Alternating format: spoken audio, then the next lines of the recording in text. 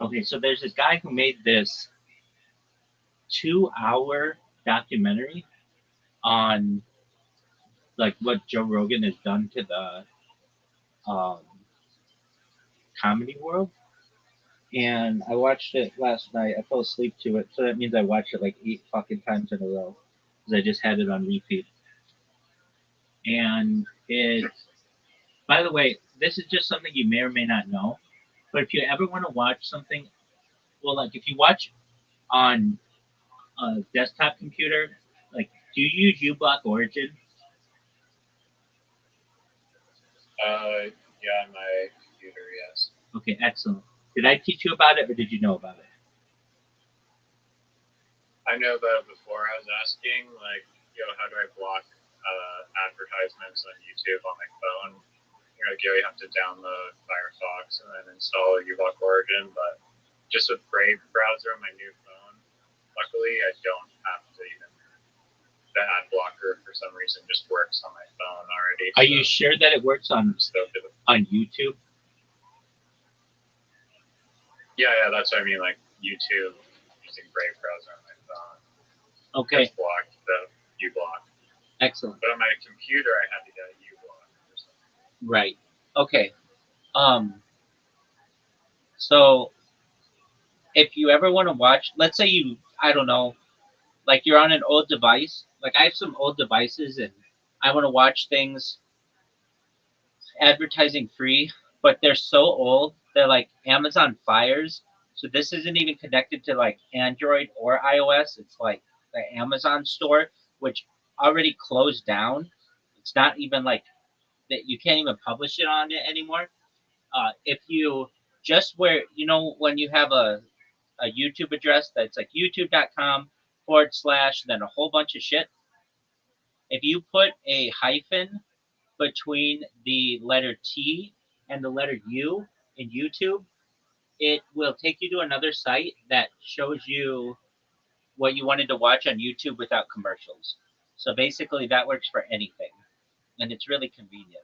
So if you didn't know that, that's a little cheat code. Okay, I I and I do use that sometimes, actually, like on these old devices.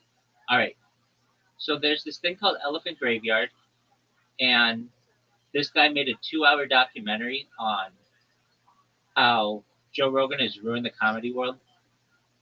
And it's kind of I mean, he makes good points. So basically, it was the middle of the pandemic, and they closed down the comedy store in Hollywood.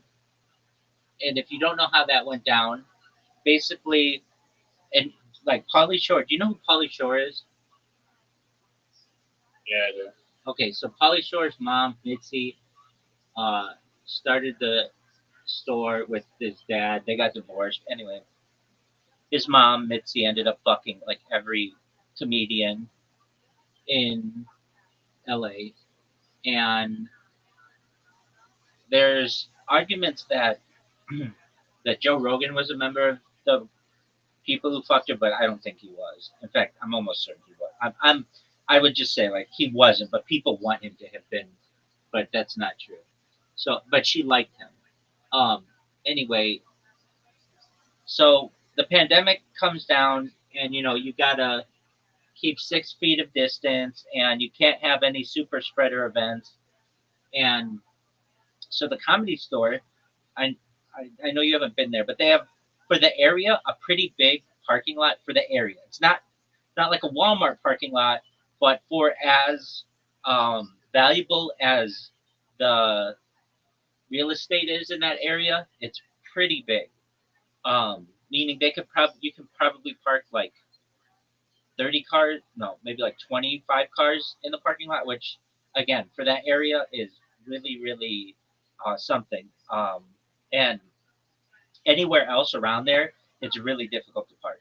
Really really difficult. There's like it's built like into the side of a hill, and so you can park up the hill, but parking up the hill is like straight up. I can't believe they make people drive up these hills. It's incredible. But anyway, so they said at the comedy store that you can't have indoor events. So what the Comedy Store was going to do, and they did, was have an outdoor event where they would have everybody 6 feet apart. They'd put chairs 6 feet apart, and they'd have stand-up comedians go up and do stand-up. And the first night they did that, the city came to them and fined them like $150 or something. Not a major fine, but enough, and said, you're not allowed to have these types of events. And the Comedy Store made the argument, we aren't having like a super spreader event because everybody's 6 feet apart, where everybody's wearing masks and all that other shit.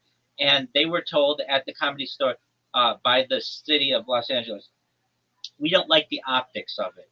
Meaning, like, it's like we don't like, even though you're following the rules, it just doesn't look the way that we want it to look. And they're probably, I mean, it was smart of them to do that because these comedians would have been like, how fucking stupid is this? They would have literally gone up there and just ripped on it the whole time. So they shut down the Comedy Store for like a year and a half. And Joe Rogan was talking with, had talked with, do you know who Ron White is? Yeah, I do. Drinks whiskey every time. Exactly. So Ron White had moved to Austin. His son moved to Austin first in like 2016. Ron White moved there in 2018. Ron White used to live in Beverly Hills, and Ron White made a lot of money during doing what was called blue collar comedy with like Jeff Foxworthy and Larry the Cable Guy and Phil Engvall back in the day.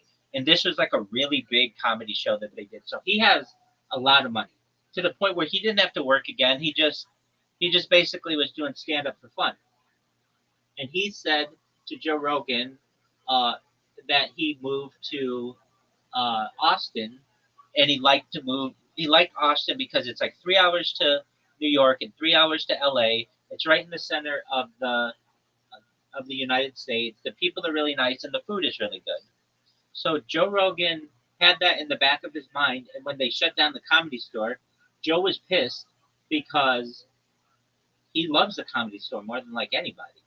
So he um, gets to talking with Ron White, and Ron White is they were, I believe, in Austin at the time. Joe was just visiting because Texas had different laws than LA at the time. I mean, I can just tell you from experience, LA laws at that time were ridiculous, just like how strict they were. And in comparison to like from what I saw on TV about Texas, it was just like night and day. They were like it was like different countries. So anyway, uh, Ron White says to Joe Rogan, we got to build. You got to move out here, or Joe said like something like, it's just. What happened was Joe and his family went to Austin during this time, and his kids and wife really liked it because they didn't have to do the whole masking and the 6 feet and all that other shit, and it was still like a fun environment, and Austin's cool and everything. Now at that time, there wasn't any comedy going on in um, Austin, not necessarily because um, not necessarily because Austin uh, had to, like shut it down because of COVID or the pandemic, but it was like a growing city, but it didn't just really have that big of a comedy scene. So, but it used to. They had a comedy a stand up comedy club there known as Cap City, standing for Capital City, because Austin is the capital of Texas. So Joe gets there, and everybody really liked that club before it closed, and gets to talking with Ron White and was like, you know what, I'm going to move out here, move my family out here.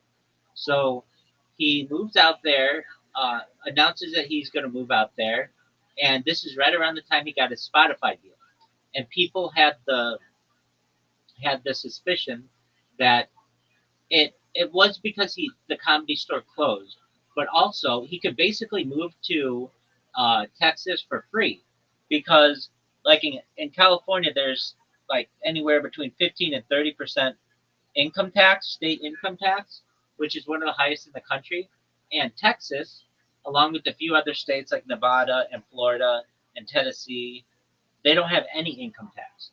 So basically, Joe Rogan had this $250 million Spotify deal, and if he would have done it like lived in California, then Spotify, then the state of California would have gotten like of that money, something like um, well, like 30 up to like 30% of it, and that would have been like $80 million.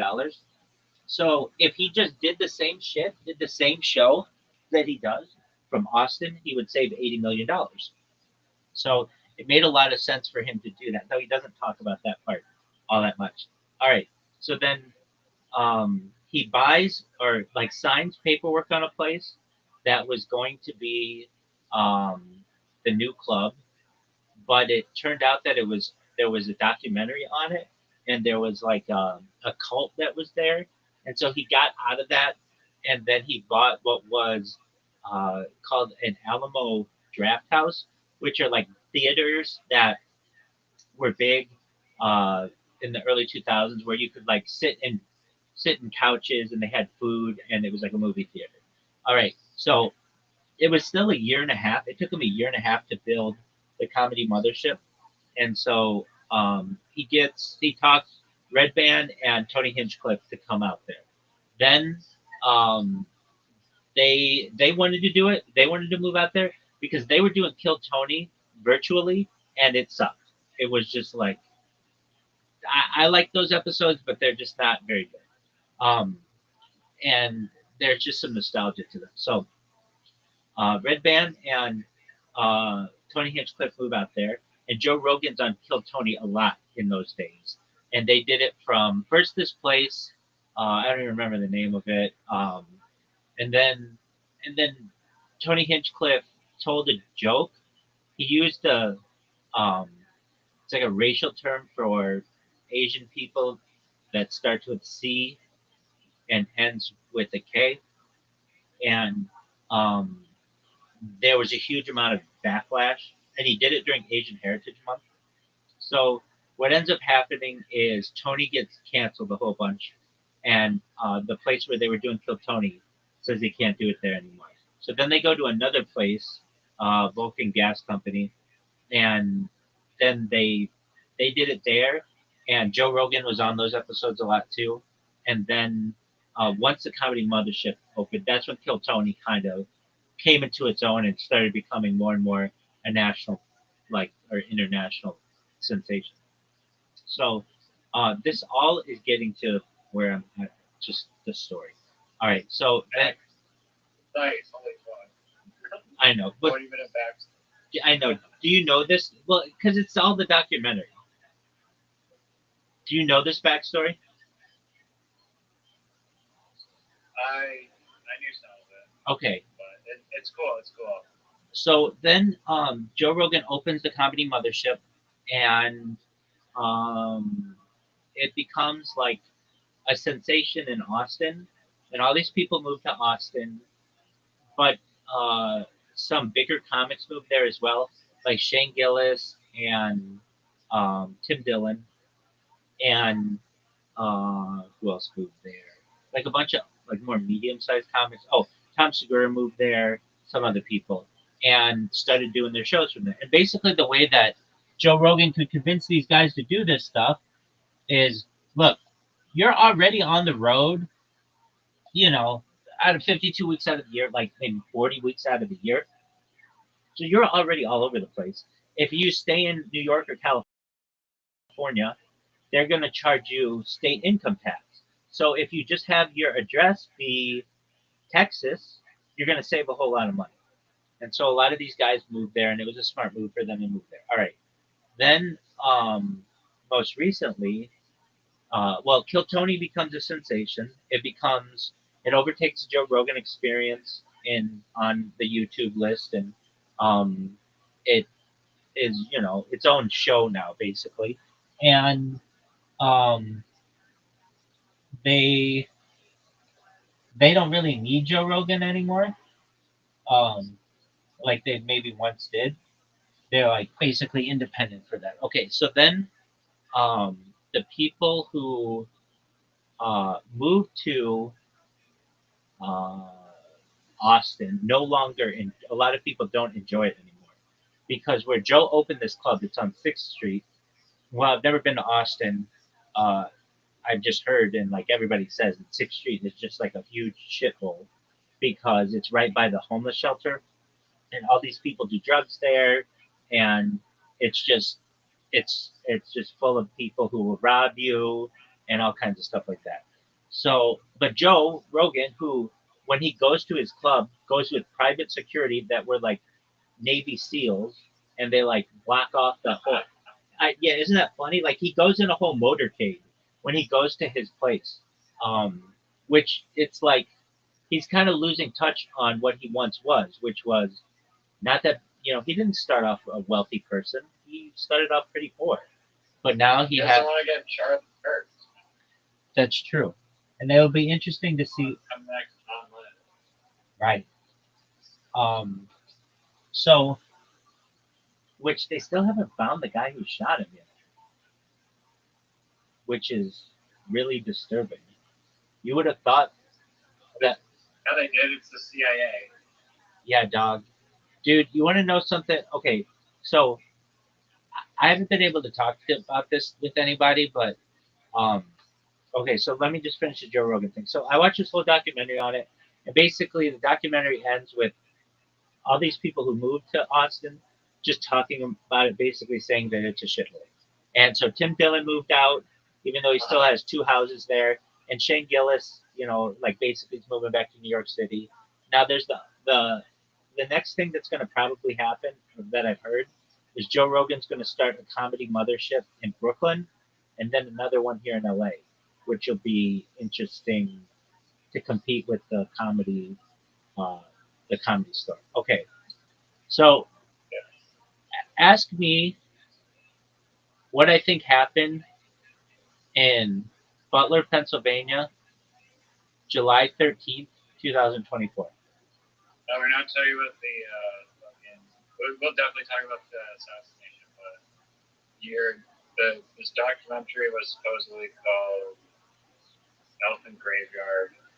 He told me a 20-minute story, but he did not iterate really on how they actually ruined comedy. It seems like a clickbait title, to be honest. Yeah, it is. I mean, made a few comedians move to like Austin, and maybe they had some regrets because Austin's kind of shitty and didn't live up to their expectations. Fine, well, okay. I think the So comedy scene is totally fine. There is kind of like a monopoly, like Joe Rogan sphere, like stranglehold though on the comedy. And that's what itself. Yeah, you want to get at. Yeah. So that's what they talk about. Cat Williams. Do you know who Cat Williams is? Yeah, he's the guy with the purple furry pink coat.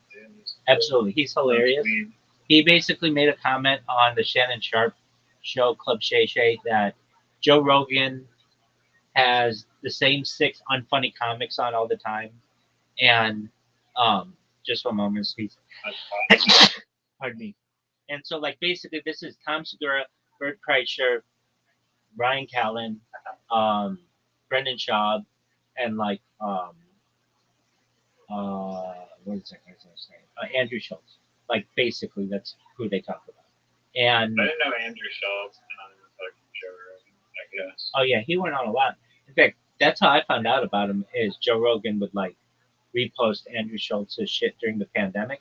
That was. I don't think Andrew Schultz is like a bad comedian though. I get that Cat Williams probably wants to get some of that funnel views into his bank account. And he did. And he did. After saying that, his special went to #1 on Netflix. Like he got this huge bump from it. And basically they said that like those comics aren't. I think Andrew Schultz of that group is very funny, and he shouldn't be included with that. And Cat Williams didn't name exactly who the 6 unfunny comics were, but there's this huge like backlash against Joe Rogan for just not being very funny. Like his specials they're okay. I mean, they're like I've watched them. There was a time when I went for like 39 years of my life until this summer, never having seen Joe Rogan stand up, basically, maybe a clip here or there. And I finally went through and watched all his specials.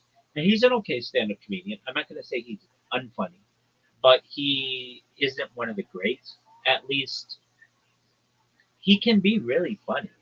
And I think if I were sitting with him or his friend, I would think he'd be really funny. But there's a certain level of his funny and like George Carlin funny or Rodney Dangerfield funny. Like that's another level of comedian.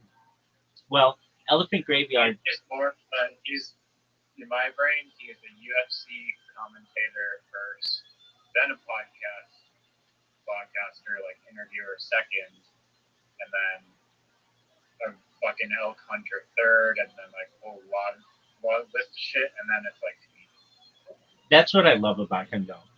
I love how well-rounded a person he is. I think he's just like a likable, good person, which is great. He's not just like hilarious bone cracker, like funny, but that's fine.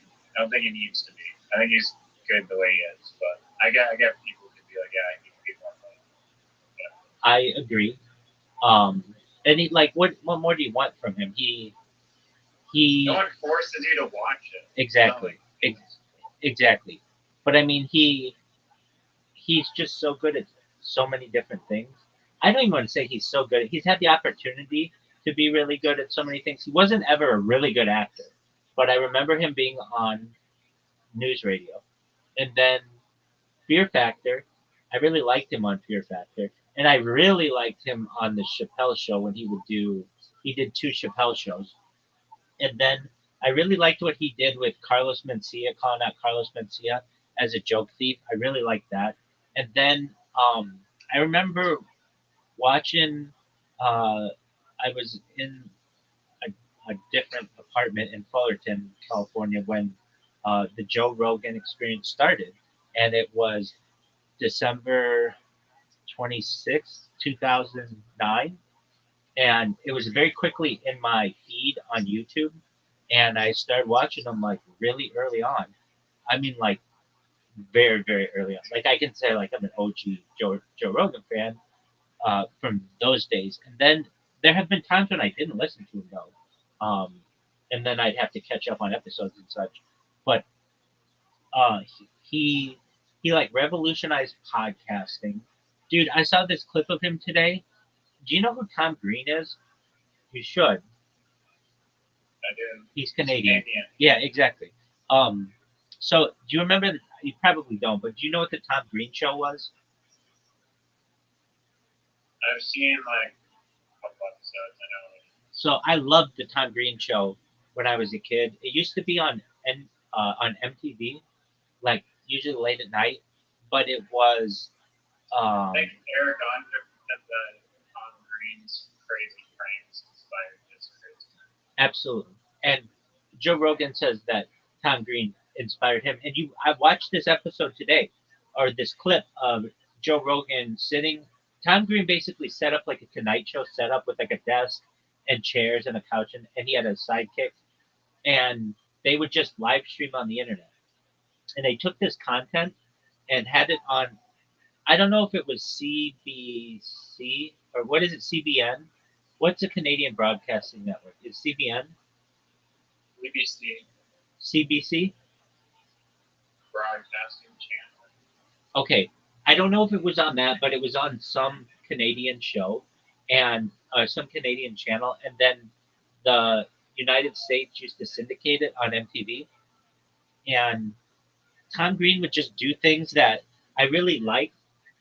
I'll say this, like at least being an inspiration to me, Joe Rogan certainly has been Tom Green and the show Jackass. Do you know what the show Jackass is? I'm sure you probably do. Where they would just take a camera, exactly.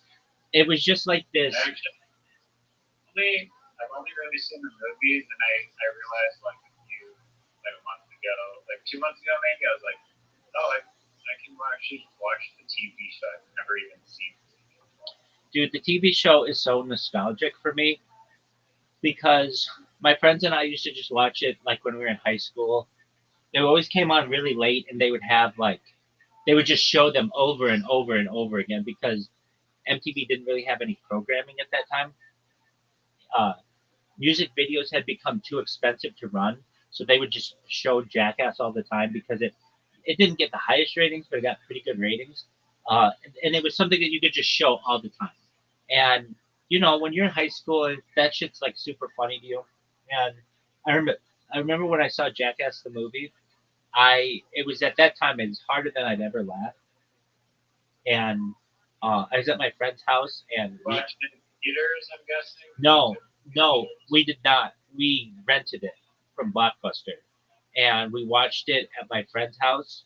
His mom had this like really fancy room of their like this.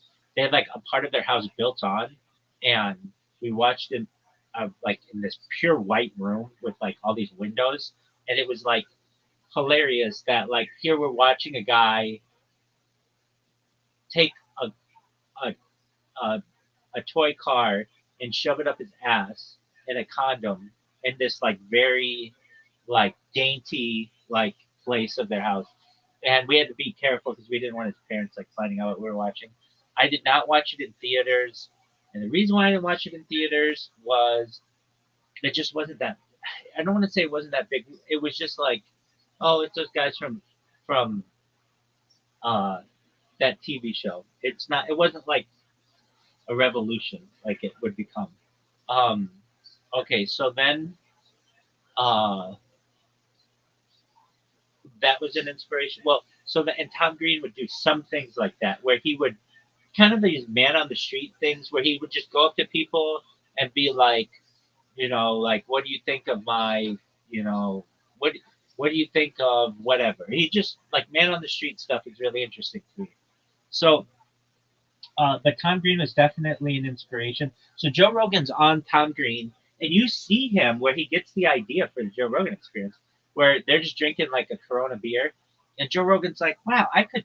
This is great." So you're just like live streaming to the world, and Tom Green's like, "Yeah, it's just like on the internet." And Joe Rogan's like, if you could somehow monetize this, this would be a game changer because you wouldn't have to worry about advertisers anymore. Like you literally see the gears working. And very soon thereafter, Joe Rogan started the Joe Rogan Experience. And the only reason why he was able to do that is he had contracts with NBC from Fear Factor. I mean, he had made a lot of money. He is the most fortunate person and he says this, when it comes to Hollywood of any person ever. He has gone on two uh, not interviews, but castings, and he got both of them. He got the one that they did like a baseball show that got canceled, and then he did news radio. And then since then, everybody's known who he was and everything, and he didn't have to like he did the UFC for the first like 6 times that they did it. He did it for free. He just did it because he loved the sport and knew it was going to be really big. And it's really interesting to watch him in old interviews where people are like, like, don't you think that it's like uh like immoral to have two guys beat up on each other? And he's like, this is what boxing is. It's just the fact that you can go to the ground. I mean, it's like exactly the same thing, but it's just way more exciting, and it's in a cage and everything. And anyway, so you could see on Tom Green, like Joe Rogan says Tom Green, Tom Green and the Podfather, this guy who used to be an MTV VJ, who had like the first real podcast. They were like his inspirations, and then he and Redman started doing like behind the scenes footage at the Comedy Store that eventually then they started live streaming it, which is what I did too. I have all this footage of myself at the Comedy Store, but also just all over California, just like basically from GoPros. And then eventually I started live streaming it. So Joe basically starts his podcast. It gets to be really big, and revolutionizes comedy. But the people are like basically very critical of what he's done to comedy in general. So they're critical of Kill Tony, which is like a kind of a Joe Rogan branch off, because you have to have like 1 minute of and be really funny, and if you're not funny, you don't succeed. So that changes some things. In fact, Bill Burr has spoken out about that. He's been on Kill Tony one time. He was like, "This isn't fair. Like, you're not giving people a chance to really, be funny and tell stories and stuff. They have to be funny within 1 minute. That's not enough time."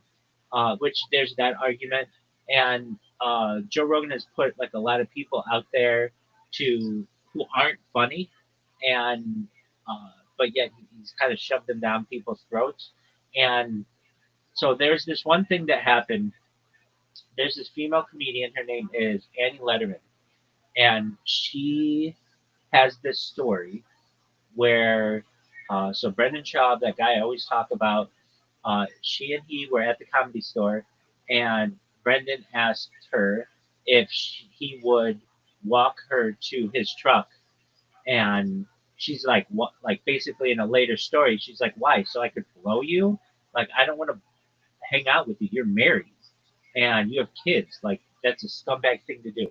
So she was on this podcast in Annie Letterman with this Kalaya, this girl from Bobby Lee's podcast. It's called I like know. you know who I'm talking. Yeah, you know who I'm talking about. Okay, um, and so they talk about they don't name Brendan Schaub's name, but they say that there's just this unfunny comic who wanted Annie to walk her to his truck, and Kalaya says, yeah, like this guy texted her like a few years before on New Year's, and it's just like um, scumbag behavior.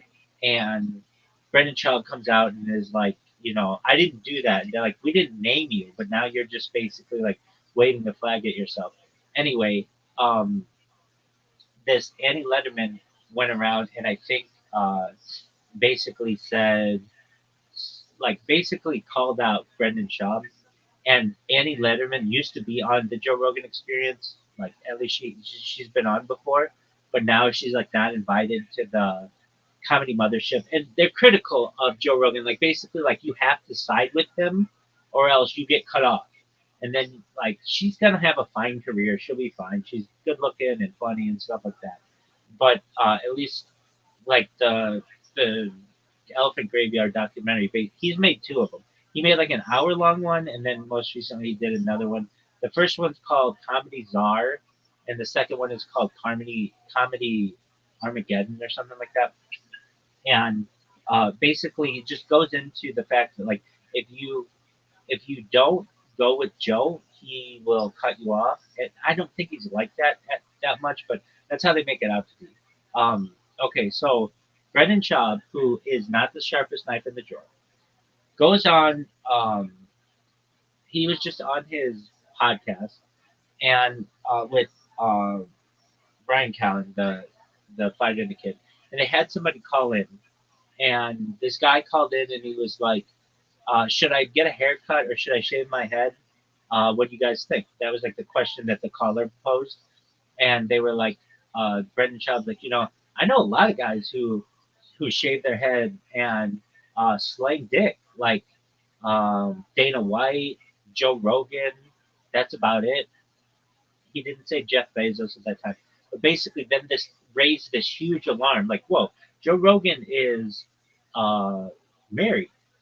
What do you mean he's slaying a dick? And I get how Brendan Schaub said this. Like I'd say it all the time, slaying a dick like it's going out of style. Like it's just like a saying. Like you're killing it. Like you're doing really well. But it made it sound like Joe Rogan was cheating on his wife. And so Brendan Schaub had to come out and be like, no, I didn't mean it like that. I just meant it like he was doing really well. Dana White does his own thing, like, and Jeff Bezos too. But I was just saying that like you can have a bald head and still do really well. I did not mean it like he was cheating on his wife. So it caused all this uproar. And then for a while, Joe Rogan kind of kept a little bit of distance. As I've said previously, I say it all the time. Brendan Schaub is the number one person ever on the Joe Rogan Experience. He's the number one guest, but he hadn't been on in like a year until this past weekend. He was on. So he was on for. Have you ever seen these fight companions they do On Joe Rogan. on Joe Rogan? Yeah. So what Joe Rogan does is If there's a fight that he's not doing the interviews. He doesn't do them all. He doesn't do them if they're like in other countries or if they're not like a big UFC event. What he'll do is he'll have his friends over, like Brian Callen, and they have this other like UFC guy, and then Brendan Schaub, and they will watch them, and then they have a little clock in the corner so that you can kind of sync it up, so that you're like watching it with them. It's a cool thing, and so Brendan Schaub was on there this past weekend. So it was the first time in like more than a year that he'd been on, but now he's on, or maybe I don't know if it's been more than a year, but something like that. Anyway, uh, long story short, this very long story short, this uh, documentary went into all of this and all the things like basically um, if you aren't on Joe Rogan's side in comedy nowadays, then you're like an outsider. You have to be part of this boys club. It's called the Rogan Sphere for a reason, and uh, in reality, Joe Rogan isn't the head of it. It's really like Shane Gillis, who who is like the hottest comedian in comedy right now.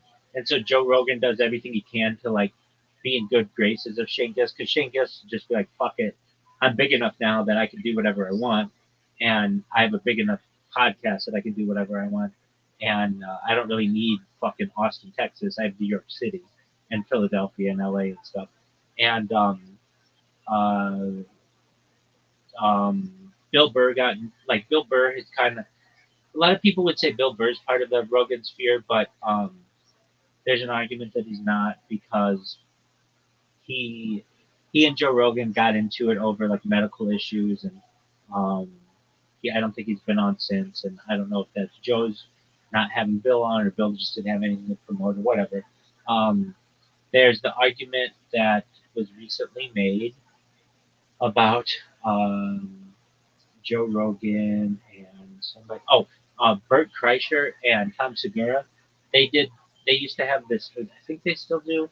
A podcast called Two Bears, One Cave, and it's just like the worst podcast in the world. It's literally two really rich dudes talking about how much money they have, and then shilling their tequila to everybody or osos or something like that. And that's all they do. I mean, it's like they've lost connection with anybody. And if you really look into the backgrounds of these uh, podcasters or these comedians, a lot of them come from a lot of money, and you have to, because you're not working. It's like you need somebody to support you. Like Bert Kreischer's dad is a lawyer for the Church of Scientology in like Clearwater, Florida, and um, Tom Segura's dad was um, a vice president at Merrill Lynch, and Brian Callen's dad was an international banker, and Whitney Cummings' dad was or her mom was like a, a regional director or something for Neiman Marcus. It's like these people, like when you start to look into their backgrounds a little bit, it's like, oh, no wonder they're able to just sit around and talk into a microphone all day, because they don't have to work a real job. Like very few of them have a Joey Diaz kind of story where they didn't have anything and they had to basically beg, borrow, and steal and all that other shit. So like the idea is this: like when you get into that world, that comedy world, where you to be in Joe Rogan's good graces, you uh, basically have to. Well, he's starting to make I it. think here. Go ahead. Sorry, finish your point. You basically have to get connected with him in order to get into comedy nowadays. And the way that he has built the system is you start as a door person at the comedy mothership, like a lot of people did at the comedy store, and then you work your way up, like Casey Rocket did, and Cam Patterson. And now Cam Patterson's going to be on Saturday Night Live. I don't know who the fuck that is. You don't know who Cam Patterson is? Oh, Cam Patterson. Let me Let me look up their face and see. So, He's like the biggest thing in comedy nowadays, up and coming. Cam with the K. Yeah, Oh, it's Black Kid. yeah. So he basically came from like a poor background in Orlando, Florida. He was a stand-up comedian for 2 years. Was this guy on Kill Tony? Yeah, and then somebody told there's another friend that he had, another guy named Cam, who told the people at Kill Tony, look, my friend Cam Patterson is going to be in town. You want to get this guy on? He's really, really funny. He's been doing this for 2 years. Um, Tony fell in love with him the first time he saw him and made him a regular, like immediately. He started selling merch on the Kills Tony store like crazy. He could sell anything and it would sell. In fact, he even would sell rocks, just like rocks that you would get at a landscaping store, and he would sell them for $10 each. And then eventually, he is now going to be in that. He was in a Kevin Hart movie on Netflix, and he's going to be in that Theo Vaughn and David Spade movie with William Montgomery. Okay. And then he made it to Saturday Night Live, which is the biggest kind of comedy thing that you can do in the United States.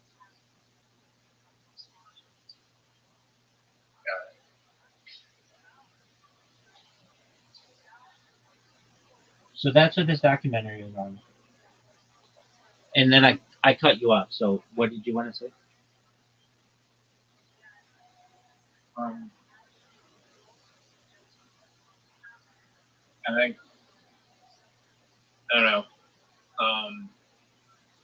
I do know, but I was just looking at a list of the top 100 comedians, or a few lists of like you can type it in the top 100 comedians. Is that the comedy? And, is that the Comedy Central list? no, I was looking at IMDb and Ranger. Oh, okay, good. What does it say is number one? Jerry Seinfeld?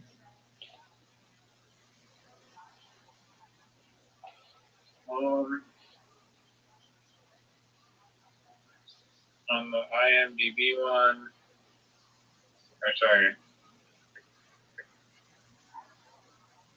So it says Dave Chappelle on the Ranger one. Okay. This one's weird though. I wouldn't think Bill Burr is the number 2 comedian in the world. I don't know how this is rated though. I don't really know. Right. This says best comedians. It's a classic crowd ranking performed by the fans' perspective. Okay. So just basically who's the funniest is kind of who they're voting on. But I'm glad I was going to illustrate. I was also going to say that it's maybe if things have changed, and I recognize that. But if you go to like the top 100 list, like I'll just start naming people. Is Mark Normand at all in the Joe Rogan sphere? Because I would not say that he is. Yeah, I would say that he is. He's been on Kill Tony recently, and he's been on the Joe Rogan Experience. Basically, anyone who's been on the Joe Rogan Experience kind of but I believe that he started in New York and had no connections to, like, before he got on Kill Tony and all that shit. Like, right. He was building his own. Right. As I understand, he's from New Orleans, and he started at the Comedy Cellar along with like Shane Gillis and those guys. Right. The Comedy Cellar. So John Mulaney. He's from. He's from Chicago. John Mulaney's from Chicago. John Mulaney's not from. In the Rogan. John Mulaney's from Chicago, not in the Rogan sphere. Actually, Louis C.K. is from Boston, but I don't think he needed Joe Rogan's help whatsoever to become successful. I don't even. Actually, he's done like maybe 1 or 2. Actually, Louis C.K. is from Mexico. Actually, Louis C.K. is from Mexico.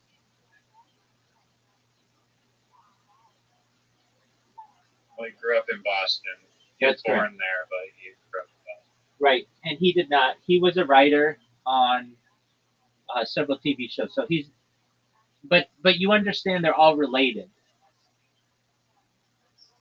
No, that's the point I made, is that Louis C.K. does not have a connection, or at least a strong connection, to the Rogan sphere. That's correct.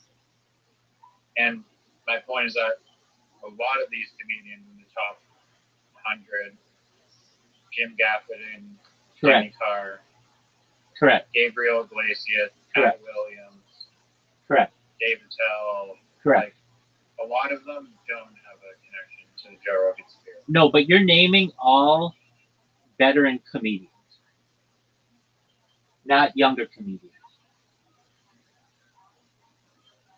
Keep Well, going. that was the part of my second point, is that I'm saying, like, right now maybe it's evolved where, like, he has this gatekeeper, like, privileges, admin privileges for, like, this internet success overnight. Well, That, and it has a lot to do with the podcasting world. All those other guys that you named did not need. They didn't have podcasts, but like now, one thing that this documentary covered is no longer do you make money. Well, like before, you would just make money doing stand-up comedy. Then when the podcast world came out, it was something that you did in order to make people aware of where you were going to be doing comedy and to build up a little bit of an audience so that you'd be like, hey, I'm going to be in Tempe or Arizona, and then everybody in Tempe would know that you were coming there. But now these podcast things have become almost, if not more lucrative for many of these people because of the ad reads and the endorsements than actually doing stand up comedy. So they almost have become podcasters more than they are comedians. sorry, can you explain that again? Absolutely. So back in the day, there was no podcasting. So these guys were just stand-up comedians. Louis C.K. Do you know who Dane Cook is? Louis C.K. was on the Opie and Anthony radio show. Yeah. A bunch of times he just played like a podcast or some video. Well, wait, hold on. That's how you used to have to do it. So you'll hear these comedians, veteran comedians, who would say, let's say they were going to be in Boston. Howard Stern. Howard Stern exactly is who it was. And he was the biggest thing in New York. Wherever you were, in whatever city, you would do morning radio. And you'd be like, hey, I'm going to be at the Funny Bone in Wichita, Kansas. And you would do that every single morning. There was like a schedule that they would do. It was usually be in town by Thursday to do Friday morning radio, promote your shows for Friday and Saturday, and then um, I believe also Sunday they would do a show, and then leave on Monday. Or sometimes they would leave on Sunday, but stay till Monday if the drugs were good, as Ralphie May used to say. And then you'd be in the next city for the next week. Like that was your week. But you would always do either Thursday morning radio or Friday morning radio to make sure people knew that you were in town, and so they would buy tickets. That was the Yeah. that was what you would do. Okay, so these comedians would do that, and they did that for like from the 1980s to the 1990s to the 2000s. You would do you would do morning radio, but then with the podcast world that occurred, these comedians realized that if they did podcasts, they didn't necessarily have to do morning radio as much because they would already sell out by the time they got to the city. So there's no reason to do morning radio and sell tickets if you're already sold out. It's just another thing that you have to do, and you don't want to have to do it if you've already sold all the tickets. And in the beginning, like 2010, early 2010s, uh, doing podcasting wasn't that lucrative financially. But it has become to the point where these comedians actually make as much money or more money doing their podcasts than they did for just doing the stand-up comedy. So many of them, I mean, not many, but some of them have just even stopped doing stand-up comedy. The big one who's done this is um, uh, Brendan Schaub. But even like Tom Segura doesn't do as much stand-up comedy as he once did because he makes money on Your Mom's House and all their studios and all his endorsements and Two Bears One Cave and all of that. Like basically, they don't have to go on the road every single weekend like they once did because their podcasts bring in money. Does that make sense? Yeah. Exactly. Okay, so that's what we learned about the Joe Rogan sphere, and a lot of people don't like him, but until he really fucks up, I've learned this with anybody, whether it's a politician or just anybody has skeletons in their closet. Not everybody's perfect. I know I'm not perfect, but basically, like I recognize that Joe Rogan does a lot to. He's revolutionized a bunch of industries. He revolutionized the health industry, the podcasting industry, the mixed martial arts. He did Fear Factor, which was a Vaccine industry. what'd you say? Vaccine industry. All that, yeah, that's a health industry. But I don't know if you remember if it was big in Canada, but Fear Factor was huge in the United States. It was a revolution. It was like one of the biggest shows on TV, and and I think he could do that again and make it a giant thing, like absolutely giant. Um, I think they had Ludacris who did it after Joe Rogan, and just was never as big. Um, okay, so but Joe Rogan will tell you, as will any of these comedians, the real comedian who changed the game when it came to comedy in the early 2000s was Dane Cook. Because Dane Cook got on MySpace and um, he got a lot of girl, like he's a good looking dude and he got a lot of girl uh, fans and he would like cultivate them using the internet. And so he's like the person who everybody gives a lot of credit to and they give a lot of credit. And his stand up was fucking hilarious. In 2004, there was no bigger comedian in the world than Dane Cook. He's kind of like what Matt Rife is today for the TikTok generation, but he was for MySpace and he was giant. And okay, with that, that's enough comedy for now. Ask me what I think Oh, happened. can I Go ahead. can I ask take like a fork in the road to a different discussion that I wanted to have? Absolutely. Kind of why I came back here. And it is related to comedian podcast. And I believe we may have talked about it a few months ago, but I kind of put this idea on the back burner. I'm not sure why. There's like a wrench in the whole machinery that I'm forgetting about. But do you remember if I feel like you must remember, but I was talking to you about like this company business that I wanted to start, which was the creator tokenization platform. And basically it came to me in a dream where I was scrolling on a website with a bunch of podcasts on it. And you could click on whatever Tiger Belly podcast, and there was a coin attached to the podcast that represented, if you like buy the coin, you're buying shares in the podcast, which like the shares represent like revenue sharing of the podcast itself. So you would own a little piece of Tiger Belly, similar to kind of how fractional real estate works. Yeah, I remember. I remember this vividly. And then I was like, oh, this could apply to other creator economies, such as OnlyFans models, or a big one would be YouTube, or a big one, music artists, which is all like YouTube, Spotify. Basically, apparently there's this book on it called, it's like the Unincorporated Man, and it's about a guy who wakes up in the future, and he's he's like the only person who like isn't completely owned by a corporation, and not to be like super dystopian or whatever, because that's not the goal of this. The goal, I guess, is to actually like drive growth for these different creators by giving them a different revenue stream, and then also providing a new like incentive structure for their fans, where the fans are actually incentivized to promote it more because they actually own the stake in their investment, and also, it's just better.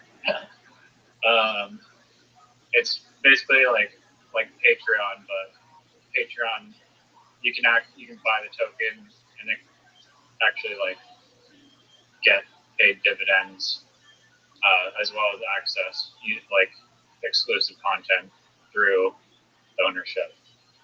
And so it'd be like, yeah, if Joe Rogan issued a coin, there'd probably be a whole lot of people that would want to buy the coin if, one, the coin was paying out earnings of the Joe Rogan podcast into your bank account as dividends.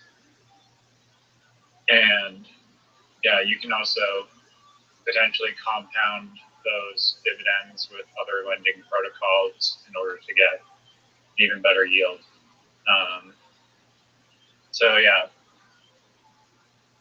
please tell me why. I mean, I was speaking to some people in a Telegram chat earlier, and I told them the idea, and they thought that it sounded interesting. Not that it's like the easiest set of hurdles to overcome, but it's possible. So, yeah, give me the whole 9 yards truth, the Rabbi serum of painful, why my idea sucks or doesn't suck, whatever it is.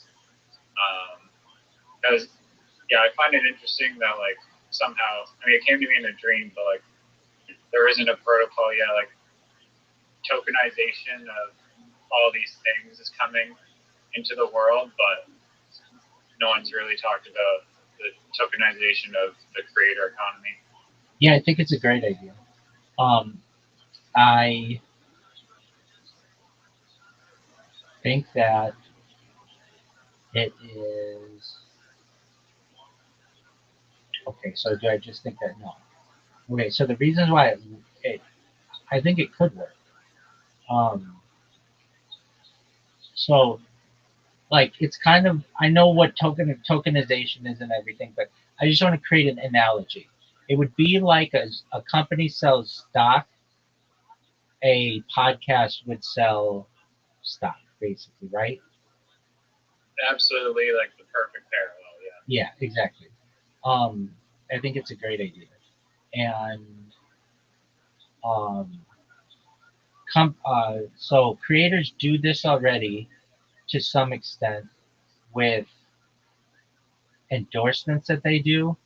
So, like, if I like the Joe Rogan Experience, then I can support him by buying stuff on it and Athletic Greens or AG1 or all of that shit that he sells. That's how I can support it. But I don't have a share or any ownership in the podcast. So this would basically Correct. be like, and there are other ways that you can support um, podcasters. The big one is Patreon, and but you don't get any ownership of the podcast. So this would allow you to get ownership. Now, I like it. I'm not like I hear people come in with shitty ideas every day, and this is not one of them. This is a good idea. It would okay. So I really want to say why it wouldn't work because I think you could make it work, and I don't say that about every um, idea that people tell me. Normally, I'm really good at just being like, well, there's this huge loophole, or not even loophole. There's this huge red flag. If you get ripped off, China's gonna copy it. The bear scare will never take off. Yeah, all of that. Yeah, anything like that. Okay. So let's use an example um, of something that neither of us really like, but we both know about. Okay, you mentioned um, Tiger Belly. Okay, so we're gonna use Tiger Belly as our example, since neither of us are like super diehard about it, but we both know about it.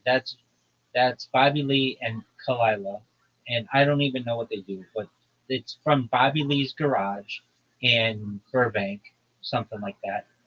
And it's really brightly colored. It's been around a long time. Okay, so Bobby Lee starts saying, "We need more money. We're getting popular, or whatever. Maybe we're not, and so we're going to offer 100 shares for this." Well, I think Tiger Belly had it is a business already because that's why he and Kalila, even though they're not dating anymore, they like own that business together. So I'm sure there's Tiger Belly LLC. I'm almost certain that's what it is. So you basically would just be taking that company public and offering 100 shares or whatever, a million shares, whatever. But you just make you don't necessarily make the pod. It's there's a way to do it to tokenize the podcast as well, and I get that. But basically, uh, you could just have Tiger Belly LLC offer uh, have an IPO, initial public offering, for some amount of stock, and then you just buy into the company. Do we agree that's an option? Yes. Okay.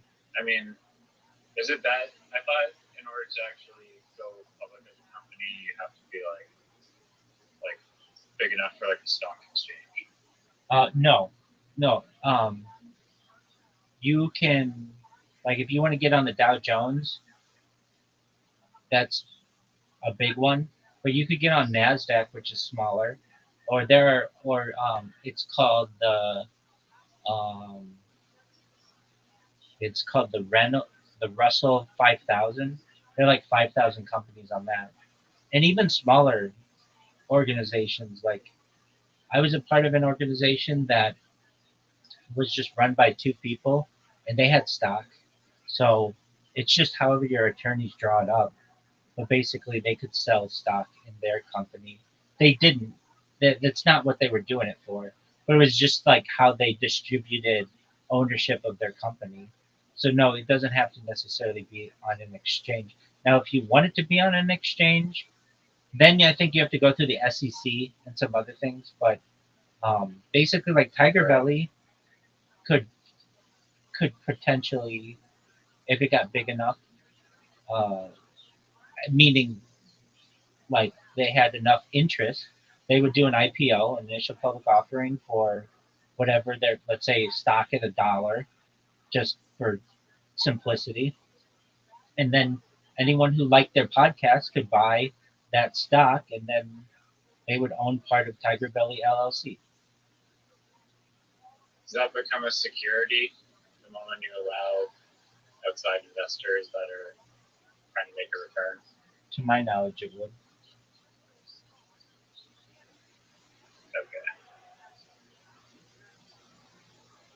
Apparently, like somehow, like the way that they frame it with the tokenizing real estate, which tokenizing real estate through an NFT is like basically just taking stocks and digitizing it. But the way that they frame it as an NFT somehow just voids this securities label. And I think when you're dealing with the SEC and securities, there's just a whole lot of legal jargon and little hoops to wave your hips around in a circle with. Yeah. So basically, like I would say a better example of this is your mom's house because that's Tom Segura and um, that Chrissy P or whatever, and they have that show, and then they have a bunch of other shows underneath them, and they've become like a podcast studio that you go in there and you rent out their stuff, and I think that probably is worth more than Bobby Lee's company. So, um, like that, your mom's house, I think probably is worth probably 10, maybe more than $10 million right now. So that one, they do an IPO, and then people would buy their stock. They don't need to do it. It's not. They make enough money doing what they're doing. Uh, Tom Segura is killing it. I mean, he's now no longer doing podcasting or comedy. He's directing movies. Did you know this? I did not know that. Yeah. So The he's. movie business seems like very close to gambling almost. Oh, it definitely is. And if you know, there's something called Hollywood accounting. It's really shitty what happens. So, oh, it's terrible. Okay, so let's say you make an independent. And it's not an independent film, but you make a small film.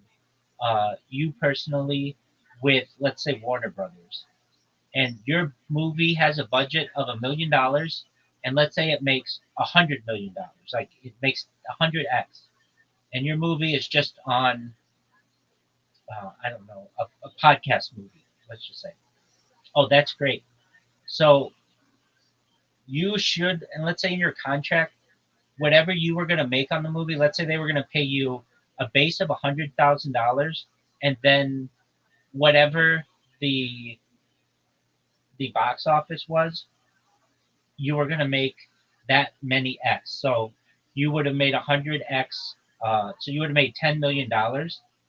But with Hollywood accounting, what they do sometimes, and it's not right, but then they'll do this. They'll take a movie like, I don't know, Transformers 10 or whatever, some movie that loses a lot of money, and they will take the editing fees that they would have done that they did on Transformers 10, let's just say Transformers 12, whatever movie it is, and give those to your movie and just say that it took more money than we thought it was going to do post production editing.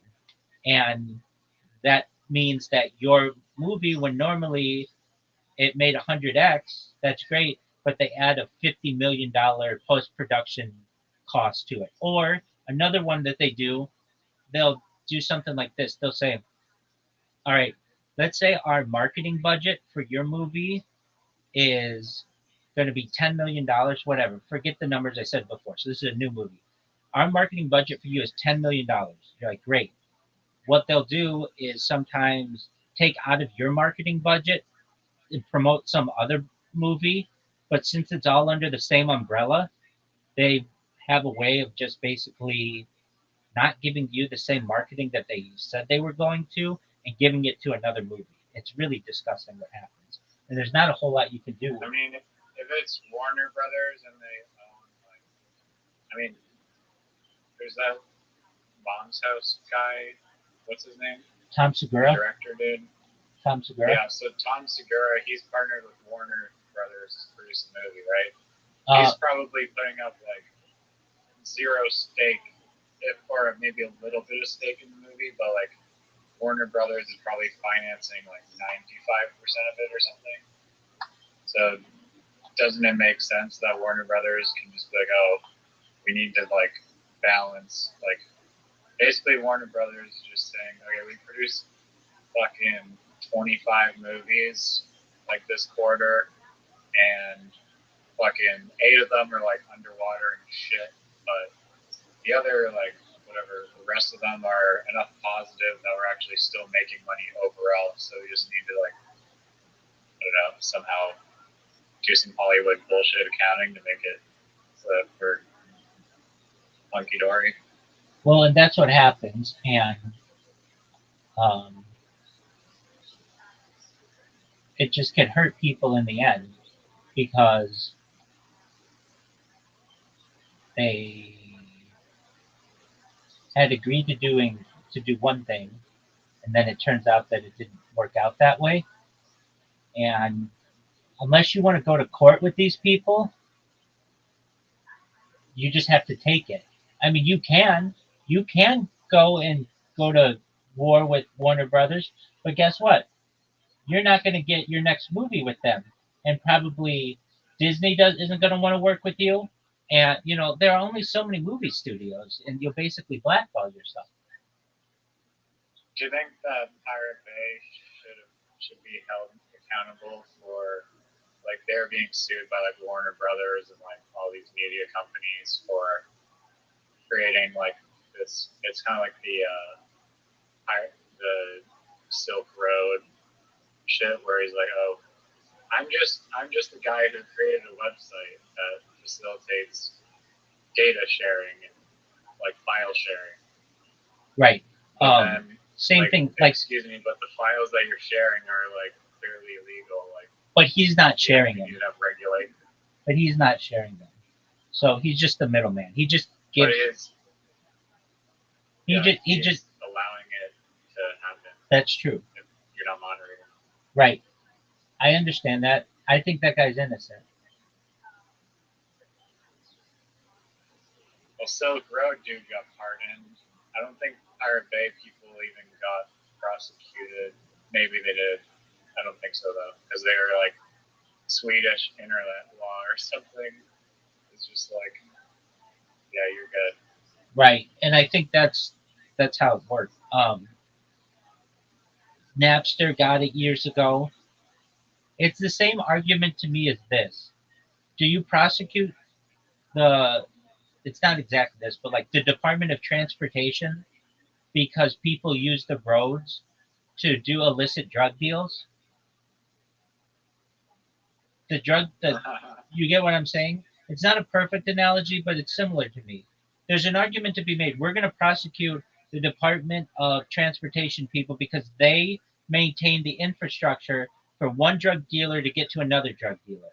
Yeah, but they didn't deal the drugs. They just had the infrastructure. In the same way, the Silk Road or Napster or the Pirate Bay just built the infrastructure for one person to share with another.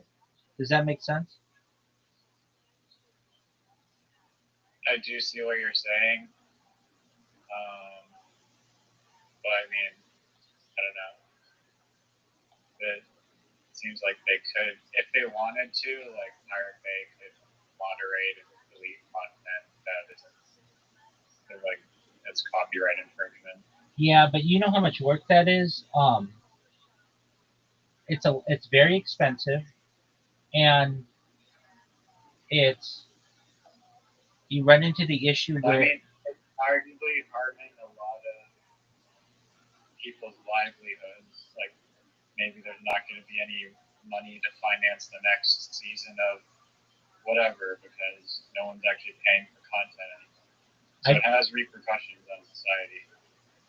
I get that, and it does, but not that like Warner Brothers is like probably going to go broke, but they will go broke if they keep spending millions of dollars on films that no one's paying for eventually. I'm in agreement with you. I mean, but okay. Also,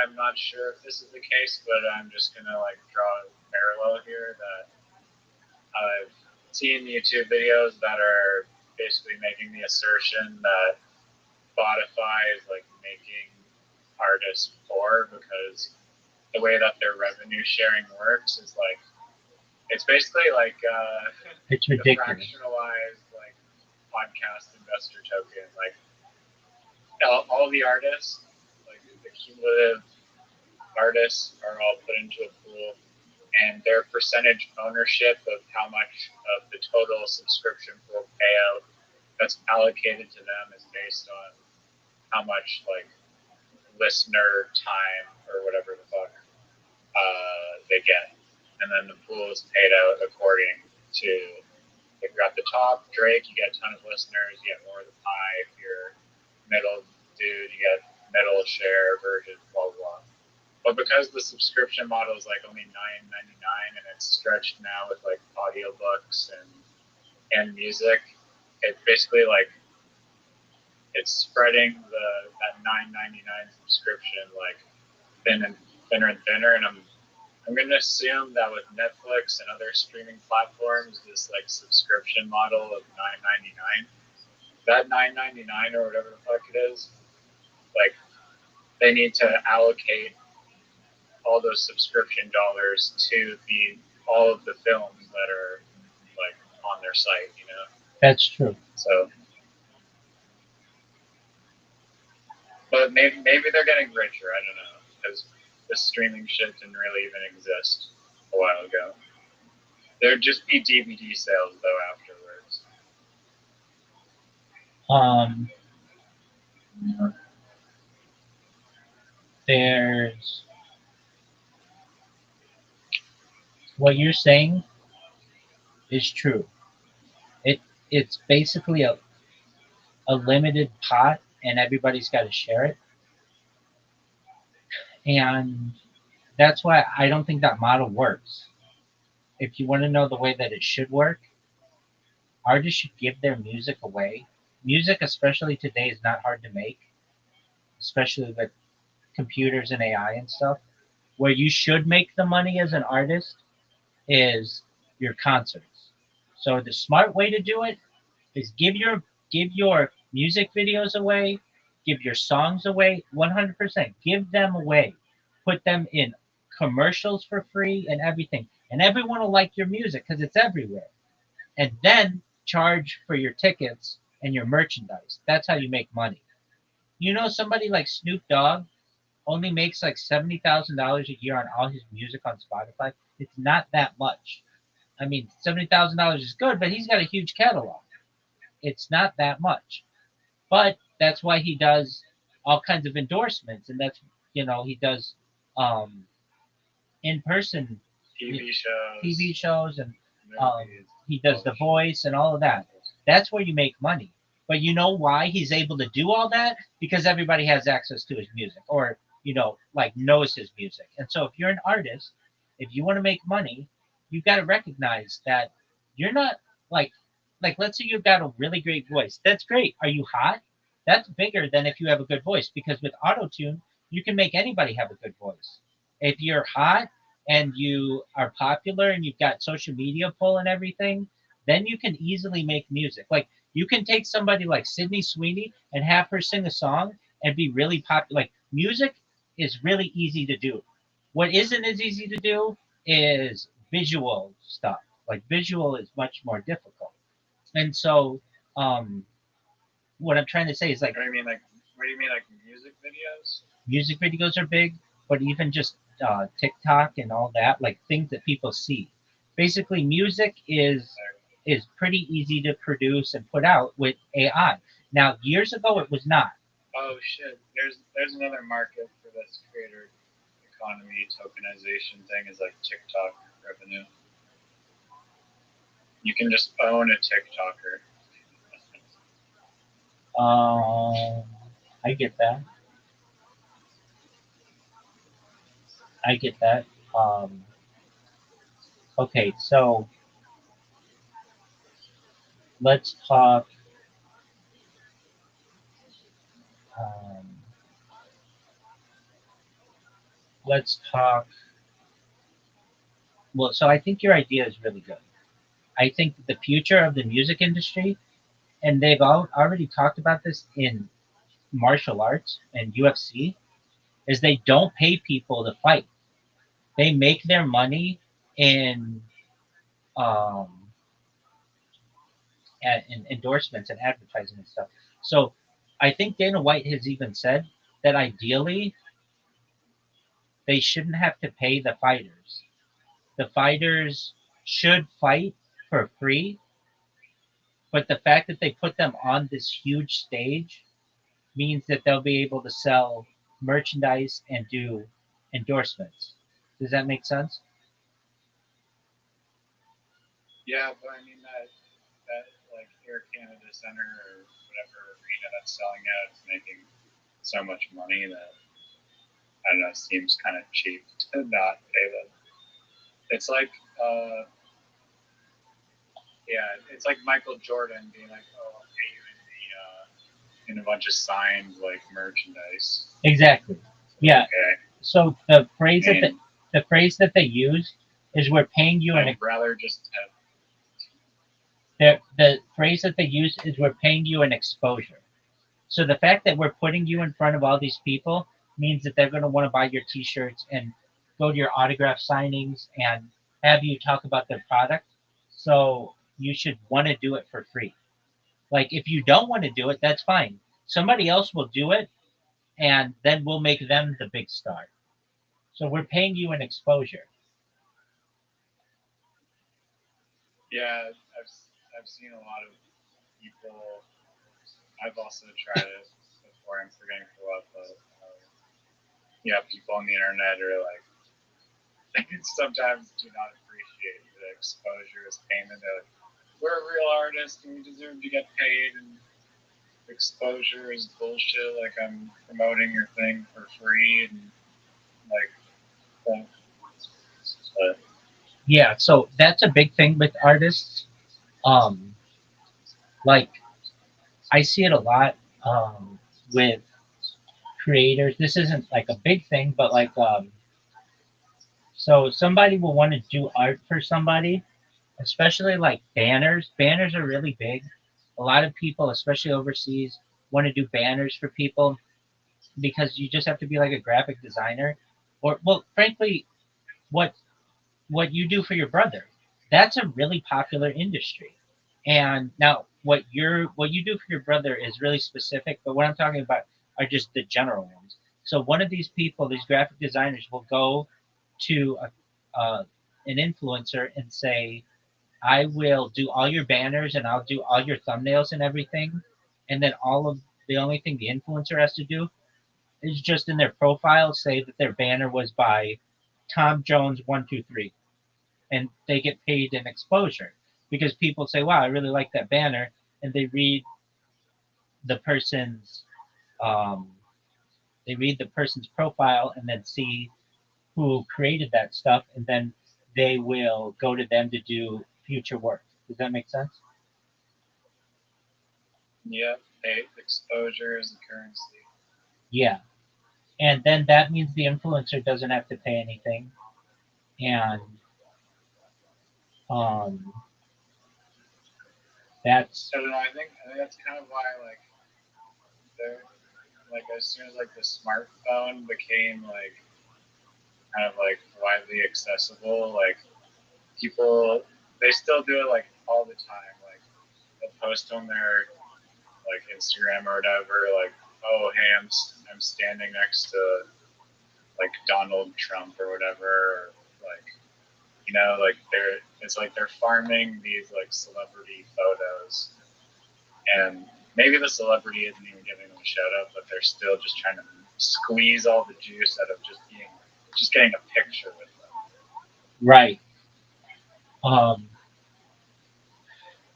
yeah, and just being associated with them is big for your brand.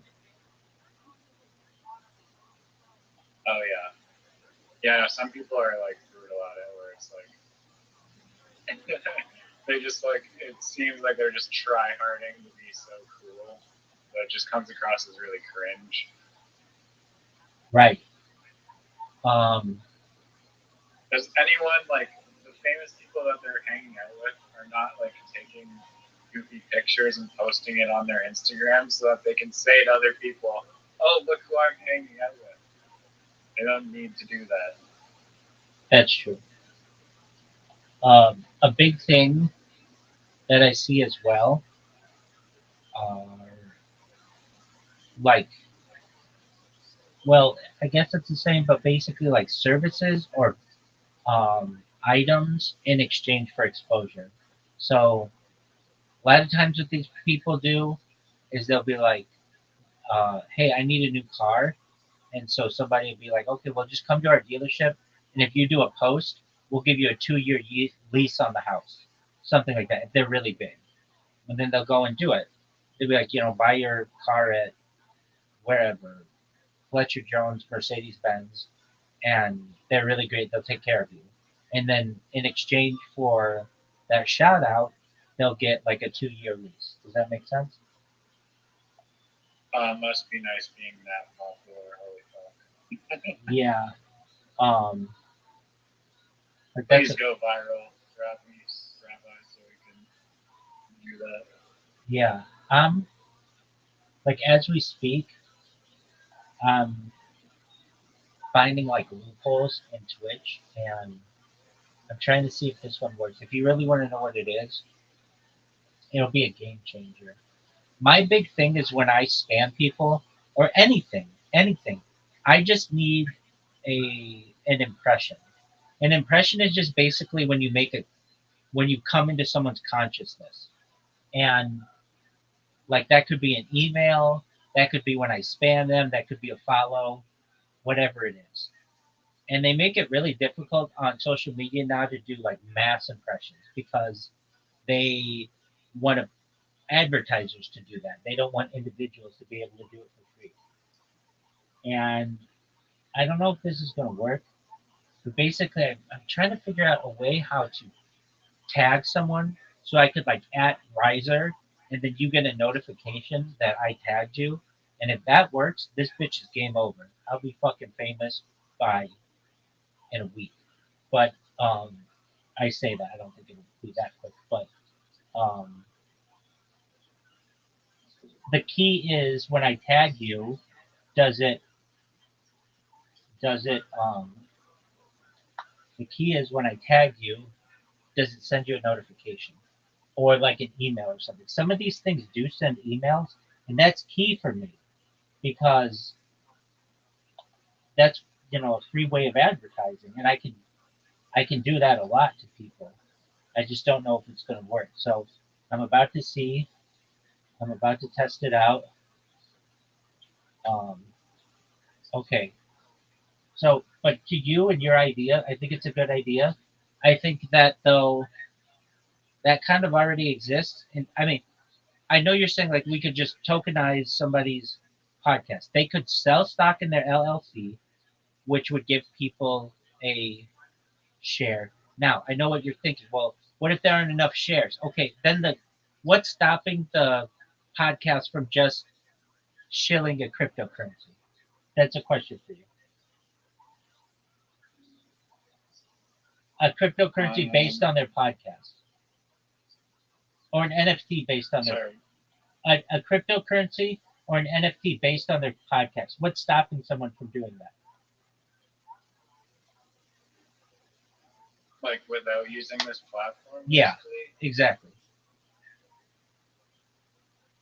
Yeah, nothing except for I don't think that people realize that there's like a creator economy that can be tokenized, but also why they want to use the platform is like this like network effect because once all these like podcasts are all launching on this platform, users are going to go to this platform to see, oh, which podcast coin is best to buy.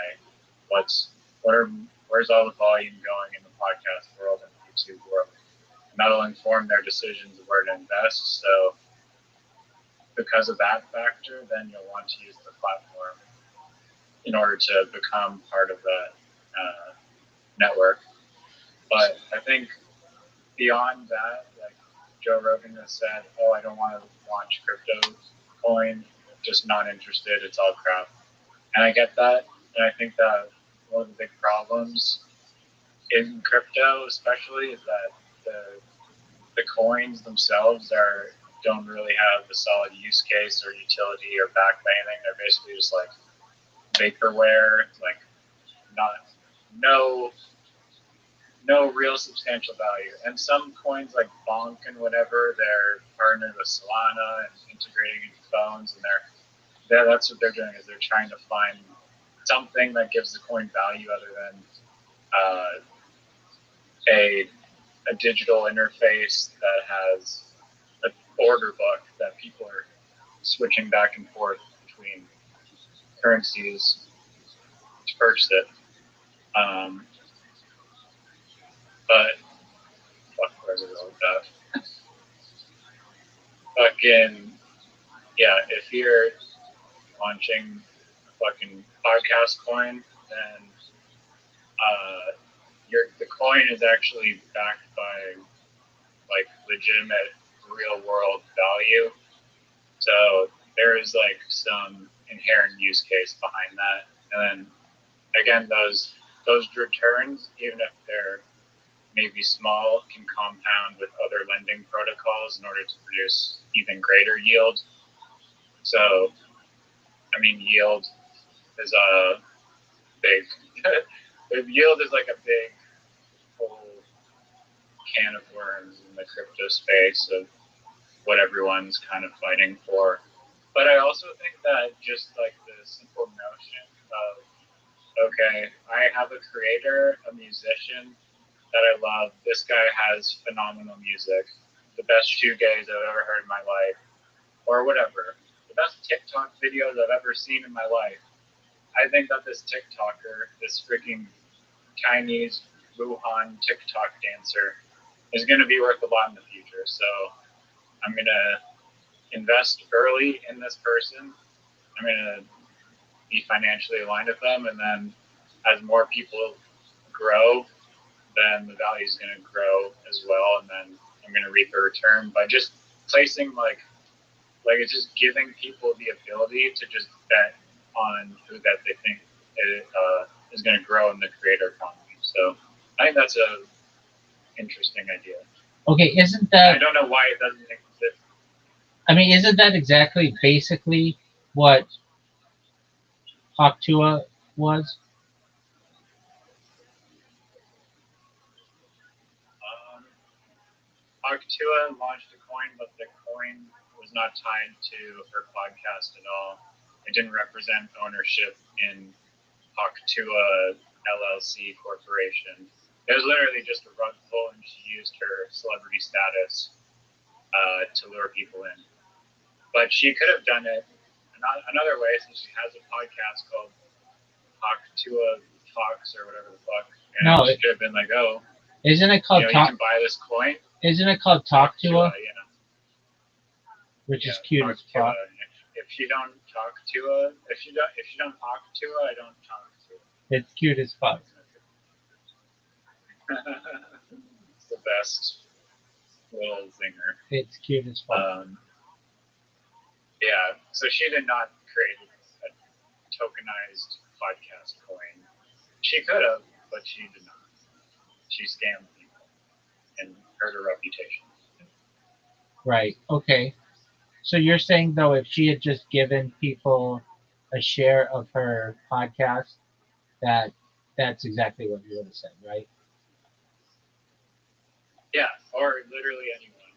Joe Rogan, Tiger Belly, like anyone could do this, but there is like the network effect of creating a platform that has all these eyes on it of people that are looking to invest in their favorite creators. I get that.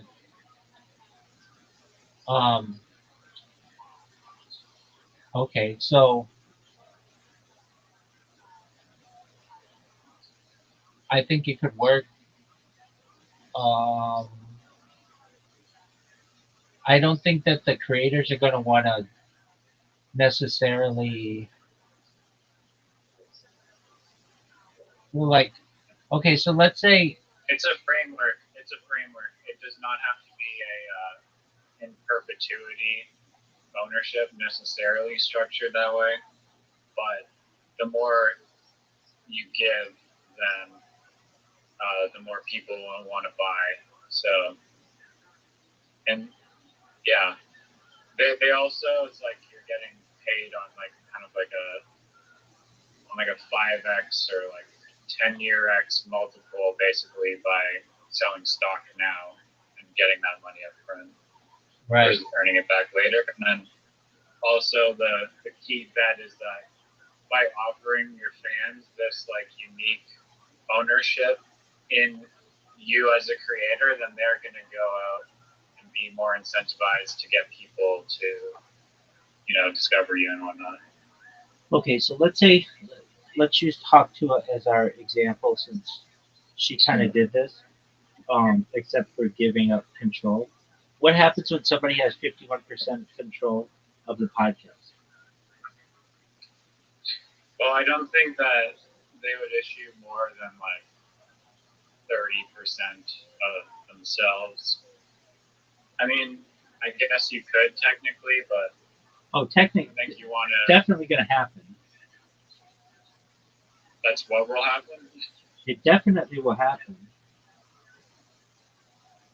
I mean, we don't have to allow that to happen, but you don't want the creator to like not have total ownership and direction. But I mean, it could happen. You're right. And then what happens then?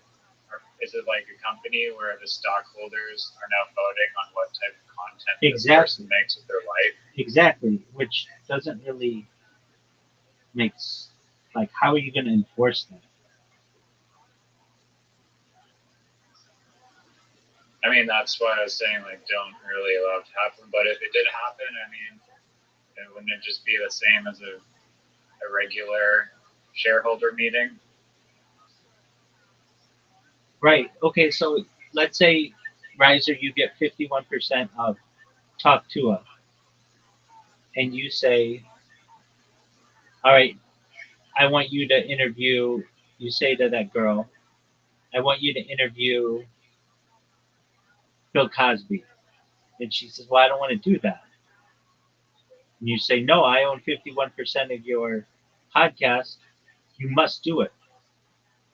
Like, if this were a business, then you could, like, fire her because you'd be like the board of, uh, you'd be like the governing board. But this is like a person. Oh, can there be a clause in this contract that does not give shareholders creative rights? Okay, then what rights do you have? You have the right to collect dividends off the profit earned from the creator. Okay, but isn't that just buying into their LLC? Essentially, yeah. So then why wouldn't you just buy into their LLC? Because I don't think that many LLCs, like, for how many YouTube channels have public corporations that you can invest in? Man, probably most of them that you can invest in is another question.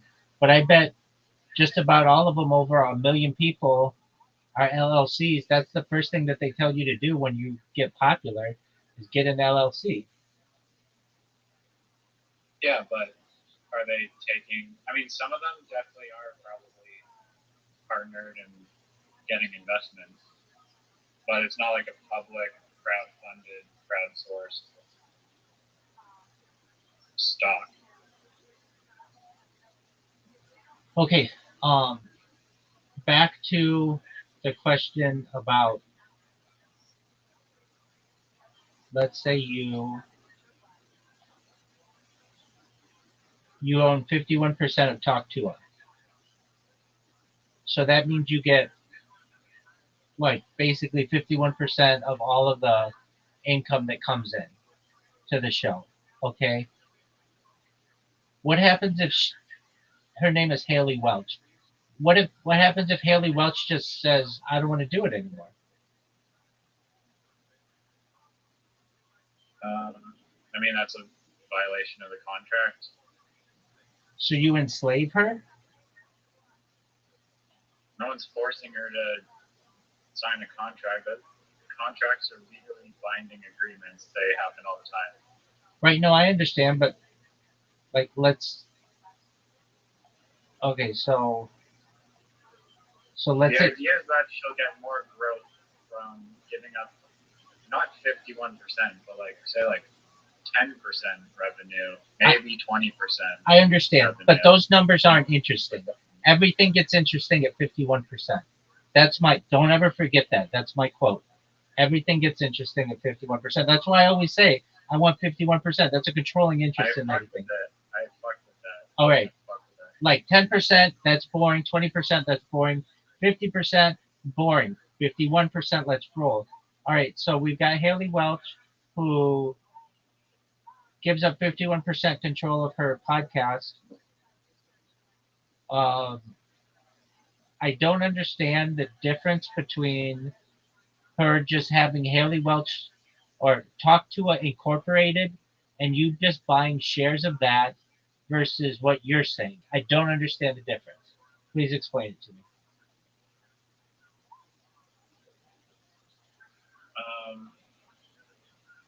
I mean, I'm not sure that there is much of a difference. This is like a platform that enables creators. Haley Welsh. Maybe she has multiple income streams, right? She does. She does. Income. She does. So she's got, let's say, a skincare brand. You don't get any of that. This is just her podcast. Oh yeah, she has her dating app with her southern accent voice thing that she like sells for $50.99 for some AI schlop dating app. Okay. That's not included in this deal. Okay. Either, you know. Right. So I get that. Sponsorships for some beverage endorsement on Instagram, that is not included. If it was like an LLC, that would probably fall under the main branch of Haley Welsh, but in this one, it's a customizable framework for the creator to say, these are the revenue sources that I want to share and give ownership to and issue like shares for, and then you go. Okay, I get that. Now,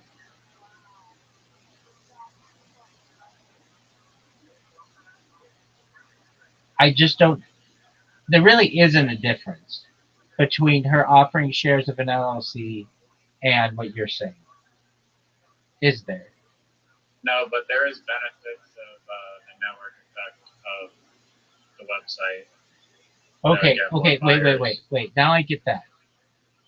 But basically, what you're saying, there's the LLC, which is a stock exchange and all that. What you're saying is, all right, have these creators launch a coin, but we'll make sure that the coin doesn't get rug pulled, and we'll be like a legitimate ranking of all the coins. Is that correct? Yeah, that is a very big perk for the investors, is that ideally there are no rug pulls. There'd be ways to mitigate rug pulls, like the creator cannot just sell supply like you can't just dump the entire supply. Maybe they can trickle sell some supply over time. That's fine, but they can't just rug the chart, you know? Right. And then also, it's like we're not allowing just any random Joe Blow to just create a pop-up coin and just be like, oh, I have a podcast with one viewer, buy my coin, so I can rug. I mean, it wouldn't even work because of the reason I said before, but you have to be like you have to have like some credibility and following to even become part of it. But yeah, it's a marketplace. That's like what it Facebook is. Marketplace for buying like crap, but this one is on different creators that you want to invest in. Right. I get that. So it's a marketplace. Yeah. Okay, so that's what you're saying, really. Yeah. I think that's like the bigger meta value proposition, I guess.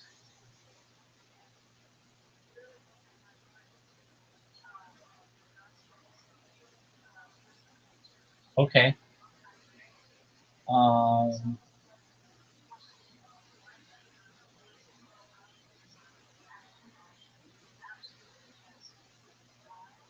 That makes sense. I have a website that I built with AI that's a very rough exoskeleton of a website, but it kind of shows the general idea. Do you want me to DM it to you? No. You can look at it whenever. No, talk to me. Tell it to me. Just say it to me right now.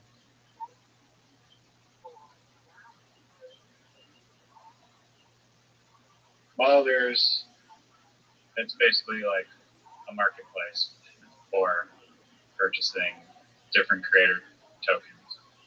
One's a music creator, a YouTuber, digital artist, blah, blah, blah, blah, whatever category. Okay. Isn't that what you just said? Yeah, no, it's just like it's just a visual website with a few pages. It's pretty rough, but it's more of like a visual idea of possibly what it would look like. It's just very sketchily drafted on a map. Okay, yeah, you can send that to me. Just I should not understand what you're sending me more than me saying no. I just like, what is this? Okay, yeah, if you want to send that to me, go ahead. All right. That's, Excellent. But I don't have to look at it right now. no, not at all. Hold on. Look, I'm gonna do it.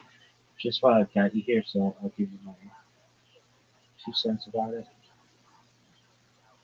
It's really nothing fancy, but No, this could be the best fucking thing I've ever seen. hey, ChatGPT said that this could be worth hundreds of millions of dollars. Yeah, so, it could. The thing you just sent me is a broken link. yeah, that's weird. I no, what the fuck? It literally just worked 1 second ago. That sucks.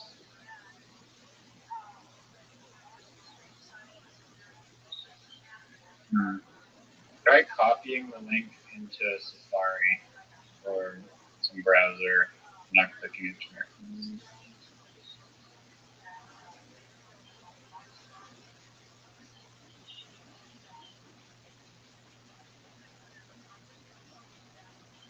Oh wait, Same shit. I think I added the marketplace by accident. That could be why. So remove marketplace. Yeah, it doesn't have the marketplace. Empowering creators with tokenized ownership. Did you make this?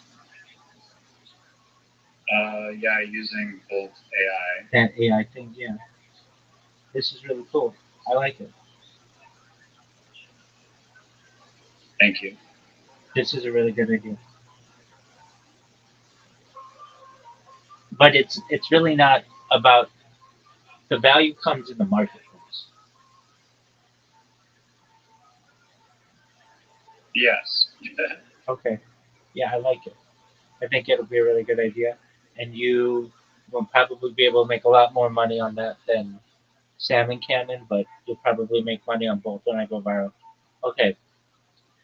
Are you ready for what happened? An alternative thought of what happened July 13th, 2024. Is this the Lenin assassination? The what? Or are you talking about the John Lennon being assassinated? No, that happened in the 80s. This, No. this is Or in what assassination are you talking about? Butler, Pennsylvania. Which person are we even talking about? The 45th and 47th now president. Oh, so this is the Kennedy assassination, not John. No, you fuck. That's the 35th president. That was November Who the fuck are we 22nd, talking about? 1963. This was last summer. Oh, Trump? Yeah. Okay. So you tell me what happened. Okay. A BlackRock movie commercial guy Right.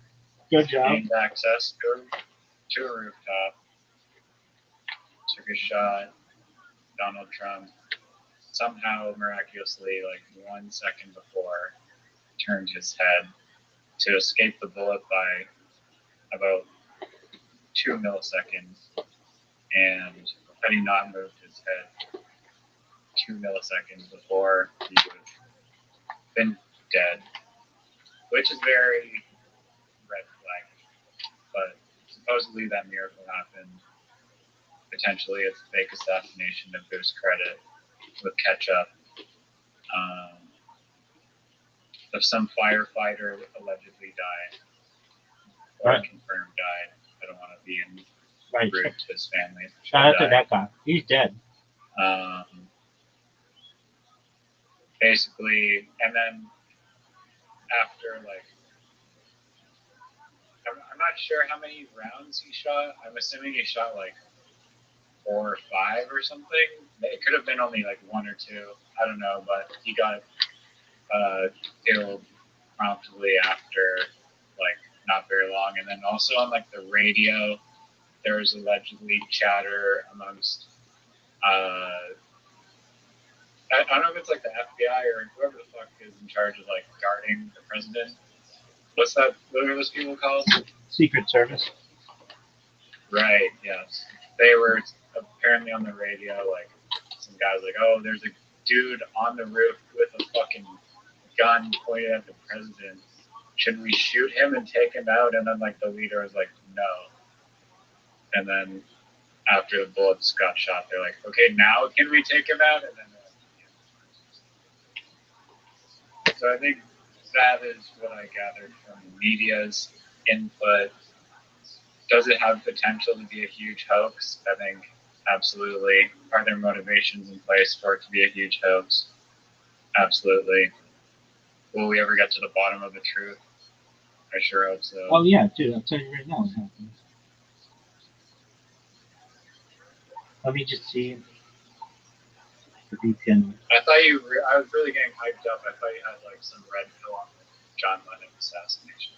No, I mean that was interesting, but. All right, Doug, you ready for this? Yeah. Go to X and type in Butler Water Tower. BUTLER water tower, one word. 2 words. Well, 3 words total. Okay. It's not like a username. No. Sniper seen using zipline off the water tower.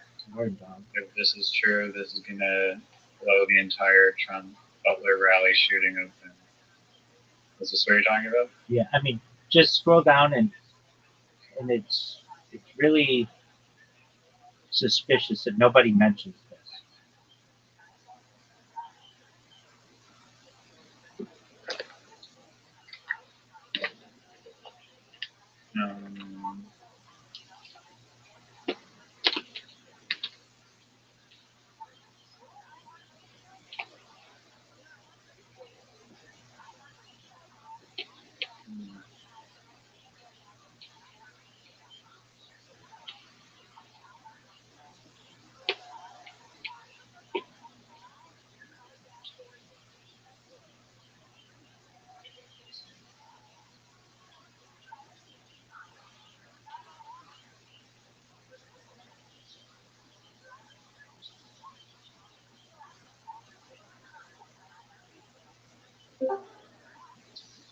Welcome.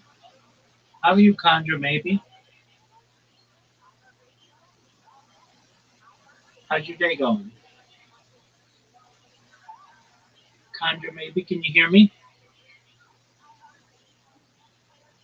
Hello?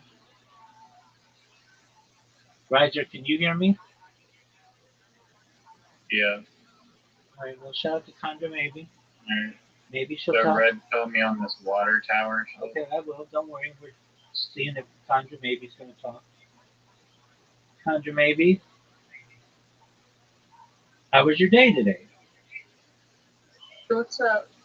Living the dream. Every day's a holiday, every meal's a feast. How'd you find out about me? Oh shit. Well, that's confidential. No, you can't. You can't do me like that, girl. How'd you find out about me? Well, I've just been really looking into Jewish communities since I'm Arab and shit. I hope you're fine with that. Absolutely. We welcome people of all backgrounds. Welcome. That's great. What are you guys doing? What are you up to? Oh, I'm just having a late night girl talk with my friend Riser. Conjure, maybe do you mind if I tell you about myself? Yeah, go on. Excellent. I'm Rabbi Rothschild. I stream my life 24 hours a day, 7 days a week, 365 days a year for world peace. I've been doing so for more than 3.5 years. My streams go back to the pandemic. We've seen the death of a queen, the birth of AI, the coronation of a king, and everything in between. Conjure, maybe, if I may ask, have you ever seen the movie The Truman Show or the television show Big Brother? Yes, ma'am. Okay, well, I'm a dude. But that's cool. Excellent. Well, that's what I do. I have more data archived than any person ever. In 2018, The Economist magazine stated that data was Earth's number one resource, more valuable than food, water, gold, air. Data overtook petroleum, and I have more data archived than any person ever, which may make me an influential person someday. And if and when that happens, I'm going to make you, Kanja, all your friends, all your family, independently wealthy if you're not already. I'm going to make sure that you have generational wealth if you don't already have it, and I'm going to make sure that you have enough to be able to start charities and philanthropic organizations of your own. How does that sound to you, Kanja? Well, first it's Conda, not It is Conda. Kanda. There's no R. I just recognized that. My sincerest apologies. No, it's okay. I like your idea though, and the fact that you've been saying ever since shit, the pandemic is insane. Word, You're yeah. definitely very good into politics, am I correct? I'm very into politics. Yeah. Actually, I do my best to stay out of politics, but I recognize that it goes on around me. But I do my best to maintain neutrality. If you really want to know, I want probably what most people want: equality for all people globally. I mean, yeah, I know I get that. I definitely get that, like 100%. But there's also a certain amount of care that you have to put into the fact that politics is very important because it actually shapes our world of today, and everything really just leads back to politics if you're really kept up with the world. Oh yeah, no, I'm very kept up with the world, and I recognize that. But in terms, at least American politics, it's usually a left-right argument, and I think both sides are corrupt. So that's why I say I do my best to maintain neutrality. Yeah, no, I understand that. I get that completely. But there's also a line that needs to be drawn. Like, you don't have to stand with either of them. They're corrupt, but isn't everything corrupt nowadays? Everything has a downside and a good side to it. They all have different intentions, different beliefs, different systems and shit. But there's also good that comes out of it sometimes when both merge together, hopefully, and work towards just one big goal because at the end of the day, the politicians, the presidents, all of it, they're not with us, right? They're all against us. They just want to make us feel like they're with us in a way.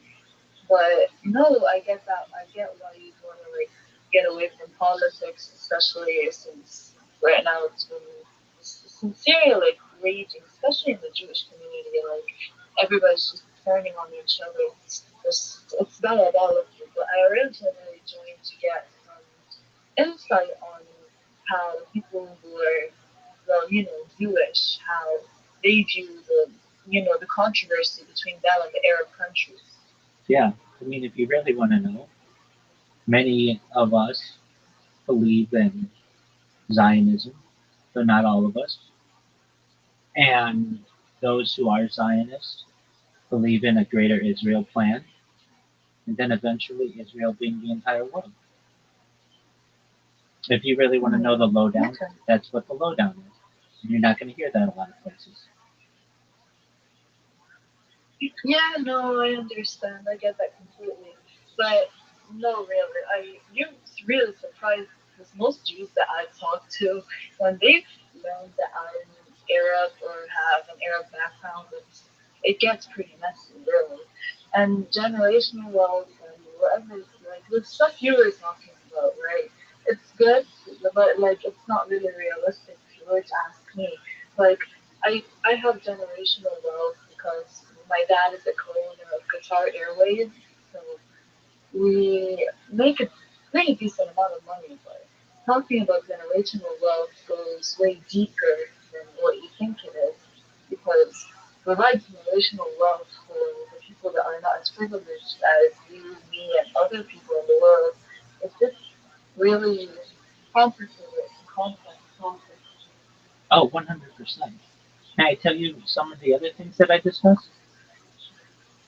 Sure. Excellent. I talk about ending world hunger through the use of technologies such as agricultural drones, floating greenhouses, saltwater greenhouses. hydroponics, vertical farming, cloud seeding. We talk about ending world thirst through the use of technology. I'm sponsored by a cryptocurrency that's worth about $100 million. And one of the things that we do is we build wells in developing nations like Nigeria for the betterment of people's lives there and to improve the lives of the less fortunate. I'm an advocate for the Lifestyle program and most importantly, desalination technology, where we pump Earth's seawater onto land to make it drinkable. How do those things sound to you, Conda? Oh, I see. Go on. Excellent. I talk about other things. I'm a futurist, so I'm fascinated by the future and I'm passionate about it. Things like anti-gravity, antimatter, faster than light travel, faster than light communication. Things like space tourism, space elevators.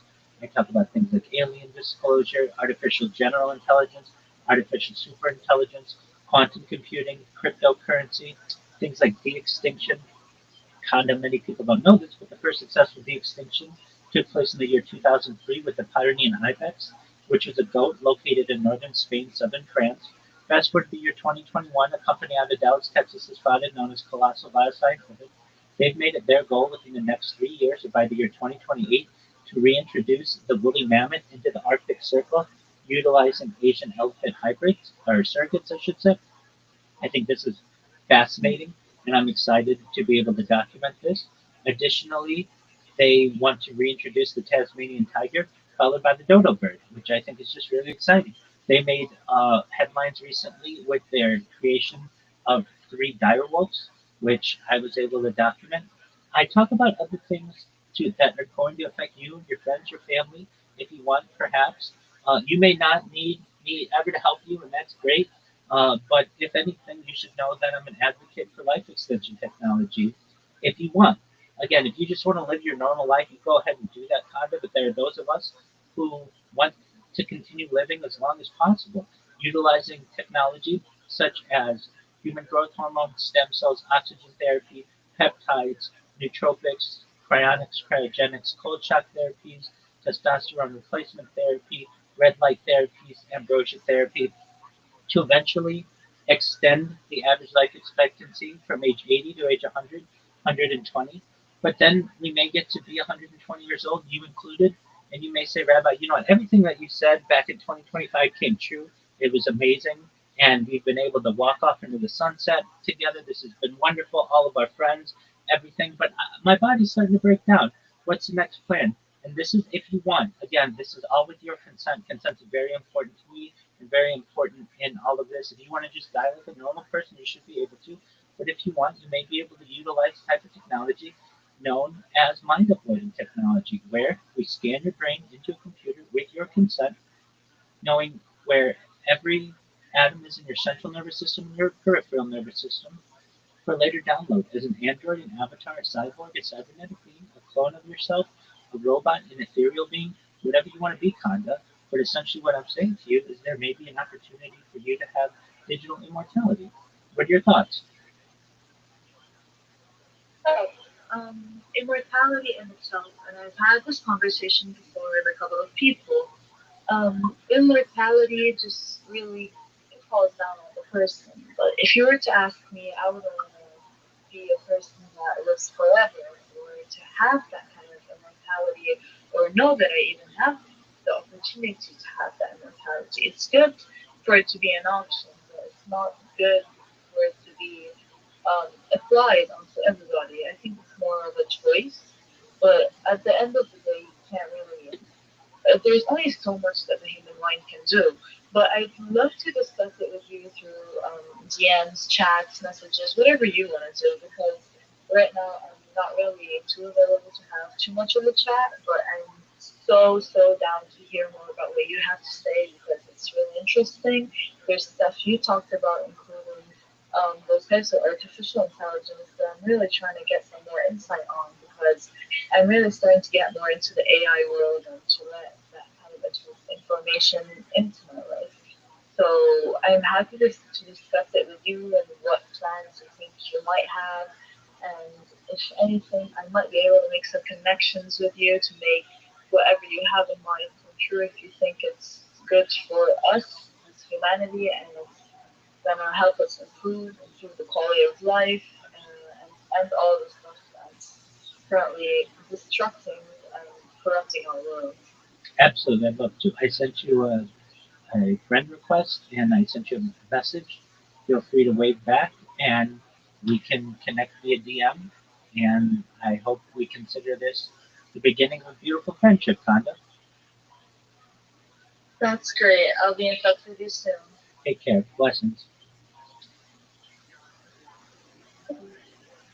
All right, Razor.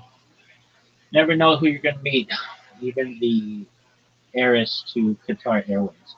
All right. Were you able to look at that video of the water tower?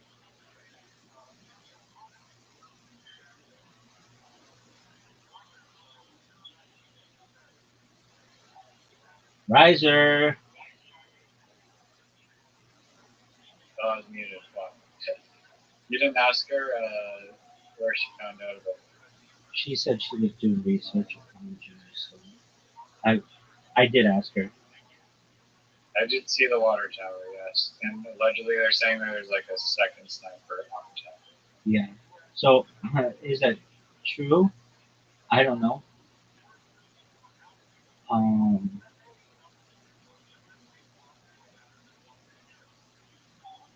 just a moment.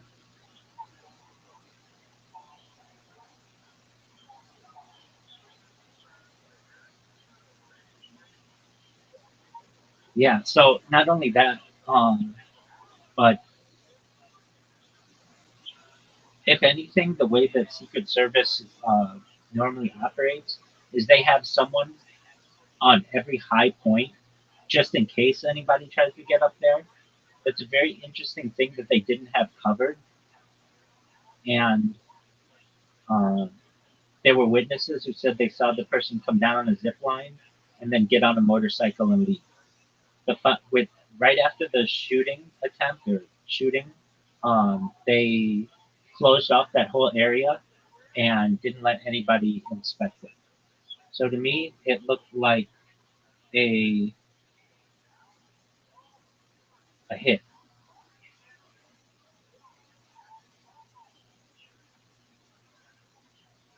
So where was the hit?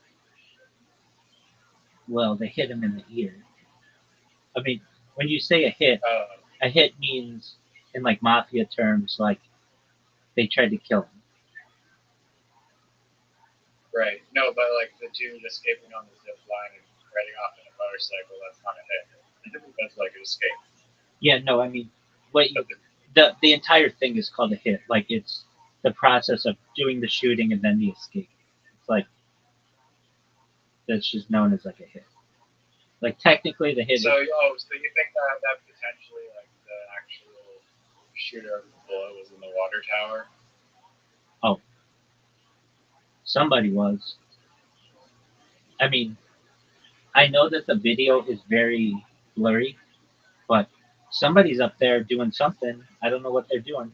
But then I've seen video of the person get away on a motorcycle. Somebody has video out there of somebody driving away on a motorcycle, and basically it's really Connected from a zip line? Is there zip line footage? that you don't see. What you do see is them on the ground driving away immediately, and people pointing at them like, "Hey, that guy is getting away from the line." And there were a lot of witnesses. How many witnesses of the zip line? I mean, at least two in one video that I saw, but there were other people. Let's see if we can find.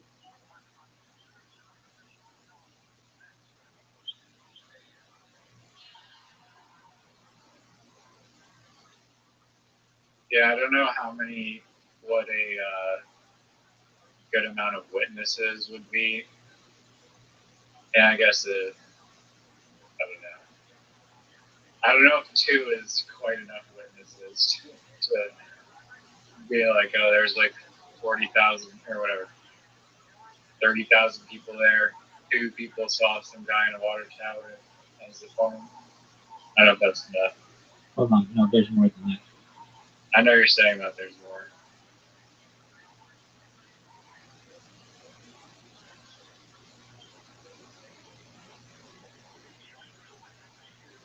Mm.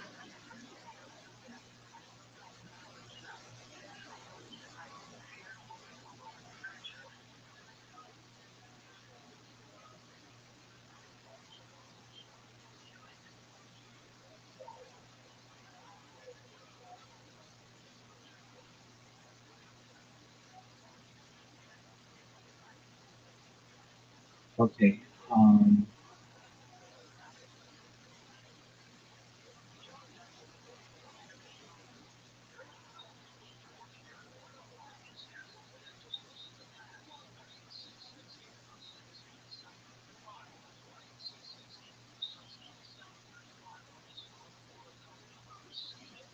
Let's see if I can find it.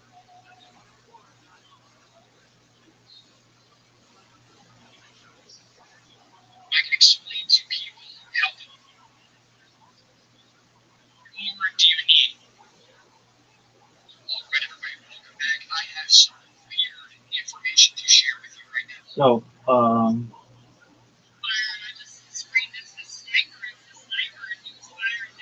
yeah. So here's some. Type in to X Butler zipline witnesses, and the second thing I see is a witness who says talks about the sniper.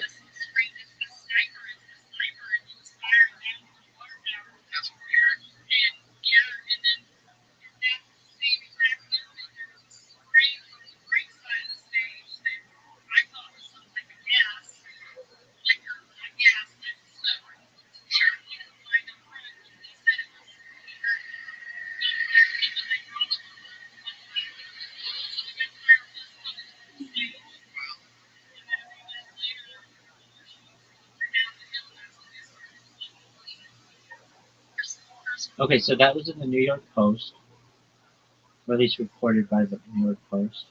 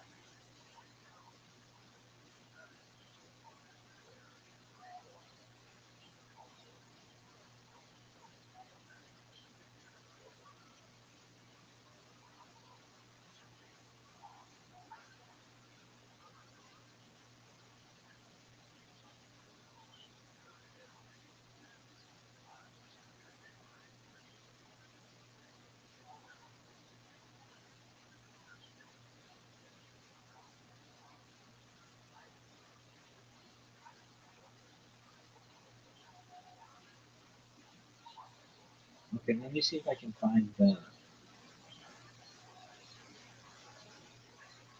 Oh, it's fine. I believe you. Well, the reason why this is relevant is this guy who got killed.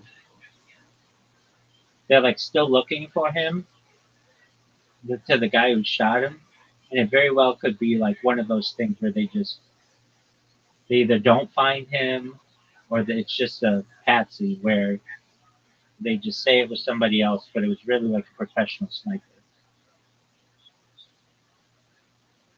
Yeah, I don't know why they even took that guy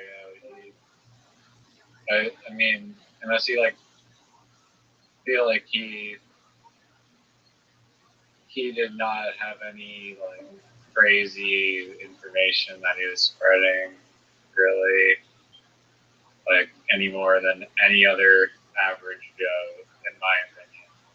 I think he could have pissed someone off because he's debated people like a lot and like kind of just trying to intellectually one up people, which could piss someone off. But I don't know. To me, he did not seem worthy of like an assassination, Right. unless it was like some angry, motivated person. Um,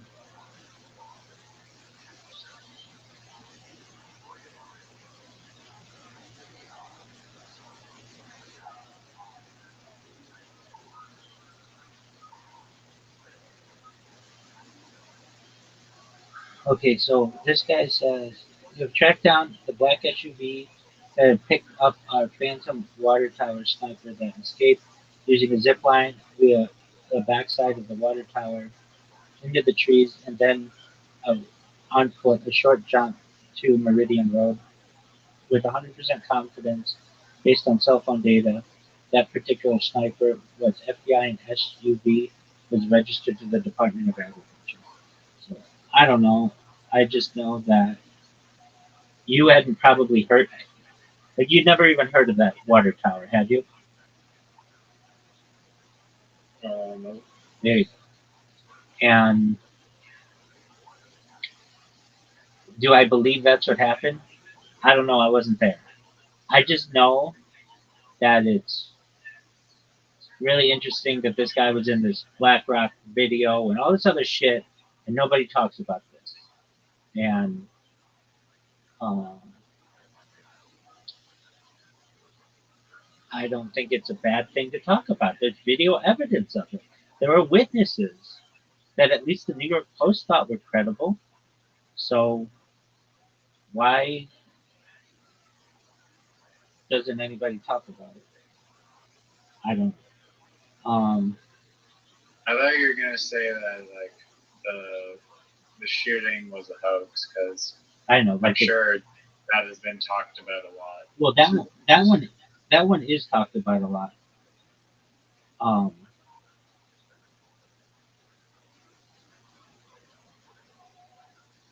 Also, Joe Rogan said like that like being within like 100 yards like that was like such an easy shot that like you'd almost have to try to miss. right, unless you were a really bad shot.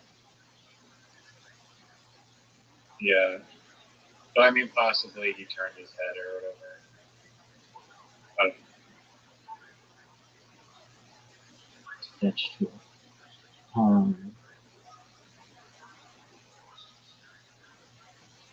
it's like to me, yeah, I don't know. I don't know who that kid was, but we don't know anything about him.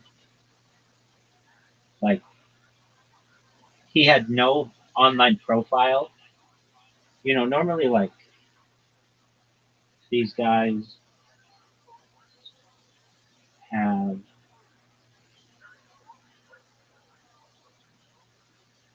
a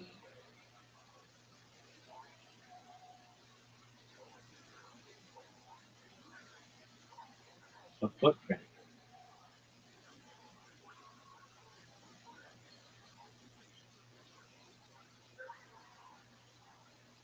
Do you know what I mean? yeah, I mean I don't know. They must have known his name. I think they unlocked his phone, like brute forced open his phone, right? But there like wasn't anything there.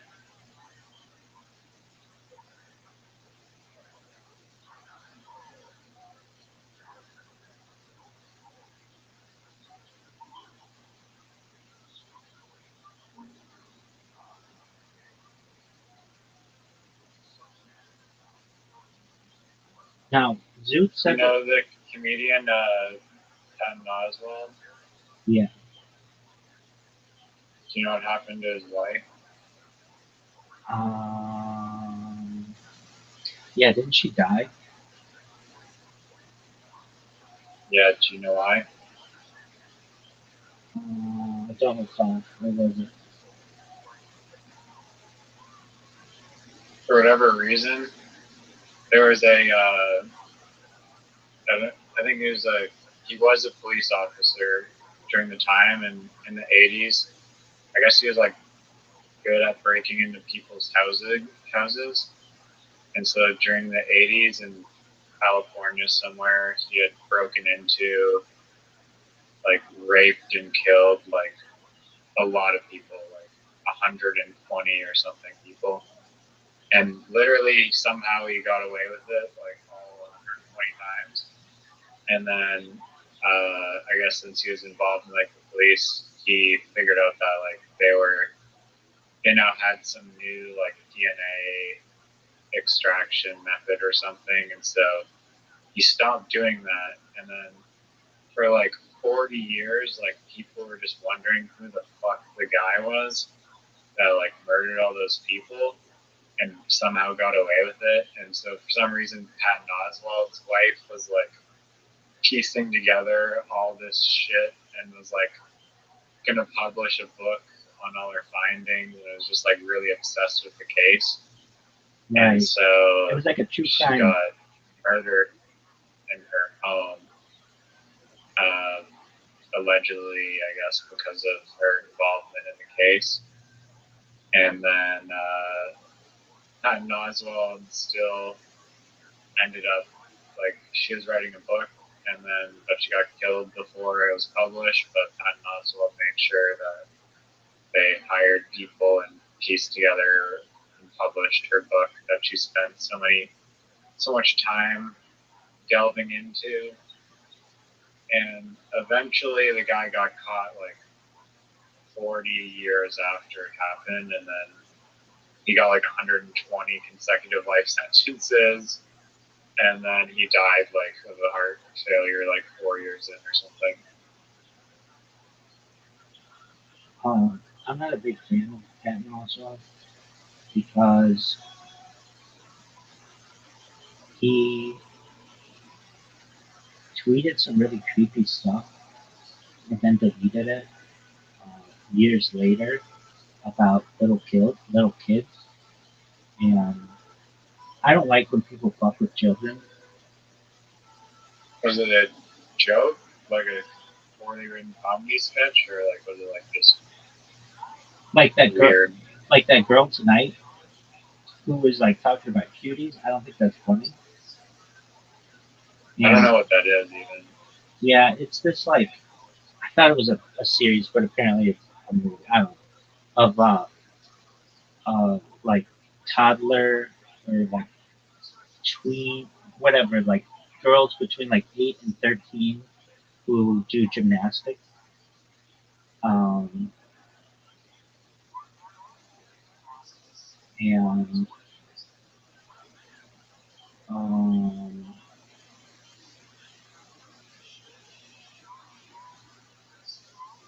just a moment, let me find out about what he did.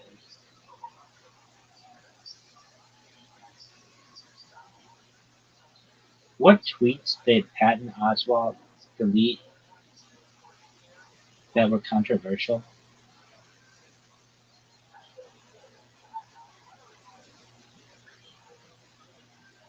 They were really creepy. And I don't think anybody would find them funny. Okay, on May 7th, 2014, Oswald engaged in, let's see here.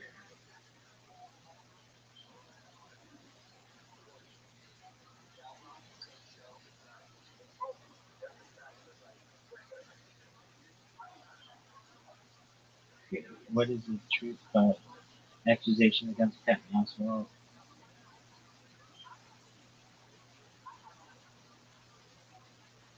Um, went on a hunt and caught this tasty morsel, booyah, at Comic Ping Pong.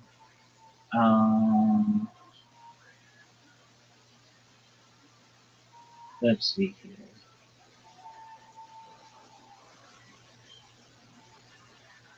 I don't know if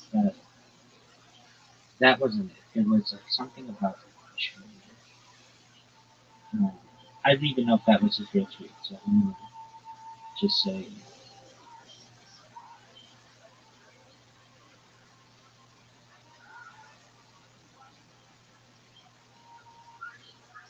And they said it was trolling, but this isn't trolling.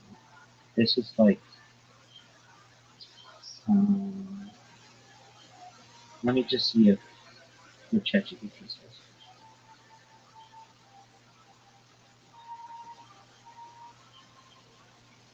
What tweets did Patton Oswalt delete?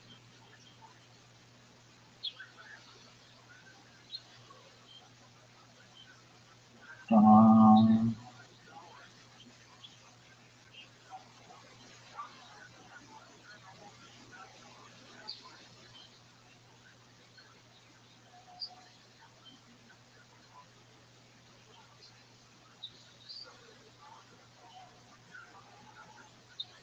Mm. No, it was about kids.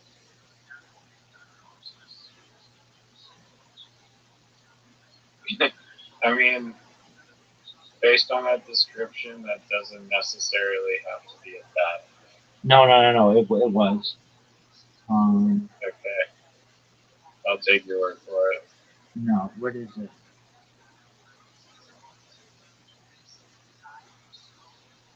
It was like, oh, here's what he wrote. I'm a proud pedophile. That, like, how is that a joke?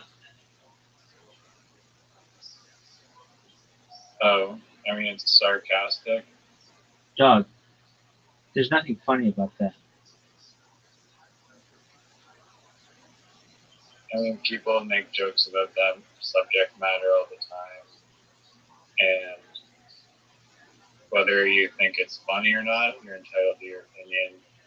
Other people find those taboo subjects. It's just like the whole edgy thing. It's like it's so edgy to joke about it, therefore it's funny. Same, I guess, as like joking about someone with a lazy eye or some disability. Dog, he capitalized the letters in proud.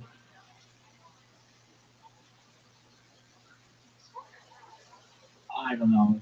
I just don't think that's I think he's a comedian.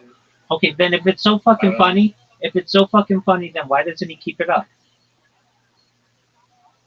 Probably got backlash for it because on the internet, no one can decipher whether you're kidding or not. What's funny about that? It's just such an outlandish statement that it's like, why would you say that? I don't personally think it's like funny, but I'm just playing devil's advocate. He says, pedophobe shaming hurts us all. I'm a proud pedophile. Okay, so he's definitely just making a joke. That's not funny. And if he is making a joke, then leave it up. Then leave it up. Don't be a pussy. Don't be a pussy. If it's so fucking funny, wait. If it's so, pedophobia is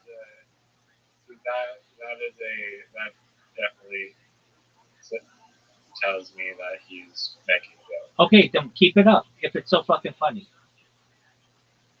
Well, I mean, you're saying that it's not funny and that there's no. I mean, the subject matter obviously is horrible, and joking about it can be viewed as insensitive.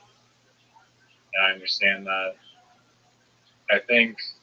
Why wouldn't he apologize for it? Why wouldn't he apologize for it? He just deleted it and is really quiet about it. I don't know. I think that's fucking creepy as shit.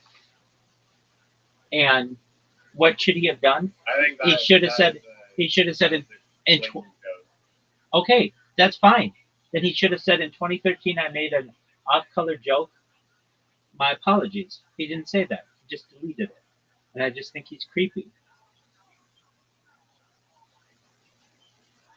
He can make any joke that he wants, but if he wants to sneakily delete it, then that's cool. Explain yourself. If not, I'm going to think that you are a bad person. And I think he's a bad person. And if he were sitting in front of me right now, I would tell him that I think he's a bad person and I think he's a creep. And if he wants to change my mind on that, I would have him do what he and many other people on Twitter force people to do, which is apologize for their previous tweets. He didn't get canceled for that. And should he have? You're darn right he should have. If all these other people got canceled for their old tweets, why the fuck didn't he? His is worse than what the other people say.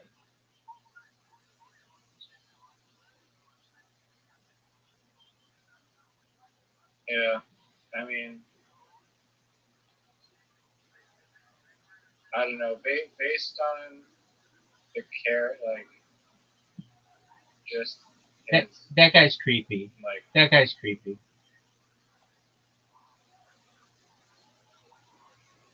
wait, who is it?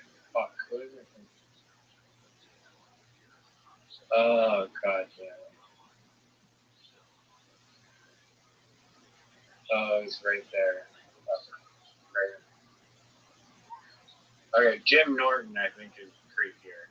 Way creepier. Yeah, he's creepy too. I haven't honestly, I have not seen a lot of Patton Oswalt content outside of Ratatouille. That's basically the only thing that I know of, and I love Ratatouille, so it's hard for me to just hate the dude. Yeah, fuck that guy. Have you seen Jim Norton's what? Spouse? Jim Norton's house? Spouse? Spouse? It's like a trans person? And I would not think, like, that one surprised the shit out of me, because Jim Norton's so, like, I don't know, he's been very homophobic in the past. I shouldn't say that, because I haven't, like, I don't have, like, direct, but he's been, like, very raunchy about a lot of things. For him to hook up with a trans person is quite a surprise to me. Yeah, I mean, who am I to judge? That's what I get it. Who am I to judge as well? Jim Norton, if you ever see this, you and I both know that you were really raunchy comedian. I like aspects of that about you.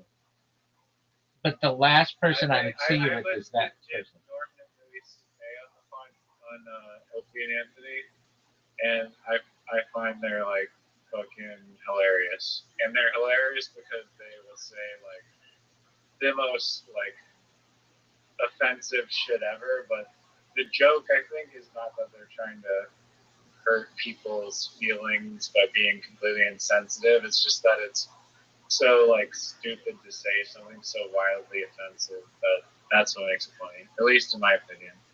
But at the same time, Jim Norton makes some questionable remarks regarding females and a whole bunch of sexually perverse shit. Exactly. And that's why I just did not see him ending up with that kind of person. But you know what? He seems really happy. And so who am I to judge? But it's like a surprise to me, like Tim Dillon is being gay. Like, that's a surprise to me as well.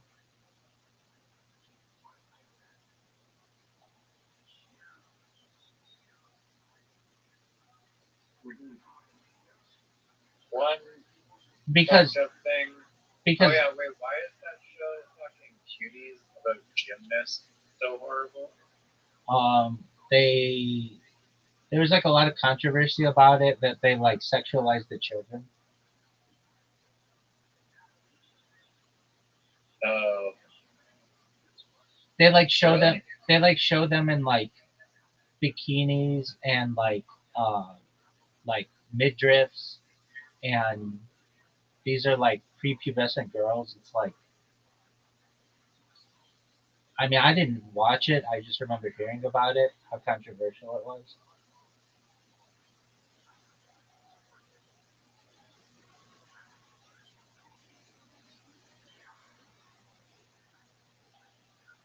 What a midriff is like? A midriff is like a tank top. Yeah. Yeah, but you can like see the belly button and stuff. Yeah, but is that not like what gymnasts freaking wear? Not usually. Like gymnasts usually wear like a leotard, like a one-piece suit. Okay.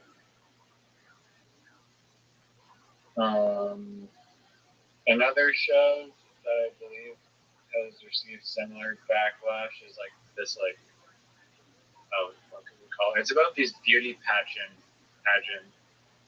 girls that are like very young. Toddlers and tiaras. Yeah. But that show's kind of fucked up, just I don't know, like the overall concept of it a little bit. Right. Also receives the criticism of sexualizing children. Right. And that's how JoJo Siwa got popular. I don't know who that is. Yeah, you're fortunate not to.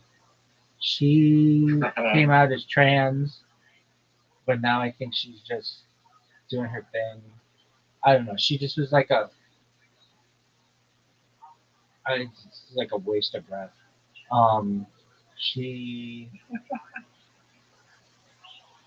she was she's just like was a child star who's trying to become like a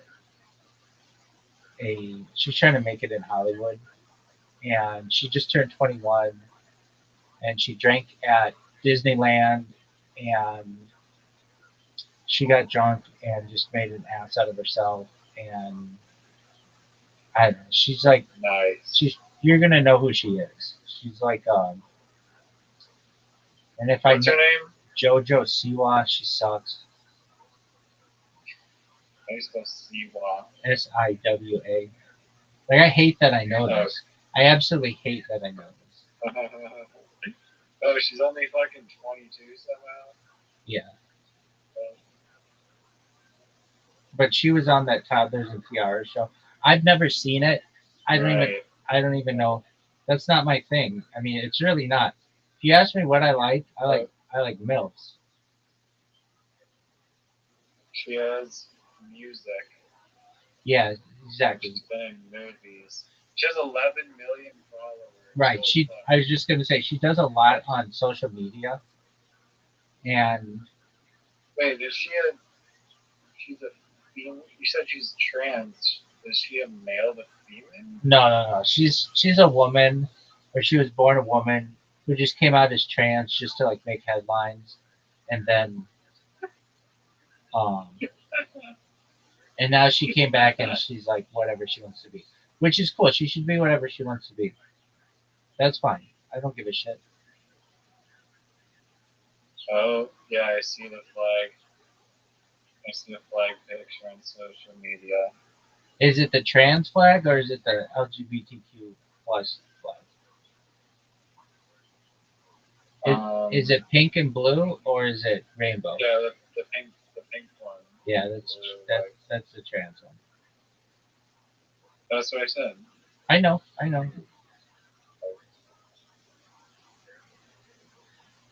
Yeah. I don't really know anything about her. But why is she trans if she's married to a man? Does that make her gay? Right. Oh yeah, that's what it was. So then remember I said she was trans, but now she's whatever. This person is literally just doing everything they can to stay in the spotlight because she was a child star, and it's really easy for their like momentum to give out. So she just keeps trying to make headlines, and she'll be a big star. Like she'll get her own fucking television show or some. She has 11 million followers, and she probably has a mansion in LA with a Lamborghini. She does. I don't know if she has a Lamborghini, but she has a nice house in LA. And I'm curious how bad her music must be. It sucks. I mean, I couldn't imagine anything. Look up. I hate that I'm asking you to do this, but just do it. Look up her 21st birthday at just look up her 21st birthday at Disneyland. It's like literally like she's drank before, but she just plays it up so much that it's like I fucking hate you. And I know they say. Is it like a 1-minute clip? Yeah. Okay. It might be this TikTok. Yeah, it is something like that. Oh gosh. It's so over the top. Like look at me. It's just like I remember my first beer.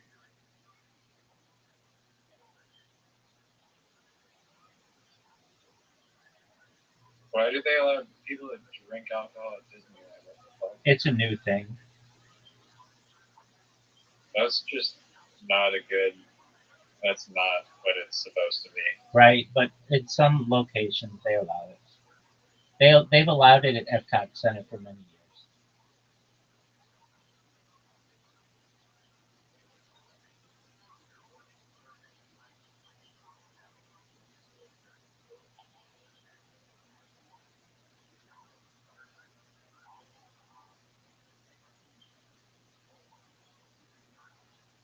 I don't know. Based on that clip, I don't know. I did not see anything too crazy in the clip other than her being her normal goofy self.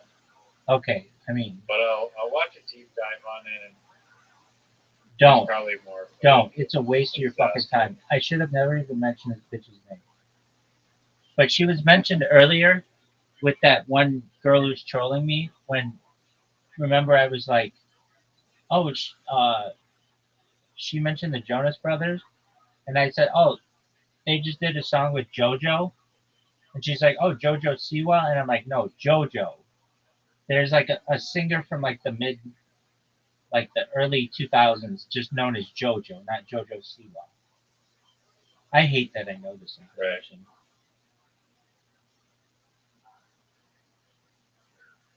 Dog. She kind of looks like Greta Thunberg a bit. Okay. Dog. I have a challenge for you. Do you want to accept it? Basketball? No. I mean, it can be in a second. Please try to help me with this. Try to find how to watch Twitch stories in a web browser.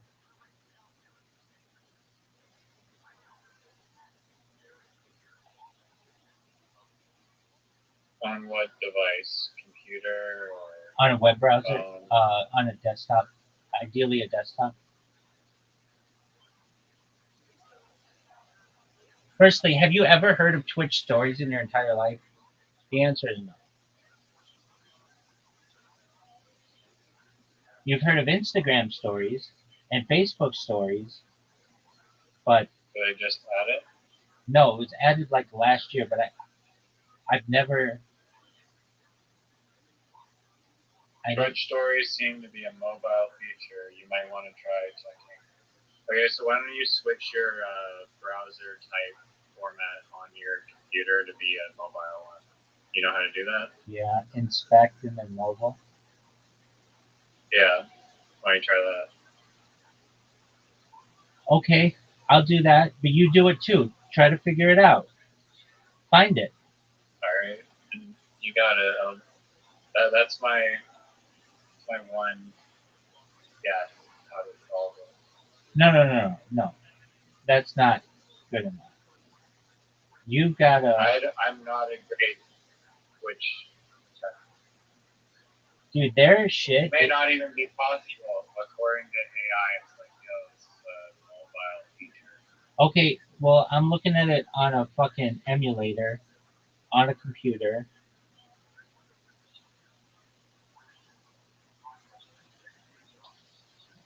I can look at it on a phone, like a real phone too.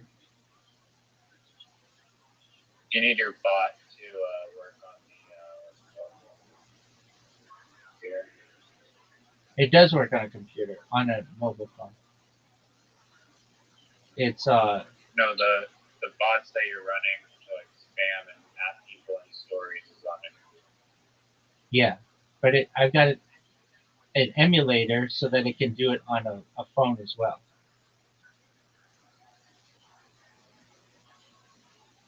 Oh. So then why you can view them on your mobile phone? Then? I can do it on a real phone, or I can do it on my computer that can make it an iPhone or a Samsung or any kind of phone. Oh, I can actually just. I'm watching a story right now on my browser, and I didn't need to do anything. I didn't need to switch to mobile. Okay, whose story? Whose story?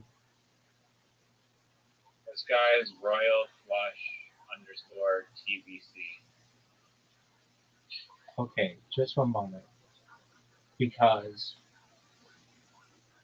this would be amazing. Game changer. You Dude, want me to copy the story to you? no.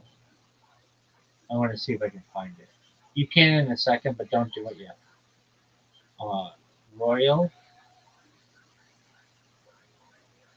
Flush. Capital R, capital I got it. F, Royal Flush underscore capital T, lowercase b, capital C. Royal Flush. It should come up.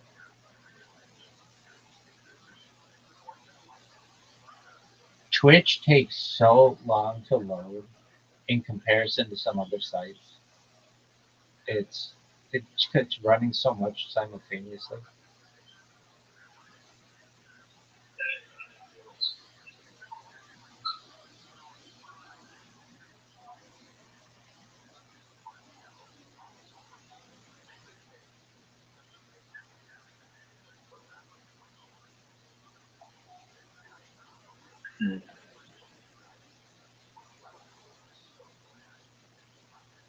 Okay, Royal Flush underscore T TVC. Capital T, lowercase b, capital C, Okay. TBC. Yep. Okay. So then what? I click on his face. Yeah, on the left, you have like a menu of people that are, it's like for you, followed channels, live channels. Yep. Yeah, I mean, I think I might be following this dude, so it pops up as a circle for left, where like all those. Oh wait, I got it. I got it. Okay, finally. Okay, cool. Dude, you just saved the day. Okay, hold on a second. Report story. Um, let's see here. This guy might have made it so that you can't share his stories.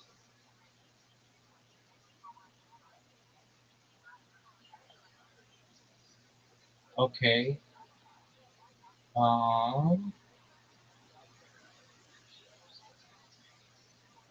Clip. Wait. Hold on. Oh, okay. Stories.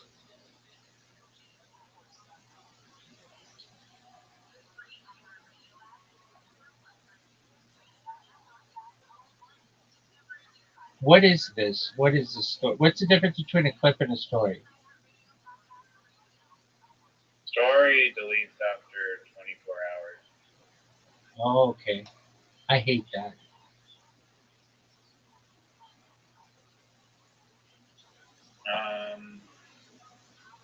Yeah. I mean, it might not be. I mean, if you can tag people in a story and they'll see it, then potentially it's good. That's what I'm trying to do.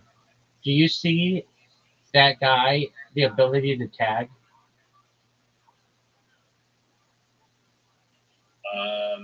Do you want me to give you my username and you can try and tag me in a story? You need a story. You need a story, though. Yeah, but you have to create the story, right? No, you need me to create a story. You can't. You don't have like an account that can do it. Only like certain people's accounts can do it. I mean, well, you know what? You try to create a story.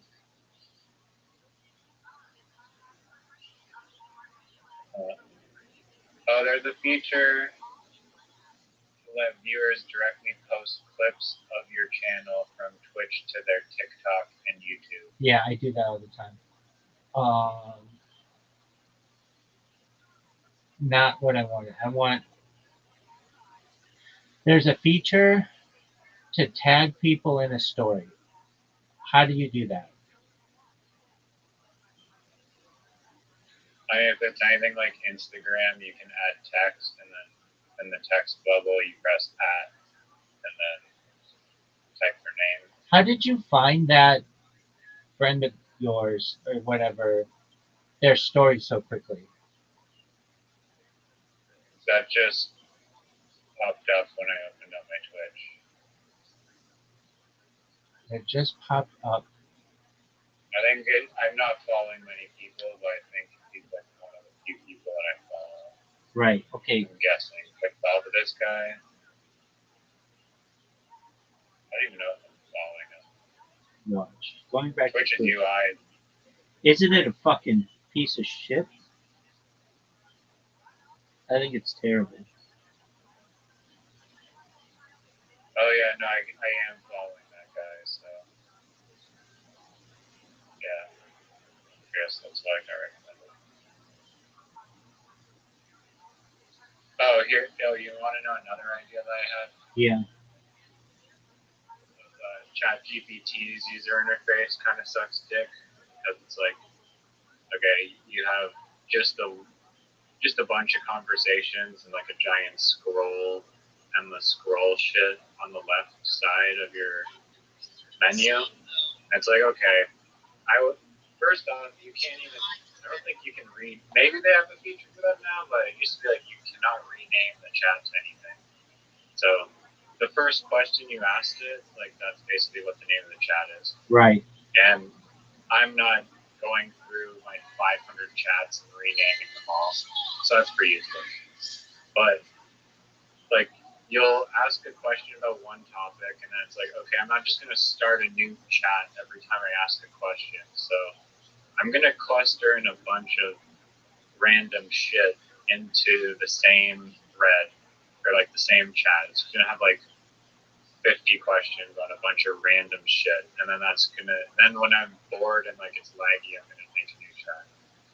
But I mean, they added in a search feature so you can search for your old content, but it's like I don't know, it's still kind of disorganized. I feel like so. I feel like there could be a potential.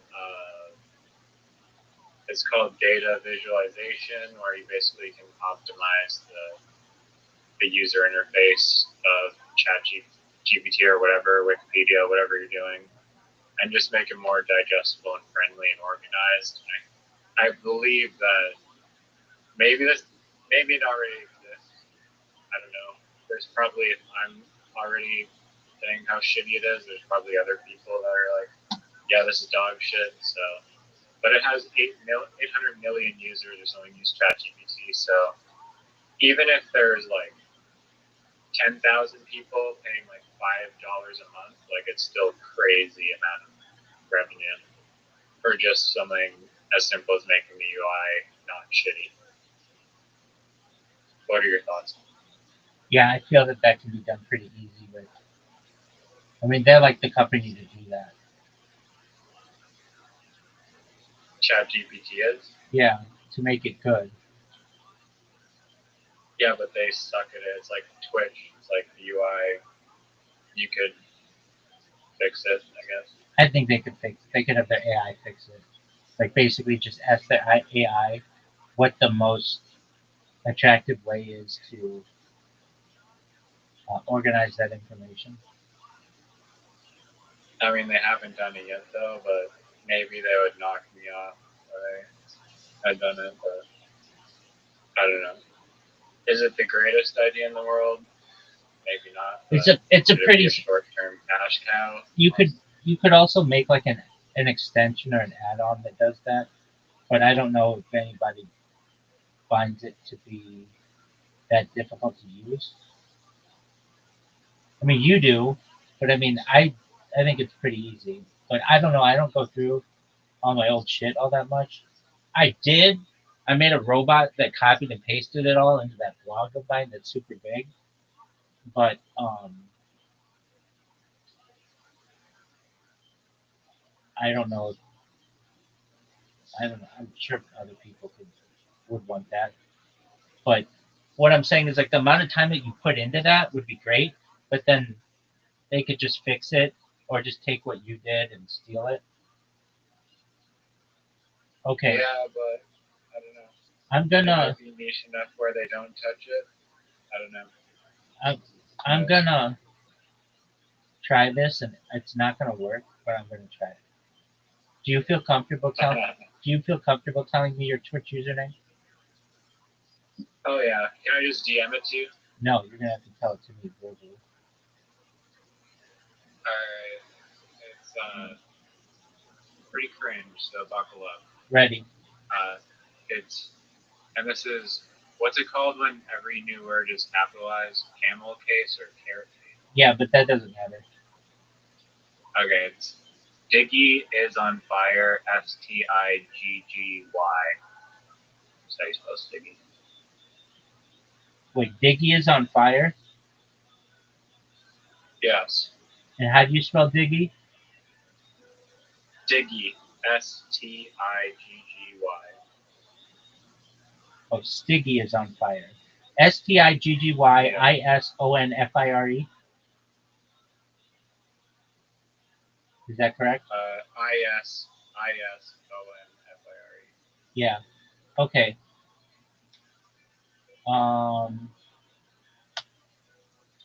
Okay, let's see if this works. If this works, I would fucking shit myself right now. I would cry. All right, you should have got. You should have got. How do you create a story? Only certain users can. Are Well, you allowed to? on one of my accounts, yeah. Okay, I just tagged you in a clip though, and the clip is under Rabbi Rothschild 007. If you want to see it, check your notifications. I'm almost certain it didn't come in, though it should. I don't know why it doesn't. Why do you suspect that it hasn't? Because it doesn't on my other account. Like I've been testing it with two different accounts, and it doesn't work. But let's see here. It should be here.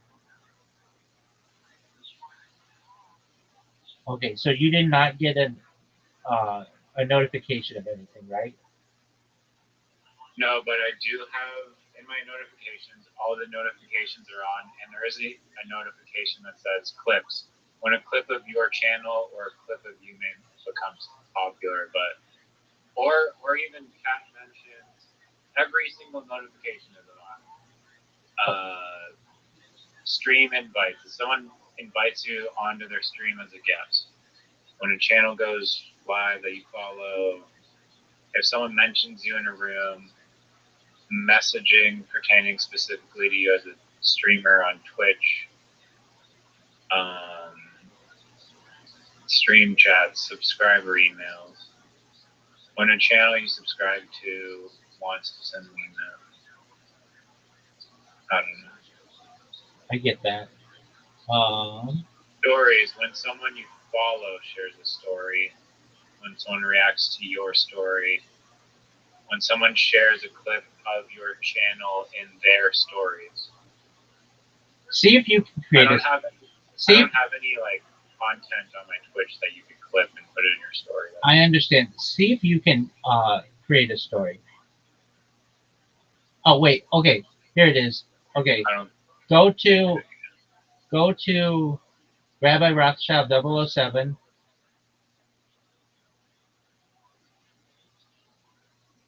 Yeah. And then go to clips.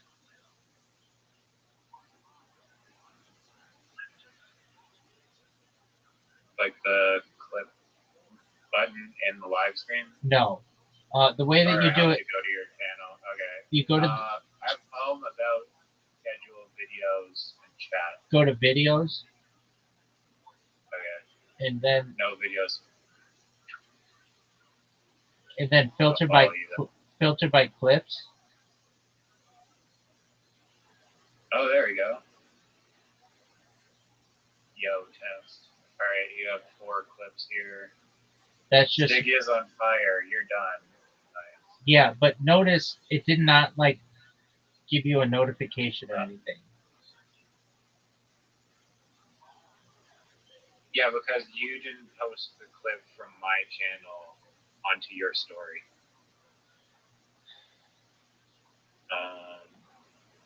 No, it should like the fact that I tagged you in it. Yeah, you did tag me. Does that take me to my channel? Yeah, it's like if you roll over it, it is your account.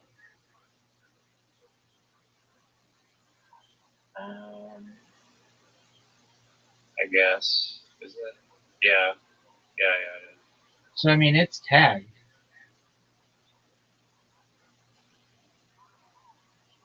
Oh, just randomly switch to a black. So, Hmm. okay, let me ask you this. I'm gonna follow you, and like this is what I did on Twitter to get a bunch of people to like complain about me a long time ago, and it's what I did on Blue Sky to get people to fucking freak out about me. Um, but Twitch is just so big that it's hard to get recognized. All right, Stiggy is on fire. I like that name. I don't think it's cringe at all. Thanks. You're welcome. On. It's kind of insensitive to self-immolation victims, but sorry to the monk. Sorry to Sorry, dog. monk. Yeah, dog. He's cool though, but it just means like you're like doing really well. You're on fire. Right, yeah. Doesn't have to be in the literal. Okay, there it is. Sticky is on fire. Okay, I just followed you. Did you get any notification that I followed you?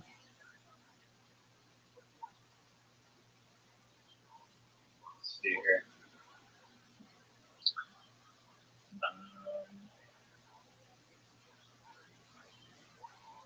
No, I don't. For some reason, no. Exactly. But check your email under that account if you can, if you have email things on, and you will see that I followed you. Oh yeah, I did get an email right into my main account. Awesome. My main email account. Nice. Isn't that Where it fucking says join Rothschild Discord 002. right? Followed you. So here's my thought. I make a bot that just follows everyone on Twitter, on Twitch, and at least they'll get an email. And my name alone causes people to like find interest in me, and um, they might come take a look and see what I'm doing.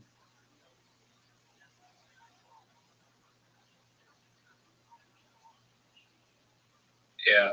If you go into notifications, it says that's weird that like it doesn't. I mean, maybe I misread it wrong, but you can go to notifications and it says exactly the reason why you receive notifications. So there might be something to exploit. I mean, were you already kind of exploiting there's a notification for when there are new clips created from your stream. So you're just clipping people, right? Was that on Kick though, or have you been clipping people on Twitch? I did both, and I did get like I got people who paid attention that I clicked them on Twitch, but um, not a whole lot. Now I didn't do it for that long. I did it for like 2 weeks, but just not enough people. Um, How many clips did you make? oh, probably 10,000. And how many people was your conversion rate? One. Oh, that's awful. Terrible. At Kick, let me be honest. Was it 10,000? It was 1,000. Let's just say 1,000, and I got one person in 2 weeks. Um, and Kick, I did it, and I got like 5. So that's a lot better. But um, this this actually could work, and here's how. I make my profile up for join Rabbi Discord or whatever, and I put in all my links and make it really nice. and then just have this thing go through and just follow like everybody on Twitch.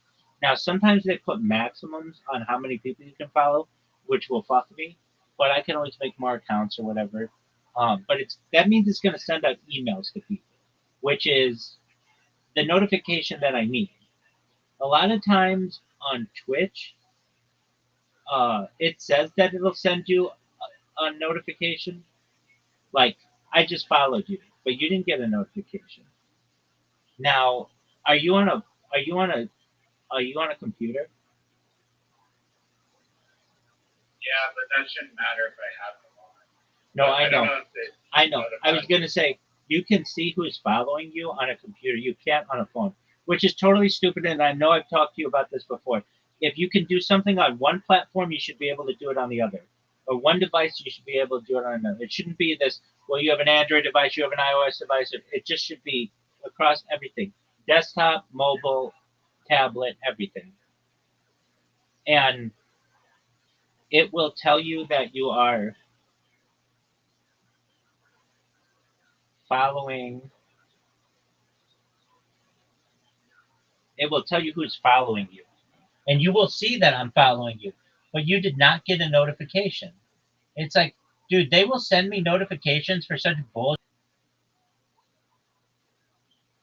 but they won't send it to me like what I want, which is when somebody follows me, it should say so and so followed you.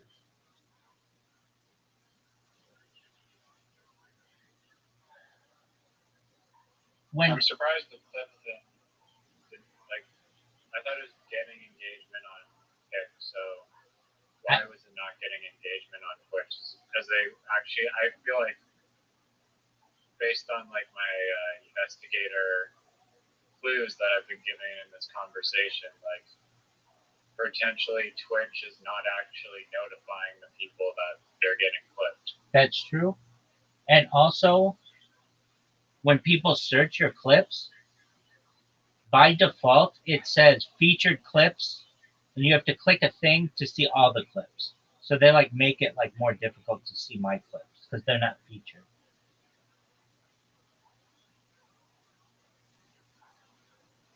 Okay. Is there any way to solve that? No, the user has to make them a featured clip. You Then get banned for going into people's live streams and just like self-promoting and spamming in the live stream. right away. Yeah, right away. Really?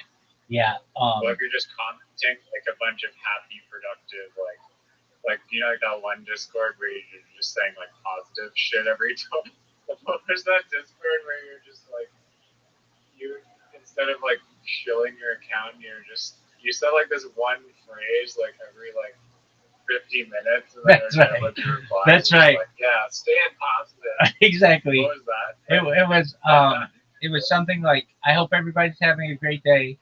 Oh no, sending positive vibes. That's what it was. Sending positive vibes. Right. Yeah, maybe you do that approach. On the Twitch live. That's a thought. Oh, but they'll ban you. They like their AI knows when you are using repeated things, and they'll ban you for that. But no, the way to do it is to just follow people on Twitch, and it will send them an email. And there will be enough people. If I did this on a bunch of different devices, how many Twitch users are there? Like millions and millions? Exactly. Yeah. How do you figure out how, like, if you go to someone's account on Twitch, can you see exactly which accounts are following them, or is it private? It's private. Like, how do you actually get to the database of the username? Yeah, so this is pretty smart. I use a random word generator, and I have my bot go to it and randomly get a word, like the word joy, or the word cool, or the word smile. And then it puts that into the search, and then all of the follow buttons show up, and it just goes in and hits all the follow buttons. Okay, so like kind of like brute forcing it almost. What other way is there to do it? I don't know, type the letter A, type the letter B, see what pops up. Yeah, but they don't. Type A. They don't show them in like alphabetical order. It'll just be like any account that has the letter A in it, and it'll also search it'll search lives that have the letter A. So you have to go through all the people who are live at once with the letter A.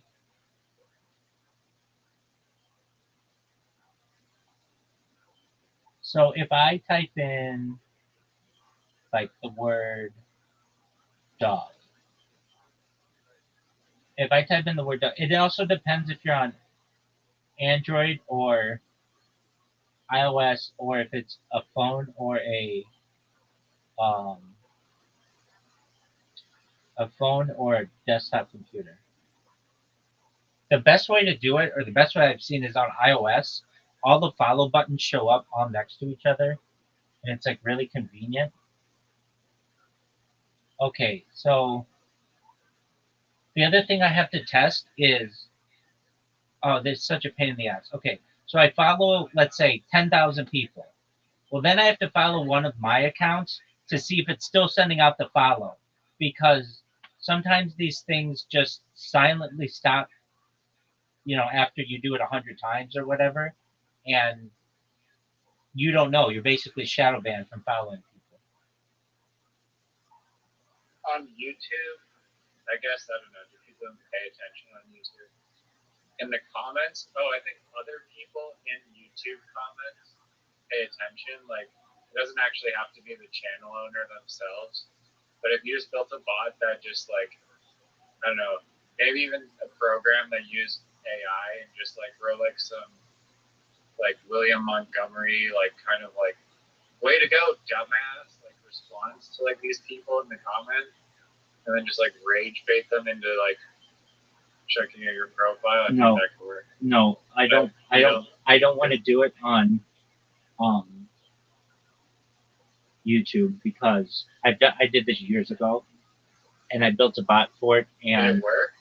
I got some people pissed at me, but then they searched my YouTube accounts and then marked them all as spam, and I lost a bunch of them.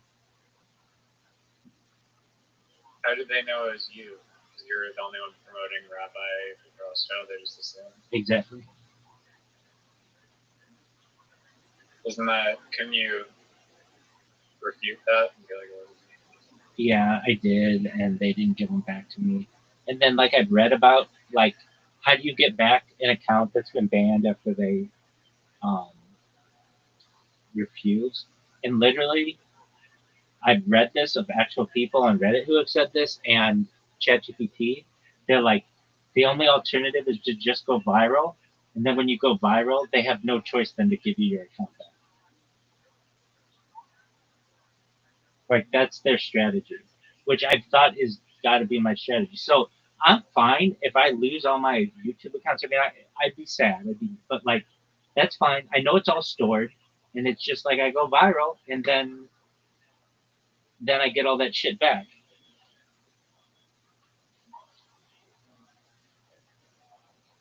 Yeah, I think honestly, if there's like an AI that was making clips of you, like these like random like rants that you have, I don't know. I think just like putting that short form content out there would be a big way to get traction. I agree with you. Just one moment. Give me 1 minute. I'd be right back. I gotta whip.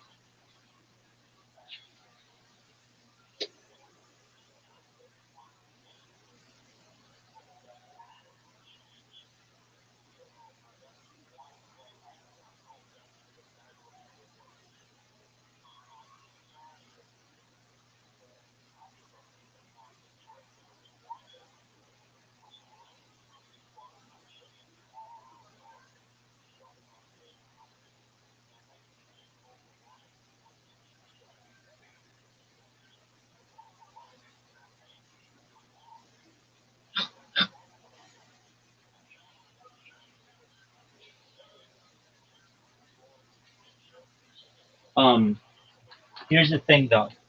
The key that you want to do with that short form content is have it get views, and if you just keep creating content, you just get shadow banned.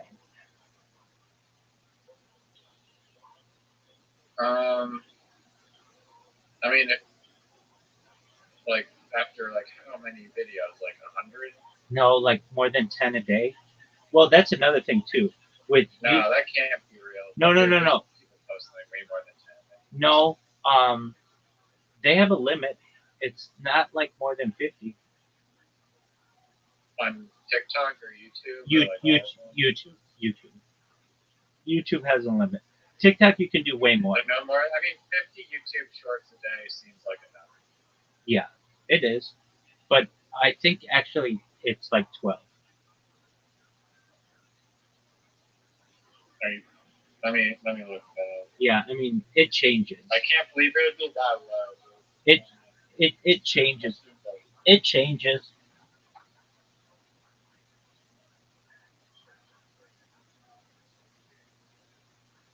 Wouldn't there be a video like 12 YouTube shorts is literally a 12-minute long YouTube video? Wouldn't that be like? Isn't it more like data for them to store if you're uploading 12-minute YouTube videos? Oh yeah, definitely. I think you can make like 24 videos a day, something like that.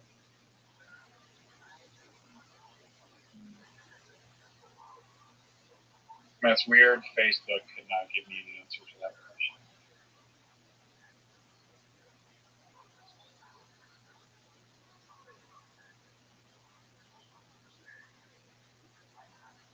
There's no official hard-coded daily limit.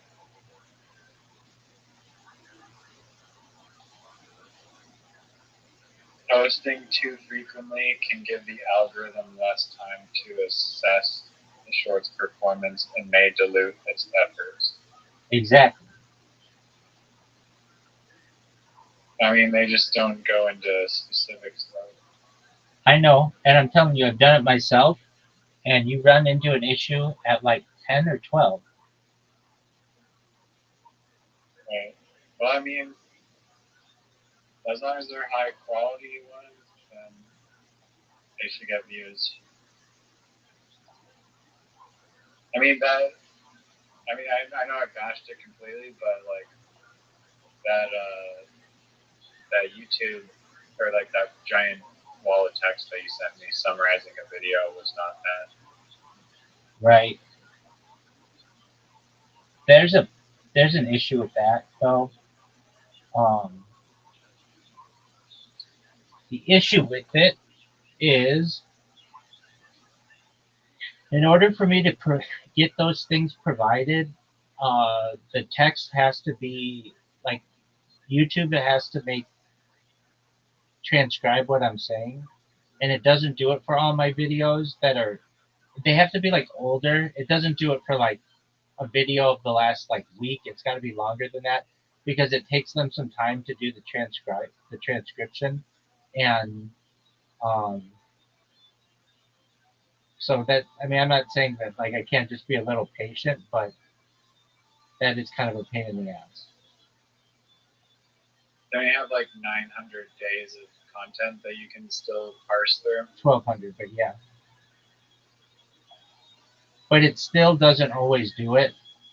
And the reason why they say is just it can have limitations. Like, they're very vague about it. I wish I could say, like, they were like, oh, this video is too long.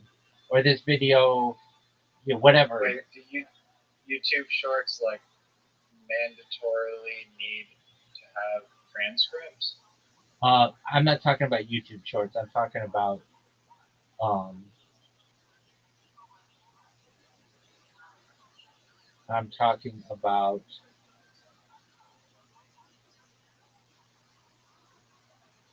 That's summarization AI? hold on. I'm talking about like regular videos. I've also seen YouTube videos that just don't have transcripts. Exactly. And a lot of my videos are that way. And if you like, I looked that up today. Why is it that some of my videos have them and some of them don't? And they just say, at least like what I read, from ChatGPT was uh, system limitations on YouTube's end, which I don't really believe, because I asked ChatGPT, "Hey, can you provide like minute by minute summaries of videos?" And it was like, "Yeah, send me the link." And I sent the link, and it was like, "Can't do YouTube provides an uh, invalid uh, invalid um, subtitles." Like, and then I asked, "Well, why would it do this?" And it said because YouTube either hasn't processed the video yet, or hasn't created subtitles, or just due to system limitations.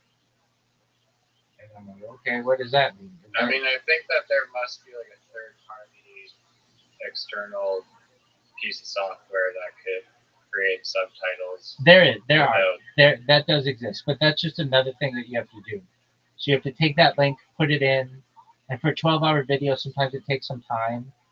And then for it to get synced up in the video, it can take time.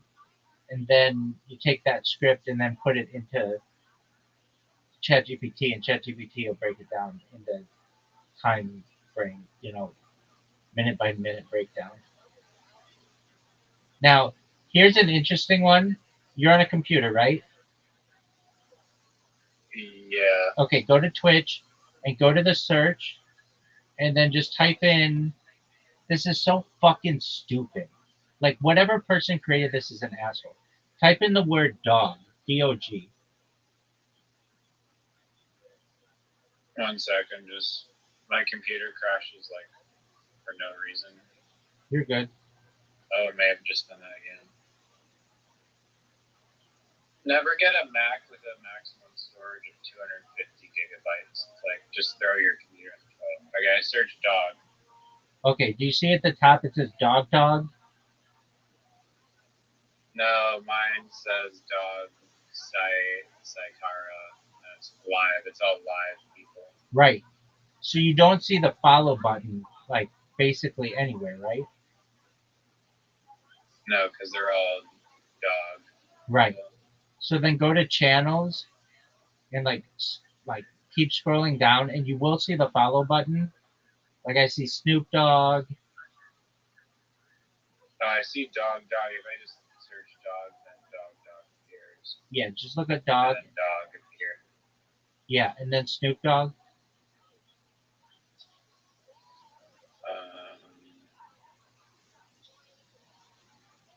No, I didn't filter it by channels. I don't know. It's like not very intuitive. Right. Exactly. It's like, why would they show you? Is there even a filter? Oh wait. How do you filter by channels? There's like a little button as you scroll down that says show more channels. No, mine. Like it's really the worst user design that I think you could ever have. The interface sucks. Live channels, just chatting IRL, Sim Farmers.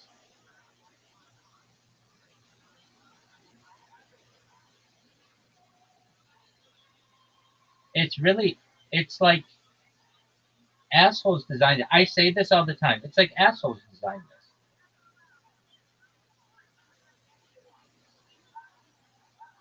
Yeah, where do you find the channels? Because it's just promoting live streams. Exactly. That's the purpose of the platform. That's the purpose of the platform, but no, not necessarily. If you want somebody who's not online, which a lot of people would, they just want to look at their friend. I'm not disagreeing, but like they want you to watch live streams, which is possibly, I don't know. It would still be in their interest to make you like be able to follow accounts easily. Right. I do not see any button that allows me to freaking search for channels. Right. It's It's Oh ridiculous. wait, channels there, but okay, show 5 more channels. Go. That's what you click, and then you'll And then see. there's all channels. You'll Okay. wait. You'll find like a couple follow buttons.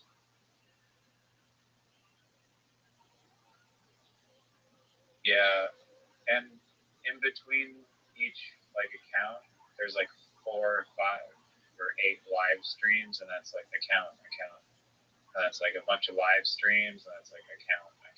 Okay, so yeah. Live stream, account. So do you see like the 7 live stream? So do you see the follow button? I do. Right, but it's like very badly designed. It's like, remember you were like, well, they want you to look at live streams. Well, then why even have those follow buttons anywhere?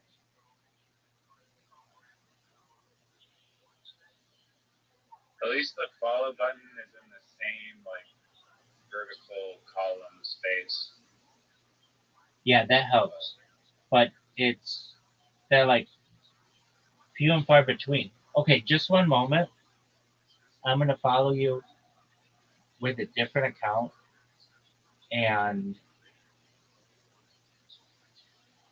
again, isn't it strange that they would do all the work to send you a notification in your email, which is a lot of work, as opposed to just sending it to you in your device? Yeah. Like that doesn't make any sense to me. It's like they're doing so much. It's You can tell Jeff Bezos and those people just aren't paying attention to this. Dude, I have a couple videos where I would call Amazon Prime support to complain about Twitch, and they would actually put me through to Twitch support, and I would just like not troll them, but like try to improve their system, and they would be like, "Yeah, it doesn't work," and I would be like, "You're a billion. You guys were sold. Jeff Bezos bought you for like $995 million, and you're telling me that this part of your system doesn't work?" And they're like, "Yeah." I'd be like, I mean, isn't that a problem? They're like, "Yeah, we'll send it to the ticket team or whatever," and I'd be like, "Yeah, I'm sure that's not getting fixed." Then I'd call back and ask them if it got fixed, and it wouldn't be fixed. Um, it's just ridiculous to me that they this is a very like they could make this so much easier. So much easier. I could say to you, Riser, make it easier. You'd be like, okay, well, at the top there'd be filters, and it would just be like filter by live, or maybe that's a default. And then you could do channels, and you could do categories, and you could do tags, right? Isn't that what like a normal person would do? Yeah, it is. I don't know why they don't have that. But yet, if you look at it on your phone, they do have that. And it's not as organized, but it's better organized. So Wait, so if I switch to my phone version on my computer, it'll work? no, that's different. If you do the like mobile, they just show you what it's going to look like on a mobile browser. I mean to say, look at it in the app. The app does it correctly. Okay. All So right. there's no way to. I guess you could screen share from your phone and.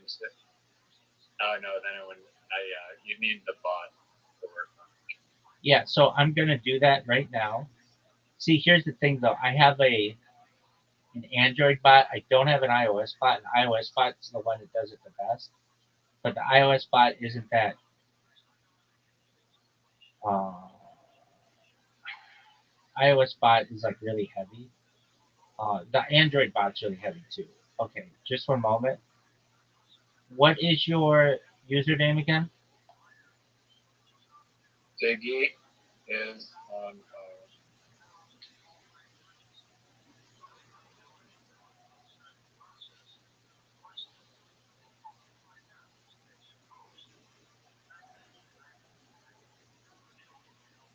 Go to Stiggy is on fire.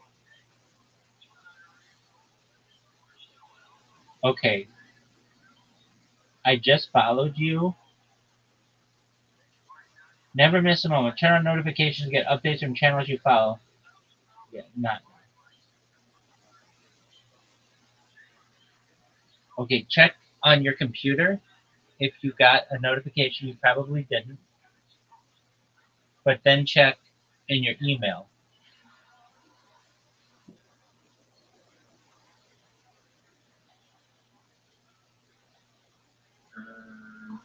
No email one yet for some reason, but the last one. Okay, that's good to know.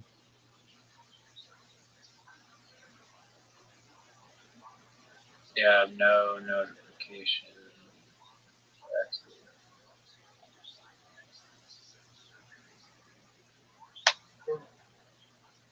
Stiggy is on fire. Channels.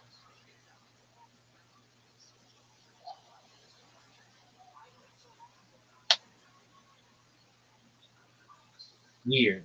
Stiggysonfire, right? yes. I know it is, and it's weird. It showed up, and it allowed me to follow you, but now your account doesn't show up. It's like,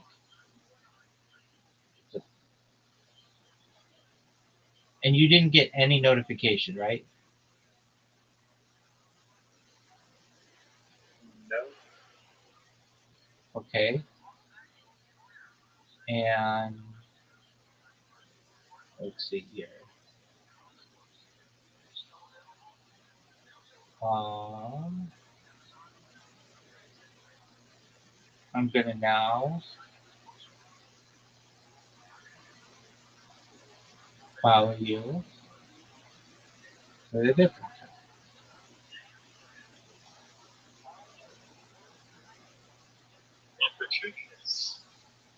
Okay. Stiggy is on fire.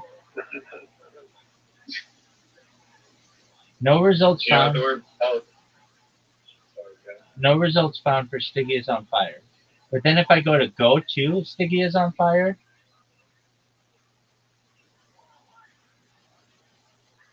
then it shows up. It's like this shit sucks. And it shows you have 2 followers. And I'd be both of those followers. Okay, I'm gonna follow you right now. Did you get any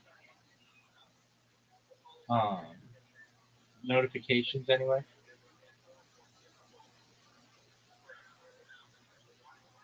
Not that I see yet.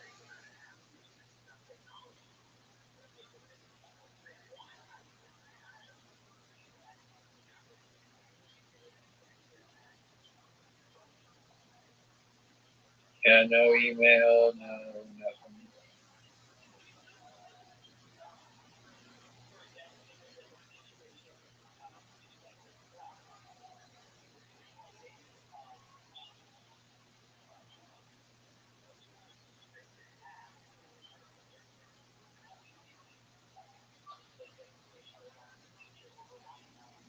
So you've only gotten one email, and it was the first one, right? Yeah. And I'm sure you did, but can you refresh your email?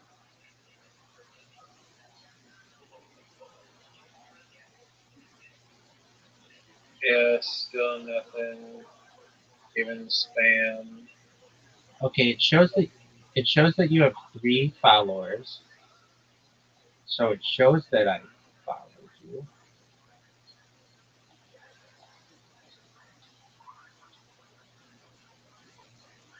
No way. Hold on. This would be crazy. If I could create a clip on you when you've never even streamed. I don't know if this is possible.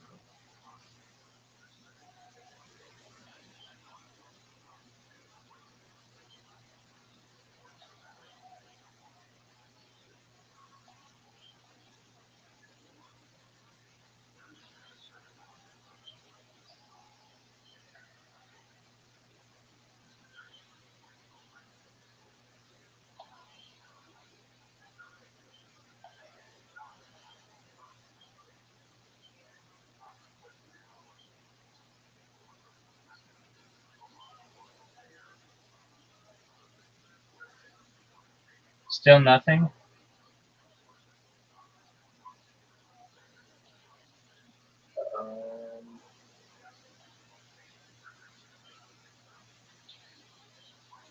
Yeah,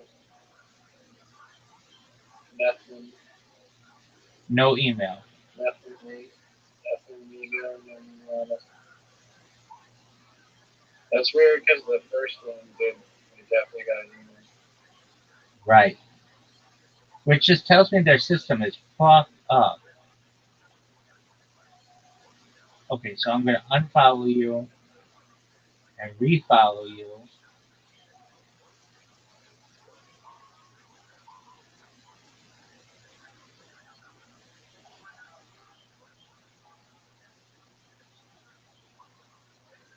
Nothing?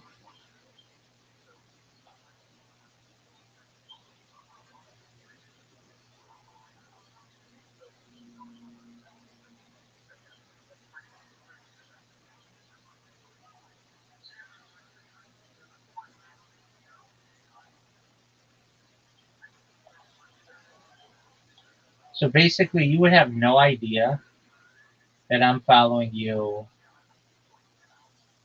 with. Oh, wait, does it? Let's see if I go to my channel. Yeah, you've got 3 followers. It does have. It shows me 3 followers, but I literally can't even click and see who they are. Right. So the way that you do that is such a pain in the ass. Okay, go to the upper right corner, go to Creator Dashboard.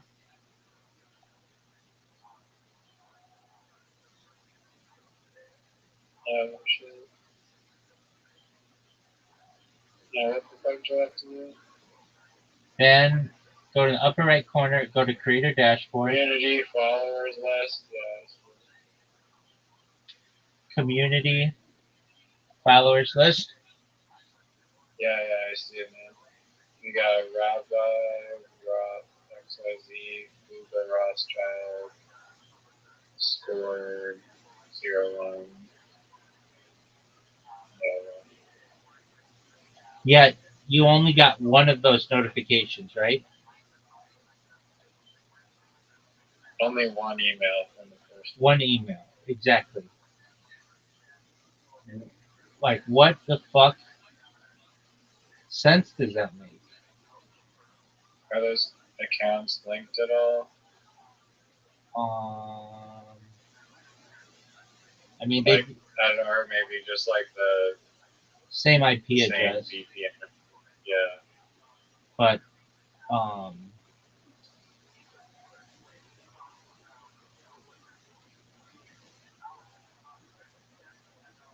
I don't think that should have anything to do with it. I mean, I get that it could, but I only followed you.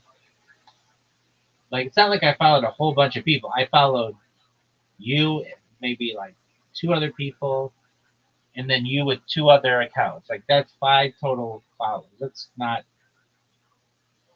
anything that should be throwing them off, or they should think that is like suspicious.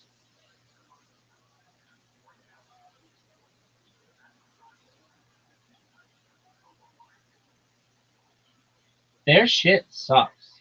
For being like the preeminent live streaming gaming thing, it is awful. It is so bad. They are so motivated of just selling ads that they don't care about the user experience. And I think it's a Steve Jobs quote, like step 1, don't forget the user.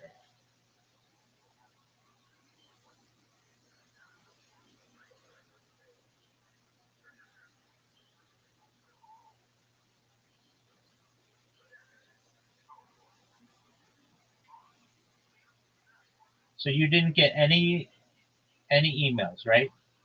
Aside from the one. That's correct.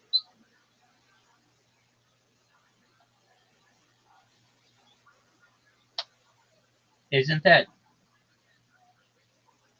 like curious? Do we even talk about the Charlie Kirk assassination? Yeah, that's why I talked about the Trump thing. Okay. Yeah, right. What did you think of the Charlie Kirk assassination? I think it's very sad, obviously, and um, I think it's suspicious that they haven't found anybody yet. I just don't know why. Like, I just don't understand the reason behind it. Like, he's not like even an A-list celebrity. I don't think. Not even close. Did you know who he was before today? I did. Like, he's popular on like YouTube, but let's see how many followers he has. Maybe on Twitter he has a lot of followers. Yeah, Twitter was his. It's gonna be tainted now though because everyone's gonna be following. Twitter was his thing. Um,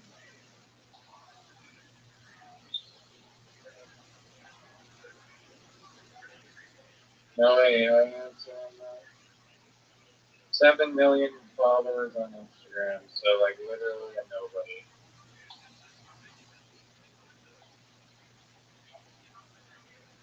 That's not I a. don't know. That's not a nobody. No, it's like famous, but it's not like insane levels of famous. There are people with like way more. Sure, Jojo Siwa. Yeah, do you think JoJo? I think she might help him out. Yeah, JoJo has 11, so that's almost twice as many followers. Do you think? Actually, not right. Do you think that? He has almost 9. Probably heard the situation that happened in North Carolina. Say the name Irina Zaruska. Irina Zaruska was just riding public transit, by which she was a refugee from Ukraine, of all places. And she came to Charlotte, North Carolina. And a terrible person, well, you saw what happened. I can't describe it here on TikTok without some sort of community guideline being violated. But if you haven't seen the video, you absolutely should. This individual should not have been on the streets. 14 prior arrests. And it really makes you wonder, why are we putting up with this? Why are we allowing so many people that have committed these crimes to keep on being released? The magistrate judge continued to release this individual, and this is a horrific thing. You know, it's really interesting. The media was totally covering George Floyd, tens of thousands of articles, reconfigured and changed the entire American body politic. It's very important. We must then articulate, what does it mean to be a nation? Damn, yeah, actually, that sucks that guy got killed. I agree. Just a moment. Yo, dog. I have a Twitch account, and somebody followed me, and I did not get a notification in my Twitch email. My Twitch app. Yo, look who it is. What up, Conda? Hey, what's up? Living the dream. Every day's a holiday, every meal's a feast. What's good in your neck of the woods? Well, everything's alright. Nothing really good. Just a bit happening, really. I'm supposed to be checking your messages right now, but I was just trying to, just check back up on you before I go read those messages. Absolutely. How about we just review them, because then we can talk about them. Is that okay? Yeah, sure, why not? Excellent. So they're basically like, this is just me talking. There are 3 types of artificial intelligence. There's artificial narrow intelligence, that's ANI. That's what we've had previously. That's like those chatbots that don't work really well. There's artificial general intelligence, which is where we're moving toward, and artificial superintelligence. So artificial general intelligence reverts to an AI system that can perform any intellectual task a human can do. It's general purpose intelligence, meaning it can learn, reason, and adapt across many different domains like language, math, art, science, social reasoning. The key is flexibility. It's not just specialized in one thing like today's AI, which is called ANI, artificial narrow intelligence. Then there's artificial superintelligence. It refers to AI that doesn't just match human intelligence, it surpasses it in every way. It would be better than humans at science, creativity, strategy, emotional understanding, and problem solving. sometimes described as an intelligence explosion, where once AI surpasses us, it could rapidly improve itself beyond human comprehension. And then I listed things that are examples of artificial superintelligence, recursive self-improvement systems, AI that can redesign and upgrade its own algorithms. And that's really key because that's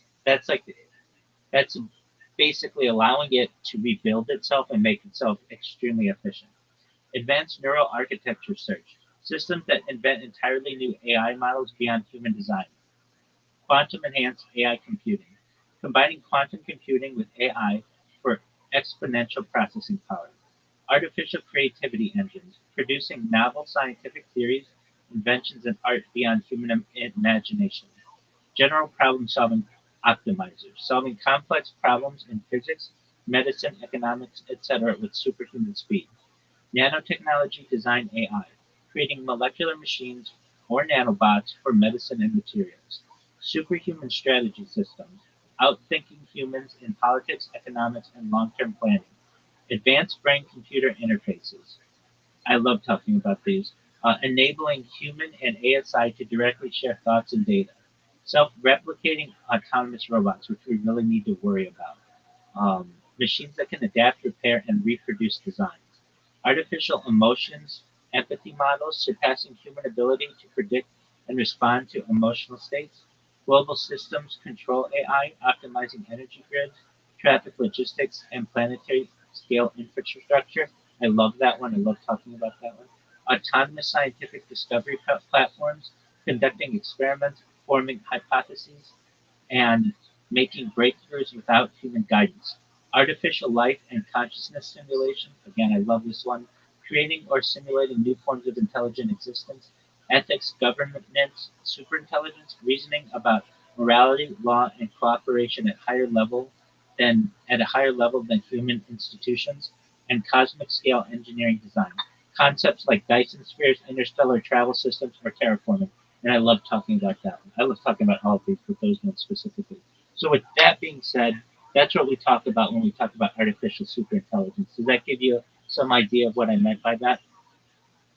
Yeah, I totally believe it's great. Actually, really clear idea. I did want to ask you. You said there's types of AI that can replicate human emotion and empathy. Yes. Okay. Which is something I really find hard to believe. Really, it's I don't know. Like, I'm not sure how accurately a robot can replicate human emotions and human basic understanding of empathy. Can you give me a little bit of insight on that? Absolutely. Well, let's first talk about cybernetics. So basically, that's the merging of technology and biology. And so there's a way that it Okay. there's a way that it could be done where we scan your brain into a computer, knowing where every atom is in your central nervous system and your peripheral nervous system, essentially creating a an exact copy of what we would consider your being. So not the actual shell of you, not your muscles, not your skeletal structure, but actually what takes place inside of you. And when we have the knowledge of where all of those atoms are located, we could replicate this into a clone of yourself or a robot or a cybernetic being, whatever we want it to be. Now, the idea is, well, is that really you? Is a question that arises philosophically and has for millennia. Uh, Philosophers have been asking this question, and it really, what arises is something known as the ship of Theseus paradox. So what does this mean? So, Kanda, if I were standing with you on a dock and there's a ship that came into the dock and we took that ship apart piece by piece and rebuilt it right next to the original ship until the second ship had used all of the pieces from the first ship, have we created a new ship or is it just the other ship, the first ship, moved? Which is it? Well, it really depends. You're saying that we took apart the first ship to Yes. make you can't kind of replicate the first ship into another ship.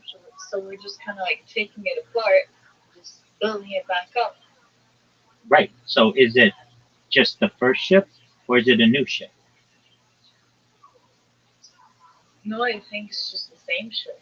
It's a paradox. So some people might consider it to be the first ship, just in a different location. Other people might say that's a completely different ship. It's a paradox. It could be either. It's kind of one of those things both at the same time. So in the same way, we can do that with a human. So essentially, if we take your brain, your central nervous system, and your peripheral nervous system, and we clone that, is it you, or is it a different version of you? So let's use this in human terms.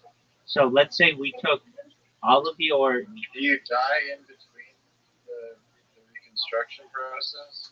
Yeah, actually, as we understand this scientifically, like if you were going to teleport from one place to another, we by definition have to essentially kill you.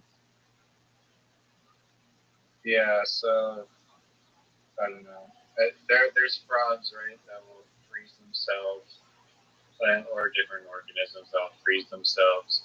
Yeah, and like basically enter into like this death-like state until it's like the conditions are favorable enough for them to, like spring back into life Yeah. or whatever. It's like, is that in between state where they're frozen?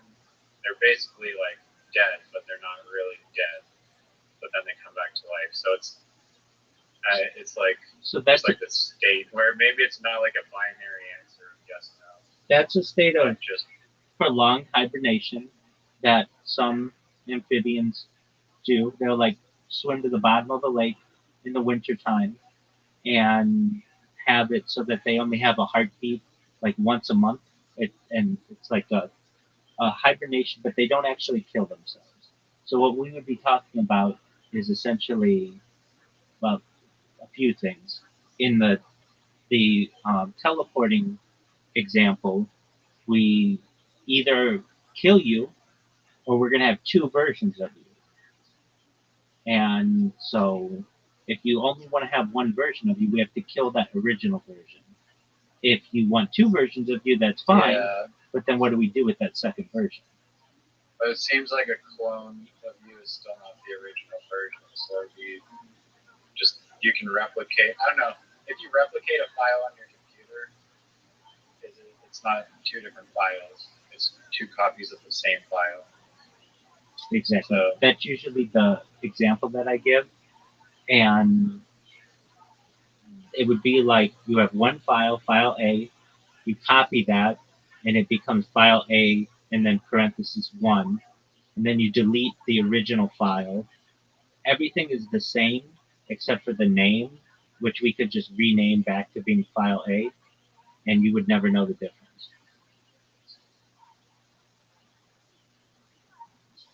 So it's paradoxical, basically. It's however you want to define it. But to Conda's point, let's talk about the emotional part. But I want to make sure she's here. I know she may be doing something. Conda, are you there?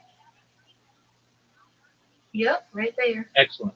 Okay, so scientists are currently in the initial phases of memory transfer in mice, so small mammals.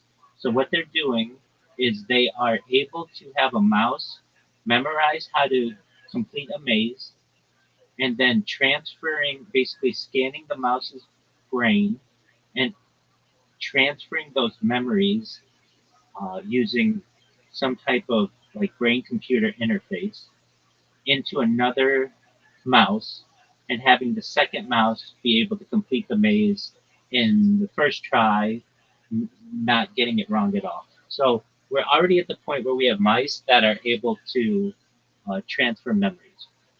So the idea is that if memories can be transferred, and that means emotion should be able to be transferred, and psychological states could be transferred, and people's personalities could be transferred.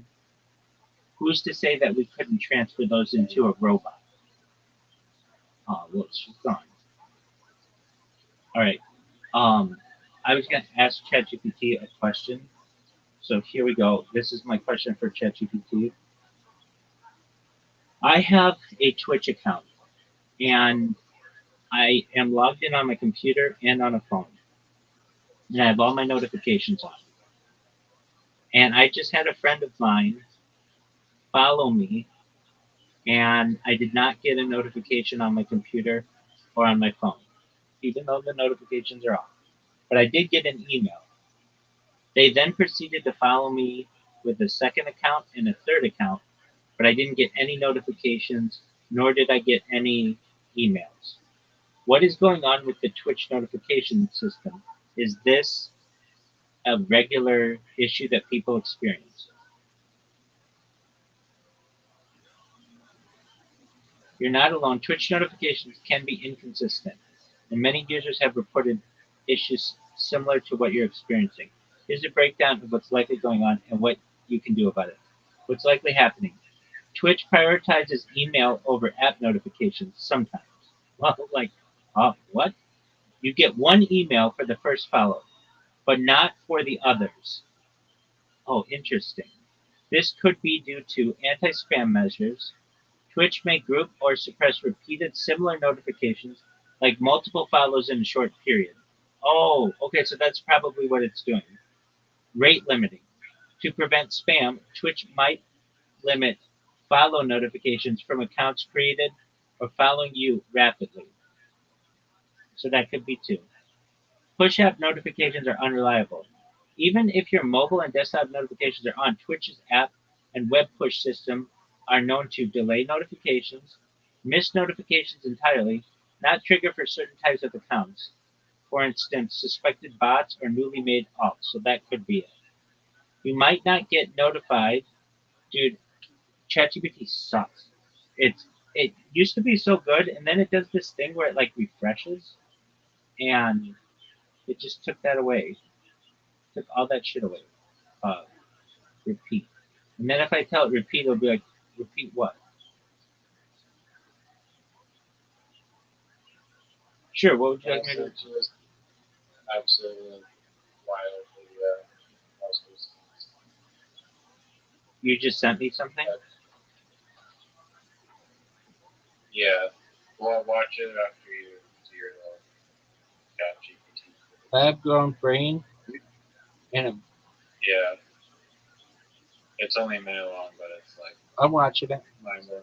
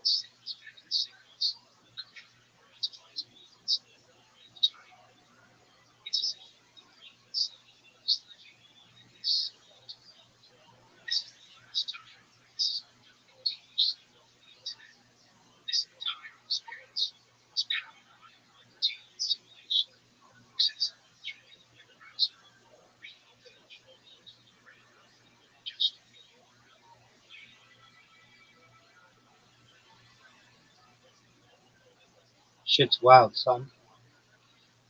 I'm gonna follow you with another account, my main account. Uh, is it Sticky on Fire? Sticky is on fire. Yeah.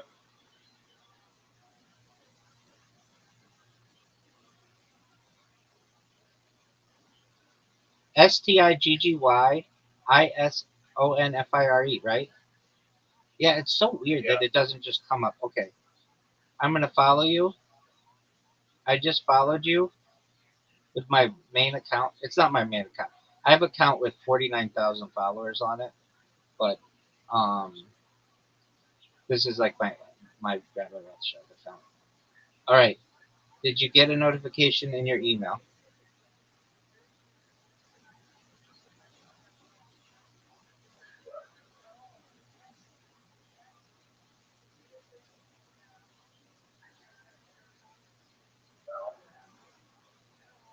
You didn't get any notification, right? Okay. Um. Follower list did go up, but no, no. All right. So I think it probably. Well, let's look this up again. Yo, dog. You just wrote this, and then ChatGPT took it away. ChatGPT 5 is really unimpressive with how it works in a mobile browser, so keep it when you type it this time, please. All right, so my friend has a Twitch account, and when I followed him, it did not send a notification on his desktop or app, but it did send one in an email, even though all his notifications are on. And then I followed him with a second, a third, and a fourth account, and he got no notifications.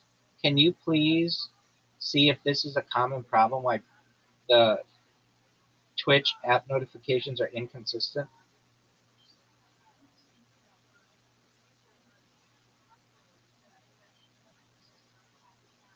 Yo, I got you, and yeah, what you're describing with Twitch is actually a known issue that's been frustrating people for a while. Good situation. Your friend has all notifications turned on, got email notifications when you followed him. No, just one. Got no app or desktop notifications. Still didn't get any when you followed the second, third, fourth. What's going on? So Twitch throttles or limits notifications. Twitch often doesn't send notifications for every single follow, especially if multiple follows happen in a short time, which I don't know why it wouldn't. Like it should. That's why you have the notifications.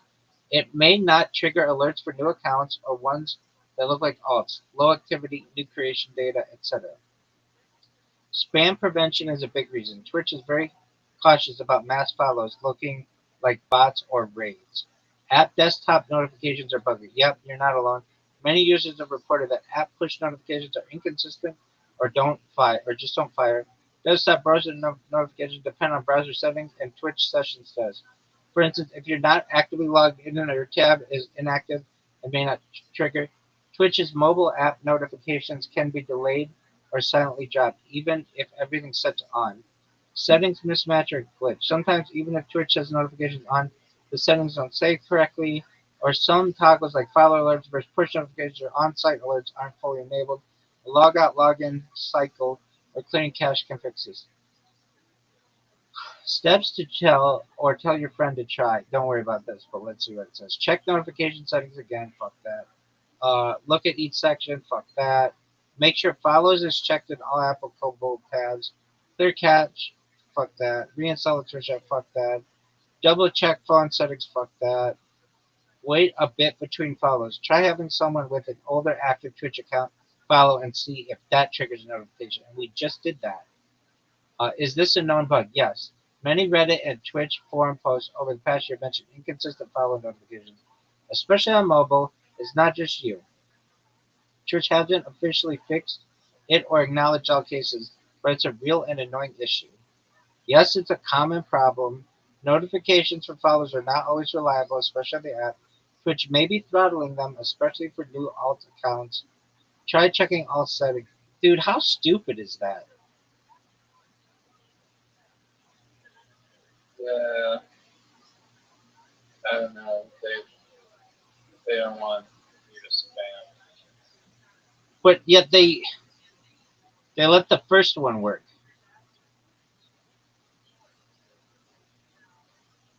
That may be because it was my first follower ever. That could be.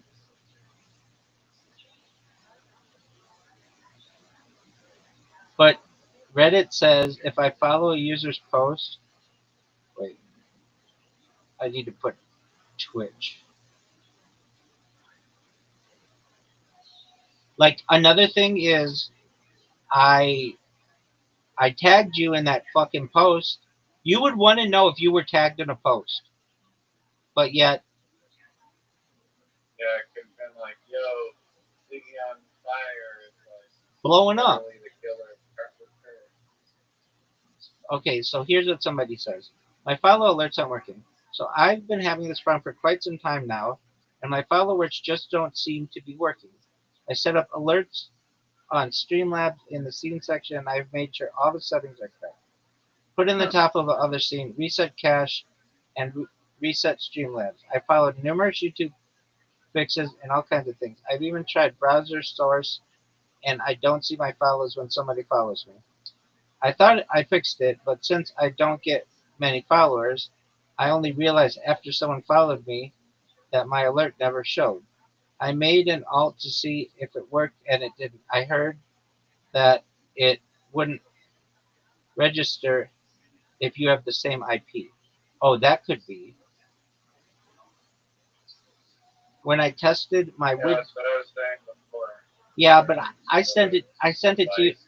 I know, but I just sent it to you on with different IPs, and it still didn't come in. When I tested my widget, it worked. Tested it while live, and it showed on my Twitch channel how it's supposed to. What do I do? Do I uninstall and redo everything? Anyone have a fix for me? Sometimes the Streamlabs links stop working. I ran the same issue. It's not Streamlabs though. It's fucking. This actually happened to me last week, and I wasn't able to find a solution. It came down to the Streamlabs. It's not Streamlabs though. It's fucking Twitch. Dog. It's Twitch, not Streamlabs. Why aren't viewers receiving notifications when I go live? No, that's different. They're good at that one. I get those all the time. Why aren't my view? Okay. Why don't desktop notifications work? I have them enabled for every channel I follow. Sounds like a permission issue. Sounds like you should shut the fuck up. Um, does unfollowing and then following again make the notification stream appear? Following them when they're offline, they'll still see it in their activity feed, but no notifications will show on the next stream. Unfollowing and refollowing won't do anything. The notification only displays the first time you follow a channel to stop people from spamming, I assume. Thank you. I guess I have to sub during the stream then. Subbing is slightly different, and you can choose to share your sub, resub, and chat whenever. Okay. Not getting notifications. Followed channels are. Let's see. How do I get actual notifications when followed streamers? No, that's when it goes live. Not getting notifications from channels I follow. Notification on the website not loading. Um. So I had this. Okay. I'm having the same problem. I'm having the same issue. Same here. Same here. Hopefully, I get this fixed soon. 2 years ago. Update your browser to the latest version and use Chrome Firefox. No, we've done that. I checked the dev console and I was getting a failed integrity check error. I'm trying to load them. My Chrome was pretty out of. Okay. I'm using the latest Firefox and still seeing this issue. It was. Um, Same here. Why is it not working? I'm using Opera. Having the same issue with. I don't know. What do you think about Charlie Kirk? I was just reading about, yeah, I mean, some people saying he was like turning against Israel or Zion or something. Did you It, did you it see? seems like usually there has to be some motivation. I mean, he has some reach and influence and was a pretty, I guess, substantial part of the Republican Party. But I mean, like Ben Shapiro is getting assassinated, but I don't know. It's hard to say. Hey, that's what I said to Zoo. Um, okay, Riser. Did you see what Raja Jackson did? I don't know who that is. Is that like JoJo's Siwa's manager? Pretty close. Okay, so do you know who Rampage Jackson is? He's a UFC fighter. I haven't heard of him. Okay, so he's big on kick. His son, like you're gonna want to see this. You are. So like look it up in YouTube or actually probably X is the best place. Um, so his son was at a wrestling event in Sun Valley, which is in Los Angeles. It's like in the valley. And one of the wrestlers who was there was drunk and broke or like hit like an empty beer can on Raja Jackson's face. Raja Jackson is Rampage Jackson's son, and Raj is like 25 years old. So Raja didn't like that because he was on live stream at the time on Kick, and it was like embarrassing to him. And so one of the other wrestlers said, "Look, you Raja can get this guy who hit you in the head. The guy who hit you in the head, his name is Psycho Stu, or Psycho Stu, and you can get him when he's in the ring." So Raja waits for the guy to get in the ring, and then Raja goes in and body slams Psycho Stu in the ring, knocks him out cold, and then punches him 22 times in the head and knocks out his teeth, and then gets away. And the police still haven't arrested him. It's been like almost 3 weeks. Is he hiding? No, he's just got a dad who's got money and basically paid off the LAPD to not do anything about it. Damn, he must have paid off the right person. You've got that right. Because anybody else would have been in jail, like straight up that night. Yeah, that's crazy that he was able to get away with. Did you see? Did you see the video? Is he still gonna get sued though? They Yeah. can't stop a lawsuit. Yeah. Right. Did you see the video? Based on that description, I really don't want to see that. It's too gory. There's no blood. Is it the guy getting the beer slammed or the guy knocking his teeth out 22 months? The guy getting his teeth knocked out, but there's no blood. Just go to it. You're gonna want to see it. No, I don't want to watch violent shit before I go to sleep. Okay, well, next time I see you, I want you to watch it. Okay. I mean, I can visualize it pretty well in my mind. No, not like this. Did you see the Charlie Kirk video?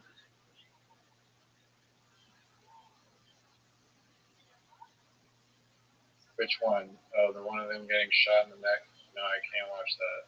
Dog, that one is fucking gory as fuck. Oh, yeah, you didn't see it.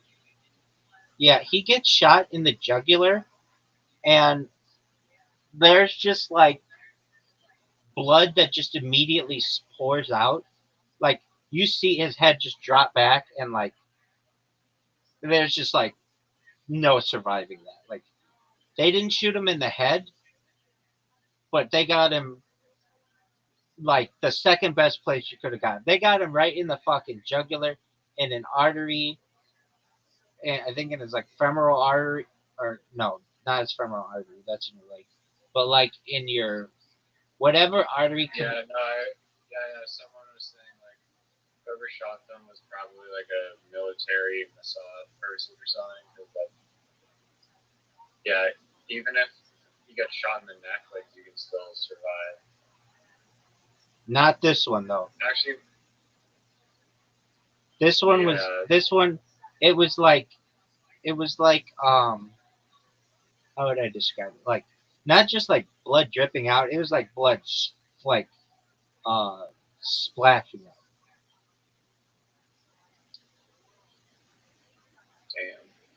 Yeah, it's really sad. Like a fountain? Like a fountain. That's a good way to put it. Yeah. I mean, like, it would be like, you know when, like, Donald Trump got shot? There was just, like, I know it wasn't, like, the same, but, like, there was, like, blood that was dripping off of his face. This was, like, squirting out. And it was just, like, when it happened, I was just, like, sitting here and, or, no, yeah, I was sitting here and I was looking at my, oh, no, what was, I don't know, I saw on Reddit or somewhere, maybe I don't think I heard it on the radio, but I found out that he got shot, but he wasn't dead yet. And so I went to his Wikipedia and I was like reading about him, and then I would Was open. it today or yesterday? Well, it was like 9:10. It was like maybe 16 hours ago or something. Okay. And I put my phone down and saw out of the corner of my eye that Donald Trump had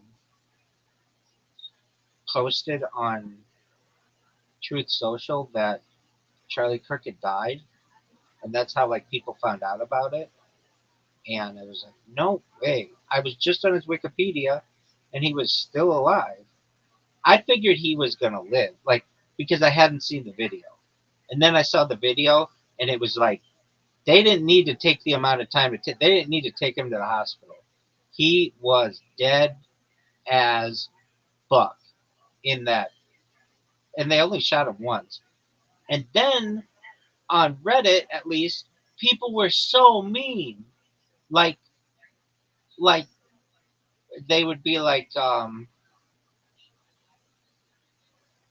"Did you know that Charlie Kirk was shot and killed in the neck?"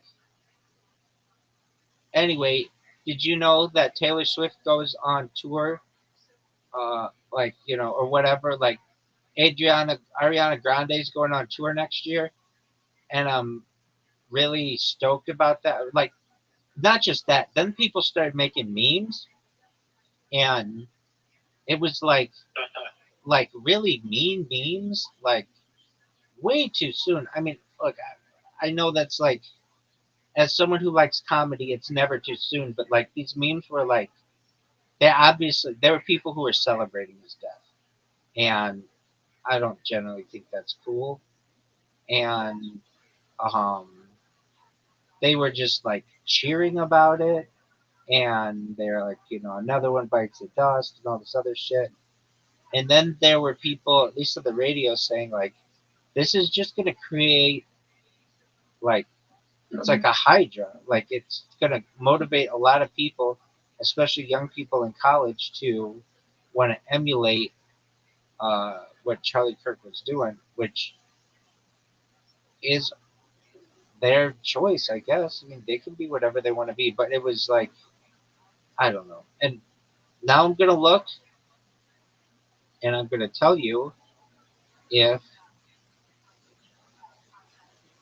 they found the shooter.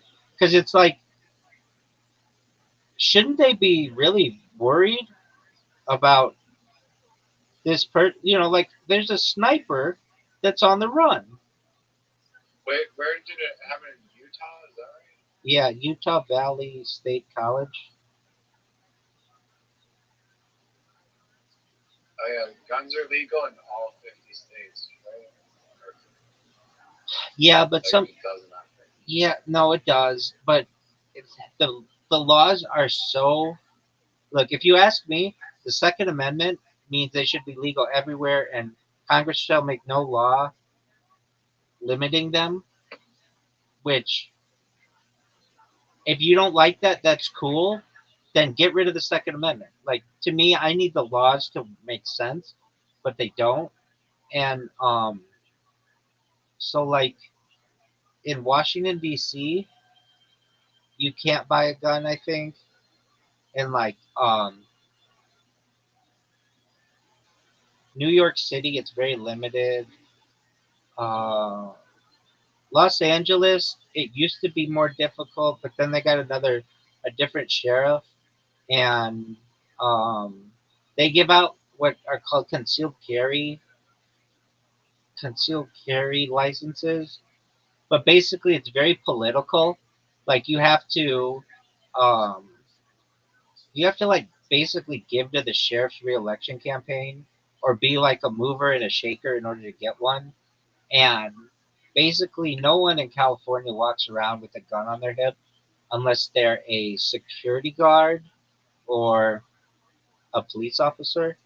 Even though you can, uh, I think maybe you can, um, but like in Arizona, you can. Arizona used to be like the Wild Wild West, you could just everybody walked around with a gun on their fucking uh like not everybody, but like a lot of people, and those days are gone. Isn't Texas like that still? Yeah, but those days are kind of gone because there's almost like you don't want people to know that you have a gun because they can come up from behind you and take it and kill you or make it a struggle or something. So that's why they do concealed carry where you can hide it on your person. But it's more uh, of a headache than not. Like that's why a lot of people are going to these pepper spray guns, very similar to bear scare, and where you don't need to do a background check, and you can carry them in all 50 states, and they basically shoot pepper balls at people. A lot more people are going with that, and then also if Are they long distance? Like, do they explode like a salmon cannon after like 40 feet? they shoot like I think like 100 yards. They shoot like a long way, and Oh shit! So it's like good bear scare. Like, it would work as a bear scare. yeah, very well. And It was short range though. super even better at short range. Like, what are these called? I want to look it up on YouTube. Um, Pepper ball gun. yeah, you could look that up. I'll give you the exact name. Saber makes one. SABRE or something like that. Look up like Saber pepper ball gun.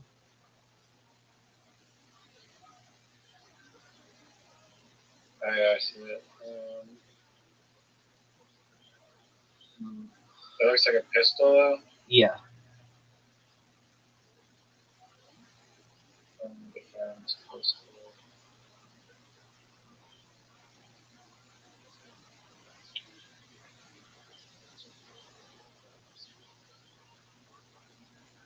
Oh, so you actually have to hit the target for it to explode. Okay, so here's what they're saying on X. More rooftop snipers.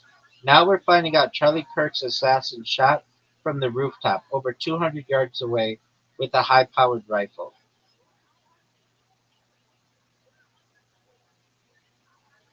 Did he escape on a zip line by chance? And a motorcycle.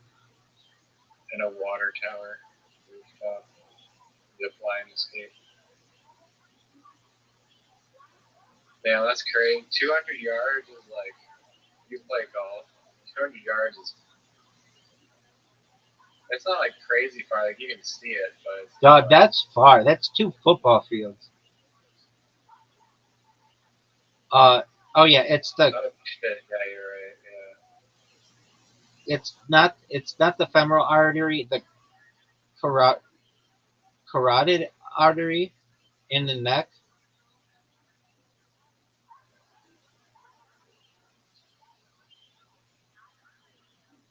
Yeah, that's crazy from 200 yards how you can be that precise. Yeah, but when they get these I guess scopes, they're that good. it's like looking through, like it's like hitting a basketball from like 10 feet away. Because the scope is like really accurate. Yeah, but you still have to know like to control your breath and the wind.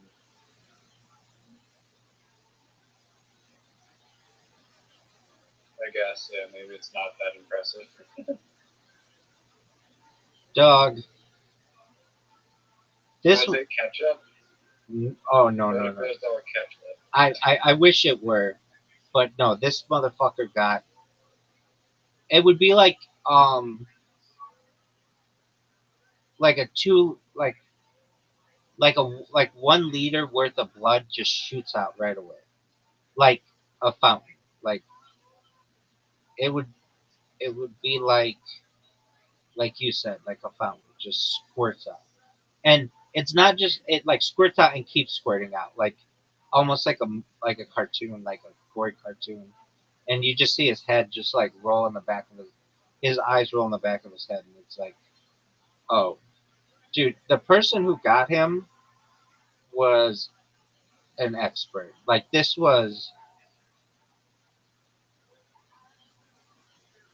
Well, it was military dude.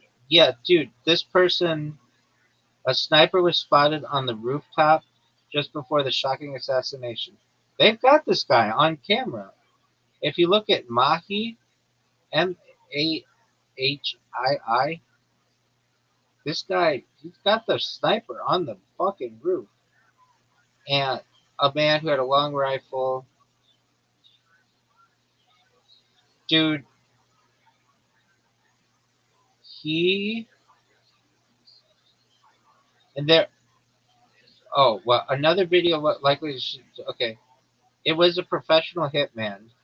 It changed the entire calculation about who was behind this. Um,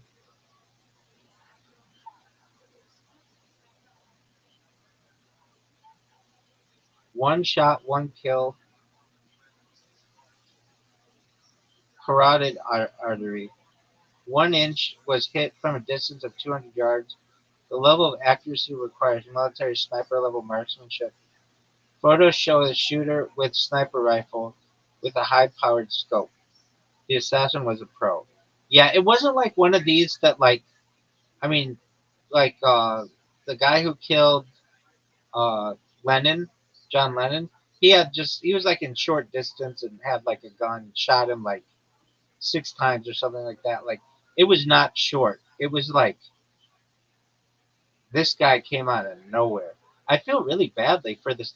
There's like an old man who they tackled, and like they said it was this guy, but this guy didn't have anything to do with it.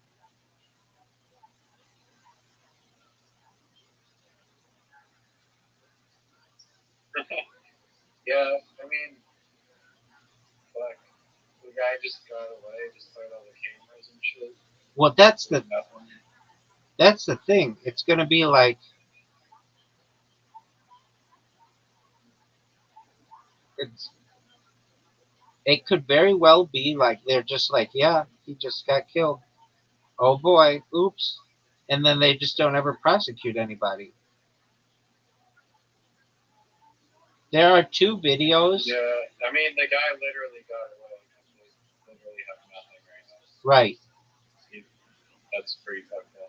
There are 2 videos that I've seen. One is from very far away, and the other's from up close. And the one that's up close is very gory. The one that's far away, you can't really tell. They um they took this old man into custody, but he didn't have anything to do with it. I feel really badly for him, and it's really sad that this guy was a dad and had a nice, like a really beautiful family, and um Zook came in here today, and he was like, you know, I know you always talk about world peace and everything, and I think that's the only way that we can have it. Like, I'm with you on that one now, and I like basically I wasn't always, but that's the only way to do it is like in a peaceful manner. If not, you're just gonna get this for the end of time. It's just you, one sniper versus you, and one sniper versus me, or drone attacks or whatever. It's just peace is the only way.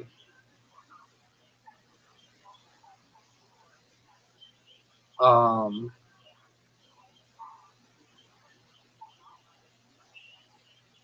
Dog, they've got this sniper on video, like not shooting, but like His face? Do they have his face? no, he's all in black tactical shit. So nobody noticed the dude in black tactical shit Yeah, no, they did. walking in? They did. Somebody did, and they got it on video. A couple people did, but it's just like This it's just like guy's literally wearing a fucking balaclava yeah, and has a rifle on the back. exactly. There are a couple. And they just nobody. Because as soon as the shot was fired, I'm sure it's just like chaos and people just freaking the fuck out, running for their lives. That's correct. And like I think that like it doesn't matter. I mean, unless you're like literally like a fucking ex-military guy. If you're just a regular civilian, the second you hear a loud ass shot, I mean, maybe out of silencer, doesn't matter. The shot happens, like you're just in panic, get the fuck out of here. You're not like, oh, let me see, let me go and find where all the danger is. But Right. yeah, it's, And Zoot was like, they found the guy. And I'm like, no, that wasn't the right guy. And that sounds exactly like Zoot. and I'm like, no, they let that guy go. And Zoot's like, no. I just won. Wait, that's exactly how he was. He goes, no, you watch. They've got the guy detained, and they're just waiting to announce it on television tomorrow. I was like, okay, like if you say so, dog.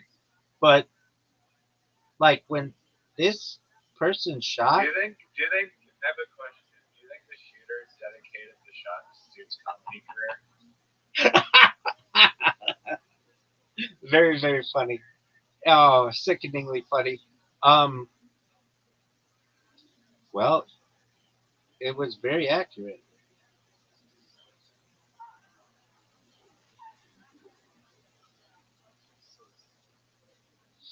Um, I know that they said you were like people said Mossad or like Zionism, but Charlie Kirk was like a major Zionist, so I don't know why. According to these 4chan posts, he may have been like getting away, like said something not aligned with that. Yeah, I mean, but people say More that recently. people say that all the time, and they don't snipe them. Yeah, I mean, the other thing, this could have just been a distraction for some other even worse thing that we don't know, though, is this distraction. So, Which, if I had to guess, is probably what happened. Because, I don't know, 9/11 is also today. right, which is I don't know. interesting, Maybe it's just like coincidental. crazy coincidence. I don't know. So, Ben Shapiro was going to be on next, and he's a much bigger target than Charlie Kirk is, in my opinion. And I don't know Ben Shapiro Why? directly. I mean, I think Ben is smarter, but I don't think he's as he doesn't say as much offensive stuff. I feel I don't know. like this guy, like on his last story, he was just talking about. I mean, there's some other murder where some like woman got stabbed like a bunch of times by. You Right. may have heard me listening to it. But Yeah, I did. it seemed like yeah. Out of the two of them, Charlie Kirk was more into like just speaking on whatever topics. Epstein also. I guess Shapiro does that too. But I don't know. Yeah, They both have like a big follower, and they're both like whatever Republicans.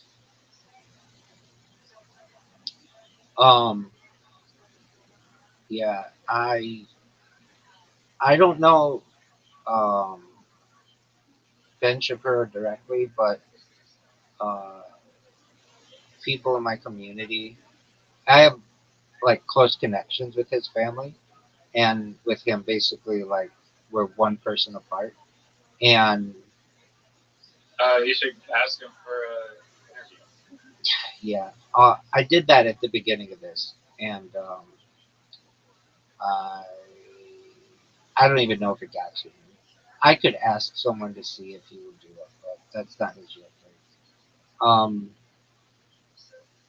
I a rabbi in one of my communities is really good friends with his family. Oh yeah, he's definitely Jewish. So you guys are linked to that. Yeah. Is he in California too, probably?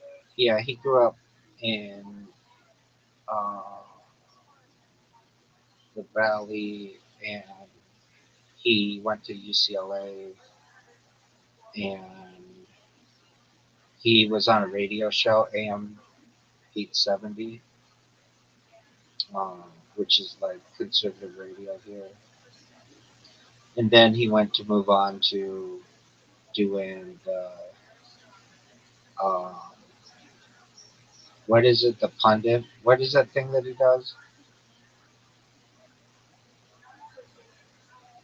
The Shapiro, I don't know. yeah, he The does. YouTube channel. Um, I so what I'm saying though is that to me he's a much bigger target than Charlie Kirk was. So if you wanted to like make waves for the Republican Party, Ben Shapiro is a bigger target. But um, I I don't know. There's this was a fucking No, sniper. Ben Shapiro has 4.4 million followers on Instagram. Charlie Kirk has 8 million. Yeah, I don't judge it by that though. I judge it by like who's on television most. I mean, we don't really have those numbers, but I mean maybe Charlie Kirk was bigger. I don't know. I'm like much closer in vicinity and just like in the same circles as Ben Shapiro. So to me, he's bigger, but maybe Charlie Kirk is bigger. I don't know. Has Joe Rogan ever interviewed Charlie Kirk? I don't mean that to be funny. Is that he's interviewed Ben Shapiro a bunch. If he has, I'm gonna watch it right now. But I've seen like Joe Rogan. I've seen like I don't know, but I mean, possibly. no. Um, Did Joe Rogan post about this shit? What does Joe Rogan have to say on this tragedy? dog, do you know the thing about Ja Rule? Do you know who Ja Rule is? I've heard of them, but I don't know what they are. Oh, dude, it's this fucking Dave Chappelle skit that's so funny, and it was so true. On 9/11, you know, like the whole country was just in shock, and no one knew what to do or whatever. And MTV News, which was like a news outlet back then, would go to like rappers and ask ask them what their thoughts were, and and so Dave Chappelle has this hilarious skit like like who cares about what the president has to say? What does Ja Rule have to say on this issue? And so ever since then, whenever there's been a like a and Ja Rule's a rapper, whenever there's been a like a tragedy or any big newsworthy event, people will tweet like, "What does Ja Rule have to think about this?" Oh yeah, I've heard of this meme. Okay, so I'm looking for Joe Rogan. It's from his comedy. Yeah, Was that where it? yeah. Put in Chappelle, Ja Rule, and it's so funny. Yeah.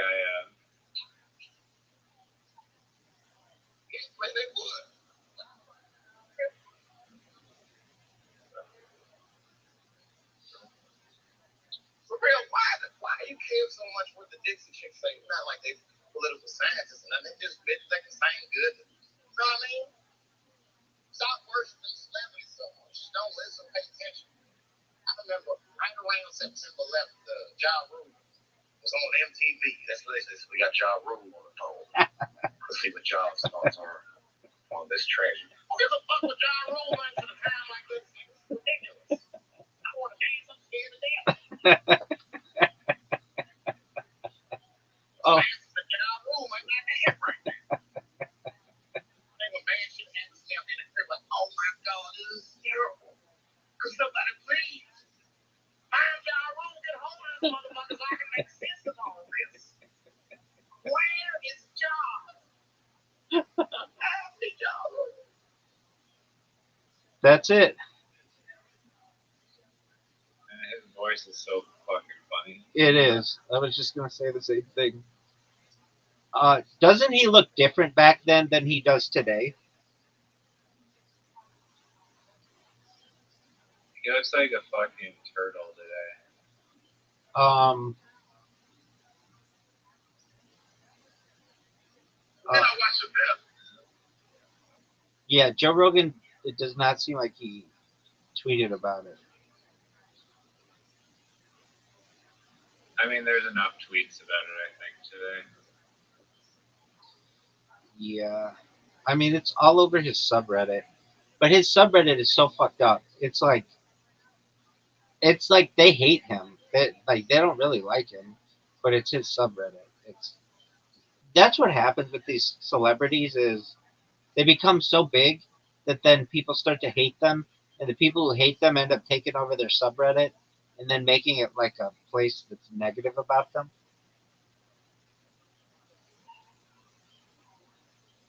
Another thing that happens is like if like the people who Not in the Nathan for You subreddit. They fucking love that. yeah, but he's not that big.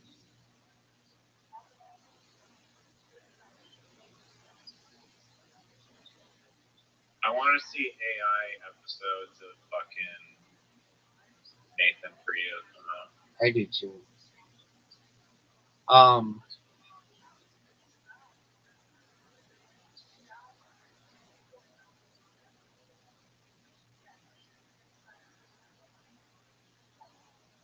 I don't know. Those people in the front row must be fucking traumatized by this shit. Like, just running out and you're just covered in fucking Charlie Kirk's blood. I mean, you can probably. I don't know. there's a fight at the Idaho Capitol after a man drove through a vigil on a scooter yelling "fuck Charlie Kirk." So much for the tolerance.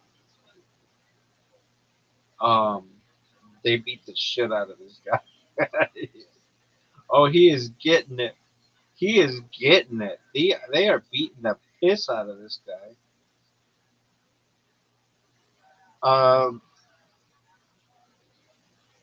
this isn't something that anybody really talks about, like Reddit, but so if you ever go to a subreddit, you can see how many people are online in that subreddit right now.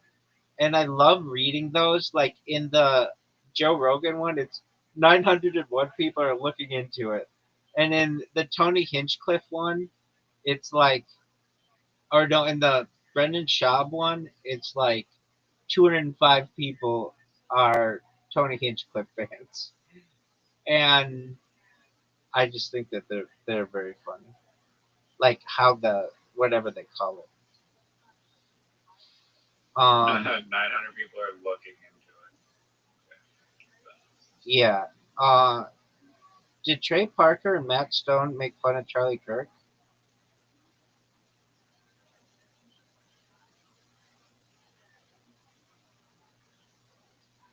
I I don't believe it or not, of any show that I should absolutely fucking love, like I should absolutely be so in love with this show, would be South Park, and I've never gotten into it because the voices bother me. I don't like the voice. I don't like the I can't stand it. It's like it's annoying to me. Yeah, I like Futurama. I like The Simpsons. I like Family Guy. I have I've seen clips of South Park and they're funny, but I literally for whatever reason I can't watch the show. Even though Kenny Hodds apparently did some writing for it and it's very popular. Who's Kenny Hodds? Yeah, the voice. The voices are just Which character is the most annoying boy? I find the dad in South Park to be so goddamn funny. The dad just fucking kills me. Who's Kenny Hodds? Oh, have you seen? I think I've mentioned this to you before, but there's a famous Canadian show called Kenny versus Benny, and Kenny Hodds is a Jewish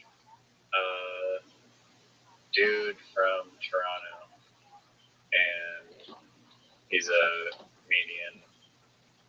He's very funny. Very well. I used to.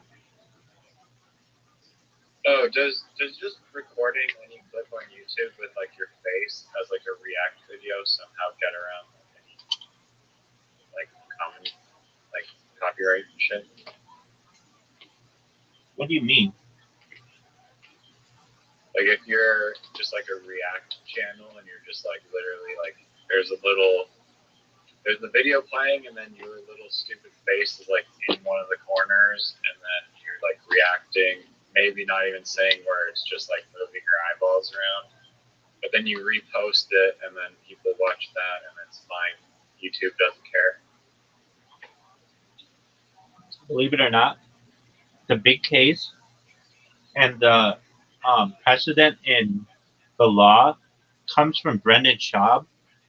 Brendan Schaub spent between $500,000 and $1 million against this really little YouTuber, and the little YouTuber didn't have the money to fight the case, and so he was just gonna lose. He just wasn't like he was just gonna lose and lose his account.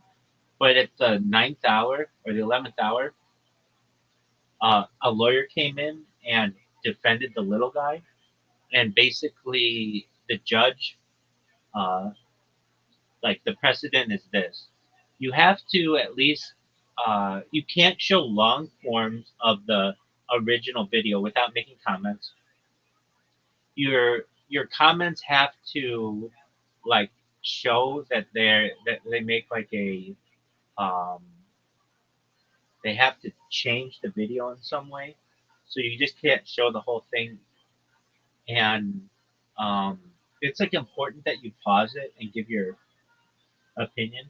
So in answer to your question, can you just show yourself in the corner blinking?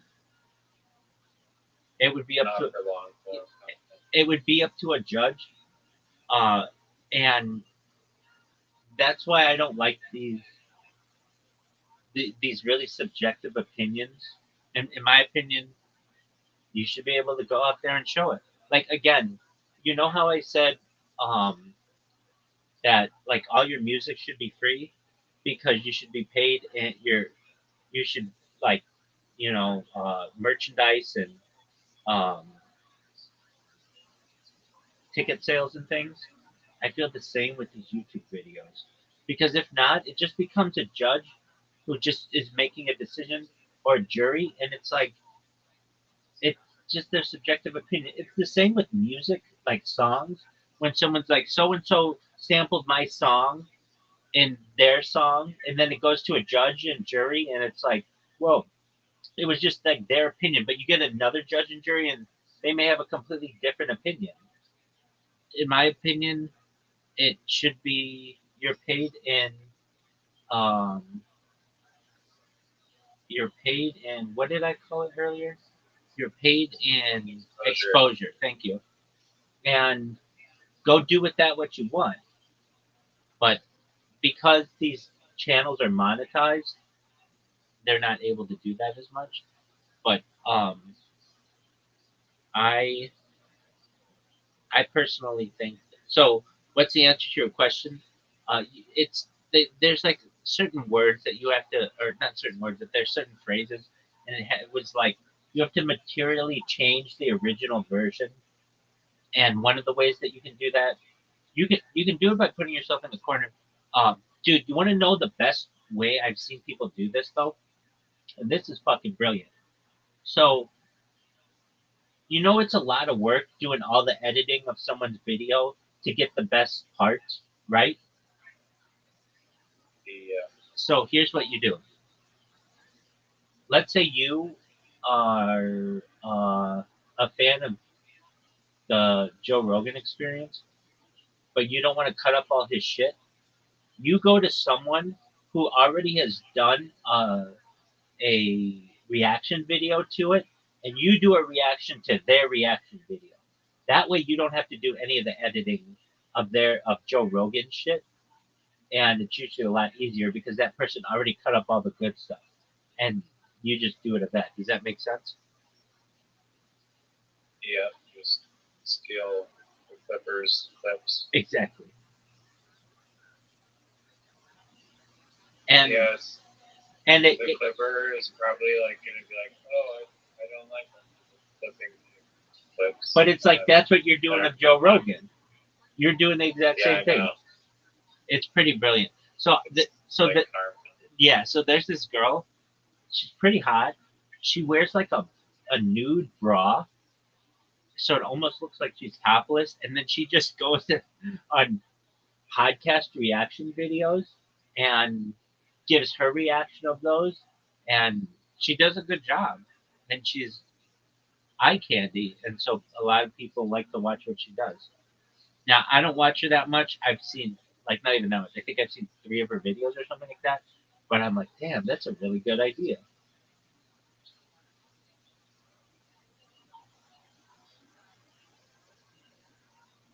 Yeah, I don't know how I feel about Clippers. I mean, I guess there's nothing wrong with making a reaction. And oftentimes, actually, I'm very pro Clippers, I guess, because Clippers just means reaction. But I guess Clippers is just like literally stealing a piece of content, which is kind of lame. But if you're doing a reaction channel and clipping it, then it's somewhat original.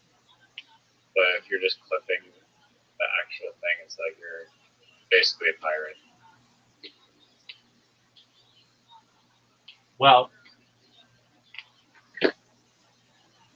doesn't it help the original person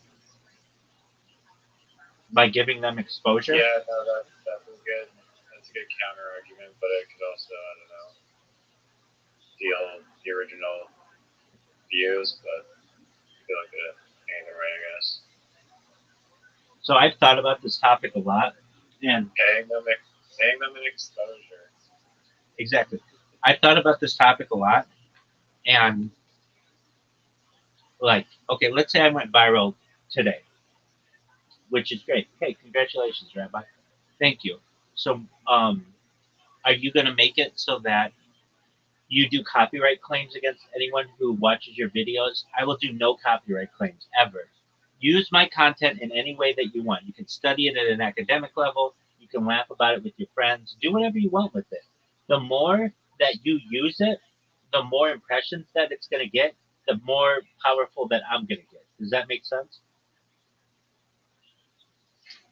Yeah, And that's I how agree. and that's how people should treat it. Yeah, but on like the surface, it's kind of like an illusion where it's like, hey, you're literally stealing my work.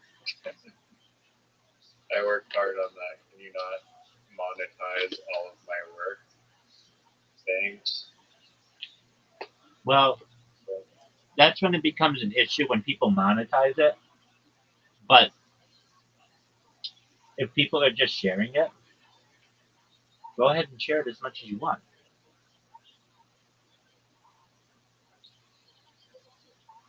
Like, that just means I'm going to get more impressions, more exposure, more popular. It's like, okay, here's a perfect example. Do you ever see like on like every website, um, where people have like memes like from famous movies, like just people's reactions will be like 3 seconds of a movie. Yeah, Well, technically, I mean, I think in the United States the law says like 7 seconds or something is what you can use, but technically, like you're using someone's name, image, and likeness for those things. So couldn't they? Couldn't you like sue Reddit because I don't know. Name name one of those that you've seen. I like the meme. Yeah. Like, oh, what's the movie? Ryan Gosling movie from like Cyberpunk shit. Okay. So Ryan Gosling in Cyberpunk, he could sue you for that, or Cyberpunk could sue you for that. But guess what? It's in their best interest to let you do it because it's just going to make him a bigger actor and that movie more popular. Does that make sense? Meme marketing. Yeah, definitely.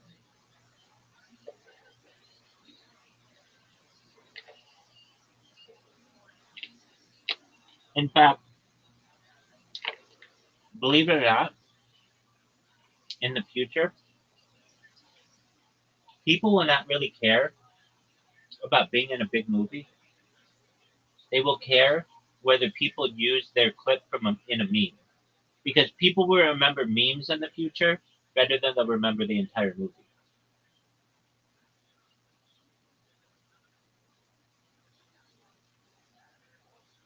Like Yeah.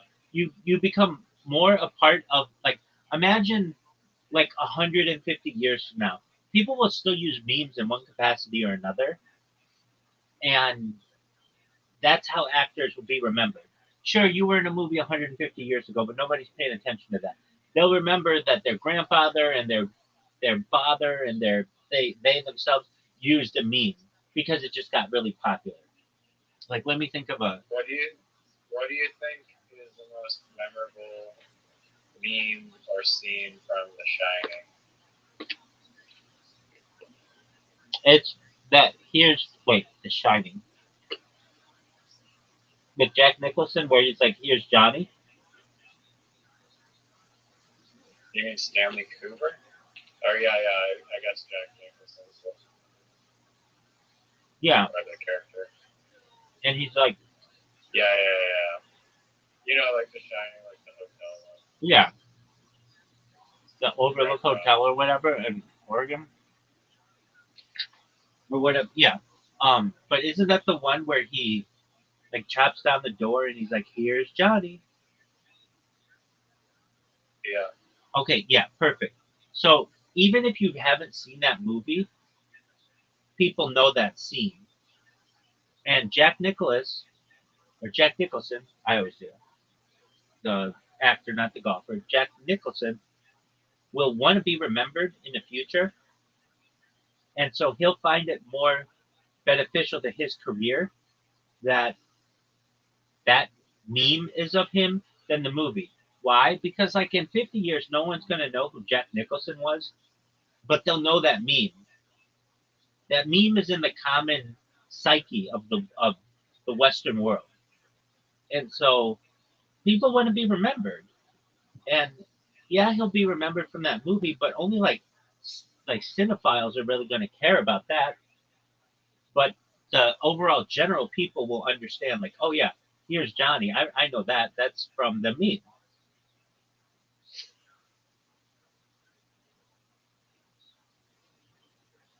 Yeah, I mean, they might still like the movie more overall than me. But Well, the meme will enhance it because it'll. as far as the hive mind collective consciousness, the memes are the most important piece of data. Exactly. That's what I'm saying. Don't underestimate the power of the meme. Meme magic is real. Do you know what memes stands for? A meme.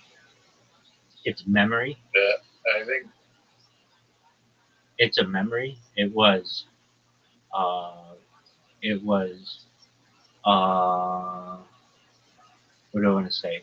First discussed by Richard Dawkins. a memory is spelled MEM. Yeah, but they just needed a. It's. It's. It comes. Alliteration. No, it's not alliteration. It's like a shortening. So it Or could. it is one of those rare like repetition. I forget there's like a literary term for like when you repeat like a sound or something. Is that what it is? It could just be mem was people didn't know how to spell it, so they just added an e to the end.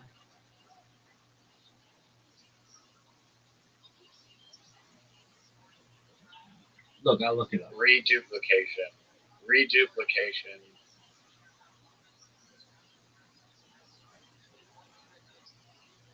All right, meme origin. Reduplication is a linguistic process where a word or part of a word is repeated to create a new word. Is that what they? Easy peasy. No. Easy peasy, choo choo, French But fry. that's not what it is though. The term meme was coined by British evolutionary biologist Richard Dawkins in 1976 book The Silver Sheen.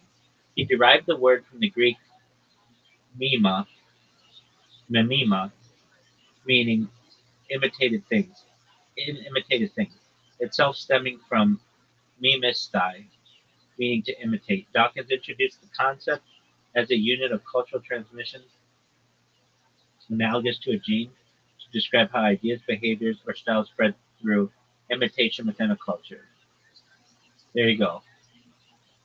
He used the term to explain the evolution of cultural phenomena, proposing that memes replicate, mutate, and respond to selective pressures, much like biological genes. So it comes from the Greek memema,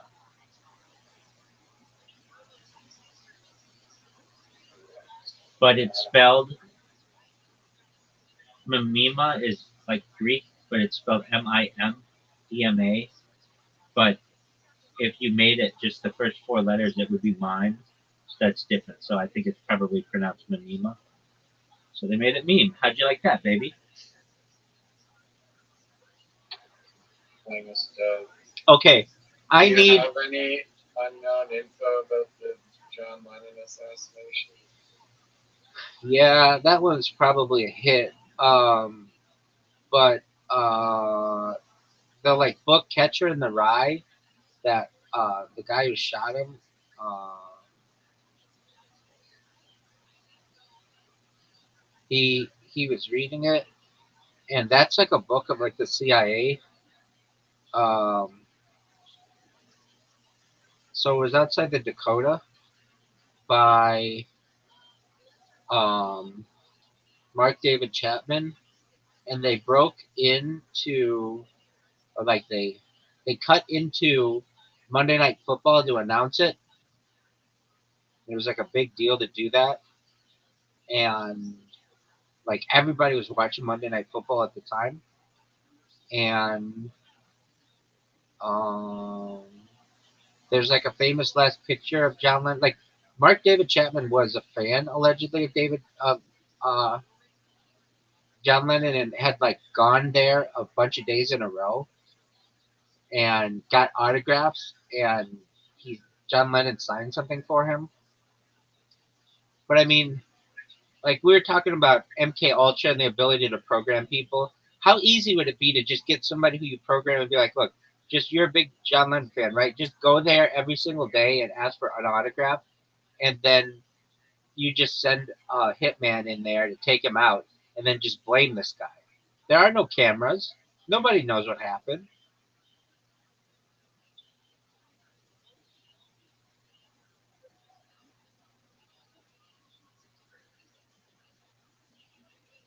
Or Word dog. So I, what I thought he was shot in like the street or anything. he was shot outside the Dakota in New York City. It was like on the sidewalk. Oh, Let me check that though. I've never seen anybody like build a 3D model of it, and I don't think they want you to. Was it on the sidewalk?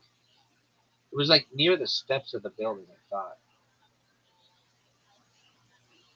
Yes, John Lennon was shot on the sidewalk outside the Dakota, his apartment building in New York City. The attack occurred on the archway entrance of West 72nd Street, where Lennon and John Yoko. I said stairwell, but I meant art, like the entrance. Um, where Lennon and Yoko Ono were walking from a car to enter the building. Mark David Shepard fired the shots at close range as Lennon passed by on a sidewalk. He collapsed. He collapsed just steps from the entrance. Um, well, I mean, Yoko was there, so she saw it. But I mean, they also can program these guys to do shit. That's what that whole thing was at Harvard and fucking McGill, and we read about it. I literally like last time you were here, we read about it, and they would like keep these guys awake and like force them to listen to shit and reprogram their brains.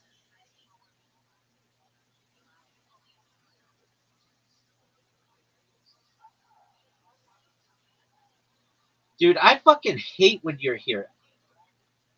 And here's why. Because I like talking to you so much that I'm up all night and it fucks up the rest of my day. Yeah, no, I'm so fucking zoned out with the song. I need to go to sleep. Why don't you? This is a serious question. Why don't you come earlier? I did come early. I came out like fucking. I came before fucking 12. I came out like 11. I know. Why don't you come at like 6? I was at pickleball, and How, then how was that? I woke up at like 4, and then I went to pickleball, and then I didn't get a game. You woke up at 4 p.m. Yeah. What kind of animal are you? Well, I was talking to you till like fucking 6 a.m. and stuff. Yeah, I know.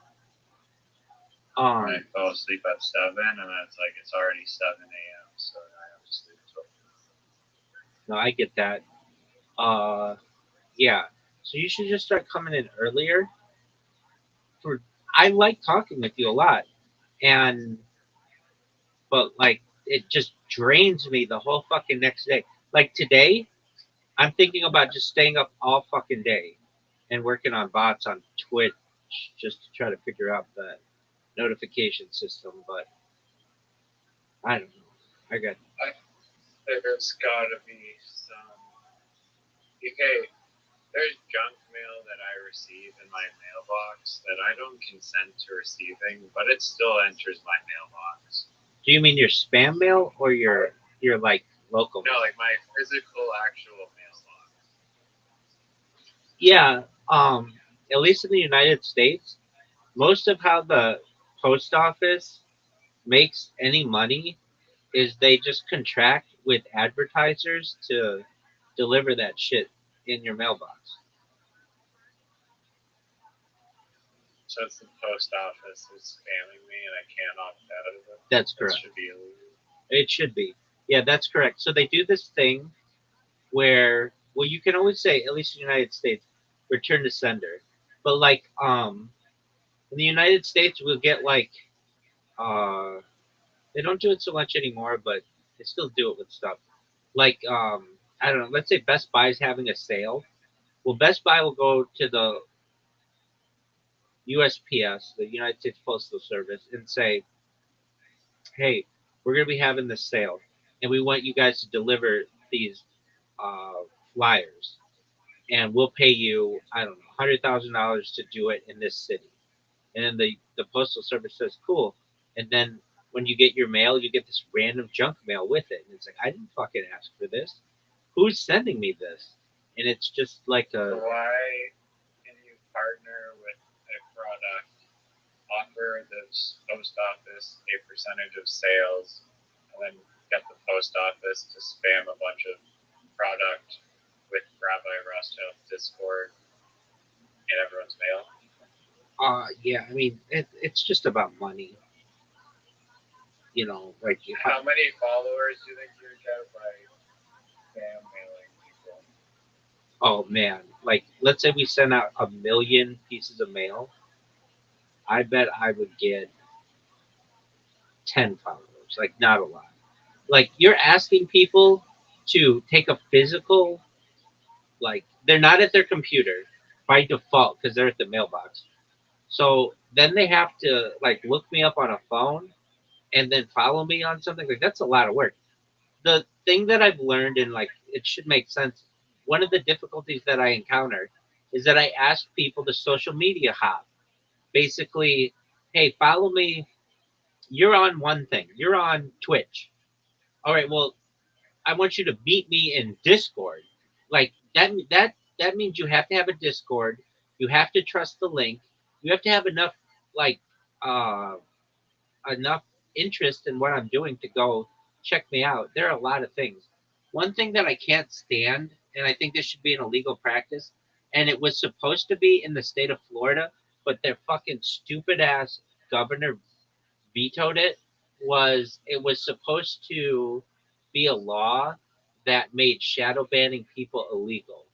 So like this bullshit that Twitch does, where they're like, sometimes they'll send you the notification, but sometimes they'll just mute the notifications for people depending on the age of your account and all that other shit. They weren't going to be able to do that. If you sent a notification or if you sent a follow, it was going to have to be a notification, even if you did it 100 times, because it was you weren't going to be able to shadow ban people. But they basically bribed that fucking governor and it didn't go through. Even though the state passed it, The legislature passed it. and that just pisses me off. I have a potential loophole for free promotion, What's that big gun? and it would be on Reddit, potentially other Hold on. places. Stop right there. But- Stop right there. I'm fingerprinting on Reddit. So best wishes. But let's hear it. Oh, I just heard of this guy who was, he had some online business, forget what it was, but there was some Google product that he was also using that was kind of a part of the business, and so he would go into all the different threads or subreddits that were related to it, and then he basically do a stealth shield post where he's like oh, instead of just blatantly plugging his product, he'd be like, oh, I was having this problem with this thing, and then I used this Google tool for this, and then I found this other product called blah blah blah. Insert my product here, and that totally solved my problem. Blah blah blah blah blah, and then say a bunch of positive shit, and basically kind of try and trap people with cheese and their rats. I get it. This engagement. I get it. And, Mods are really big against so, yeah. that kind of self promotion.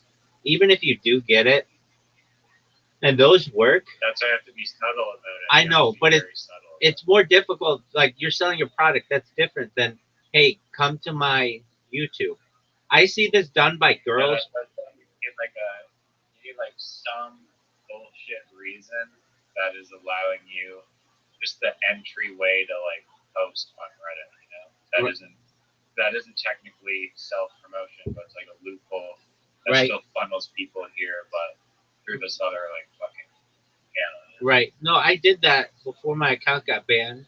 I would I would post to gay subreddits, and not that I'm gay, but I guess they weren't gay. They were male feet lovers, and because I got a huge following of dudes who like my feet, and that would get them to come to my Discord. And I got the idea from, well, I got it because I was on Discord, and I was in a really big Discord, and I wasn't paying attention. But if you see where my cameras are, my feet are right in front of the camera. Not that I give a shit. It's just how I'm sitting, and I would get these thirsty gay dudes who would be who would ask like like want me to do shit with my feet, and I was like I'm not gay. But what do you basically I'm not gonna change what I'm doing. I'm just gonna sit here like this. This is how I'm gonna sit. So then I went on Reddit, and I was like, well, I see that girls do this all the time. What they'll do, and I'm in all these subreddits, so I see them, and they use repeat accounts, but they do it to promote their OnlyFans. So what they do is they'll have outfit of the day, and they'll go and they'll take a picture of their outfit of the day. But it's really to get people to click on their profile so that they go to their OnlyFans. And That's the moderators that's get what I'm talking about. exactly. So I did that. You're casting like the baseline. Exactly. People in, but they don't even know it. Exactly. So I wanted to do that in a way that I didn't have to like be naked, and I knew these guys liked feet. And so I was like, okay, I'll try that. And it got like it was like super popular for something that I did. But then my account got banned. Not for that, for like spam for something. I don't even know what I spammed, but then it was like, okay, whatever. Then I had these guys on Discord who I got a bunch of them into this server because they just liked looking at dudes' feet. And it's not like I was giving foot jobs or anything like that. I was literally just sitting there, just like I am right now, but they are just dudes who really like feet. And I wanted something that, like, I could just exactly what you're saying, like, basically get them to click on my profile and then they would go to my links. And it did work to some extent. But then I got fingerprinted uh, by Reddit, and now like Reddit does not like if I create a Reddit account, it already comes up as spam, and it says that like I've What? been Really? That's like a new MAC address. yeah, dude. They what did they say? It's ban evasion, and Reddit more than any other platform I've ever used except for Yelp. Fingerprints a device and a user better than any of them. So what they do, so like let's say you use a VPN, they already know that it's a VPN. I know it. You use Tails OS. What's Tails OS? It's an operating system on a USB that like people that go on like the dark web will use, and it basically creates like a fresh new instance of like Linux for you to use. So I haven't used that, but I have used a virtual machine, and I've used the Tor browser. And like that's pretty intense if you're using a Tor browser and like different to go on Reddit. To go on Reddit, exactly. And Does it work? Can you go on Reddit? Yeah, I mean Tor works really well. It's just like a normal browser, except it doesn't like save anything. It's basically like going into incognito, but then also it's like adding a VPN, and it changes the window size. Like the things that a website memorizes about you, it memorizes the font packs that you have installed and your time zone and like all your cookies and shit if you're like, not using incognito. So one time I looked this up on Yelp. I did a bunch of research at a company on Yelp, and Yelp had like 165 different ways to identify a user's behavior, like a user, based on their device and all that other shit. And I remember when Condé Nast, the company that bought Reddit, when they did that, people were like, "You're like Reddit, it's over." Like the way that you used to be able to do it is just create a new account if you ever got banned, and it would be no big deal. But they really put the kibosh on that. And then I started buying Reddit accounts. What if you rent like a virtual device in the I mean that's essentially what a virtual machine is, and they so like I basically have to use There it. has to be a way. Can you agree that there has to be a way to like Yeah, get so around it? yeah, so the best way that I found is I just go to somebody in Harry Potter Obama Sonic 10 Emu and ask them to post something for me, and they'll do it.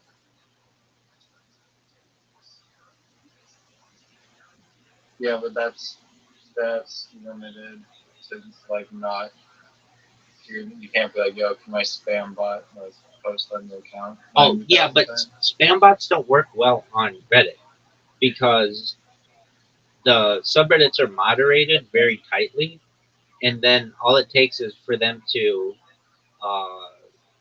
flag you, and then that um, goes in the queue for the admin team to look at, and then they'll ban you. And they can tell. They can tell that it's a virtual machine. They can tell if, uh, like, based on your if you're using a VPN. They can tell if you're using a temporary email address. They can tell if you are. Um, there's something else. You need a temporary email address. Well, and then I don't help myself either. So I've done it. Okay, fine. And then, but like a lot of times, I want to make the profile like connect, like so that if you click the profile, you go to my link. Well, if you put my link in Reddit, it's flagged, and so it takes down the whole account. So, like, if you put in linktree.com/Rabbi Rothschild, boom, it gets taken down, and it takes down the whole website, the whole site. Or if you put in the discord.gg, whatever, if like Reddit has those links flagged, so whenever I put them in, it bans the account. I'm not saying like I'm not saying that I don't have Reddit accounts that still work. I do, but I don't use them because I don't want them to get banned. Reddit is extremely difficult to uh, traverse once they like have your shit banned. So like in my You case, can't even follow individual people on Reddit, eh? It's just only no, you can, subject. no, you can, and you can message them, but like no one checks that shit on Reddit. It's a weird community. Most of the Reddit community, like I think I've seen statistics, more than 90% are lurkers. Only 10% are posters, and of that 10%, like 90% of them are lean heavily to the left. Why aren't you posting in like the technology and world peace subreddits? I've done that. Oh, I've done that a bunch of times, and Does it work? so Like, a lot of times they say no self promotion. Is your profile picture like going my Discord? Blah, blah, blah. My profile picture is my license, and yeah, it's all join my Discord, and I'll be like, I stream my life to, like they have like things like just like like new YouTubers or like small YouTubers. I'll go in there and I'll be like, follow my Discord, blah blah blah blah blah, and I'll post it. But like nobody looks at it. It's not a big server. You want to get in like the interesting or the amazing or those really big subreddits, and like even like I've been in there and I've been like I've streamed my life 24/7, 365 for more than 1,000 days, and they'll be like no self promotion, or they'll say like your account doesn't have enough karma for this, or they'll say it's not relevant. Like I think it's amazing that I've streamed my life more than 1,000 days, and other people may, but they consider it self promotion, so they don't allow you to post there. Um, That's why. What if it was like me that was going in there and saying, "Hey, I think this is amazing. This guy's like streaming his life nonstop, human like study experiment." Absolutely, you can do it. Whatever. And I've had people in Harry Potter Obama Sonic 10 Union do it for me. And I've had people do it in the like Wall Street Bets and in Kick and in YouTube. And if I ask any of them, they always do it for me. If I ask, nicely. And because they know I help them, and if I go viral, they go viral. So they get that. Um, but then you'll post something in there, and like I have a bunch of posts in there. Like here's how they've done. Like they haven't banned all my accounts, but the one like But you're just regular. Like, is there a way to just like whatever talk about AI and yeah, one time I did that. Experience emotions. What? Just like no promotional like. Yes, one time I did that with at all, but one time I did that with have your profile. One time I did that with anti-gravity off the top of my head. I remember I did it with anti-gravity. And the anti-gravity subreddit is really small. And they're like, this is just ChatGPT. It's like nobody else has information on anti-gravity. It's not like something that's really well known.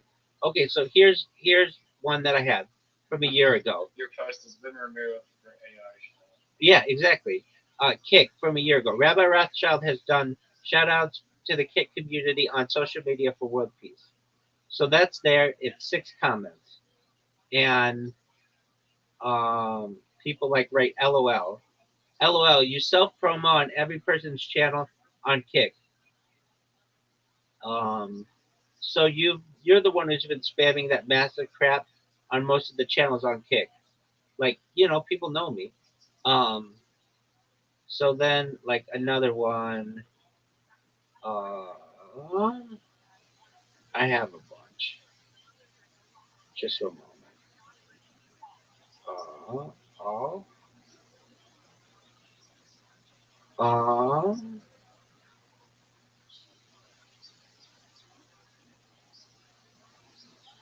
like XQC shouted out at 4933 timestamp an Ori and Rabbi Rothschild interview. That was that's a streamer.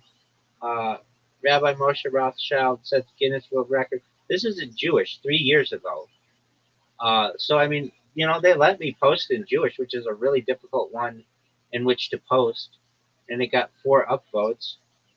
And um, like sets a record for streaming for what? Hey guys, welcome to my YouTube channel. Today we'll be reviewing all the Shrek movies in order from most kosher to least, which is somewhat accurate.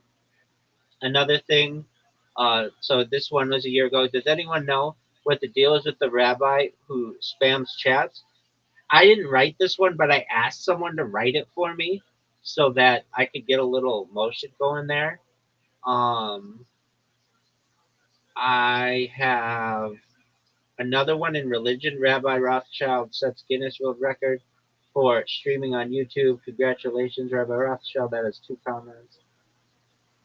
I have, like, I'm saying, like, if does your profile, like, they can't ban you for self promotion just for having like a profile and banner that promote your Discord, right? They can. They ban. Seriously? Yeah, dude, I got banned from the Kill Tony Discord because they said no conspiracy related material. I didn't even say anything. I just got that for my fucking name.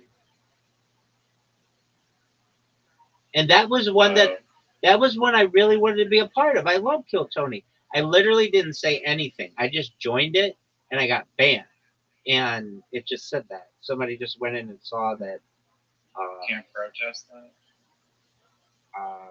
They don't have a appeal, or maybe they do, but it was already like, dude, I didn't even say anything. I just joined your fucking Discord. Here's another one 3 years ago, sub for sub. Rabbi Rothschild breaks Guinness World Record for hours live stream. That was 3 years ago. Another one like there, I have. So and the thing is, I have. If they showed the banned accounts that I have so many more of these, like 10 times as many, but they got banned. Here's one, Neon, who's a streamer. This was 10 months ago. Neon shouted out at 4920 timestamp an Ori and Rabbi Rothschild interview. Another one, Action Man, who's a streamer. This is like in his Reddit. Action Man shouted out at 4953 timestamp an Ori and Rabbi Rothschild interview.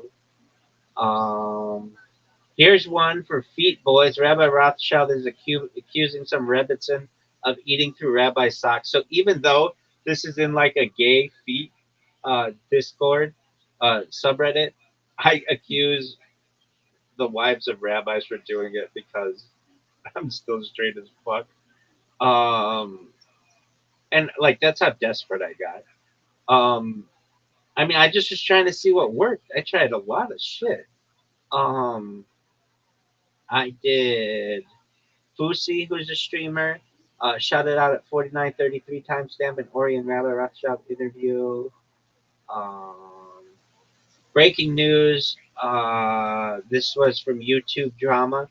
Steak owner at Steak Eddie, owner of Kick, called out at 14:04 timestamp when Kick streaming fails. Another one for Fusi. Was that in the Reddit? I did send that one in the Kick Reddit, and the mods took it down. Did you make a post in the Kick Reddit about how Yeah, I did, and they took it. Was like, no, how they were mad that they thought you sent them like the fuck you thing. Oh, that was on Twitter. No, I didn't do that one. I would have if some of this but they take that stuff down. Oda Block shouted out at 49:40 timestamp with Orion Rabbi Rothschild. And when I say this, that's in the Oda Block Discord. This isn't just me putting it, or I keep saying Discord, Reddit. This isn't me just putting it anywhere randomly. This is in that users or that influencers subreddit. Let's see here. Maybe Roblox. Burger Planet shouted out at 50:32 timestamp an Orion Rabbi interview. And these are the ones that just stuck, that stayed. West Call shouted out at 49:20 timestamp. So I do have a lot of these that Steak Eddie. Okay, so this is just the streamers one. Steak Eddie, owner of Kick, called out at 14:04 timestamp when Kick stream platform sign up errors occur. But then you go to it and the video is unavailable because that account got taken down. But you could still find it. It's available. So that's in YouTube promotion. Same thing, Steak Eddie. Let's see here. I'm gonna find one more. But I mean, you get the point. I've tried, and it's not that it doesn't. It's it's difficult to get shit to stay. Though I have gotten it to stay. And then what's hilarious, and I think where there's more money in this than anything is fuck it. You or ChatGPT and all these large language models use Reddit to build their databases. So then they're uh, when they write about me, they get their shit from Reddit. So a lot of the things that they see is really positive. He talks about world peace and all these other things, but then they'll use a single term that somebody made about me in a comment. Some users state that Rabbi Rothschild is a digital boogeyman. Just because somebody wrote boogeyman in a comment of mine, like it's you can just tell how it kind of makes things up. I will say this though, most large language models they only have really positive things to say about me. Um, I'm sure that they could say mean things about me, but they're generally very positive about what I and accurate as fuck too. Um, this is it. So now you want to make a good business. You're always looking to make businesses. This is a business. This is a fucking brilliant business. You ready for this? Okay.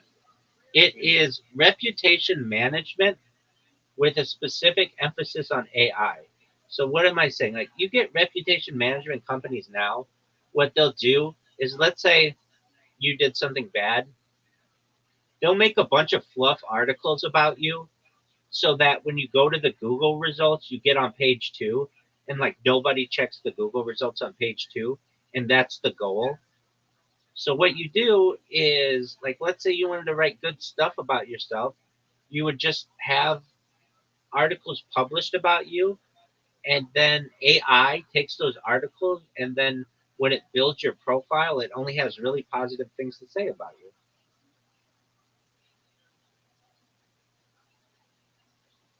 I don't know how the Google page results work, but they like require credibility to get like higher up or money? Well, so like all you do is like make a YouTube video and put in the description all the positive shit you want. And YouTube is like the strongest fucking thing for Google. Or you create like a Google blog. That's a really strong one. Or you post in TikTok. That's a really strong one. Like it uses social media and picks from that shit first and puts that stuff at the very top. Right. I mean, I guess it's never really considered that before, but it seems like you're helping potentially criminals cover up their No, potential. like Or Patton Oswalt. You just said how much you despised Patton Oswalt earlier. I- Patton Oswalt comes to you, hey, use a bunch of AI garbage to make sure no one saw this despicable tweet I did. wait, and he did that. And he did that, or had somebody do it, or somebody did it, because there's a bunch of fluff articles in there about unimportant tweets that he wrote about. But the ones that are really disgusting, you have to really dig to find. Okay, well, here's an example.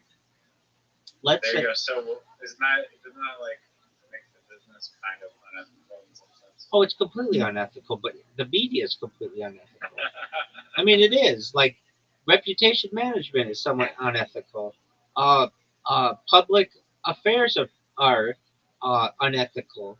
Um, What do uh, you mean by public affairs? like someone who is like you pay them Like to do um, to like get you on like an agent to get you on television shows and to get you on the radio and things like that. You're basically you think that's unethical? in I many mean, ways. if you're forcing your In many ways, you are. Basically, why is your opinion better than anybody else's? Why should you be heard and not anybody else? Like the only reason why you're not doing me it, instead of everyone. you have more money and more influence. So like a big one is PR. Like people have PR managers and public relations. Public relations were invented by Sigmund Freud's nephew. His name is, if I don't fucking remember this motherfucker's name, um, I'm gonna be really sad. I'm tired and that's why I can't remember it. But it started with cigarette companies wanting to sell more cigarettes, but at the time women didn't sell cigarettes. So his name is Edward Bernays. So what he did was have a like a big parade, and in the parade he had a bunch of women smoking, and the banner that they had was Torches of Freedom. So he equated smoking with female independence, and overnight the amount of people who smoked in the United States doubled because essentially because before it was only like a male dominated thing, but then it became male and female. Does that make sense? Torches of freedom. Yep. Yeah. Look it up. I say normally I don't do this as much, but I say to you, does that make sense? Because a lot of times we cover topics, and I need to make sure you understand it before I move on to the next one. All right. No, it makes sense, but it doesn't make sense. Thing does make sense. Yeah. And I don't always do that with people. It is subconscious, like in sociology. A lot of times people say, "Don't you know? Don't you know? Don't you know what I mean? You know what I mean?" They say that subconsciously, and it actually shows a lack of confidence in what they're saying. Like maybe I'm not explaining it well enough, and I don't do it like that. It's because I go from one sometimes complicated topic to another complicated topic, and they build on each other. And if you don't understand it, it tells me that um, I have to uh, review what we went through to make sure that you understand it. Um, like I did it. Well, it's a good check. Yeah, no, It's a good. it I is. like the check. And I don't normally do that with everyone, but because we cover so many topics, I do find myself doing that more often. And a lot of times because they're financial related or whatever, um, like there was one we were talking about tonight, and it was like I was talking about um, influencers or something, and you were like, wait, how does one thing work, or like how would that work? And then I explained the idea. Okay, now I understand it. Whatever it was, watch it on the back page, people. Um, okay, so public relations. So if you're like, isn't that immoral or whatever, or unethical? Look, the person who coined the phrase public relations is Evan Bernays. He's Sigmund Freud's nephew, and he developed an entire industry on public relations. There was another one. I learned this recently. Um, with whom was it? Okay, so during World War One, when the Americans and Canadians, but like basically went to war in Europe, uh, the commanding officers were finding that the troops were not shooting at the other side. They didn't want to kill anybody. They didn't have that like cutthroat uh, instinct, and so Hollywood, which is in its infancy then, even in like silent films, uh, started romanticizing shooting people in the movies and made it like you would be a hero if you did this. So that once World War II rolled around, all these guys wanted to kill the other side. But during World War One, they did not want to do that. It was still they they still saw the other side as um, like people, and and so they used the mass media and specifically the movie industry to be able to change that. Um, Other things with public relations, a lot of them were smoking related. Um, but like, and I think that's just because that's been studied. And it's pretty easy. Like, literally, like, there's this idea that like everyone has um, a desire subconsciously to kill themselves. Um, not like suicide, but like just being like daring and like taking a risk, and like cigarettes had to do with that. Or well, here's one: toothpaste. At least in the United States, it says on our toothpaste, if you swallow more than a pea-sized amount, to call poison control. Yet when you look at any toothpaste commercial, it shows like an inch of toothpaste on the brush, and it has like a little swirl on it, like an ice cream cone. Yet if you were to swallow that, even 1/5 of that, they would say that you need to call poison control. Like, but they just like program people. And so to get back to your earlier point, isn't like public relations immoral or unethical? Yeah, to some extent. Um, Yeah, I find all that fascinating. We'll talk more soon about. okay, before you go, and I will let you go.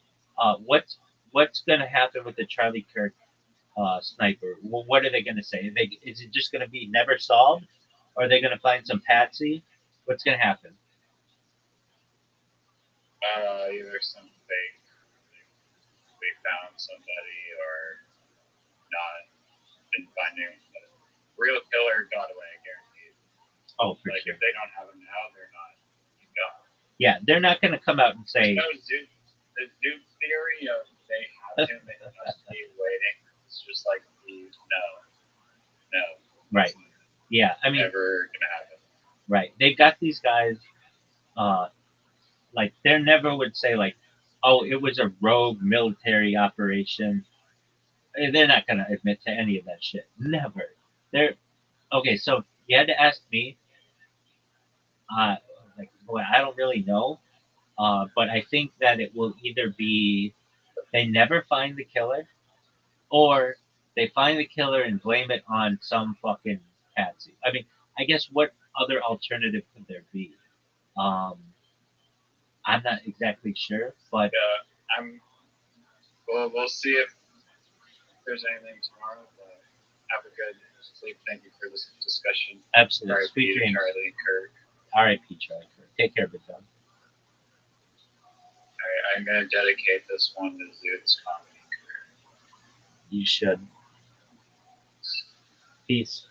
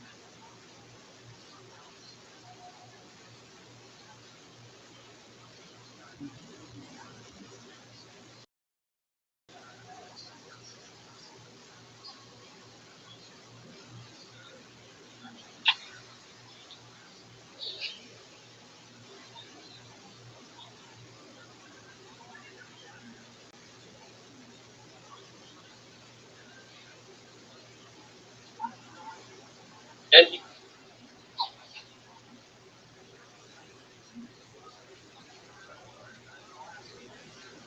and he's embarrassed by the Avera, an amazing Kiddush. Not only are they Muslim on that Avera, but they're Muslim on all of his Averas. And how we know this? We know this from Shol. Shol brought down Shmuel from Shemayim through the Oif. And Shmuel says, why did you bring me down? He says, I tried this, I tried that. But he never mentions I tried the Urim and Tumim. He's embarrassed by the Avera that he committed, that he killed the knife with the Urim and Tumim. So I didn't know that Shaul was forgiven because Shmuel tells him tomorrow you'll go to battle, and if you go to battle, you'll be killed, you and your children, but it'll be with me. So the Gemara with me means my mechitza. In other words, Shaul was zoicha to being Gan Eden with Shmuel Hanavi, which is a tremendous matter. Or because the Gevinim, they said they'll forgive Shaul if Shaul gives them 7 of his sons that they can kill. Obviously, they hated Shaul, and the pasuk ends off saying that Shaul was a Bechir Hashem. So the Gemara, that it wasn't the Gemara that said it, was Hashem that announced it from Shemayim. But here Hashem, in other words, he forgave Shaul. The Gemara tells us that they wanted to institute that we should say Parshas Balak in Kriya Shema, because Parshas Balak has the pasuk Parash Shachar Karyei V'Chalavi. It's a beautiful pasuk, but it also includes the lashon of V'Shachachom Kumecha. The reason why they didn't institute it because the Tzibur is very long. And to say one pasuk, you also can't say because you can only say a full parsha from a pei to sama. Why do we say parsha of tzitzis? Because it includes these amazing concepts. It includes the concept of all mitzvahs. Uskardim whole mitzvahs. It includes the parsha of tzitzis. What's known tzitzis? Yitzias Mitzrayim. Asher Yitzias Mitzrayim. The words Apri Lavavim come to tell us that you shouldn't think about minos. Apri Enechem comes to say that you shouldn't think in Averis. Akim Zoinim comes to tell you shouldn't think about Avodah Zarah. Says the Mishnah, there's the famous Mishnah we say in the Haggadah, even though nighttime is not a time to put on tzitzis. Nevertheless, what Husband Azariah holds that you should say the parsha of tzitzis. Why? Because it says in the Pasuk, "Tizkor esim tzitza v'esmitzrayim kol yimei chayecha." All the days of your life. Yimei chayecha are the days you made. Kol yimei chayecha, the extra kol means the night. So you should say parsha the night. How do you say no?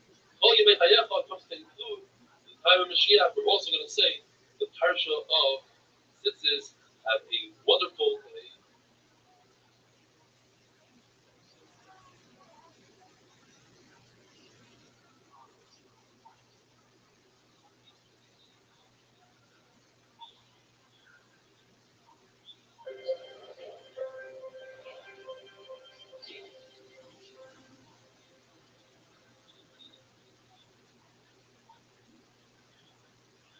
Bracha is Dafyud Gimel. The Gemara tells us that once Mashiach comes, we're not going to be mentioning the Geulah from Babel, Horas, and all that. But we will be mentioning Mitzrayim. Though it's slightly muted compared to how we mentioned it today, because the main focus is going to be on the Geulah from Gog and Magog. As the Pasuk says, "Hineni Oisa Chadasha." I'm going to give you a brand new Geulah. It's going to be so large that you're going to forget about the other Geulas. And Marshall, a person bumped into a wolf, and he has a great story to tell over to his friends. He bumped into a wolf, and he's saying, later on, he bumps into a lion, so he forgets about his first story, he tells him the second story of the lion. And after that, he bumps into a snake, forgets about the other two stories, and all he tells people is how he was saved from a snake, defeated a snake. Klal Yisrael is going to be so busy with the Geulah of Gog and Magog, they're going to forget about all the other Geulas that they have. We're not going to change Yaakov Avinu's name to Yisrael. It's a mutter to call Yaakov. We see we do that every day. The answer is because Baruch himself called Yaakov Avinu Yaakov after he changed his name. So there's no answer. However, when it comes to Avram Avinu, the Torah tells us do not call him Avram. Therefore, his name was Avram, which means father of his nation. Avram means the father of all nations. This is the right to Allah and Asay to change his name and call him Avram. What about Sarah?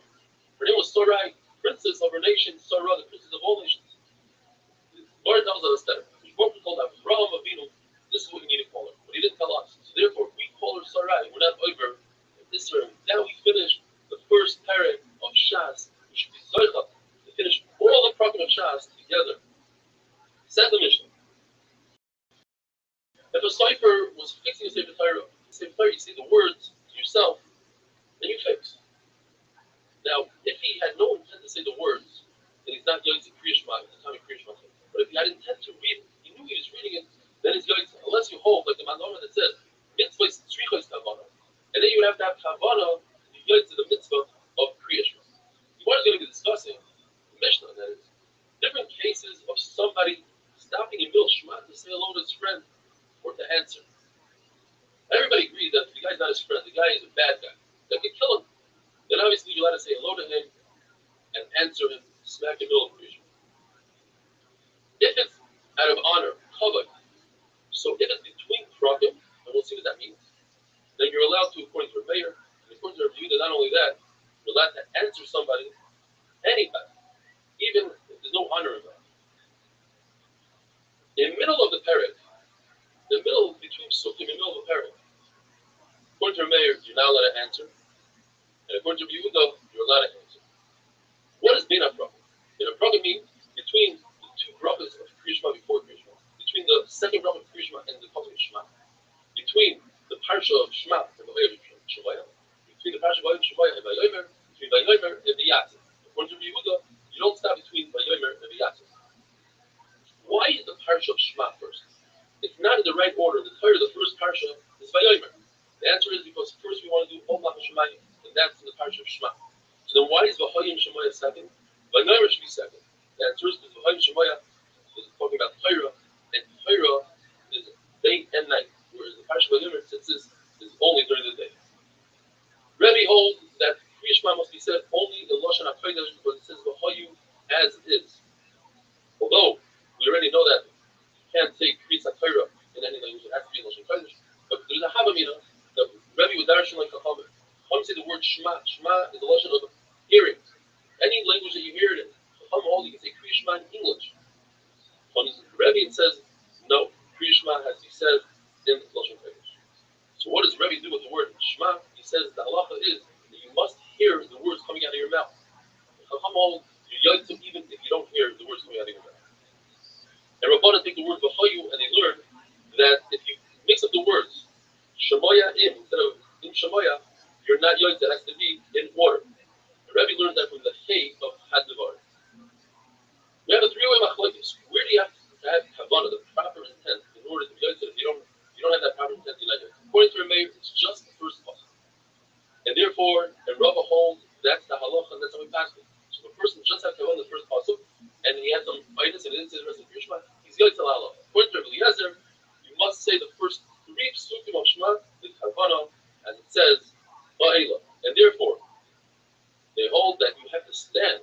In other words, if you're walking like Basila, you're allowed to say Krishma while you're walking, but the first three psukim you must stand still in order to have proper kavanah. Rabbi Akiva holds that the entire first parasha you must have kavanah because it says Alav Avecha, and therefore they hold that you have to stand still and say the whole first parasha so you have kavanah. Once it says Alav Avecha, you get the Ibarat above, that until that point you have to read it and have kavanah, but from that point on you could just read it without kavanah.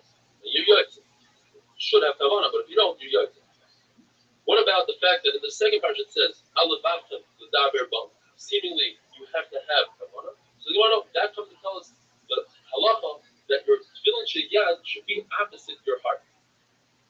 Rabbi Yosha holds that up until that point, Alevavchem, you have to have the kriya of kavanah, but past that point you have to have kavanah. And the word l'daber bam come to teach us that we're talking about Torah, and the pasuk is telling us, you must teach your children Torah so that your children can talk in learning. Says the Gemara in the pasuk of Shema, when you say echad, if you lengthen the dalet, it's very hard to do it as Ashkenazi. It's easy to do it if you're money. Then Hakadosh Baruch Hu gives you arichas yom. Rashi says as long as you don't say the ches really quickly, the ches has a comment. Echad, if you say quickly, it might sound like a shva. You shouldn't do that. Okay, Rabbi saw Rabbi Yirmiyah saying the word echad very, very long. So he said, listen, the only key you have is to think in your head that Baruch was one in Shemayim in the Aretz and in the four Ruchos. There's no need to be Ma'ariv. Rabbi would teach his Talmidim Torah from morning to evening. He had no time to say Kriya Shema. He was actually talking from Kriya Shema. So what you do is you just say one pasuk, the first pasuk of Shema Yisrael. The machlek is whether or not later on Rabbi would repeat the entire Kriya Shema. We know one thing. We know that Rabbi would say over the Talmidim every single day, talk about the Tzitz Mitzrayim. Either because he wanted to be yotzei the Tzitz Mitzrayim, or he wanted to be master the Tzitz Mitzrayim in the proper time. Have a wonderful day.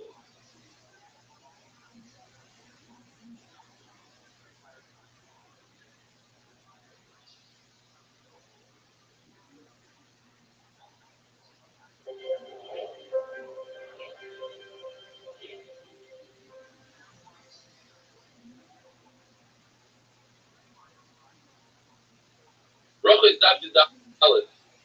If you or if you know somebody else that might be interested in a Daf Yomi share that's entertaining, fun, ishmat, with a lot of visual aids, search for our share online on YouTube under Rabbi Shemesh Daf Yomi or Eli Samansky, and come see for yourself why, since the beginning of brachas, over 1,000 views per share. We learned in the Mishnah that there are certain situations where you're allowed to ask or tell somebody hi, say shalom to somebody, and answer him. So the Gemara, if you can do that in Kriya Shema, then certainly you can do that in the middle of Hallel, which Hallel is only the Rabbanan, and Kriya Shema is the right. So although Hallel is pursuing Isa, nevertheless, you can compare it to Kriya Shema. Now, the Gemara qualifies that. If you're saying a Hallel Shalom, meaning on Yom Tov where you have to say a full Hallel, or on Hanukkah, then you can only say hello to somebody, being a prophet. If between paragraphs and not in the middle of the paragraph. However, if you're saying a half a Hallel, like a Rosh Chodesh, Chalmayid, then you can say hello to somebody, you can answer them in the middle of the paragraph. The fact that Rabbi didn't answer to Rabbi Shavel was because he didn't think he was hushed enough for him. It wasn't an issue of coveting. In fact, they're passing that in our days, since people understand that you're not going to answer them, you're in the middle of Hallel, you're in the middle of Kriya Shema, so we don't have this concept of Shoylo Meshed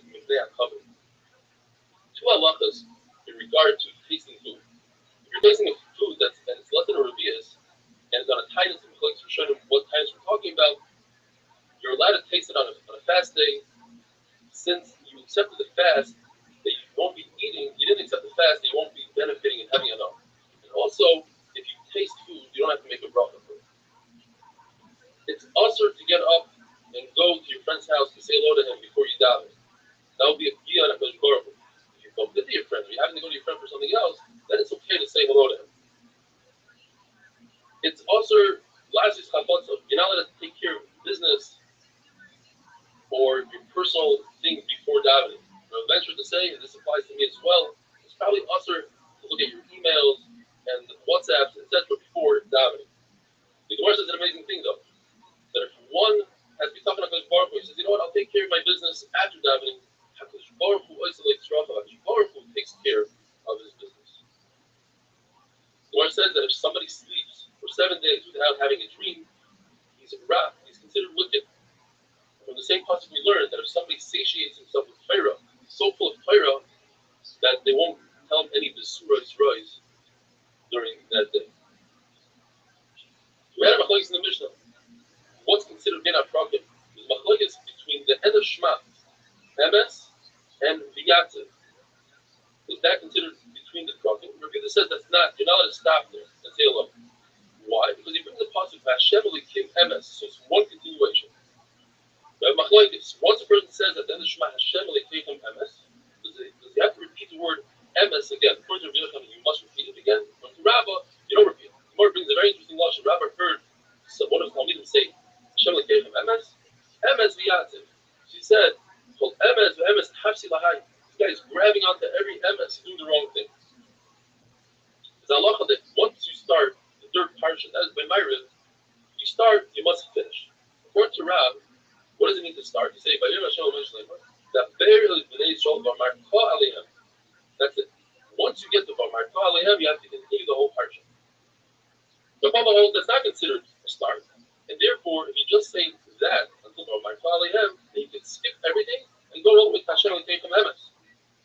Abai says that our minhag is you start, you say the beginning of the parsha, and therefore that creates a chiyuv for you to finish, and that's why you finish the entire parsha of Vayom. Rav says that if you say the third parsha, then you will to say Emes V'Emunah. But if you don't, and this is a Ma'ariv, then you have to say, instead of the third parsha, you have to say Moedim Anachnu Lov Hashem Shekzitzenu Meretz Mitzrayim. You took us out of Mitzrayim. So you redeemed us from slavery. And you did tremendous things for us on the water. And we sang to you. What did we sing to you? Micha Moecha B'Edim Hashem. And then you continue from that point down all the way to God Yisrael and Leisei Shmoneser. Shirba Yochai says, not only is the parsha of Shema, all Malchus Shemayim, that's why we say it first. But the parsha Shema has three contexts in it. Lilmoid, Lilamed, Lilasos. It says in the pasuk with the Bar Tabam that teaches us you have to learn Torah. Lilamed, I have to teach others, not to live on Echa. And Lasos is to do, to take action, Shartam, put on Tefillin, Usaftim, you write mezuzahs.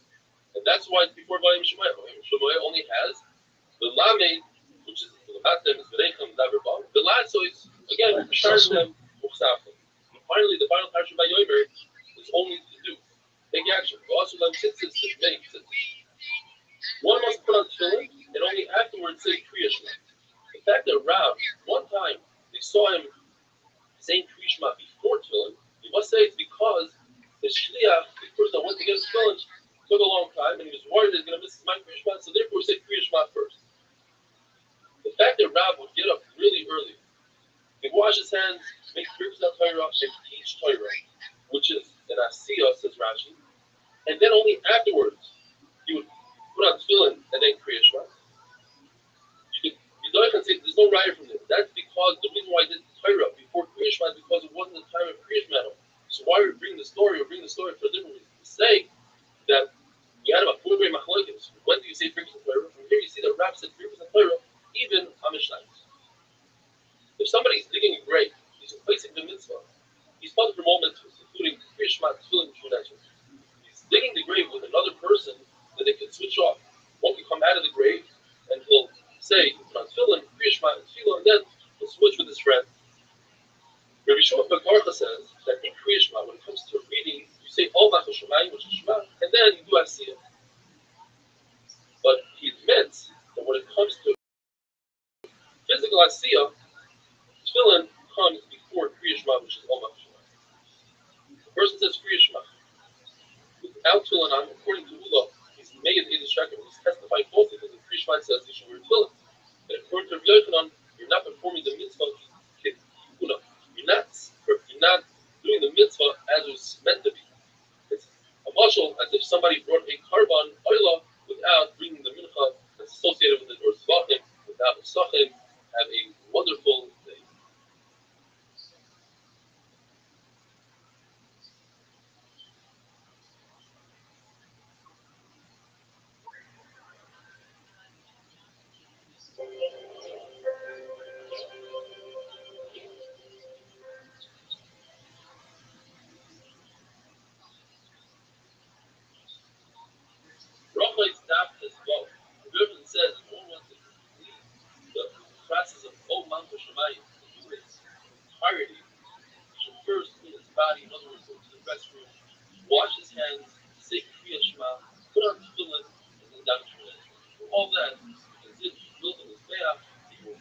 carbon on top of the bed. He says, Rabbi, not only that, he says, because they used to curse those who search for water before saying Kriya Shema. Kriya Shema has a Zman, like this Zman. Shemazra, on the other hand, if those for water, the Zman is much longer. You should look for water up until a parcel, which is approximately 3 miles in the direction that you're traveling. To go in reverse, make a U-turn and look for water where you know there's water, all you need to go up until a hill, which is approximately 4,000 feet. The Mishnah says that if a person doesn't hear the Kriya Shema in his own ear, he wasn't mashmiya la'adam, Tanakama, which is Yehuda, says, Yaitza, and Rabbi Yaitzi says he's not going to. It's a very long sugya. It's almost complicated and brings in 5 different rices and rights. And I'll try to make it very simple. With Maskana, we have Rishitas, 3 opinions. We have Meir, who's the most native. He says, don't hear what you're saying, whether it's Kriya Shema or different brachas or Rabbanan or Raisa, who are Yaitza L'Chatchila. In other words, you could start out initially saying it without hearing it in your ears, and you're Yaitza. On the opposite side, you have Rabbi Yaitza, who says, when it comes to Kriya Shema, you don't hear it in your ears, you're not Yaitza, even after the time. They have the middle sheet, which wasn't Ben Azaria, what happens to you when you do this Rebbe? Wasn't Ben Azaria says, you are Yaitza, holding the evidence. If you want to be Yaitza L'Chatchila, you should hear it in your ear. You have these 3 sheets. How do these 3 sheets match up with the following 5 things? That's our mission that discusses Kriya Shema, and that's their right. So in Kriya Shema, we're going to have all 3 sheets. You have Rabbi who says, but you don't have to hear it in your ear, you only have to be mechaber, because it says, Alu Babecha, it's in your heart. You have Rabbi who says that you have to hear it in your ear, because it says Shema. You must hear it. If they have Rabbi Elazar Nazari with the middle shita, you should have to hear it in your ear, but if you don't, you're Yaitza. Then we have a rice that brings a person who's deaf, but he could speak, and he says a bracha on Truma. What rice says he's only going to be heaven. That would be the only according to Elazar Nazari. Now the big question in this is, how does Rabbi Yehuda fit into it? You want to try to say that perhaps he says like the mayor, that you Yaitza even without hearing it. As far as the sugi, it seems like Yehuda holds that there's a Rebbe, there's Elazar Nazari, you have your Yaitza. So this rice that says that you're Yaitza if you're deaf and speak, you're Yaitza only with the evidence, the Truma, the Truma, which is the Rabbanan, those are going to be Elazar. There's another rice when it comes to the deaf person who can speak. That's what Shimon has. He says that you're Yaitza even L'Chatchila, going according to Rabbi. And then you have the halacha because of mother is very right. It says that you should not bench in your heart. That means that you should do so, but if you do it, then you have your Yaitza. And that will be according to Elazar Nazari. And finally, we have the case of Megillah. Megillah says that a cherish should not say Megillah, but did so, cherish did so according to Yo, how are you? What's going on, Rekha? Rekha, how'd you find out about me? Rekha, can you hear me? Rekha, do you know English? Rekha, go fuck yourself. I don't want to.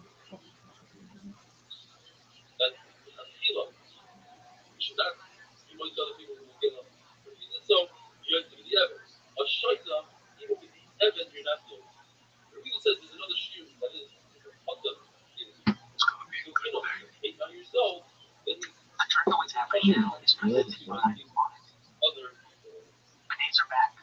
What's happening now is Crown introduced you to hello.com. Hello.com makes portable devices that spray your butt clean with water. Go to hello.com. Come on, Debo Samuel. Charge right now to get 10% off. That's hello.com/church. Oh shit.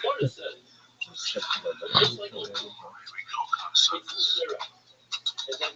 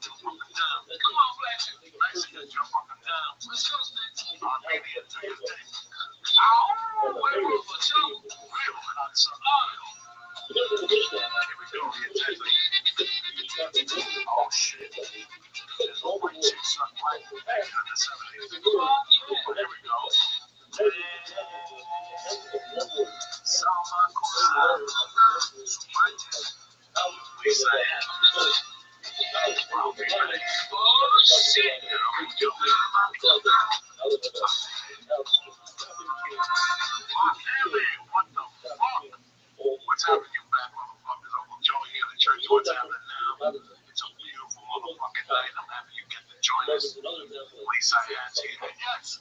Again, my brother, Mr. Rabbi. Hi, everybody. If he's in town, we throw motherfuckers around me. I gotta tell somebody about something happening.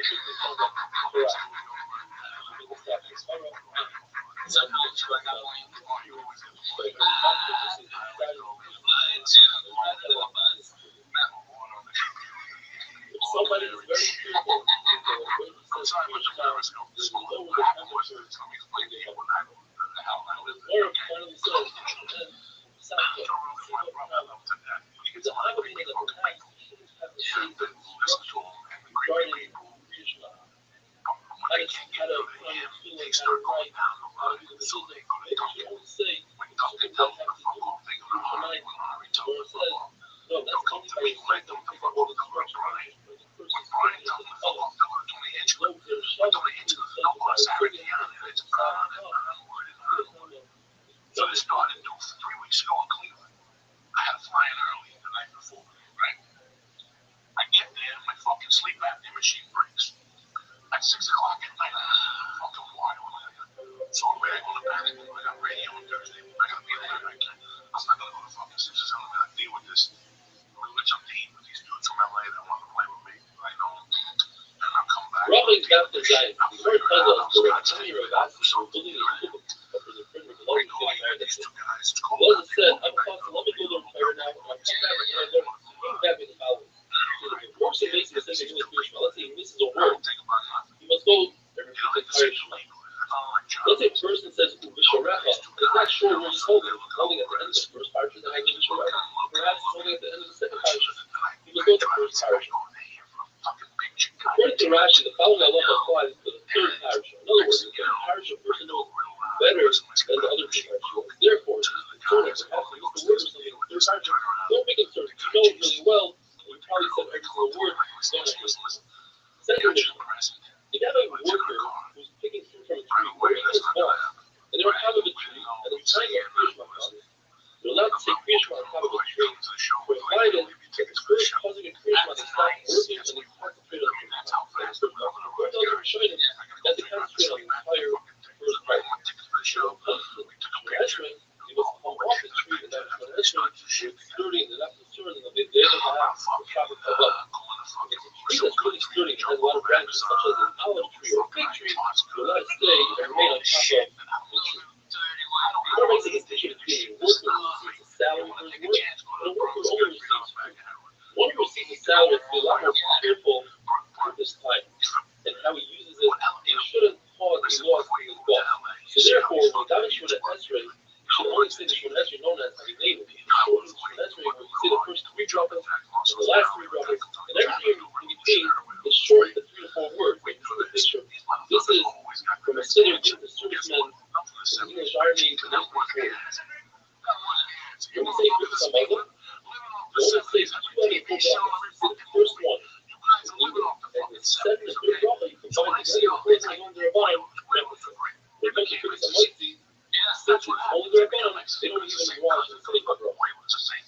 Some of that work for his food should be careful not to be a tyrant, so that's a waste of time for the owner, and he shouldn't be driven down and he shouldn't go. Whoever is getting receptive, basically, this one Somebody occupied with the mitzvah. He doesn't have to say Kriyashma. But it says we should and we learn that a person is not basically doing a mitzvah, but he's preoccupied in his head with the mitzvah of marrying a Kusina. Therefore, he is other from Kriyashma because he has a mission. He's preoccupied and it's in mitzvah. Therefore, a person who is preoccupied but not in mitzvah, is seeking and he's very occupied with that, but it's not a mitzvah. High in Kriyashma because he's obligated to take that preoccupation out of his head. If, for instance, he's an Ophel, he lost a loved one, and he's preoccupied, that's also not a mitzvah. He's high. Person married to one another, he's not preoccupied. Yes, it's a mitzvah, but he's not preoccupied. Therefore, he's high. More than anything, he knew himself. When he got married, he did say Kriyashma because he knew about himself that he could be Machavan. And the Gemara says that anybody needs it. That's because he's a Chacham, and he could be Machavan. During Kriyashma, he's allowed to say Kriyashma. But anybody that's not Muslim, comes to a meal that he says Gaiva. He has 40 years. He says, oh, I could be Machavan. And the whole saying that he could say Kriyashma regardless. And also, he just lost a loved one who was uncertain for days. Unless he's what we call in Islam, someone who's spoiled, wants to cure himself and not dating for enjoyment, but rather he can't live without. That is the time that the issue of a pizza and eating with folks is Rabbi. The first day, he needs to be right. But the first night, he plays the song, and after the first night, he everybody, it's only Rabbanan or Makir when he came to the person who is a slave. You don't stand in the rows that we stand in front of the We're not going to stand in the rows with the Rabba, the Chava, which is by the Siegel, the Abra.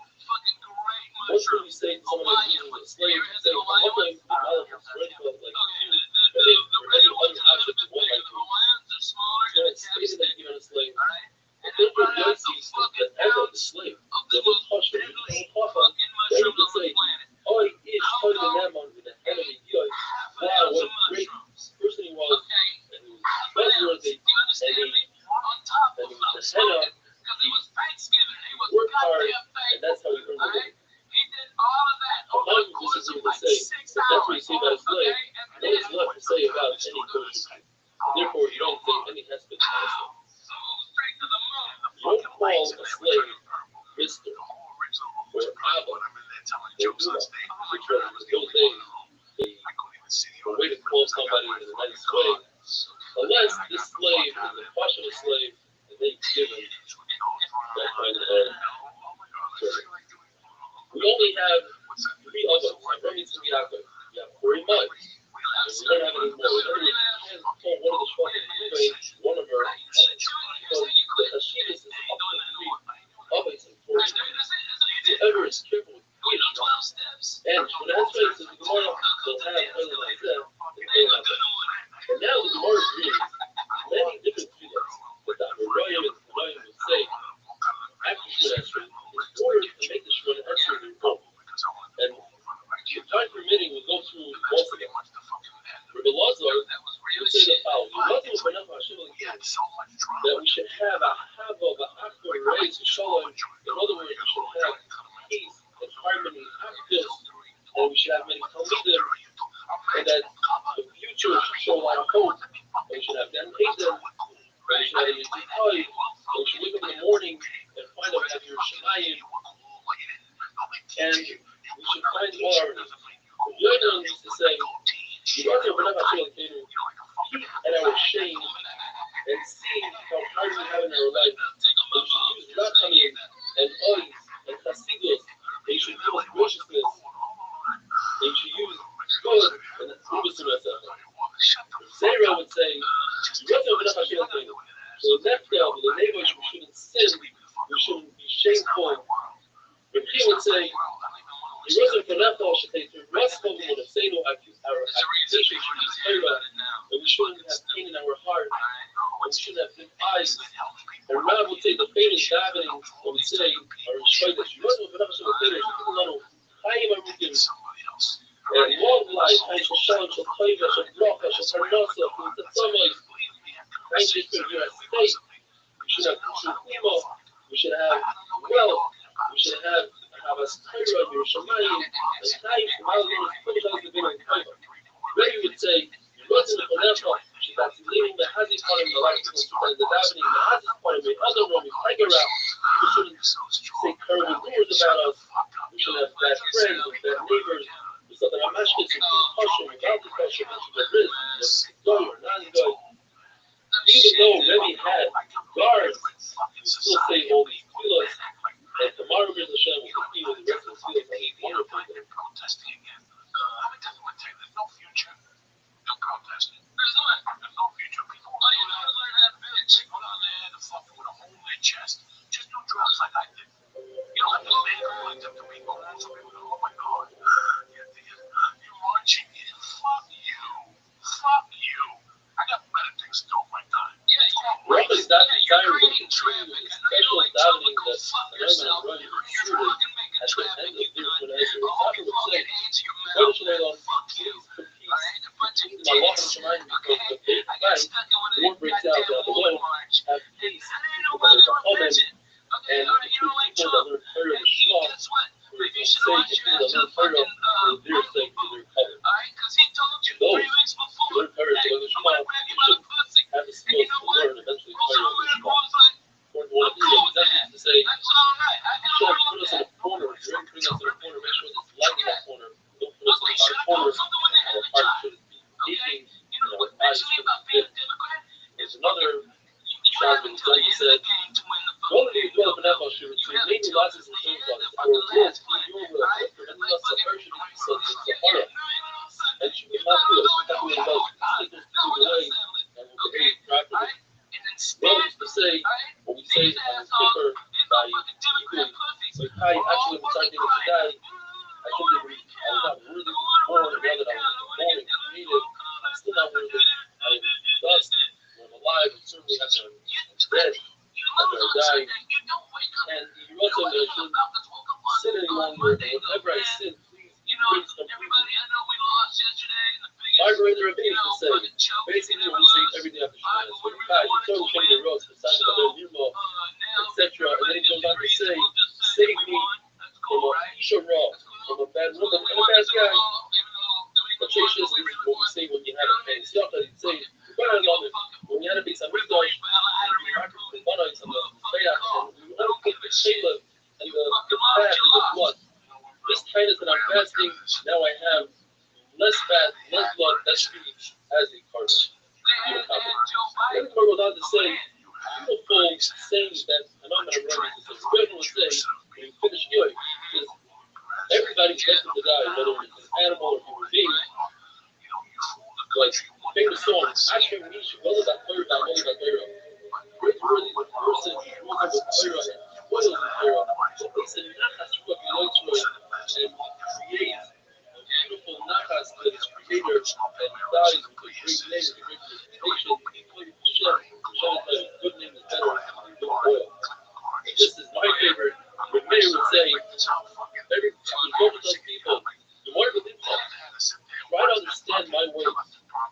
Etc. The Mishkan is asking if there should be a master when it comes to Torah. Have Torah in your heart, and you should always have your Shemayim in front of your eyes.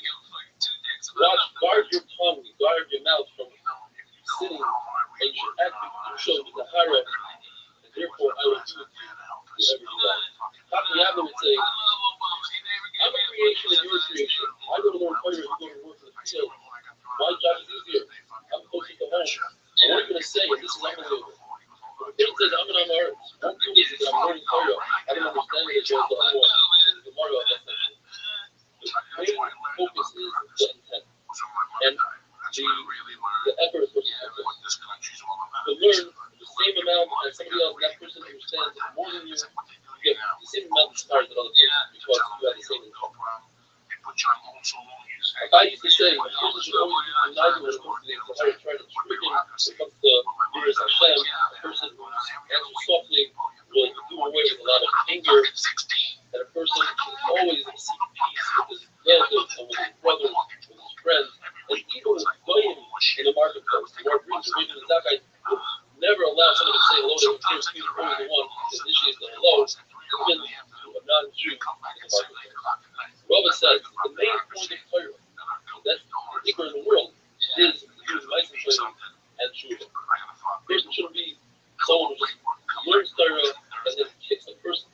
where like his father, his mother, and his we're talking about a different definition of a person who knows Torah. So knows Shema, the concept that means in order to argue somebody else, that's a person that's better than should have been created. Rab says, this world, we're given in the world of confidence, we have physical bodies, we're not going to be we're not going to be jealous of each other, we're not going to be competition, we're just going to be sitting around on our heads and basking in the glory of the Lord. Gemara's famous question, if women don't learn Torah, how are these those learn about? How are these those protection from the divine? And Gemara answers by bringing their children to learn knowledge in school and allowing their husbands to learn besides the Gemara about the Torah. And waiting for their husbands, those days, their husbands to leave, because they're not waiting for their husbands to come back to learning. That's how the shear is Torah of learning about. You are really beautiful bracha that come and save each other, and basically all the limbs of the body that their mouth should talk Torah, their feet should run to Torah, their eyes should look forward to Torah, etc. So the Machloek is the pasuk. Alufenu Subarim, Alufenu means Alufenu Subarim. We take the burden. One Malama says Alufenu, that there's activity in the Torah Subarim, that they have the Yom Mitzvahs. The other says Alufenu was referring to their heaviness, is Subarim, is referring to the season. And the Gemara goes on to say that she made a bracha that she shouldn't be like David and Shaul, that they had bad advisors like Hokel and Doyek, and we shouldn't have children that go off the dog. What's the passage? Have you related or the question of Daga? Sometimes have you related? What Shaul is, we're talking about Zaydik, that they are distant from Daga. So if they couldn't sustain themselves, they don't need to come out of the local, because God will help them, the entire world will come out of the dog. Or agree that Alina, the famous pastor, will come out and say, can you agree? He doesn't need anything, just some boxer, some Aruba, where the entire world is the same, because the Pasuk shot is that Avir Lid is referring to the Rishayim. Like he divided the list within the list of Klal Yisrael for many generations, and they never became Jewish within the community of Klal Yisrael. Or the Casio, the so Klal Yisrael gathers together before Yom, 30 days before Yom, before Pesach, that a fire would come down from the sky, a pillar of fire, and he's still doing something that didn't come years.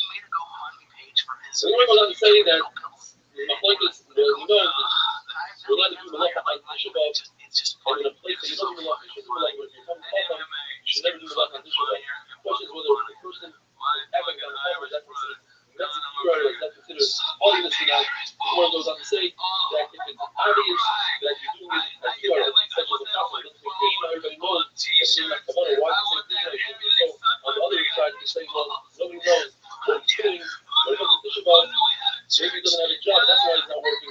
Or on the other hand, you can say, everybody knows that he has a job, and the reason why he's not working is exactly as a guy. And basically, that's finishes with that. We finish the second parak, and the Mishnah says in the third parak, Mishnah makes it. If you have a deceased one, a loved one in front of you, it's called a Kriya Shema, it's filling for an Esrei, and there's a Machik in Gemara whether the body has to be right in front of you, or even if it's not in front of you, and we'll go into it a little bit more tomorrow. We'll have a wonderful day.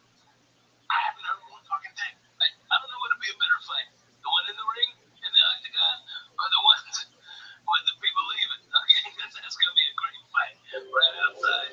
All these guys get all fucked up on Red Bull in Brooklyn. It's not going to be typical Brooklyn night. It's just going to be those tickets going to be alright.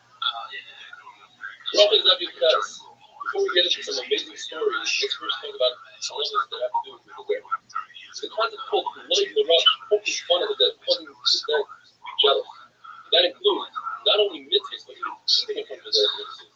So you're not a one, 4 hours within the dead, or in the cemetery, in the Shemara, and say Kriya Shema, the Shemara, say Kaddish, the Hillel, etc.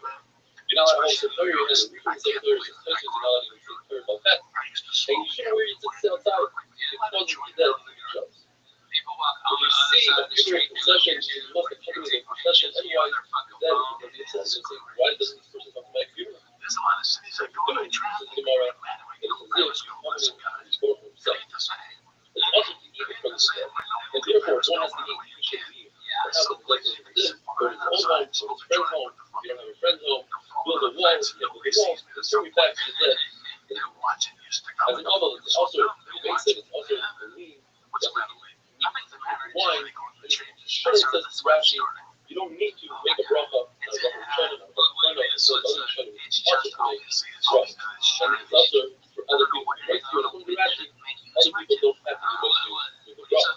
But on Shabbos, all of the laws apply. You could leave, you could use meat, drink wine, and my point is whether or not your diet is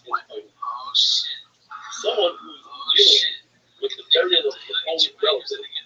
Let's say gets off and therefore he's other from all the mysteries. My point is more what I mean. The Bible says that as long as the dead is right in front of the day goes to the house is not there, then he's no longer a deal. So they got a food. But there actually, you see by Rabbi that even though he was dealing with Ephron and sorrow no longer in front of him, the Torah considers this as sorrow. Otherwise, he's still dealing with it in his head, and therefore he's called from over. What about the people that carry the Aron, the Chomer? They are all other cultural right? The ones that are in front of the Aron, they haven't had a chance to hold the Aron yet. They are the ones in the back, they already hold on to the Aron, they want to hold it again. They must say, those people that come to comfort Rabbi, that's also mitzvah. They're also listening to husband and mitzvah. If they have a chance to sit for the possible, for those people, they should say so. If they don't have a chance, then the inner ones, standing in the inner row, that they are the ones who say directly to the available, and not even not them, and do this word of comfort. They are part of the creation. The ones on the outer row, they don't really say directly to others. They are tired. What about the sugar? They watch the body. Like the Gemara that they're watching them from life. They are also considered basically mitzvah. They are comfortable. If there are people with them, then one can go inside and daven on a ship is machlokas whether there are mice or not. That's a concern. According to one man, it is, and therefore one should wash the body. According to another man, one should go inside. Once my preacher will come and say, there's a concern that she holds of without respect. That concern a lot of times. Therefore, you don't take both of those as a sack or a donkey. That's the concern that people come and steal the cemetery up. Anything wrong, you throw it on the ground. Now, the Gemara discusses and figure out what to do for what exactly is that people know what it is, what they understand. I'm not getting emotional. What does it understand? Sometimes my son says that this person is still fake. I'm saying it's totally fake. But if I get that feeling, the body feels that fake. If there's a mouse called part of the death, he announces that a certain person will die soon, a day or so, and the other dead people, they know that he's coming up. Then people get information and news from visitors. Other dead people come up and tell the phone line down below to get that information. And in a situation where the person is a great special planning, they will in fact announce that the arrival waiting for if you're more discussing regarding second more, the subject of the field, we're wondering if your father will remember this, if you know about your pain, after learning that you're working, after learning that father's been alive, whether the father is reminded knows about it. One of them said, when you read it's a positive, that people don't know anything. The other one is Mason is referring to your son. They're in this world, maybe making more. You're not concerned about that. Even when you're dead, you're concerned alive, but Sally is concerned about the whole world, what the people hate for it. One thing's not real, and the other one, nobody likes you in the first thing, it's the system because the Lord says it's a habit. He was oil, like the ice, oil, because the ice in the same time. That he went through the entire September God, which is the hardest Hebrew circumstances. One day, one short winter day.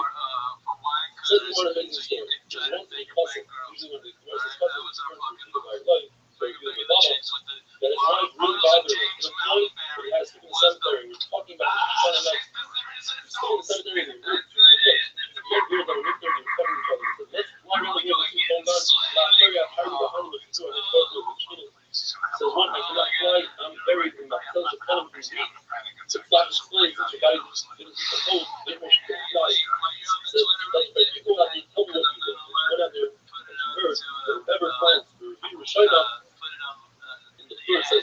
talking about the 17th day of Cheshvan, the 7 days, and then like the second reveal, I think, the third reveal 7 days later. Other plans then, Handel's going to come and destroy the crop. So this concept did not come to the reveal Rishonim, it came to the reveal Shia, and he made a lot of money. The following year, he decided to do this trick on his own. He went and he camped out in his affairs, and sure enough, here's the two people saying, let's go fly, I can't fly, I mean, I have my social money. So he came back and told me, and she said, I heard. So whoever planned for the second reveal, she thought one that he was going to come and ruin the crop, so he planned in the first, and therefore he made money for the local crop. He says his wife, how did you know this? So he told his wife the secret. The wife had a big fight with the mother of the girl that was flying around the cargo, and she made son of the mother of the other mother, and she said, I know that your daughter was buried in my social money. Third year, the puppy goes to the cemetery, and here's the group of saying, let's go fly around, and one girl said to the other, I cannot fly because the live people are already saying that I can call my mother, that she buried me in the social money. That they said, more perhaps, somebody came, showing his litter, over. Sigiri once gave money to a lady, and she died, and he went and he asked her to give the money, and she told him exactly what it was. And she said, tell my mother that we're going to have a visitor soon tomorrow. Please send my phone and my makeup. And that's because she must have heard it from two mother Aleph that I know. She said that in the school used to take some money of the orphan, and he looked at her and she told him that some child, they called him the son of the person that stood money to the orphan. They went to the corner, and since that lady didn't make it to Shemayim, because lady heard his Rabbi by not going to the shear, and he sees his father and his son crying and laughing. Why are you crying? Because you're going to hurt yourself. Why are you laughing? Because they consider you as Shemayim. It's okay. That lady go off to Shemayim, in fact, you know, says, where's the money? The money is buried between our money. It's a sandwich. Our money, the Sunni's money, and our money. I didn't want to kill you. I didn't want to steal it. And in fact, they returned the money after hunting the sea that the dead is no one coming out, but it's different because she was a fucking person who down to the Shemayim, really in his bed, as a wonderful So they think they can cure it. Alright, he's a fucking pestilence on fucking humanity. Fuck that bullshit. I'm sorry. I get overheated, but everybody radio is a piece of shit. Alright? He didn't pay his books. He didn't pay his fucking bookies. I'll tell you that. Fucking guy welched some bets too. Rothschild is not just that. The other day, their base was walking in the cemetery, dragging the grave, and was told, like the rush, you fucking cut it to death. Seems like Rebbeinu himself is distracted. Rebbeinu says that he's over the covenant of Rebbeinu. Tell the other, Rabbi Yaakov, that I kept my promise and I keep fighting each other as well. You see that Rabbi Yaakov cared about what's going on in this world. Or at least perhaps, they don't really care. Broker wanted Moshe Rabbeinu to speak to Rabbi Yaakov, that Rabbi Yaakov can have a person think to Moshe Rabbeinu for everything that he's done to their disciples by his way. The halacha is speak about the mace, because they speak about a rock. They can think is either they don't care or they don't know. However, they speak about other cultures. Like somebody spoke about Mashmur after he died, and he told, here's the planet, here's the membrane around the brain.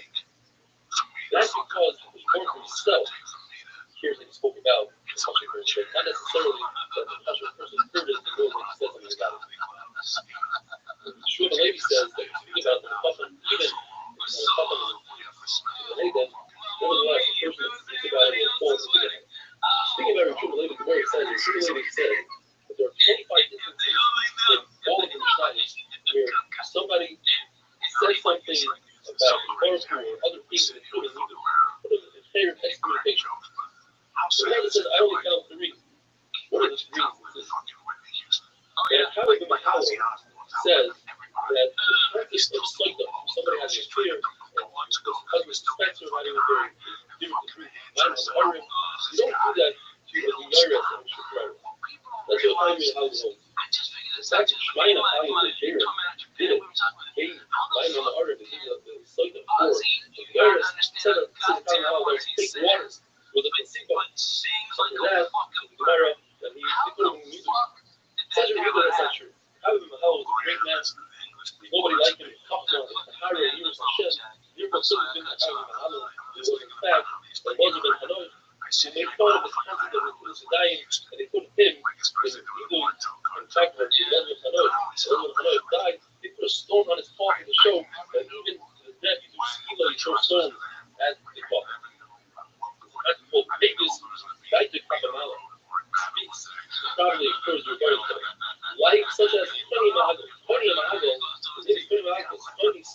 this circle around himself and he said, Hashem, I'm not moving from the circle until it rains.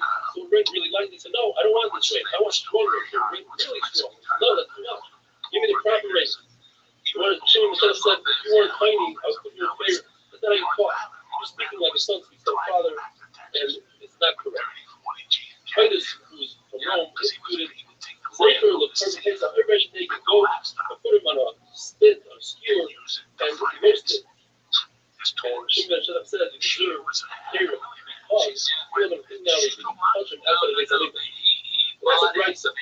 The famous story of counterclock life. But it wasn't held that his word picked up hold, and in order to make a ferret, earthenware stove, and make it not come, you have to break it. Listen, chop it up, and you want to put it back together with the sand. Then the whole is fire. They dropped us. The Lord tried to break down with the trees, with the wall, the water stopped. The passive family, Shemaiah said, the Lord is right. Nevertheless, they didn't accept his word, and not only that, they couldn't believe he died. So, yes, they place in the mission, but why did True Legacy 24? There's 21 other situations in the mission over here, very similar to these three times, where the Talmud is a single person, an individual went against the Rabbi majority, nothing against the Rabbi majority, in his heart. That is deserving of favor. And some of this person wasn't as great as the other, and one part of it, the great person that is deserving of it. He said that tomorrow, you don't kick out dead, when it's not going to start to people like this unless it's also question like the Yosef, we're taking that right before the future. People listening to what has to be it's like from the rush to go out, they should read one by one. In other words, one person gets out, the speech will better than the next one. If the body isn't in front of them, they can also speech from together, and the other sits before me and he says, because he takes upon himself the terrible tragedy that happened to him, he says, Harvey Kapasi, I sin a lot. When you're talking to many, I'm hoping you have it, you don't even give me what I deserve, 1 out of 1,000. It says, if I use it, that's yourself, the philosophy, you shouldn't talk about because it means that you're saying you're deserving of a greater item. We discussed the other day about people standing in a row and saying, you're not going to listen to the outer row is not something for the future. However, the more contact is the outer row can see and can be heard, but with the hearing is part of the new millennium, he's part of the future. You want to bring the also any Chachma, the any Kuna, they still the name of Hashem. When we come from this world, somebody does feel Hashem, he doesn't see he's a Chacham, he's a Rabbi. For instance, if a Hashem person is wearing shaman, even though it would create a tremendous embarrassment against religious, the public must remove it immediately. There are those different cases. Why is shaman given the notice case? What's the tomorrow? When it comes to the Rabbanim, the Rabbanim is not those who are zero when it comes to human dignity.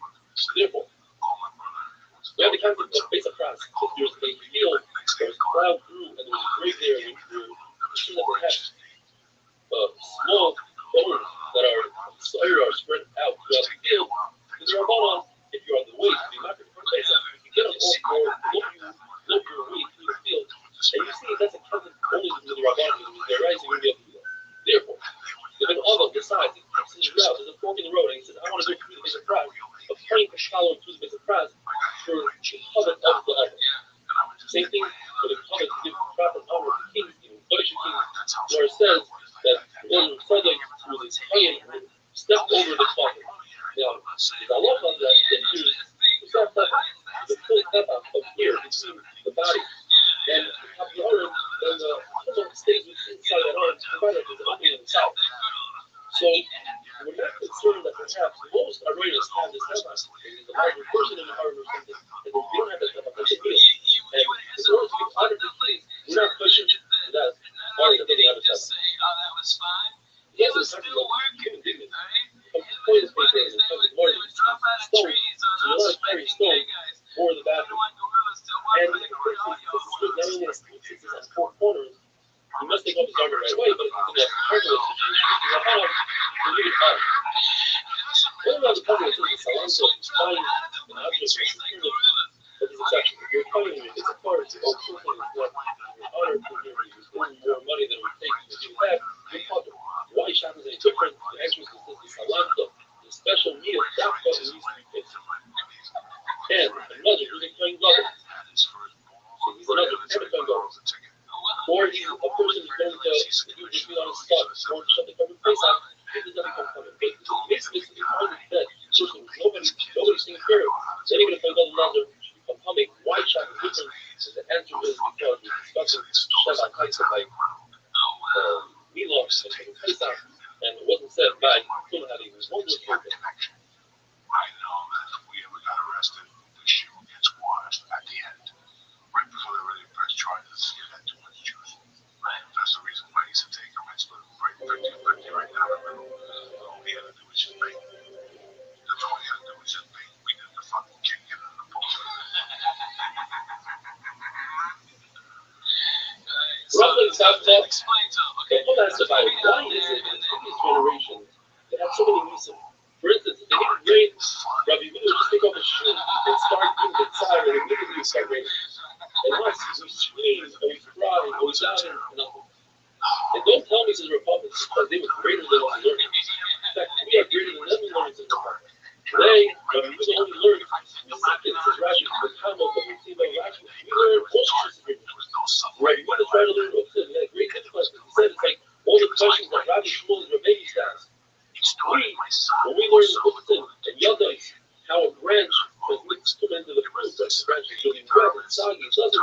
We have 13 shotgun in there. What is that? Shot at the previous generation, they were placed in that much.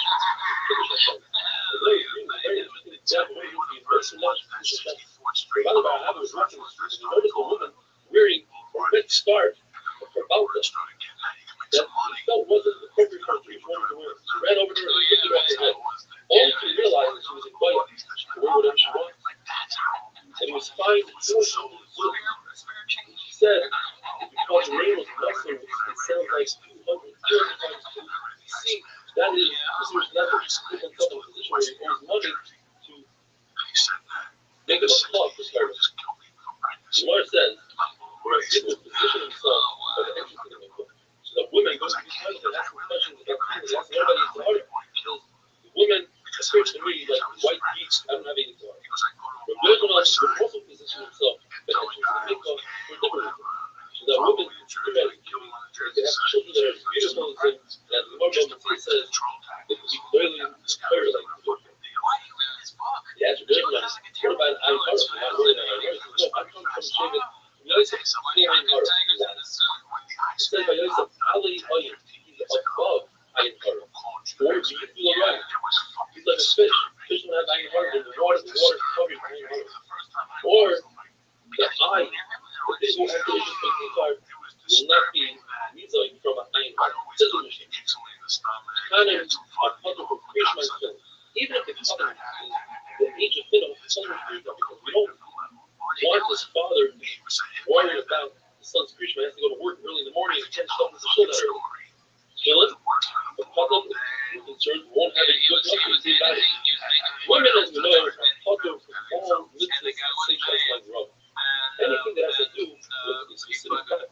Therefore, Kriya Shema in a specific time in the morning and evening are public with Kriya Shema.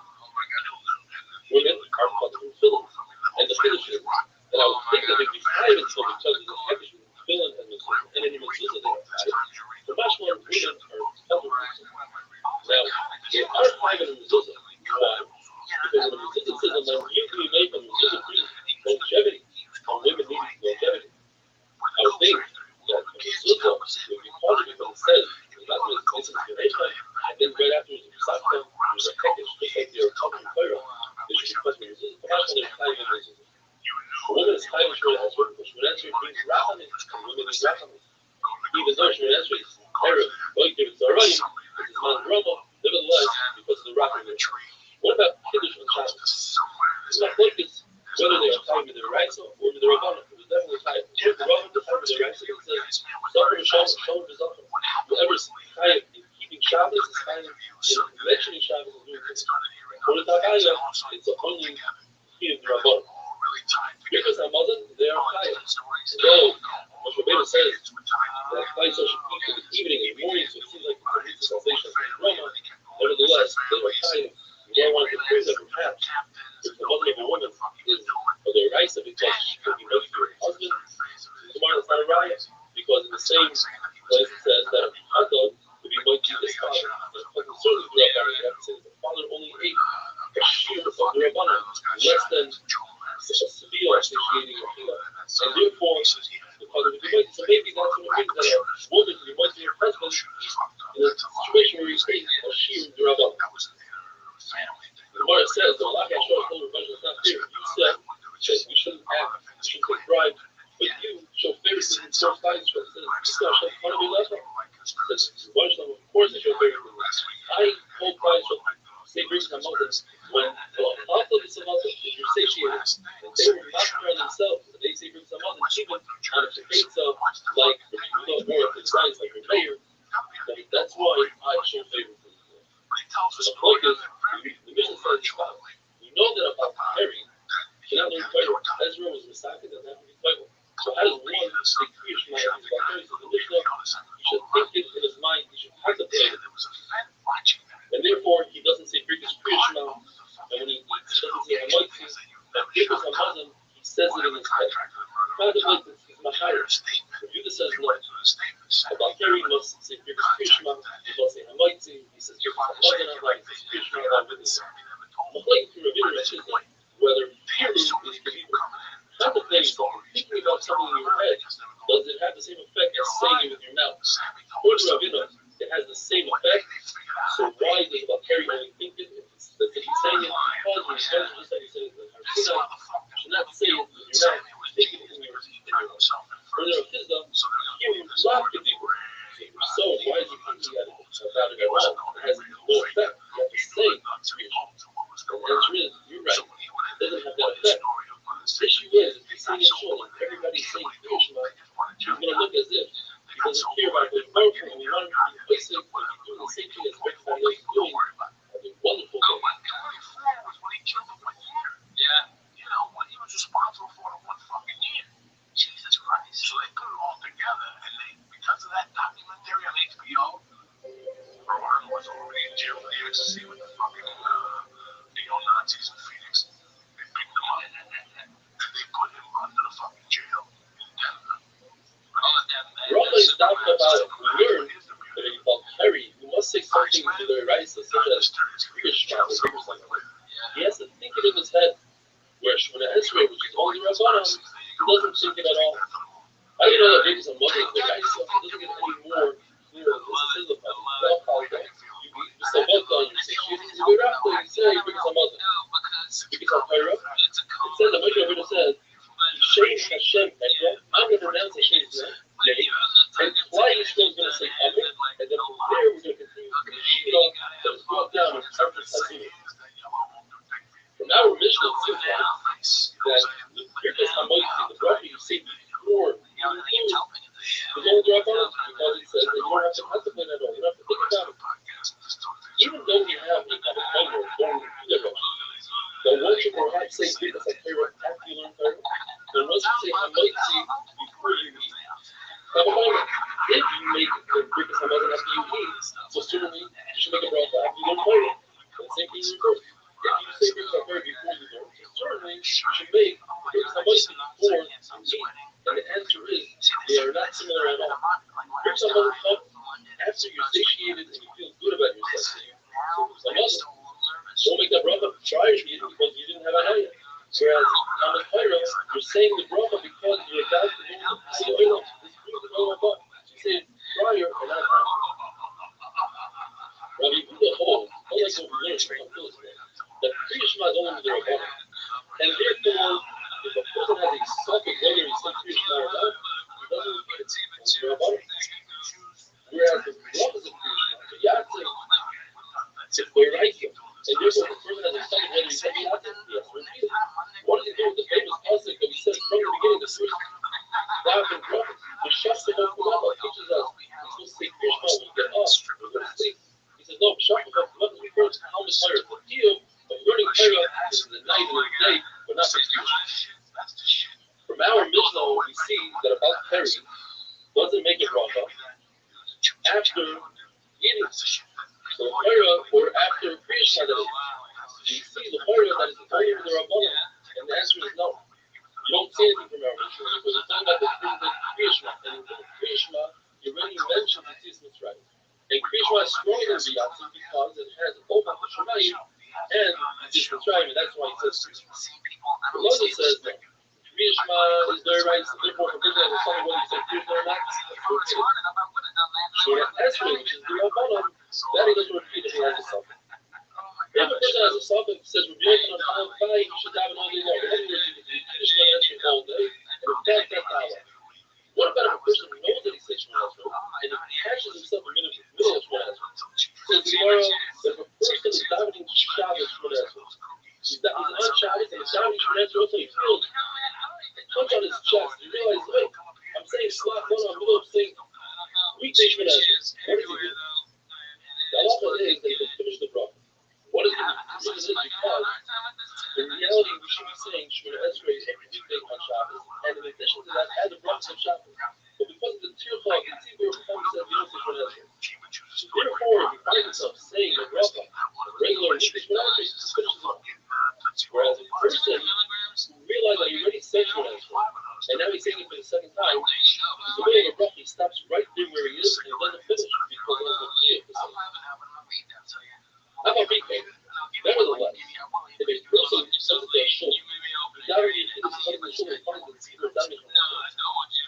But say it Shemona Esrei again, as long as he shows that it's beautiful stuff, and he adds like a little bracha, he adds something of his own and makes it different. If a person comes to the shul, he's not walking on his shul. We find these tzibur damage on himself.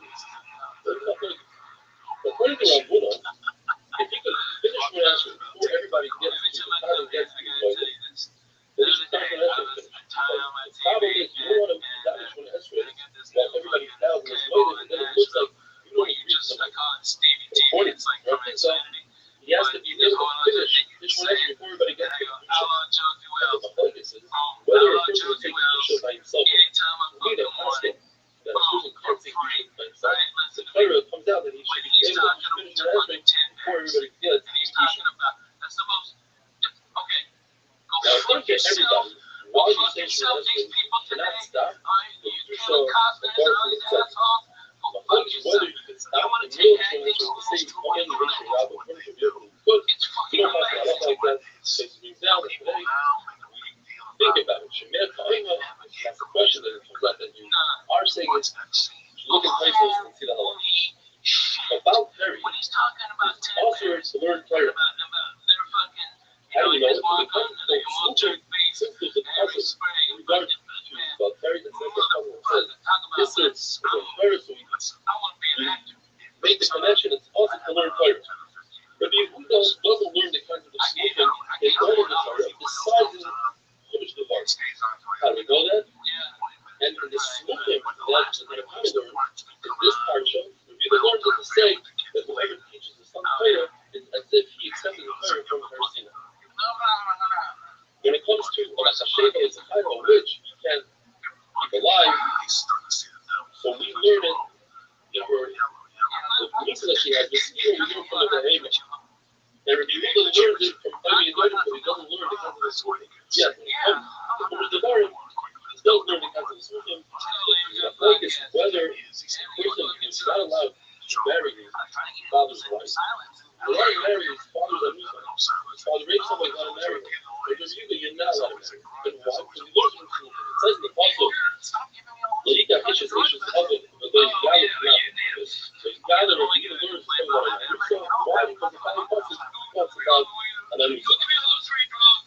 In the Mishnah it says that there are three people that have zera and they're not allowed to learn Torah.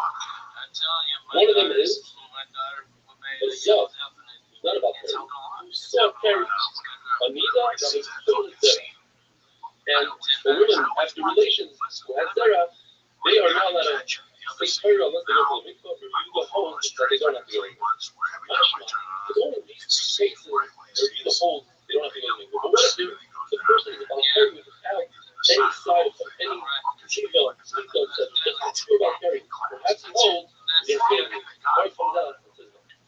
At the end of the day, review the hold that about Perry is after the Lord Torah. He just holds that when it comes to previous fish, etc., he made them right just as they're in other words, they are the Rabbanon, so you're allowed to say that. a wonderful thing. That's as good as it fucking gets in my world. It wasn't until this moment I knew it was Marzini the whole time. Oh my god, that's so deadly. When you watch that, you shiver. HBO, the 80 years, not follow Stallone. It's don't talk shit about it. HBO is doing the other thing about it now. It just released the other Rabbi day. Dr. So Bailey, HBO Lord wants tells to us watch that just like HBO. the Matan It's Torah was given to the when hero, it's hero, HBO, Francis, and Francis Isaiah, with no so blood. too when we learn Torah, HBO we should be up again. prepared for the nation which is rebelling. The unseen Therefore, just a the ton of Lord shit. comes about to Muhammad. The movies But it wasn't his fault because he So saw on the Torah while Arida comes to learn Torah. However, the person becomes Hamid Harry, which is an issue of college rules. He actually said in Shikha, the Bible says it's possible to learn Torah at all. Maybe the college rules, Torah is only for rest of the day. On the polar opposite, we have Rabbi that says that Torah cannot become common. Therefore, you can learn Torah in any state, even in the state of full of Torah. Torah is like fire, says the fire is not become a full of Torah. Then you have five shivas. Rabbi says you can learn Torah, you can learn Mishnah, you say don't go into it. You have Rabbi that says, go into the Mishnah, the five Mishnah, people learn Gemara, they have nothing but Hashem says, learn Gemara, just don't say the name of the Gemara when it comes to the Pasuk. Kiva says, don't learn message. Don't say in Rabbi Kiva, as I meant to say, don't go into a big message. I'll tell you it's possible to go to the big message. Rabbi Yehuda says, and this we had yesterday, a person who got carried to learn full Zerach. But he on himself was machmir when he taught his Talmidim, he was told them first, and then he taught them Zerach. For Nachman Bar Yitzchak says that there's a minhag in the world, asking like the three stated. One level, like we just said, like Rabbi Yehuda, they say that we're talking about carrying to learn Torah. The other one is like Rabbi Yoshua, who says that in order to be over on Kalayim, is making. You have to plant three types of plants. Plant wheat, soy, or barley, and hartzan and grape. Otherwise, they're not over on Kalayim. Whereas Chacham say only two is the Isra. And like Rabbi Lahi, who says that the field of Rachel Hagel is shear your sheep and give the first shearing to a kohen is only in Eretz Yisrael. The Iri said, either he said that they were about the Tefillah, or he said they were about the Tefillah Sigdalim. Right? We learned, Jesus said, you shouldn't go looking for water. It's better to wash your hands before davening, but don't do it on the account of not davening for the people. What that is that nobody does is whisper to Rabbi Kiva coming out loud. Rabbi Kiva whispered it to Hazai, but Hazai either announced it in public, or he whispered it to his public. What's halacha? That this is in terms of called Tishakav. When one is puzzled for a carry, he doesn't necessarily say that make the people with himself. He can pour upon himself 9 times like a shower. Pour the water on top of it. But later on, another holds that when it comes to Tishakav, it must be work. You can't go into the field of Mikos. You have to doctor go into the Mikos and you can't pour the 40 sometimes. So Tishakav is not pouring it on top of you and not going into it. Now, why would he announce it coming? It's sad that it was announced coming. Because the Tefillah of Kerry caused a lot of people to fire. Takes a long time to go to the mikvah, and they find the mikvah. Or people who are about to go to the a person knows he has to go to Mars with himself. He might have said. And then he said it in secret because he didn't want it to meet them, be with their lives like on a daily basis. The guy said when it comes to halacha, like Tefillah of Kerry, some are Gershon, some are Moshe, they are going to have a different stuff. The question is, if you can get away with, so to speak, 9 cups of water, why would one go to the mikvah with 40 subs? So the water was 100 meters together. There's a story where somebody was about to be over in Avera, and the woman told him, if you're over in Avera, remember, you're going to have to look for a 40 subs, and that made him stop. The difference among the concluded, you have to have our bones. But one holds that about carrying the common meaning in life, rainwater, or since it says it has to be just like a regular mikvah, 40 sub rainwater. But Nachman had a special vessel that held wine common and we can use it for water. So what do you mean? The whole that only somebody that's sick and the Kerry came against his will, he can use 9 copies. But yes, if I'm also considered as a person, but when I saw this Margaret, he brought the Kerry by himself by being his wife. Therefore, he can't use the food. So the Gemara, halachically, Nachman's claim was broken. That according to Chikol Musha, the vessel was repaired. Why? Because it's the exact opposite. A chayla will bring the pot himself. Kerry, like an al-Hakam, to use that pot. A chayla that the Kerry came against his will doesn't even need to be chayla at all. Ezra was reciting the truth of Kerry and said that he went to get the 40 stuff. What about somebody, a regular person, a party, that someone came against his will? Rabbi says Ezra was also reciting something, and that's the nice stuff. And according to Rabbi, Ezra wasn't reciting like this. Rabbi was reciting what I'm trying to say. Rabbi says la halacha. Somebody who's healthy and he brings upon himself the trouble, and somebody that's sick who brings upon himself the trouble, needs 40 shekels. If somebody's sick and the trouble comes against his will, lighter, or somebody who's healthy and it came against his will, but somebody who's sick, they're both under without anything, not even 9 stuff. Or is everybody? Somebody's teaching Torah is different than somebody's journey. So as teaching Torah is healthy or is sick or journey by himself, needs 40 stuff. So if it's having against his will, he can teach with 9 stuff, and some are the fully teaching Torah he needs 40 stuff. Some say that about 30 karka is a real mikvah. Some say no, like you mentioned before, it could be like in a bathtub. If you mention the words, we come up them and the Gemara learns the words to mean that the from the Yehuda, Mayim Shuvim, isn't necessarily the Gemara finally says a story. Rabbi Ryan sitting around, the Prophet says, listen, we're benching now, let me take over any bench. Why? Because I was telling but I used 9 copies. Says Rabbi Bar Shmuel, what are you talking about? 9 copies is not enough when it comes to teaching other people. So people, 40 saw, and I in fact was coming, but I used 40 saw. So the Rebbe let me solve this for you. I wasn't coming at all. Let me bench. So it's more one more Allah Hama was Koivel in the 40 saw or face out because he went to other people. And the more that Allah is not like him, running 40 saw, having wonderful days.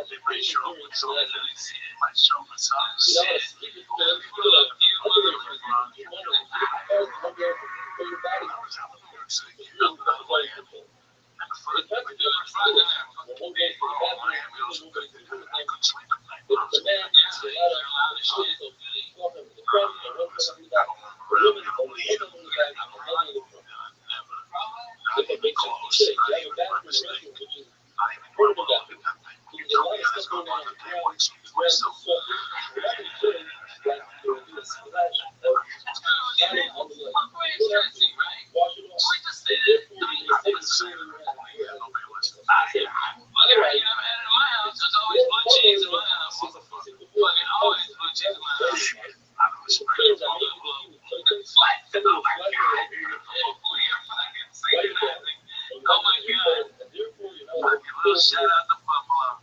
Buck Duff and the Harvard.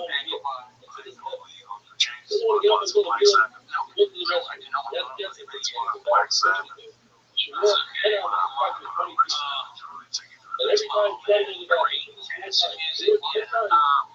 No. Fucking Led Zeppelin. Everybody agrees, though, if it's a Muslim, you wear your tefillin. Those days, they use really tefillin like that, especially during something like Christmas. Yeah, no, that's right. That's needed. And you only put tefillin. Also, because you want to get the item, even if you never get it, as long as you know that the first also, he just hit me strong. I'm enjoying it. I just enjoy listening to you guys. So. Okay. When you were smoking before, I could smell it. Oh, yeah. I put something burning. I'm like, something's on fucking fire. I'm going. Like, this motherfucker. See, but there's no good shit. I don't like the music, but it gets my heartbeat. My heart's going a mile a minute right now. Then you need some Led Zeppelin. Because Led Zeppelin will let you go a little high, and then it'll slow it down. You know, a little high. But they just play the bass, and then it fucking gets your heart going. That's when them drums kick in, when that fucking, the horse train flies, the fucking drums in. That's when the shit's over, Jack. You gotta be ready. You gotta be on the train and you're left to the station. That's all I'm saying, right?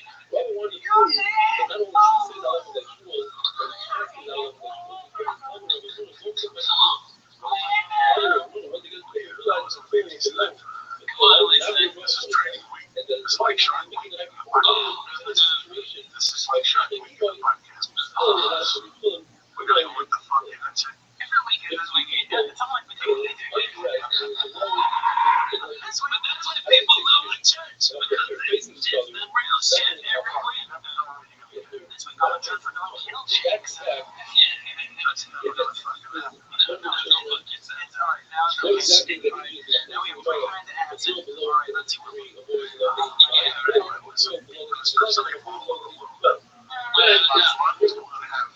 So much acid. You're gonna buy some acid. They're gonna take it. You gotta take it. You gotta point towards the man. What you drop? They're gonna flavor your falafel. Alright, they're gonna give you that shit straight from fucking Hebron or whatever that is. That fucking where's your people from? Over there in Israel. Oh, you're a dirty Russian? Christ, thank God you're a Jew. I wouldn't even stand there. Oh my God, I ain't never gambled with you, man. Look, if you're a Russian, I can't gamble. It didn't work out for fucking Denzel. It ain't gonna work out for me. You know what I'm saying? I went to see John Wick. I haven't seen it yet. It comes out this week, right? I don't know. I think it goes out this week. So I'm happy because you got trained.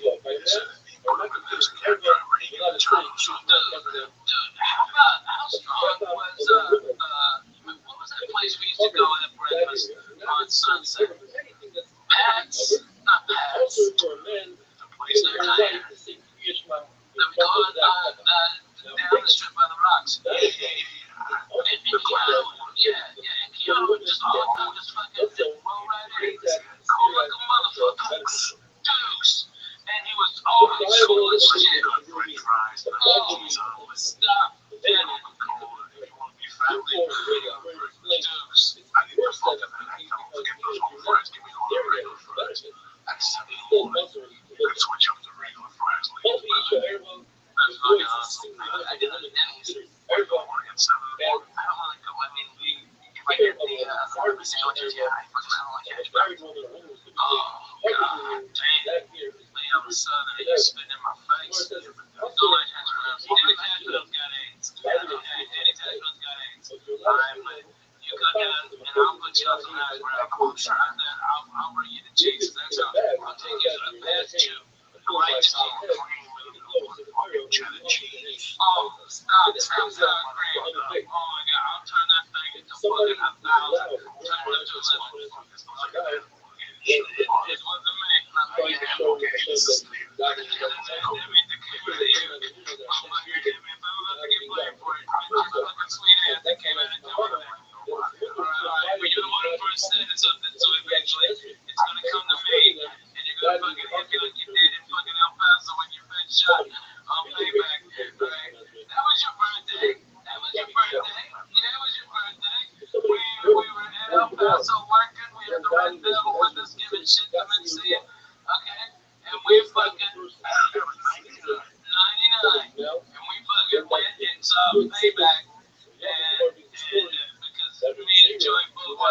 pussy Lou, and she's throwing sidekicks and that little Asian pussy just looking at you, just winking. And that little pussy was winking. Oh my God, dude. And they got quiet and choked in. You fucking let out a fart. That was tremendous. As a man to a man, I gotta tell you, and I've had phenomenal farts. It's been a witness. We've been breaking shit off the chair. Everybody got to work. So we were right in the dance. Right before Mount Gibson was about to spit right. It went.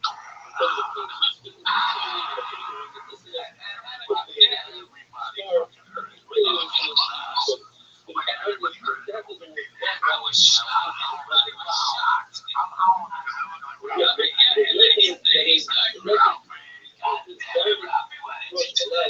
And everybody's fucking looking at me. I'm like, oh my God.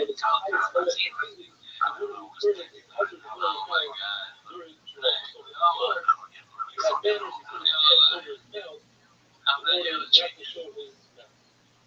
It's on the snake right now. It's on the snake.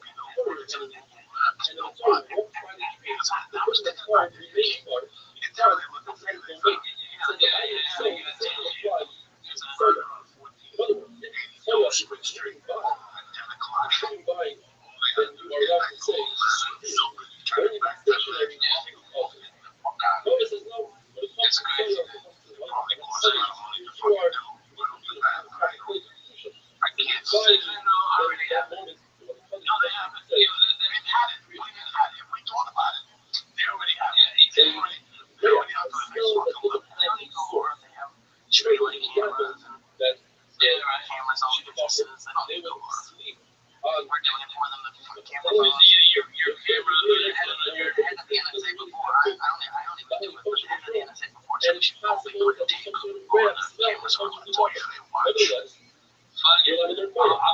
You're not allowed to say you're Set the camera over nothing. They can dance and fucking lay back and fuck yeah, like I don't give a shit. Fuck you.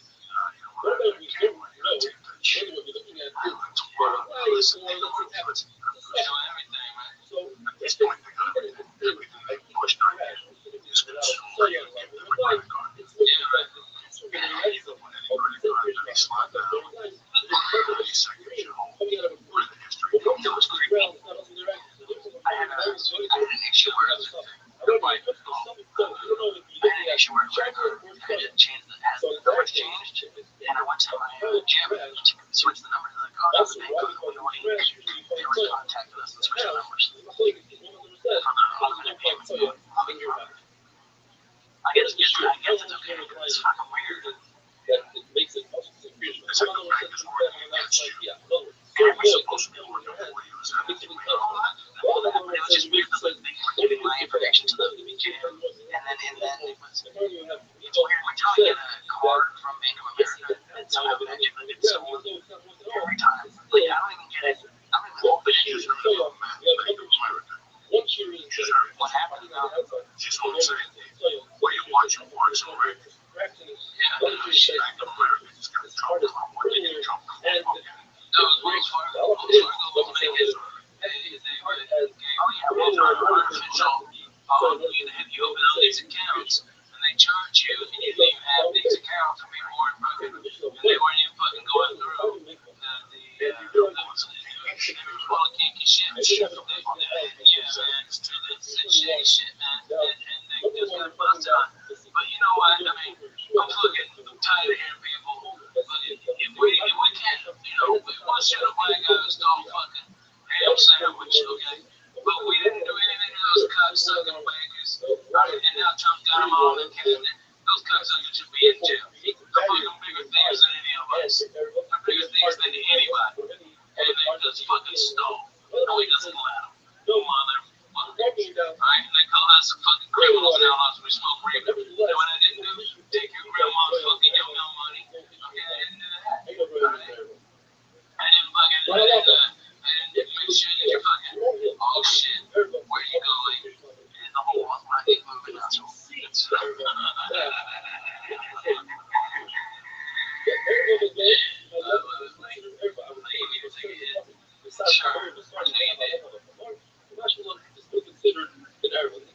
Now you think about it, all your information is good. It's good enough. It's all gonna do. It's all gonna do. It's all gone. It's time to think. I don't need that. Once you type what you want, don't parachute. Well, you got those fucking, when you take it online, use your Amex, that's it. You got everything. When you pull all the fucking, when you pull the airline, the security system is so high tech. And when you talk to them, your phone number, everything comes up. Everything comes up. They already know what card they're going to use. They make you go through the whole system and they already know you. Yeah, they already know. I don't know what the hell. it's also the situation. Sorry. No, man, we're fascinated. Tomorrow remains in the sun. I'm with you. I'm over here. Fucking brother. I'm just throwing the cover in that place. A regular. So the fact, whether or not it's I'm not saying fucking ghosts or spirits and shit. Think about it, though. What lies fuck? that's the very obvious. For some reason, I can't take it. The water that comes up. I'm over this way, bro. I always see to forget that when you always when I go to Nashville, when I go to these cities, when you're working at work, man, I'm a grown fucking man. I can die. Those are fucking early morning flights kill me. So when I'm fucking off, I'm off. Alright, I write jokes, I send my emails, I take care of my business. But I'm always off. I'm not training camp. I'm not taking a shoot or anything a day, but that's the most distant thing from my fucking mind. I'm off. I'm just doing a podcast on a Wednesday night with two fucking savages. That's it. Gonna get some shout outs before I forget real quick. To some bad motherfuckers.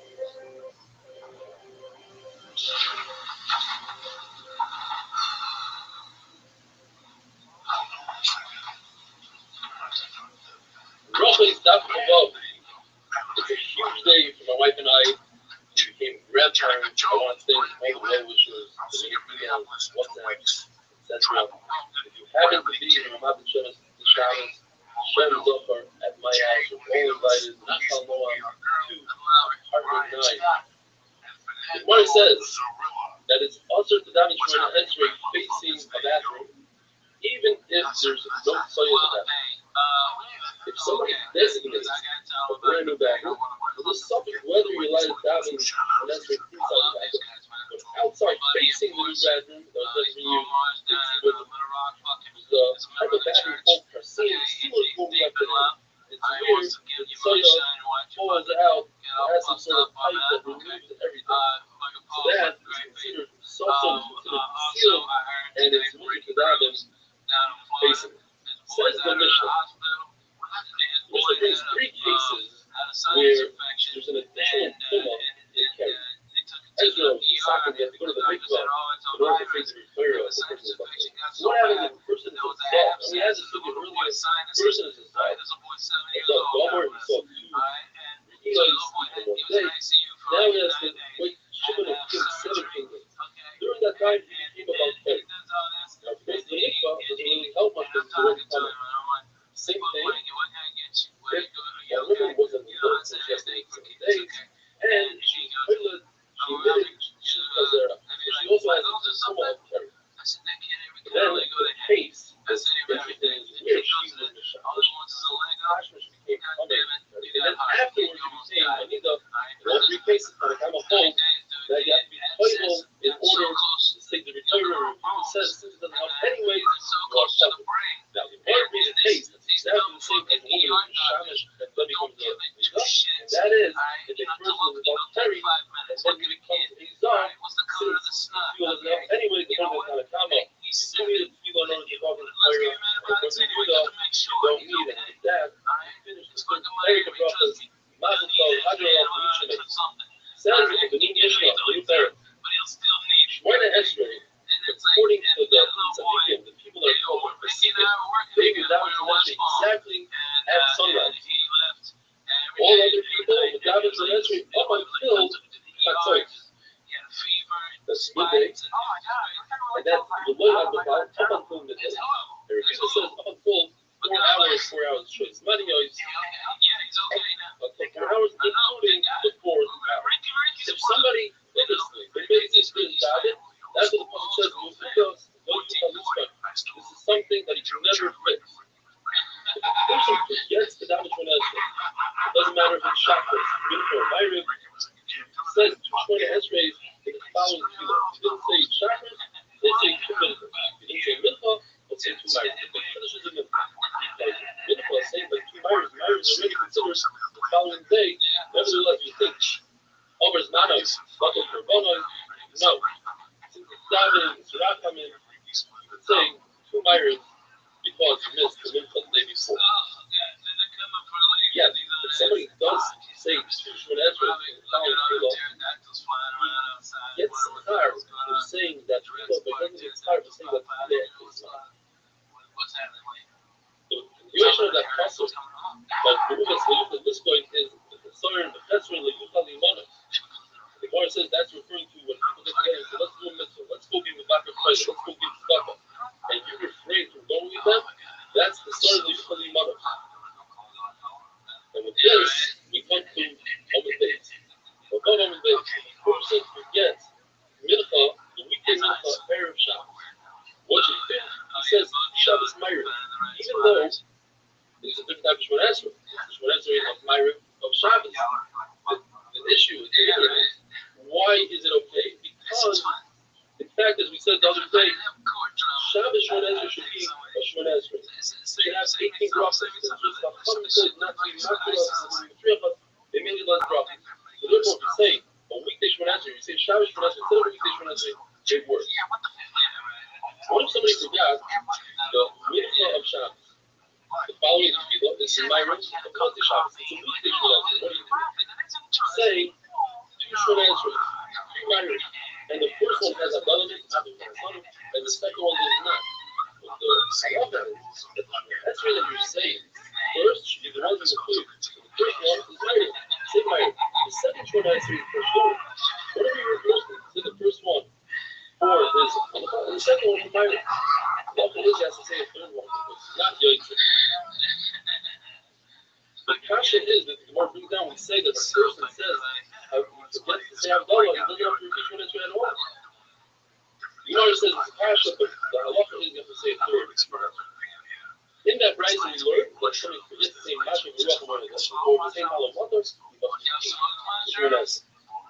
Now going into this argument, why do we have chakras in the Gemara? The first sheet is the Yoitzi is based on our other possession. Our Rabbi instituted chakras, as it says, Vayashkim, he got up in the morning. Yitzchak was Minchak, as it says, with Noisara. And Rabbi was Myra Bayolan. Now, the Shul Levi says that it's basically based on the others, because they were so much compared it to the Karbanis. Chakras is like the carbon that you bring in the morning, and Rabbi says up to 4 hours.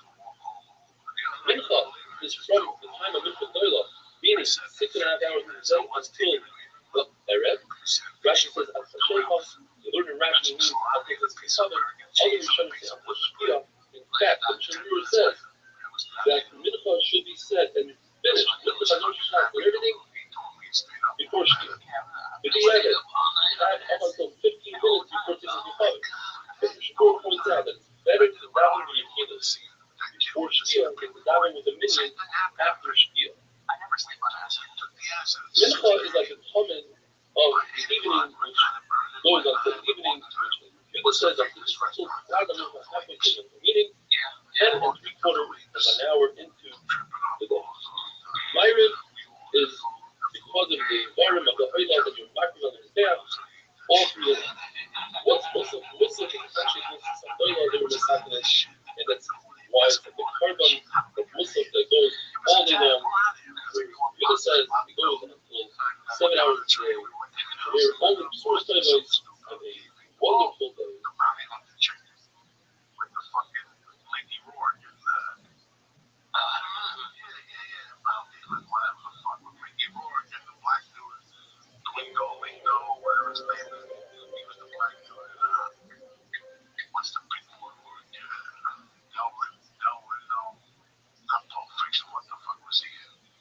Roughly half of life.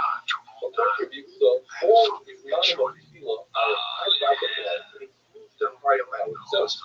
So the Esrei chakras, when it says goes until the 4th hour, that means including all of the 4th hour. It doesn't mean until the end of the 3rd, but rather it goes into the 4th until the end of the 4th hour. Mincha is until the end of Mincha, the first part of God Mincha, which means it's body.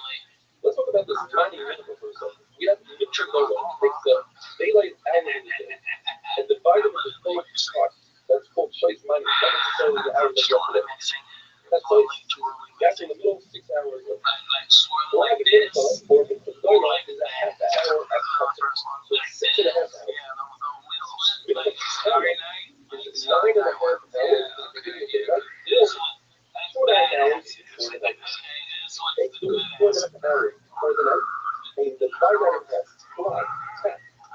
That's like a interview or to say Mincha, that Mincha, until the first portion, the first part of that class. In other words, 1 hour for nightfall is 1 hour to stop doing it because the first part of class and the third part of that class. Most of the day goes all the way to the first and the second hour. I got to go. Therefore, there's a situation where the person has he has a mission because he said that Mr. Day is dead like 6.5 hours a day. And he has another half hour left to finish up with the Muslim yesterday. Then, Davin Muslim says, because Muslim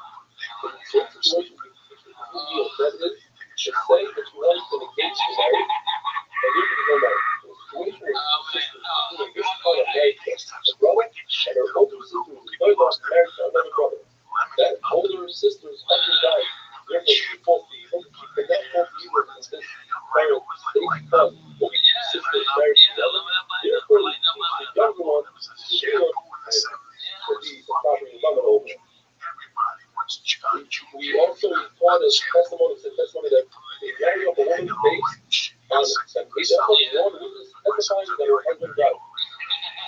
Those testified that they still a chicken is a person, and that for the suffering of his bath is enough, considered all wine is enough before they know. And finally, to our sugya, that graph, 4 hours, in other words, require 4 hours into the day. And that's why we touch like the ego that is calculated 4 hours a day.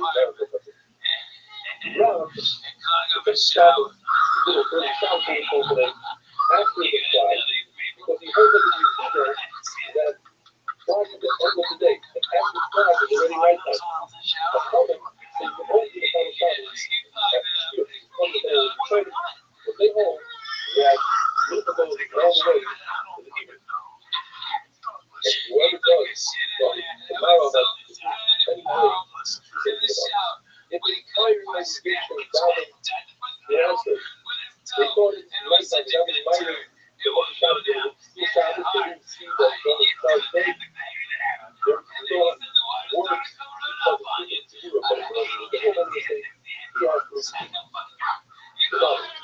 Maybe sad in the East America, a sauna before the Zera against being Zera, and we accomplish the after the Shabbos. This is the Shabbos, went to the sauna, and then we fought Torah. The Yirei Ba'ava, who was a public cover of Rabbi, found in the mitzvah of Friday, behind Rav is diving Minor on Shabbos. And you see from here that Rav didn't think that it was some because the Yirei was still out in his answer. We're not allowed that somebody diving behind, you're not allowed to take the steps back, you're stripping that, well, there should be a dream, but still is there. However, if it's out of the 4 hours of the person, you're allowed. And the only reason why the Yirei was allowed down behind God is because he was also a but a regular person, a regular farmer, is also to dive behind his Rebbe.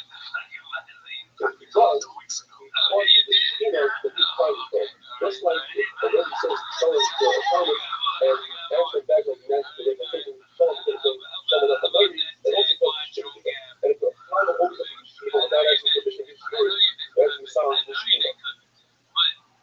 Now, that's a person could make it from Shabbos and finish before nightfall, as long as he excuse master. Shmuel says that a person can dive on Monday Shabbos, either for Natanim, on Shabbos Sunday, and make Havdalah on a cup before Shabbos is over. The very interesting story the Gemara says that the name of Rabbi said that Rabbi Shmuel Bar Yossi stood at this particular pillar and he davened the tefillah of Shabbos, Erev Shabbos, on Erev Shabbos. Says all the time what happens. The happy to be wasn't a pillar, it was a country. And it wasn't because it was a Rosh Hashanah. And it wasn't Erev Shabbos. On Shabbos, rather Shabbos on Rosh Hashanah. The talk is whether the Erev is obligatory to be Hashadavis or not. And Gemara bring them, therefore our Mishnah says, Ein L'chava, our Mishnah holds that it's not a field. Gemara brings a very famous story that Rav Shimon Bar Yochai asked Yeshua, he had to daven Erev or not, and he said that they were short. And he went to the action of Gamaliel, who's the Nasi, and Gamaliel said it's a fight. He said, wait a minute, Yeshua said it's not a fight. He said, let's get everybody come. Everybody comes to his phone and says, ask me. He said, do I have to daven Erev? And Gamaliel says, you have to daven Erev. So Yeshua said, I will ask you. They go. So Gamaliel said, does anybody hear the Fuller? And Yeshua said, no, nobody argues. But they said in your name. That Shimon said that you said that he's short. So Yeshua, I can't argue with it. Either way, I'm not arguing it. The Gamaliel forced Yeshua to stand as Yeshua went on. And Sibor was very upset. He said, last year when I came to Rosh Hashanah, Yeshua costume that it's Yom Kippur, and the Gamaliel said, I want you to come on Yom Kippur, I will not Yom Kippur with your stick, with your money. And costume for some colors, very exciting that he made Yeshua stands up like he did today. We have to get rid of him. Who's going to be instead of him? If Yeshua can't be instead of him, we're trying to score. We're going to keep trying to instead of him because of the most consultants. It has to be replaced by Isaiah because he's a prophet. He knows how to answer everybody. He has specific 10 generations from Ezra, and he's wealthy. He can go deal with the case of. But husband has asked that actually. So, he asked his wife. His wife says, but what can we help you? Instead of you not surprised that that breaks the next day, but not to be anything.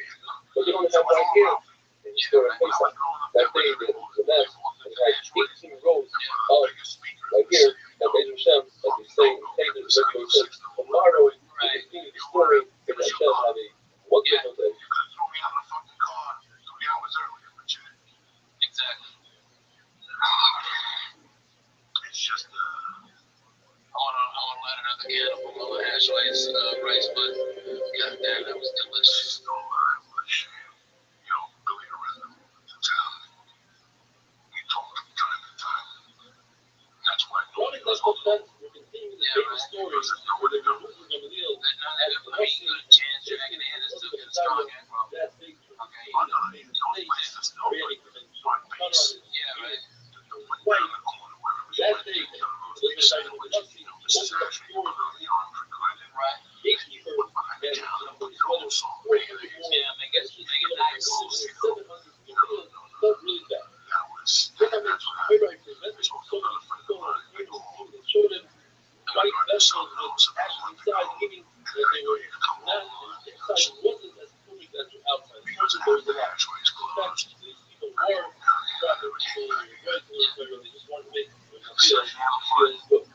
Ashways was so fucking good, dude. You could choose your fucking, whatever, with the chocolate sodas you used to give me. Was it cream or something? Okay, they're getting you and a roast beef, roast beef on a roll.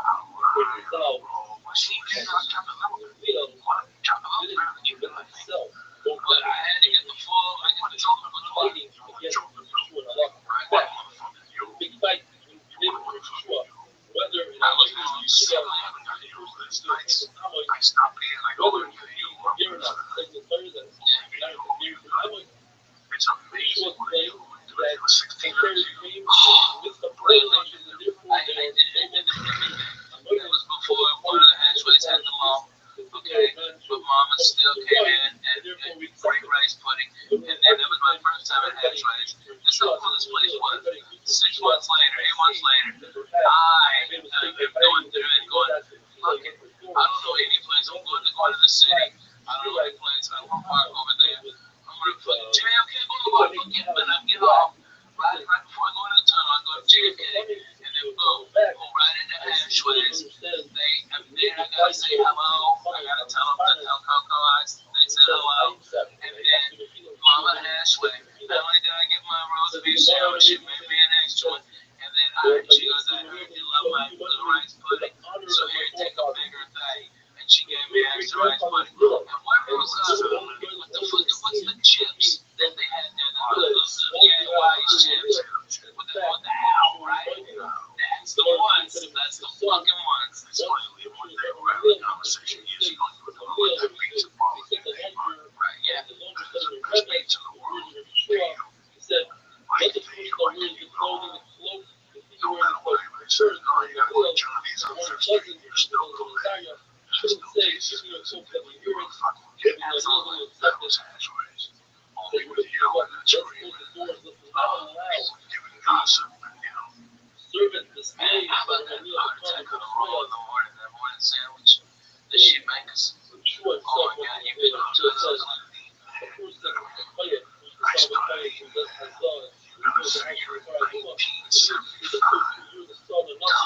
Raphael up there. I was in downtown and I went up there. The word on the street was that people get better at basketball here. They were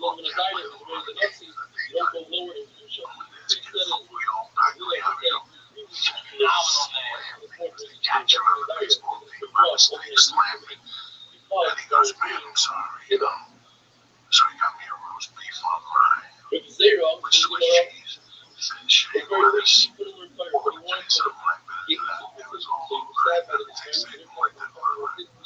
I went there every day after that, so. And he heard the following, I love this, the name of the judgment on somebody. Yeah, absolutely. That's the way to go with that. What I got to 2 o'clock in the morning, it was like, yeah, and he had the, what are you talking about? Actually, talking to this one, So it's like, what are you doing? Bounce check. And I'm like, oh, my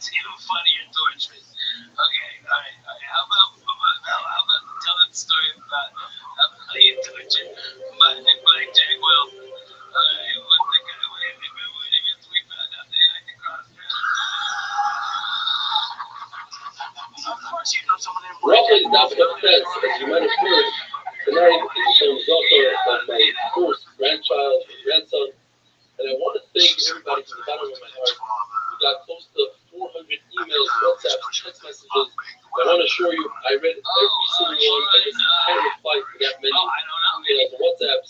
I really thank you from the bottom of my heart. It means a lot. It's very touching and moving that people went the extra mile and sent me messages of encouragement and mazel tov and welcoming to the grandfather club, etc. We should all share this symptoms together. The Lord tells us that Shimon HaKoili, he's the one that put together the Shemona Esrei, the 18th bracha that we say every day. And the Shmuel HaKatan is the one that added the 19th bracha. Today we say it's called Shemona Esrei, we say 19 brachas. And the 19th bracha is the Lamalshinim, it's against the Minim, the heretic. The Lord tells us that a year later, after the altar is davened for the Abadis, and he suddenly forgot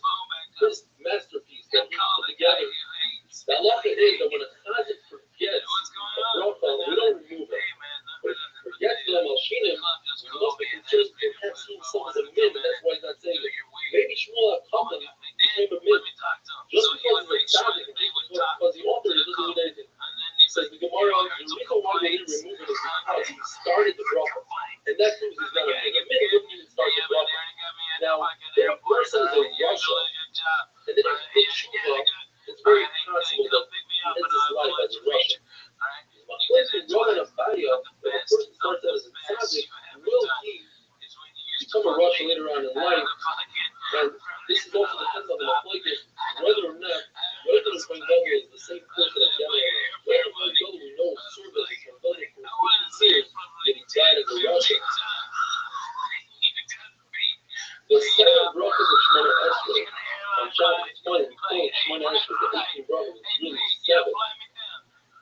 They are to correspond with the 70 kolos that David said in Kol Hashem Alamayim. The 9 brachas we say on Rosh Hashanah are corresponding with the Asparas, the Parasah, which was on Rosh Hashanah itself. On Rosh Hashanah, Sarah, Rachel, and Hannah were nicked out of the both of the side of the Bishop of Shemona. On a Tainus, in addition to the 18 brachas, we say 6 additional brachas per day or 24. And we only say these 24 on a day of Rachamim with a fight. Why? Because the first time the 24 Renadas, the Shura, the song that Shlomo said, as it brought, the Aaron get touched on the book. But Yeshua says, when you say the ancient, you don't say a Choshen Esrei, everybody's supposed to say the ancient. What does that mean? What does everybody, that these 3 brachas and 3 last brachas are the regular brachas? Plus the rest in between. For the shul, how you name it? You have before the Shemona Esrei, each bracha consists of 3 words.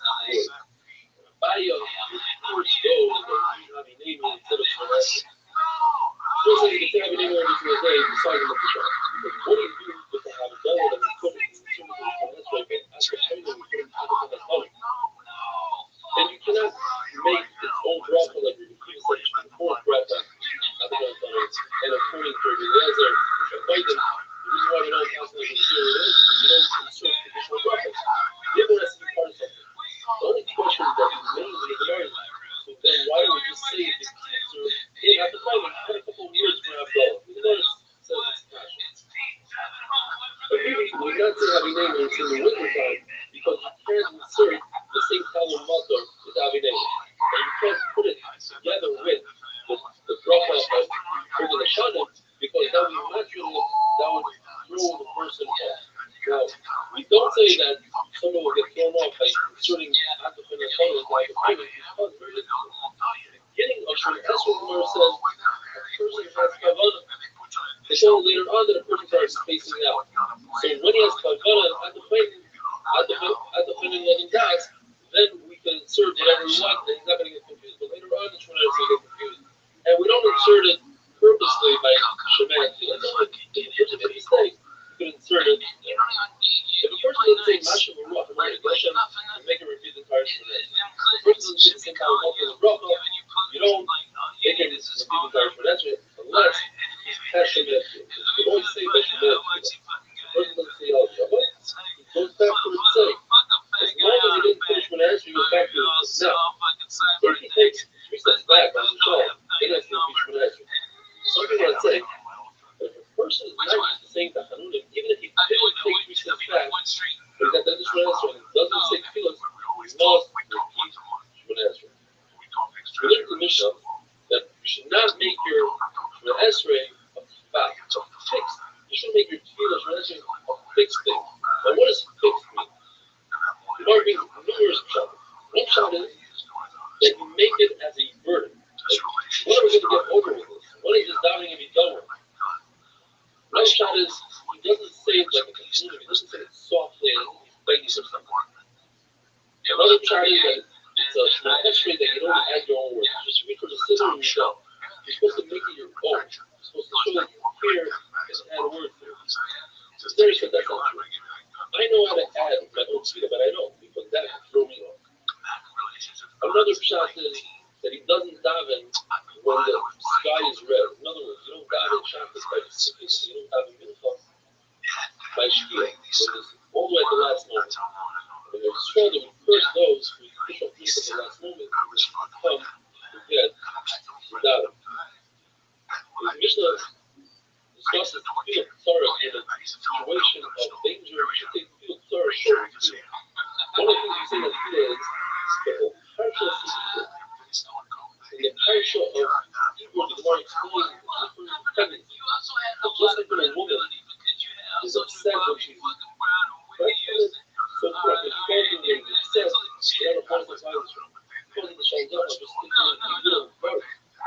What does it mean? A woman is pregnant, she's upset. The shot is that every good thing comes with pain and aggravation. The Lord said there's a scroll with midnight soon. In order to come to a beautiful, healthy child, go through very vigorous labor and delivery and everything else that's allowed.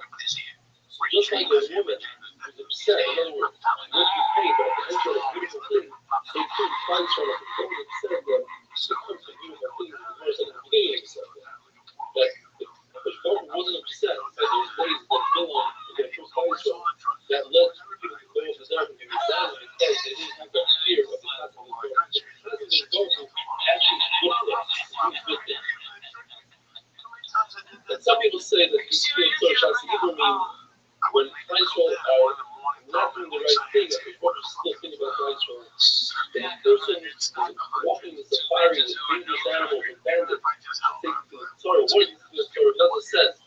אשר יצאו בשמיים ממעל ותמנח השרוח ליריח ומתחת, הטוב בעיניך עשה כל דבר השם שלך. Well, the Tzaddik says, Shema Takas After Yisrael, Naseh Meir Bakashasa, Lord Hashem Shemaytil, there's another one in there, and finally Acharon said, certainly out of the room, but I think this is a song, the night of Tzara, he wrote that she didn't look Echad today part of Sasa, feel they have Tzara, she give everybody what they need. That's what she had to do, and I love this is what feel Tzara. Well, like we said, don't get upset, that brings the Aveira, to Aveiras. They should always say, they should never exactly know what it is. He wrote something, etc. Have a wonderful day, have a great Shabbos, have a Mazel Tov, and super day, everybody.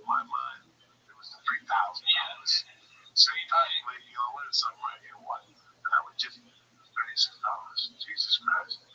That number was far away from 3 G's. Make it work. We cash this check the whole cuts. Yeah. That means I take $1.50 instead of 23 and change. I can still stop by my brother's get a 20 spot. I still got $3 for couple. Rabbi, that's Lamed. If you're going to watch the Super Bowl today, please remember to serve a little bit of party, maybe a halftime and reaching a job. And if you do, don't forget to send some pictures or tell me when they playing around and if you're you come out of the city, but not take kids out there, won't you have 8,000 diamonds with you, 5,000, 6,000 people. For Jason's homes, people today, why did you move out? Moving. When did you move in? They went together and they were discussing on this thing. He still didn't want to do bad in the place. But still, in fact, a lot of the proper road to be in a standing position where you say, was there. Riding on a donkey, sometimes when you get off the donkey, give the donkey to somebody else. But he says you don't because that's going to take away concentration. You're going to continue to ride the donkey. A person is blind, who doesn't have a compass, should think about, especially at the Dashing, when it's hard. The point is, you always have to be facing the virus, which is in the question of the virus, you face a swell, which is intention for the production. If you're like, so you can be blind,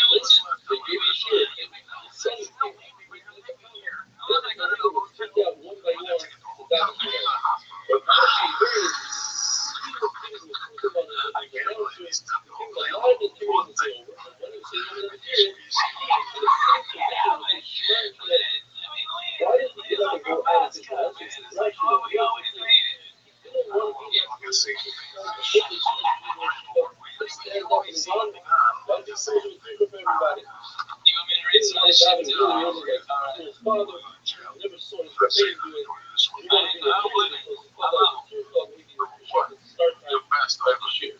Says to me, the father was saying that you got to listen to Igor, the husband of Zion says, no, don't say the name of the people. He just said, in the name of the husband of Zion, that also, if you have a tzibur, then the shnei tziburs right. If you don't have a tzibur, then even if you don't put it in the field, also, that in fact is a rather fantastic.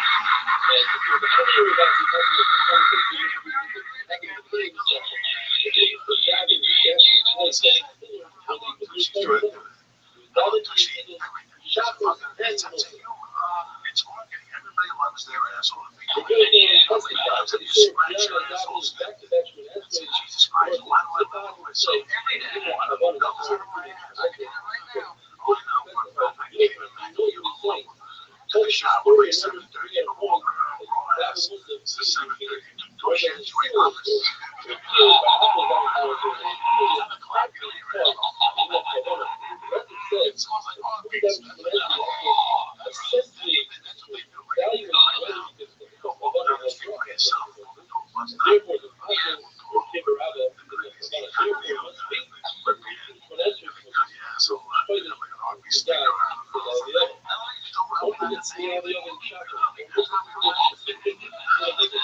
I think this is a great thing for women to fucking buy their guy because they're good hands in February and at the size of big, so you might as well be playing ass on this.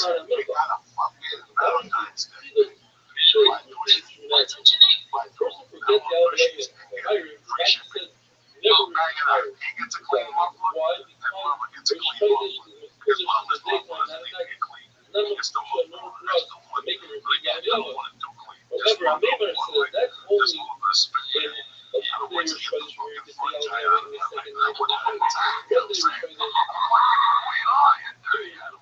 Hello, Trish, you have that option. That's it. That's right. It's a 60-day money back guarantee. You know what is it? What is it? A 60-day money back guarantee? enough time I for don't them even to know walk either. down it out. I think it's I would 36 say days. there's approximately 60 days. It don't matter. You won't use the money back. If it's lasted fucking 4 months, why not the size of my ass, the size of my shit, and the amount of water it takes to wash that little bit of water, don't let this feel a little fishy. Listen, please spit out. Yes. So, fishy.com right now, press that church, CHURCH. And meditate about the davening. 10% off. And if you want to do you get free shipping, Even if right to the fucking house. And your office clean, you feel confident, if a you snake won't get grabs that you, stink coming out of your back, you know what I'm saying? You can wear shorts again, it's a different experience. HelloDushy.com. Go to HelloDushy.com right now. said by your email message that Peter Hart on his visit. HelloDushy.com/church. All right, get 10% off. Listen, look at this all your work. You look at some of the, you know, that guy there just put his chair in the background for his family. He doesn't have a Valentine's Day notice. HelloDushy.com right now and press it in church. And get your 10% off. That's right. HelloDushy.com right now. I want to thank HelloDushy.com. I want to thank Rabbi May. I want to thank the Flying Jew. This was a hell of a podcast. Yellow podcast. I'm going to see things through you.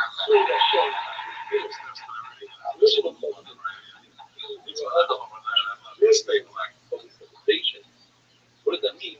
That anytime you are joyful and happy, on the other hand, you should have that fear. The Lord tells us, Rabbi asked Abaye, why are you so joyful?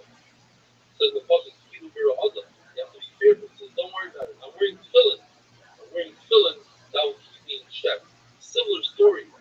Sarah said to Yirmiyah, the Kolpetza Kia Moiser. I'm a Litvak, so I could allow myself to say this. This is probably the Litvak's most favorite puzzle. To be sad, you get sachar for being sad. At least that's what the Hasidim will say about the Litvak. What do we see from the puzzle? You should be fearful of Hashem. Don't run around laughing and being joyful. Sarah, I'm wearing tefillin. It's okay. That's a sign for me. Keep me in check. Have a wonderful day.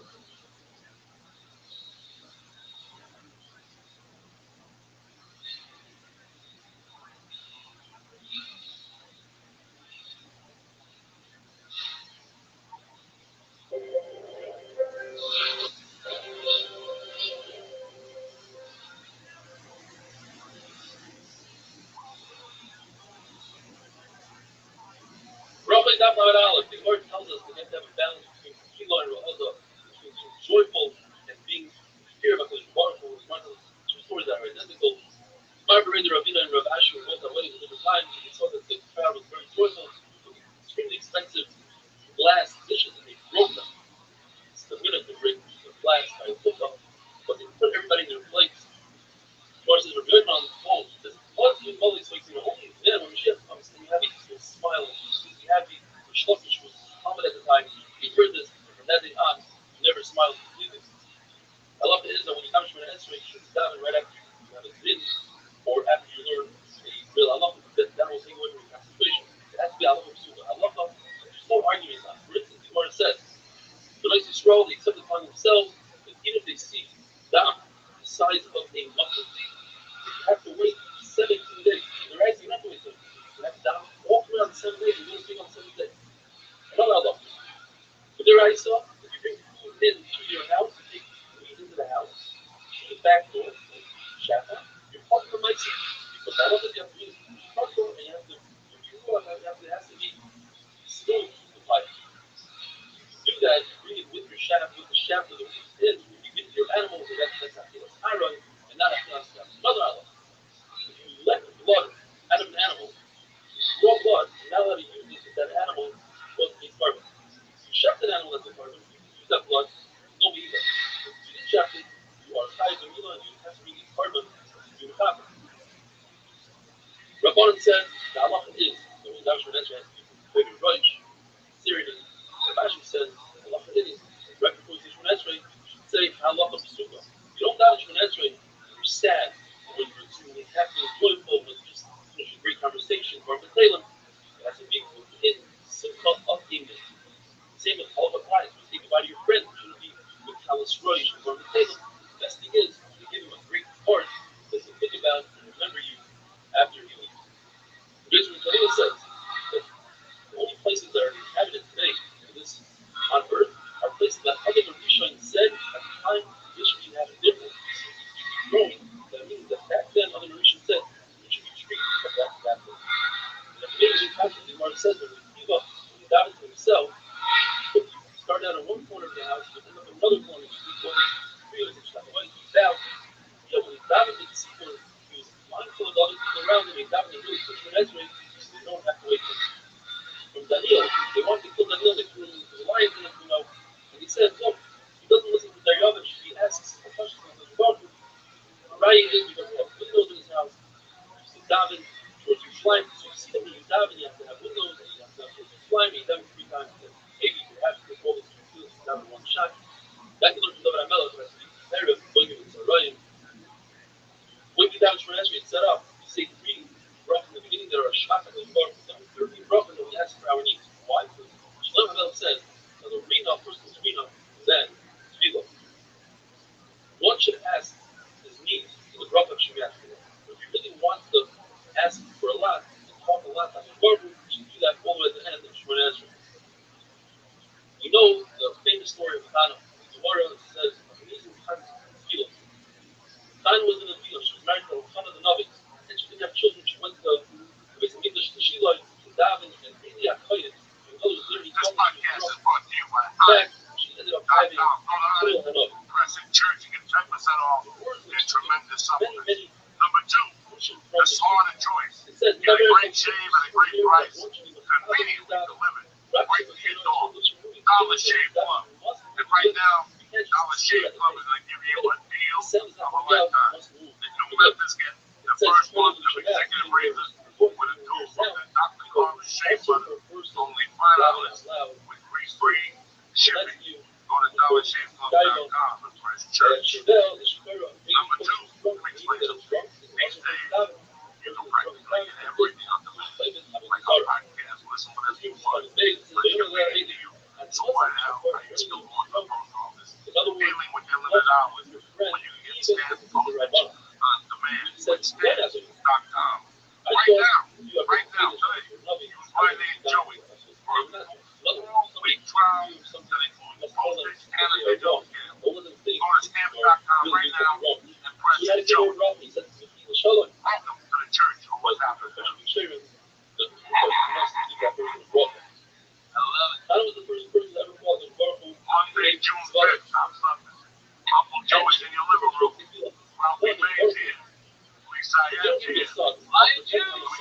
The way living in his home is definitely over.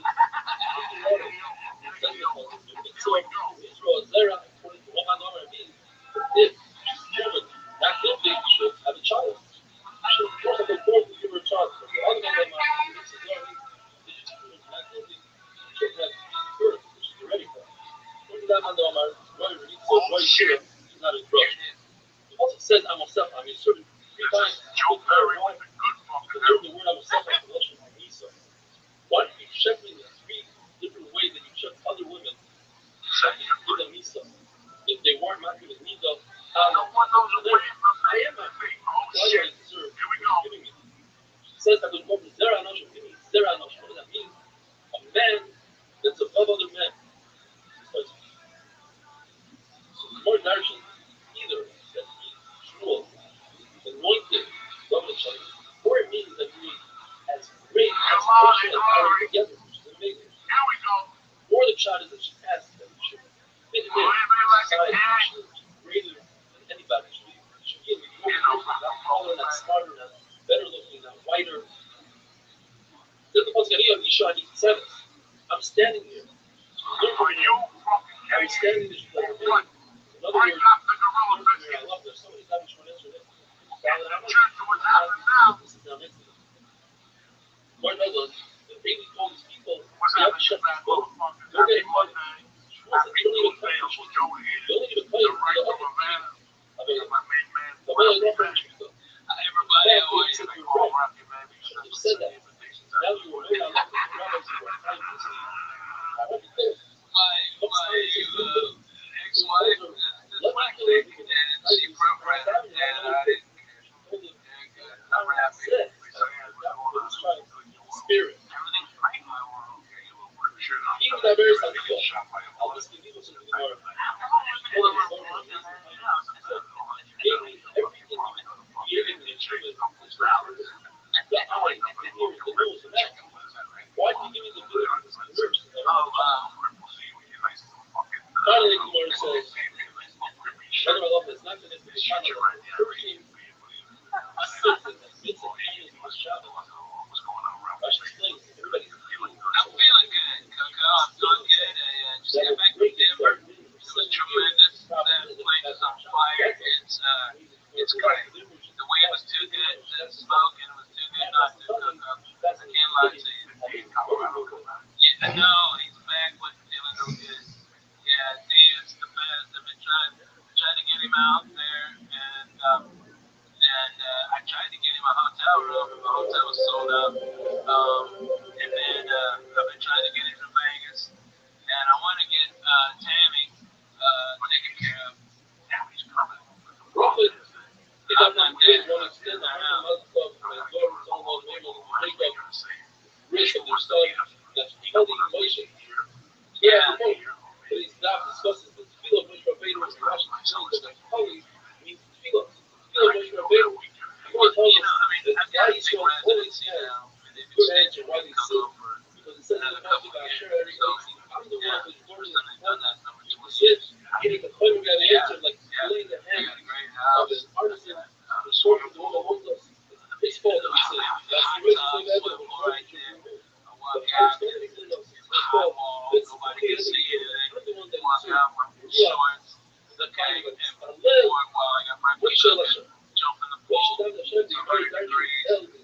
Champion, go in, eat breakfast, wake up, get motivated instead of being all bummed out, depressed, laying up in the bed all day. You know, that's all I was for. Right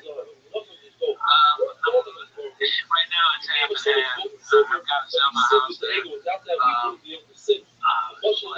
buy some land. You know, my house is double the price in like 8 years. National boom. And so I'm gonna buy like 10 minutes outside of town. It's 10-minute drive as opposed to a 3-minute drive. I can do it, man. Dude, 48.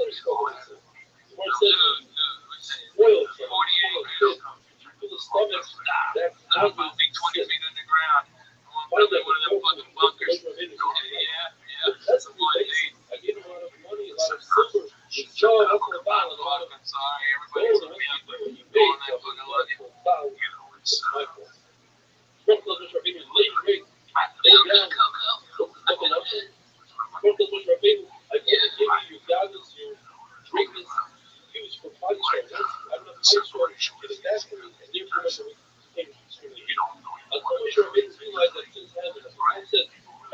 Kenny Lashmide, leave me alone so I can go destroy them. Meaning, if you don't leave me alone, I can't destroy them. So Moshe Rabbeinu, it's like a muscle where a king is sitting up the sun and the king's best friend is watching the corner and he's going to say something.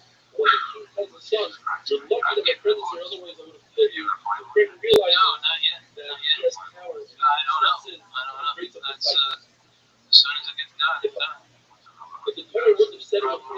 Will be much the same. The Torah says that Moshe Rabbeinu That's all in the middle of the weekend, dude. wouldn't let him go until 60,000 here, 70,000 there, 85 over here. I mean, there's 6 lawyers involved in 2 states. So, I mean, it just keeps on adding up. But, you know,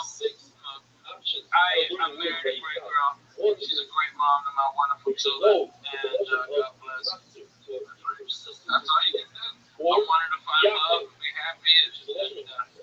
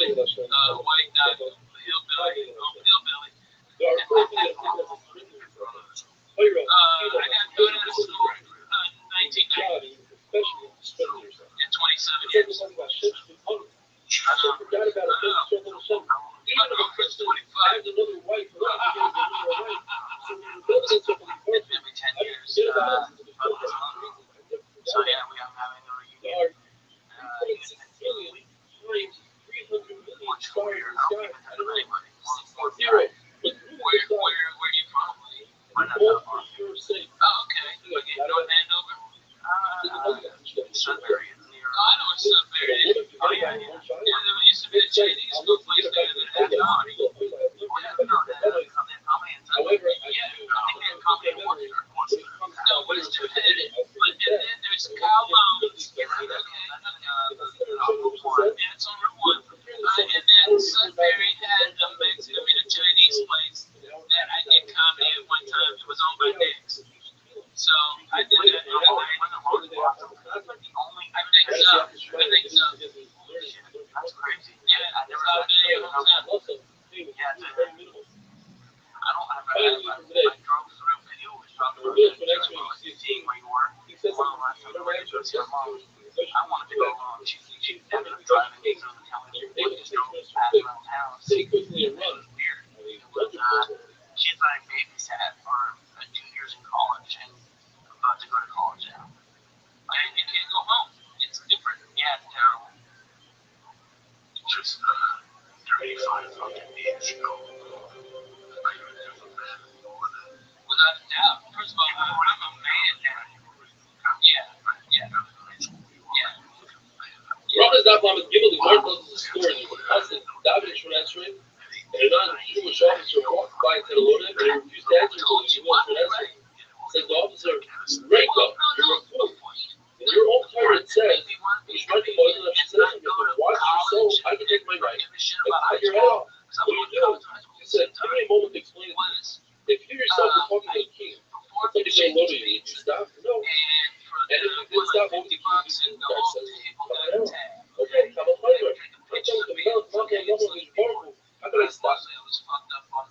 We learn in the Mishnah, if a snake wraps itself around somebody's leg while he's on Shmoneh, you don't stop Shmoneh. Yeah, if it's a scorpion, says the Gemara, scorpion, they'll attack for no reason, you must stop Shmoneh. In fact, if a person is thrown with a snake, we testify that that person is dead. Why? Because once you go into his domain and you cause them to be uncomfortable, they will attack you. However, if you go into the pit of lions, you can't testify the person is dead. Because lions don't always attack. It's a very hungry incentive. If you see a bull coming towards you and down your head, you must stop immediately.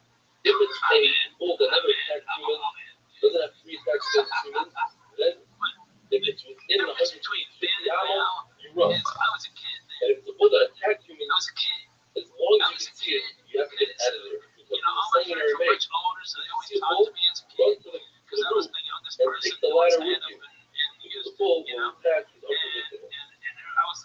Shmuel says that's only a bull, but sometimes a black bull, there's so much food around that it goes crazy.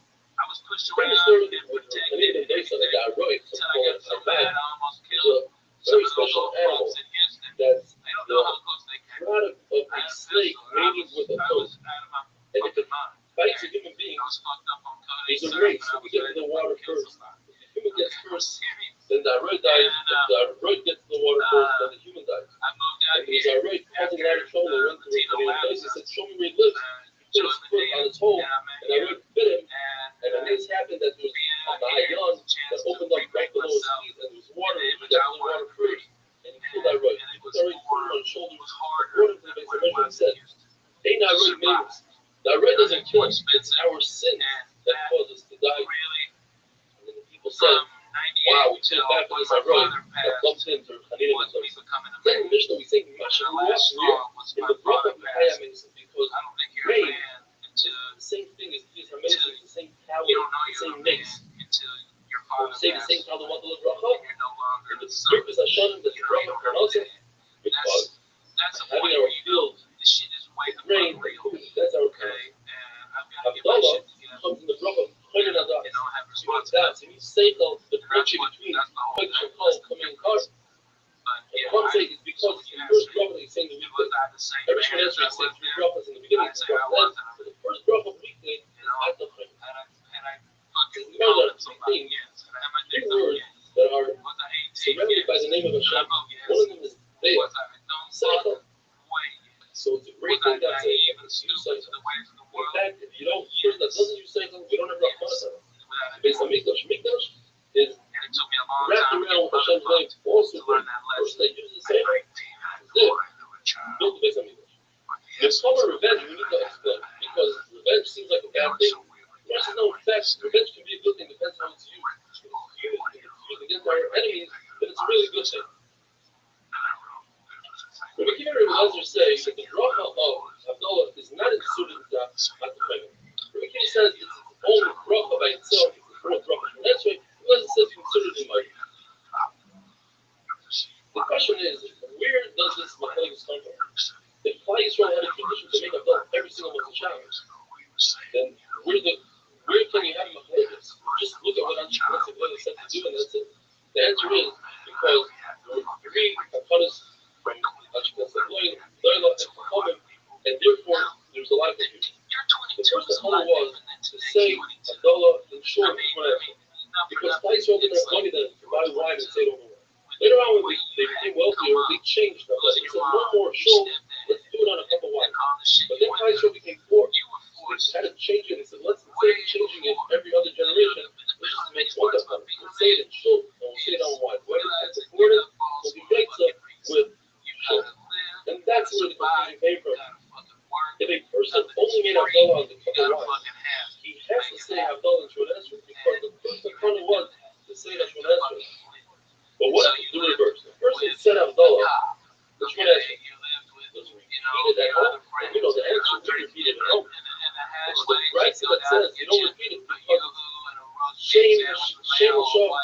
It's a problem about how you don't say Hashem's name for no reason. It says, this is their right. According to Rabbi Yochanan, you do repeat it at home, and that's not allowed. And this brings us to you can ask a riddle. How is it if a person eats one kazayis of bread, it will be higher than his 24 brachas? And the answer is, if a person forgets to say Havdalah in Shemona Esrei, then he goes home and makes Havdalah on a cup of wine. Now what if he ate a kazayis of bread before he made the Havdalah on the cup of wine? Then we penalize him and we make him say Shemona Esrei again with Havdalah, and that's Shemona Esrei, plus he has to make because there wasn't the 24 brachas. What's the Shabbos? There's no other fighting. So where do we insert the Havdalah? According to Rabbi Kiva, it's not a problem. Unless it's not a problem, they can insert it in their own brachas or in Michael.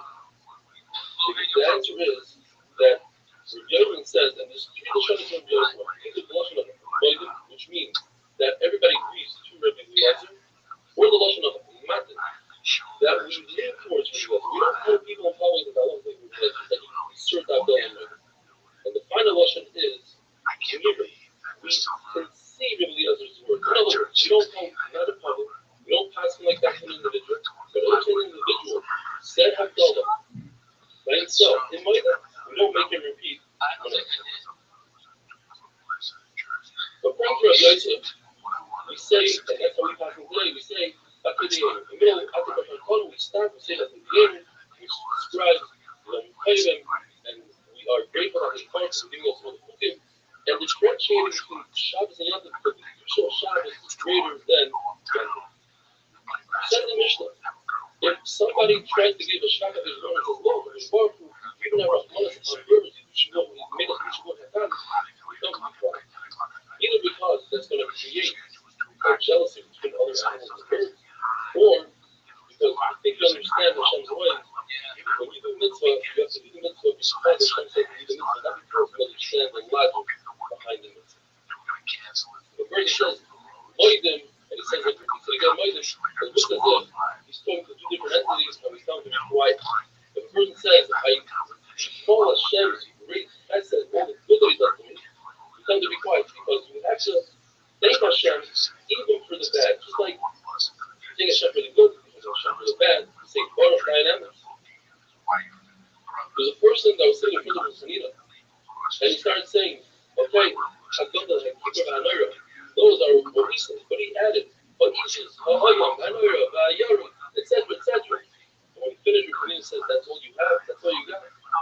In other words, in the Torah it says only 3 shkam, and Ezra only said 3. And naturally it's like they were reciting 3, so say 3. Otherwise, It's as if you are belittling the Baruch Hu. It's that much more. It's like saying on a person that has that much gold, and you say, oh, it has a lot of silver. We know that everything's in the hands of heaven besides Yerushalayim. I'm not sure what it says. What does the show want from you? Only to do a little bit of Yerushalayim. It seems like it's very easy. It's very difficult. And you see that there's Baruch Hu only has, in this Oitzar, all he has is Yerushalayim. In other words, Heaven's Yerushalayim. The answer is, Moshe Rabbeinu was so good at Yerushalayim, he didn't realize how difficult it is for everybody else. So he considered it a small thing, and he wonderful thing. I was living like a fucking prince. As long as I had that accent, I always had too much cash. Yeah, because it was an 85-hour investment, and I was getting back 300. So I was making 15 for every 100. I was 200 in 2 days. When you're fucking 16, you're making 215 every 2 days. It's only how many is that? Roughly $700 a Christmas words of Shema. It says Shema Shema. It's really not nice. The person who's every time you twice, that seems like that was the softest person you have some other. It was doesn't taking metal hammer and giving them a nice crack. I would sell Black Beauty. Says the Mishnah. I would sell ups. If they can't do or how do you My Joe would sell me a quarter pound for can't complete further, $200. the Wilshire, that's right. And I'd sell the bills for $100. So you make double the amount for the fucking job I usually make one. First time you're asked, I'm like a savage for the second time you start getting your question, you go, whatever, and this is emergency. Jesus No Christ. time for refusing, not refusing. They don't just get up for these Take away things. this country. Go. See, that was a house and that was a way of life. Guys like Ralphie, they guys that figure out a way how to make a great living. It's not bust down. So what they would do is they would fucking get a job that they would pay less than a year, but in June they would guarantee layoff. The original They would cause collect unemployment until October. complaints that the original And the whole cause summer was they lived making some of the causes cash when we unemployment. get to Plus you're however, getting grand nowadays, or nowadays, selling something. you have students who are not going to Buy electric vehicles and sell it at the bar. So it was $200 a month. When that gun bleeds, wait, all you gotta do is take those pieces away from break it down. Put it in your pocket. Come to my house at 6:30. Come to my house at 8 because I'm like a Muslim. Just when my mother's really sweet, my mother's come to my house at 8:30. I give you 100 gorilla biscuits, right? You don't have to wrap them in a little just put it in your pocket. I saw it done. I saw guys clean over the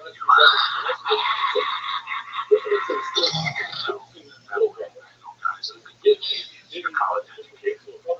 I have an arts degree. I know guys like you. Right.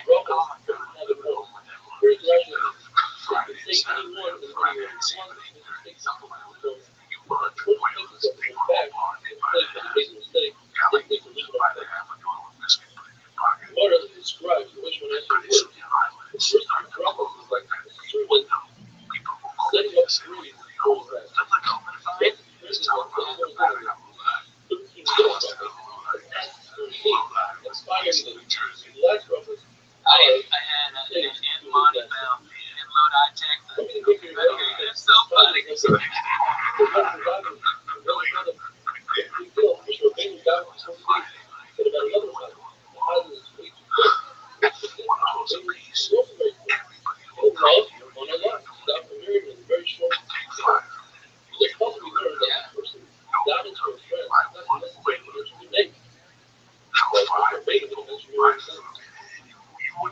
We know when we got to that, we said that was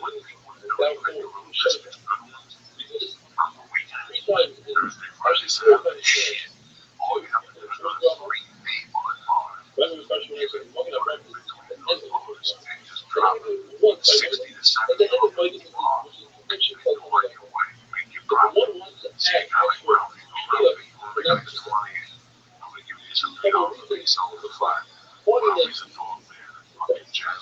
if you're coming up now, that's what this is a drop at the end of the book.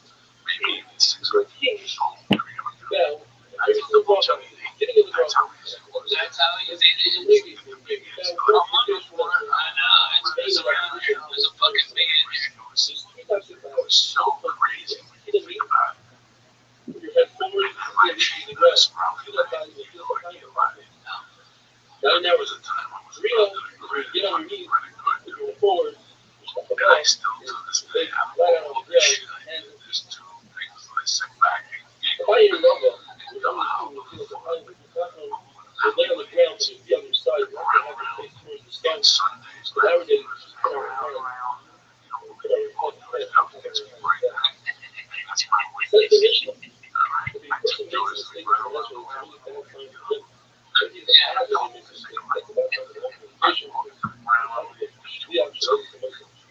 you get the soup, the chili, the wings. I only wait for 160. Joey fucking Joey also right there with Joey. I go start walking. The water get ready. And then I get a gauntlet.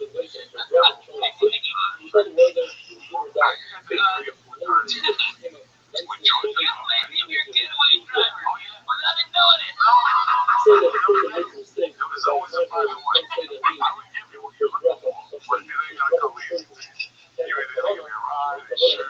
I gotta take a shower in your house. I gotta do something. Yeah, boy, but the tire don't run.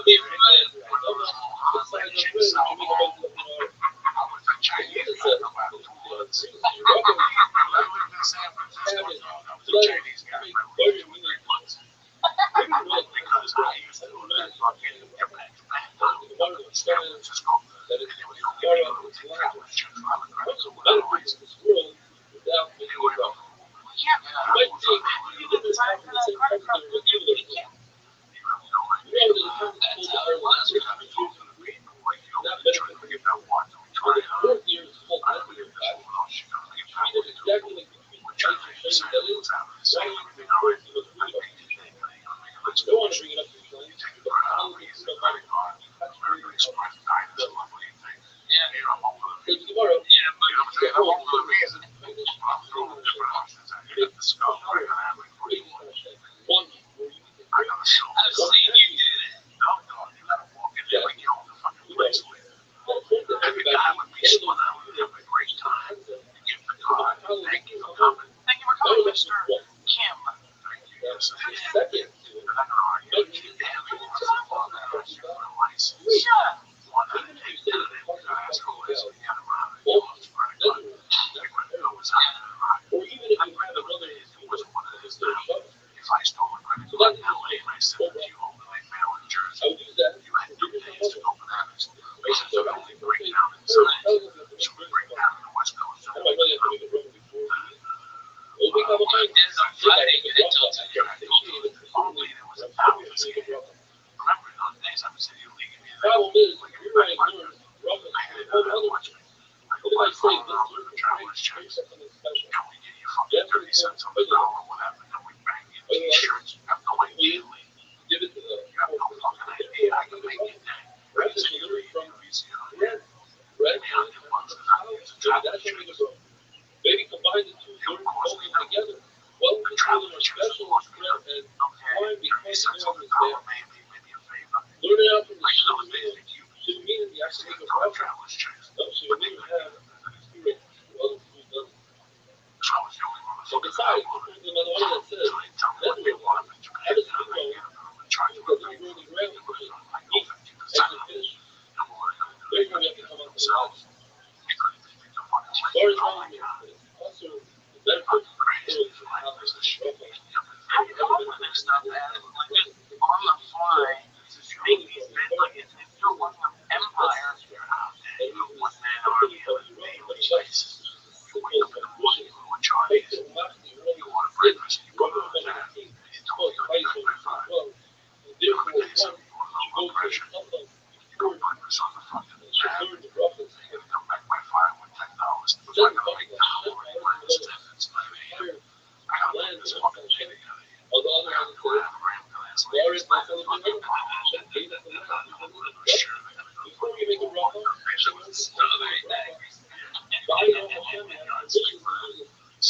We look up and study, send the hospital, something to go for. What it says, you have to be good. On the one hand, you don't have shower, drains, on the other hand, so we do Hashem's will, our dream, we know Hashem's will, maybe it's Hashem. Maybe somebody can whether it's making depends if they live in Torah, or they buy their own Torah, where they live. It doesn't cost them no second to go out. That's your growth. In other words, you're prepared. On the other hand, it says that you have to learn what the point of the language. It says you should have to learn Torah. But why you go there with where they're living? Shubha says it doesn't make sense to you that a person is format maker. gathering, hearing. Therefore, if you do Hashem's will, then it's enough to become one. Don't do Hashem's will. Not only will you have to earn a living, but you will earn a living for other people as well. So the value of many people live with Shubha advice, earning a living in Cairo, and many people start to think like, hey, well, that he does the thing That was a Mazbek century hard way chain. This was the warehouse. So the guys that delivered all this shit. They I mean, I would made say that Cairo the main part of the day because it was not the livelihood was only daytime shift. I so far. nighttime. They did try to So come with strict thousands of Torah and their riches. They would bring their grain right through the side door, right through the front gate. They didn't see the light. 4 hours. And therefore, says Gemara, You know what? I went back like a nomad. stayed and their livelihood, they had good living. So later generations, they made their livelihood the main part of the day of the first and the small part of the day. And they came up with a trick how to prevent themselves from having to get punished by bringing the food through the skylight. I know. It's like I have to be over here. I miss a lot of those people. And olive oil, you don't make the broth of Yeah, I know. exactly, because you don't become satiated with olive oil. The last few years, Wine will satiate you and also make you happy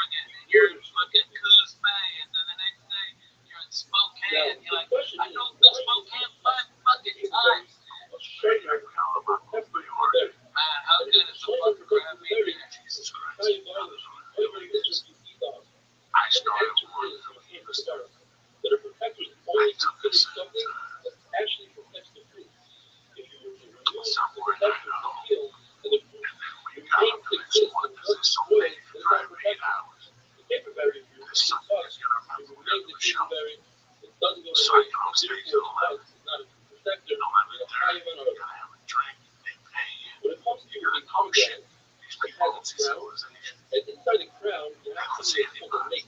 You're the biggest thing that's Still coming flower to the the ground. town. So Underneath fucking that, the guy who shot the president came in there. What you know, this guy, right there, is the thing. That is what it says is it is considered crazy. It's the possibility of the radio. and Like you see also those college the stations, sheer radio also does the they'll come out. becoming, Yeah, you have to have the debate. California. All the What's that? activism So is now talk to them. considered So you will get so back to the the mate, on the other hand, is not as far as the food. driving 10 hours The to sugar to 5:30, the you go up to the tower. yet when it comes to art, Show. Go right back the to mate bed. is also often And fucking do it all over again. because It's a it's 6-hour considered a drive. timer, it's a protector, On even Friday, though you guys it's like a called 10. really And then if you're lucky, it's the same place, maybe an hour. the insert But no better. Some nights you gotta fucking drive all if day. they have Because you gotta beat the snow. they have to destroy the No, what get the me shear the is place out. You gotta drive back. destroying from the field of After you've done all that driving. How do you do it, Joey, without being Yes, and it's roll from the GPS? Like, can you do that? That's cool. I love it. Yeah, I love it. like, Olive is one of the late flowers. All the other trees will be still are once they start growing. okay. What about life Atlas pleasure forms? was a lot better than what it is now.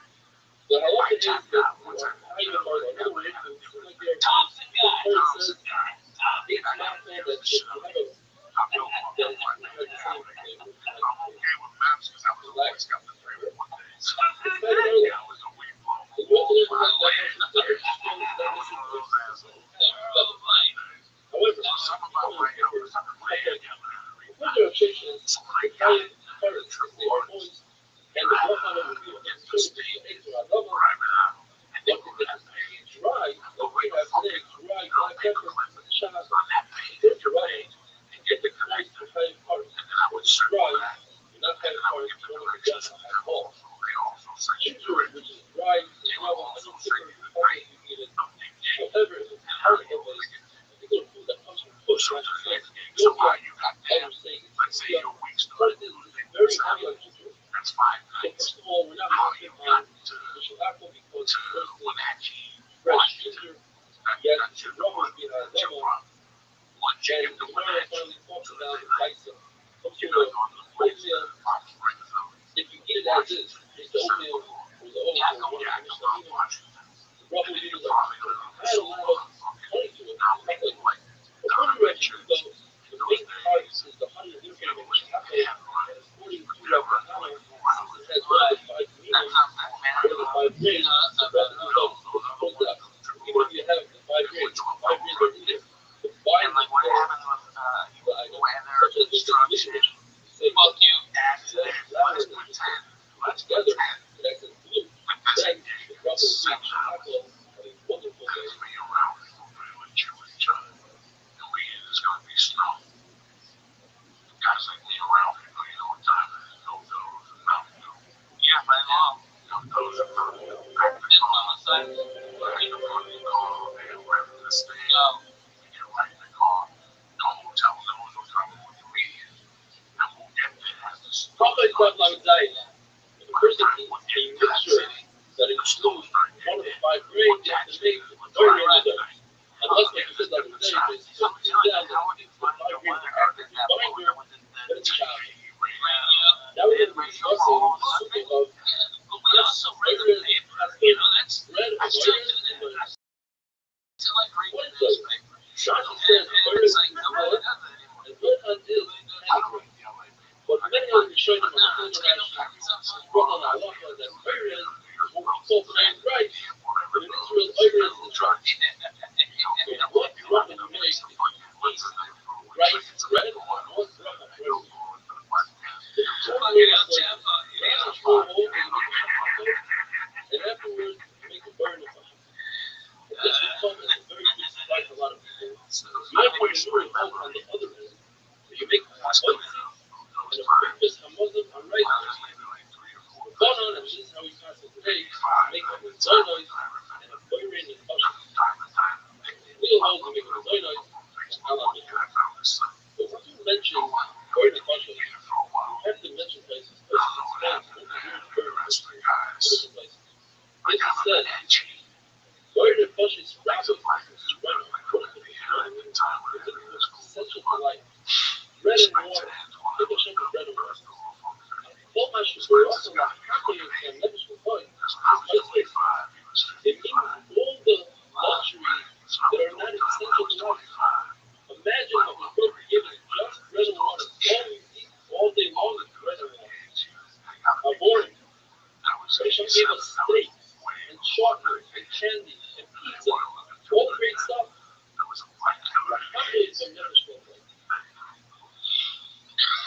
What about oatmeal? Hey, Rothschild'S, we make a oatmeal porridge. The first one I bought on the weekend is and we make it all mixed. But according to your meal, this is a huge tradition. We make a beer because my mother was not eating oatmeal. Somebody can choose drink. Make it very free. Rather than make it depends. If it remains as a bread, it looks like a bread, they make. But if it doesn't look like bread, make it a learning. According to Yehuda, it says you have to be more specific when it comes to very free hadama. So in the Mishnah he says that if you're eating cabbage or lettuce, you have to make very minute. Over here he holds that if you choose grain, you have to make very minute right. What if you choose rice? You make also very free hadama. And if you ground it, baked it, and cooked it, and it remains looking like rice bread, you make a lasagna. According to the meal, all shivas aminos, pomegranate, dates, have to make a shivas aminos when you're done eating. I believe it's one of the stories that the meal and the kiva or kiva is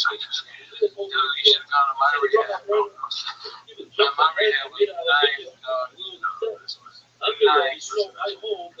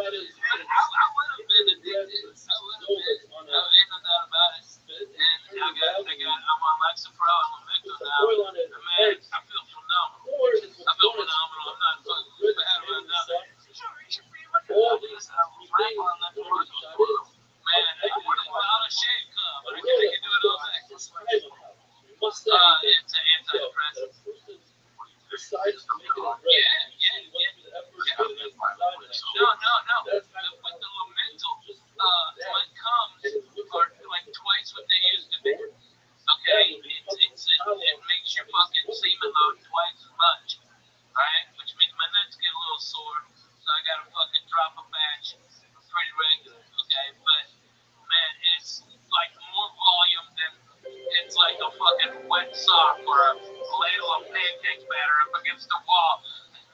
It's like stymie when he got hot with the ink. Everybody's got one of those hands. To the arrow. It's water, just to the water. That's the liquid dough, and you put it bottom of the oven. Put this kind of common bread, and therefore you make the moist according to what God said.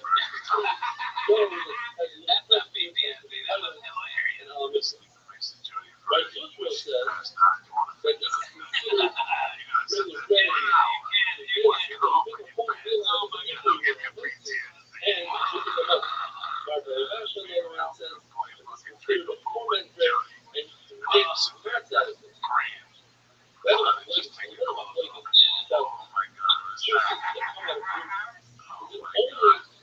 grapes and olive that take out juice. Like the juice has the same halacha as the food of special raw. What about apple vinegar? What about honey that comes out of a snake? What can we make of that? What about normally it says that new comics, they don't have a lot of camaraderie like we do. Like the same guys that we used to roll with, I saw last night, and it was like, even though I haven't seen them in 8 years, it was like, I saw them last week, you know what I mean? Because we were down so much, you know? Like Mike Young, okay, I saw Mike Young. Yeah, right? you don't take care of it. No shit. Dude,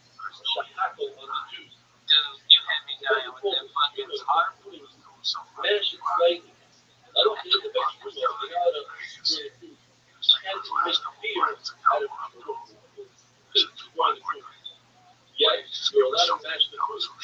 And therefore, it's considered too much. And we use the original broccoli you made of this whole that would be very real. Should see so. If you take and drain them and you dry them out in the oven, you slice oil to the pan. If you're thick, then make them lighter than that. And if they're very thin, that would be I'm the doorman still. you know what I mean? Rather than a job, that's really because no, it was just fucking me dying. It was me almost dying and then not being able to breathe for a lot of days. No sleep. It fucking broke you.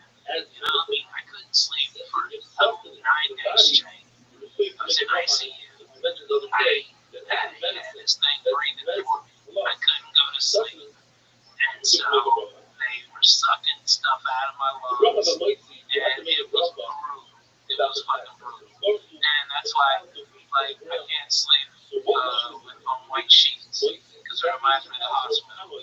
I have a really hard time sleeping because I don't want to. If I go to sleep, I think I'll die. Alright? So that's why I take the pills now. And now I'm sleeping. I'm crazy.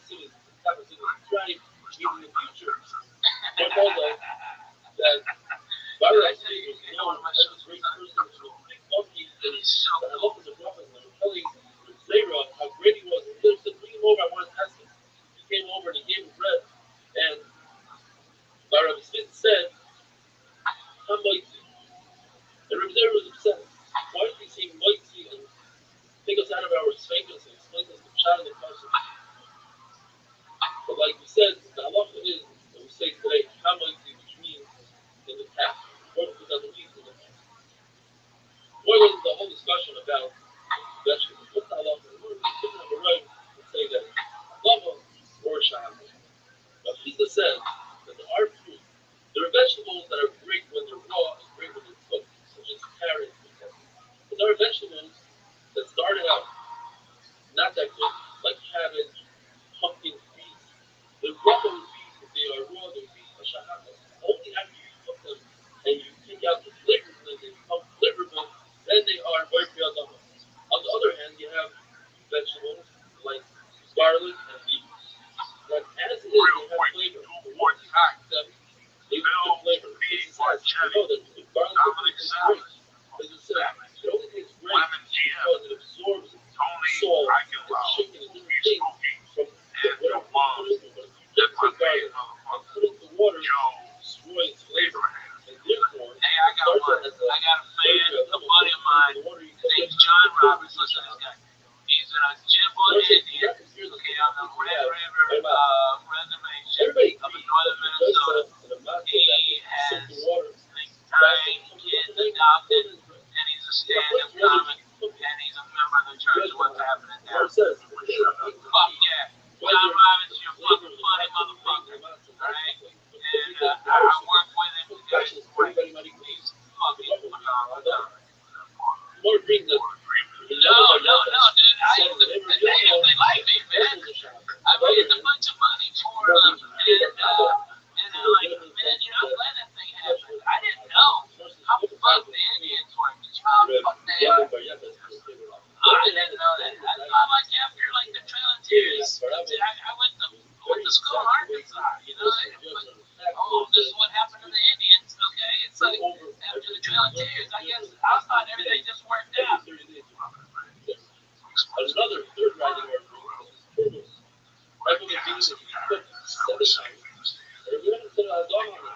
You see the three nephews, fucking original Rothschild'S remains.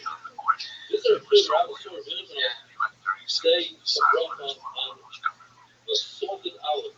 The salted olive has a lot of they have no rise to the north. Perhaps made it happen before. Tomorrow, we go to the start of the morrow. But it's what's the morrow? Or you tickle the morrow, you're not like the morrow. Why? Because the morrow is usually it's morrow later. It's wonderful. Crazy, very funny, and very low key. You don't make no drama. You don't make people who are mad. You know what I'm saying? So what about Rager? Was it Rager? Rango wasn't there. Rango at that time was over. At that time, this was the Rothschild got on the best. Usually with the story that Judgment Age, a very salty olive. The question is, how did you make it from myself? Where did you make it from myself? You have to eat a shear of an olive stock. Every olive has a pit. And therefore, that olive that he ate was less than a shear. He was talking about very large olive. The shear of the precise, the medium olive. So even with my pit, it's still not a shear of the medium olive. If you have two foods of holy work, one is the Adama, and one is the Shahaka. Make it bracha on the Adama first. Let's take it both on Adama first. If you like one of them more than the other, you must use the bracha on the one you like more. Stay in more schools. I know you can read them. I was sitting in front of my first, but if you run out in front of them, and now we had the whole discussion yesterday. What's the bracha on this time? Is it Shahaka or Adama? You run in front of them, which is partner's bird, meat of a bird, and also basket, which is mountain spinach. Go ahead and if you look at you went ahead, jump ahead, now that's the question, you make a drop on the meat. Spread, not the meat, but the butter is very tight. Instead of you collecting in the front, did it because you like meat more than anything else.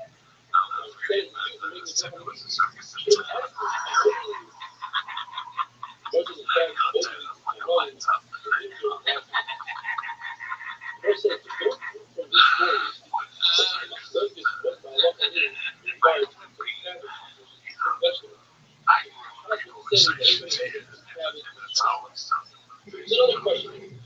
What these two Hanayim was, when you have a situation, you have two foods in front of you. One, you both have the same bracha. It's cabbage and the meat have the same bracha. But one you like more, you like the meat more. And one is more filling, the cabbage is more filling. Therefore, you make the bracha. You only make the bracha on the meat. You have to make the bracha. So one more, the other one left, you make the bracha on one. So one more. One of them like the potatoes that are uncooked. That's what this spaghetti is. It is the original form, and therefore you make a lot of them. It's just very thinly. But it's the form and it's Shahaka. It's very thin.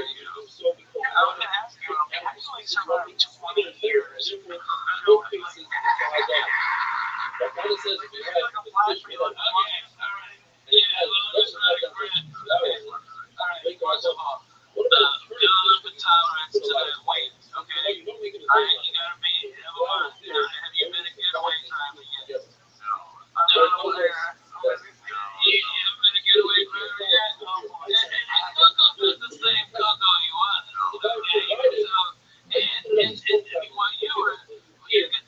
damn flu every once in a while. You never fucking One run side around thing me. you ask your family, Right, but nothing disrespectful. You know, like when I first got introduced to you get put out cold right there. Oh, that's nice. But you were always a gentleman. Always a gentleman. I wasn't even talking about that. I was just talking about like him torturing you like that. Oh my God, the torturous. Oh. Okay, all right, Lee. I broke my fucking hand. I hit a guy at the fucking at the post office because he pushed an old lady down because she couldn't hear the Asian lady. She was an old Russian lady, right? And he couldn't hear the next go date. Okay, and so the Russian lady was standing there, and this douchebag guy pushed her, and she fucking snapped her fucking arm. Yeah, right in front of me. So I turned around and hit the guy, and it fucking broke my hand. Okay, and so I go home. I'm fucking calling Joey, and I'm shook up, man. Like Coco is like a shark. If he smells blood in the water, if you're upset about something, that's what he's going for. All right. So he called me up. And goes, get out of there. Get out of there right now. The police are coming right now because you knocked the guy out. Go out the back door. I'm outside and I'm compadre. All right, go out the back door right now. All right, and I ran out the back door thinking they did, and I didn't have my key. So I could walk myself out of the back of Gardner, so I had to walk all, and you're fat, you're mad. Okay, you're mad, like, now I gotta walk around the front. Thinking about going down to John Wolf's house, okay? You know what I mean? It's crazy. I hate both of them together. The broken one, and it's crazy. The whole one, some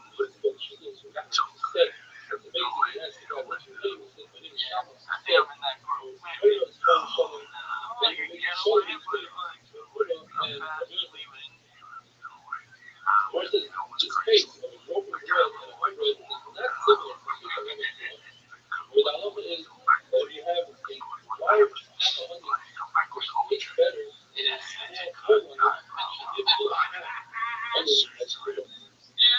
Everybody else, the thing is this, if it takes my shoe photo on, that's it. I put aside to have an onion to get away.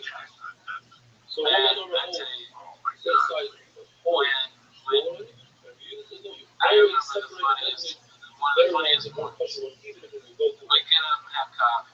If you have broken piece of bread, I thought you were going to be in the house. I thought, you got tea, just come in, put the weight up, go to bed, and then take a shower and go to sleep. Alright, we didn't give a shit. Alright, and Joey wasn't there. It was about 10 o'clock. And I made breakfast, and no Coco. What happened? So I go over to Gavin Boy, and there's the king of the zombie, and Bolivian flu like a motherfucker. And then you're sitting up just to talk to me, trying. You smell like pussy, coke, and booze. Oh my God, bro. A lot of people usually have broken bread. And boy, like that, and little shit dogs ran up to you. Pissed on your head. That little shit dog. Yeah, well, fucking asshole. They both did now. I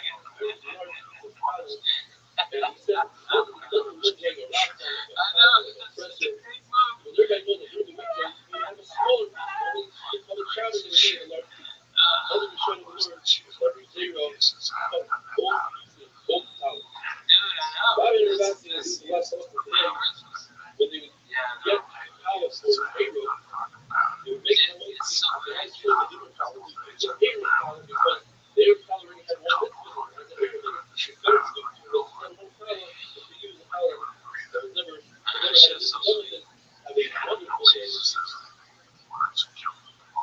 Nobody mentions Freddie Soto.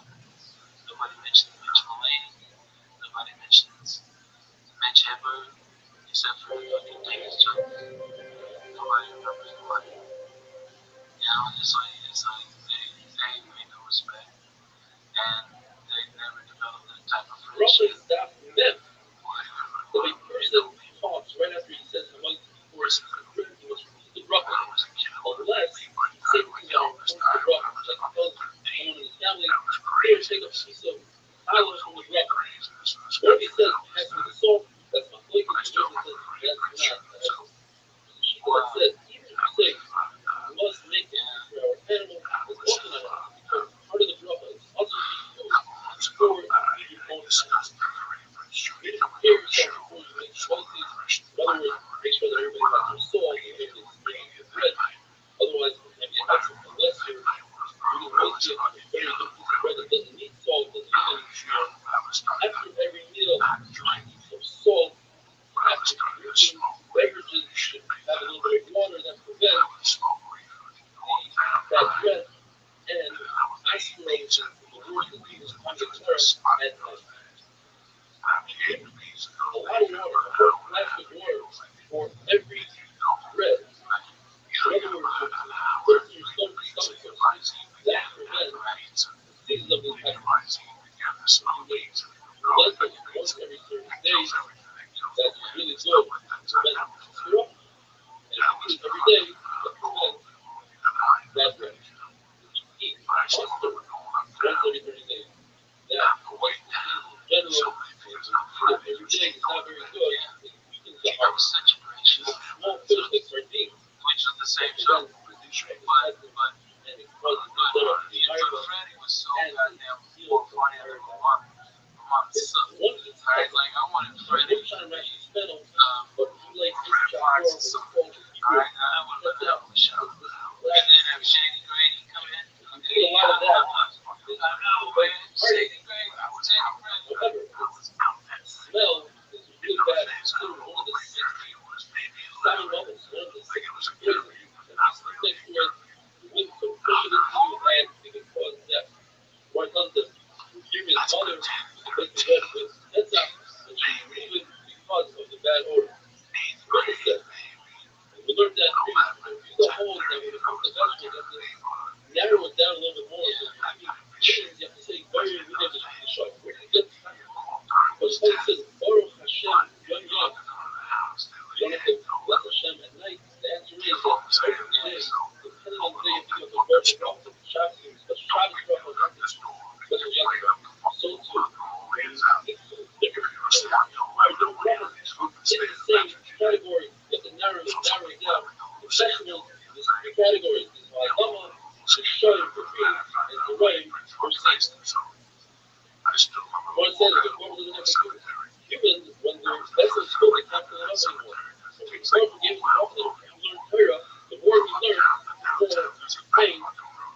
Because the country they live in, so another shot is, if you further, because learning and learning, you will be able to retain more. So the mission, if you say Ha'adama, or if you Ha'adama, on fruit, you are good. If you say the opposite, if you say on a vegetable, you're not good. The apple is a mighty everything. What like is, when you bring the fruit back, you're supposed to say, Alo Eretz Hashem Asafim, on the land that you get, what happens if you had a disaster on your land, your tree was chopped down, your stream disappeared, you still say, yes, you still say, because the main part is the actual land, not so much the tree. To the whole, it's the land that you can grow on. Yeah, I mean, and like, the whole idea is, what exactly, what layer you should be. And he said, really, what's your layer? You're like, you know, one thing, it's very close to right. The thing says, the fig, because the fig is so afterwards, other people want to give him anything. The fig that try to compensate on the barrier that he did. And finally, review the whole tree of wheat. In other words, wheat is a tree. He ate him with 8 sadat. He gave him seifa. Child only translated to French is from his mother, mother, father, after his mother was that's how he had stuff. And I was thinking, say for 8, I don't know. The answer is, wheat, although it might be a tree, it doesn't grow. And what you think is, that's it.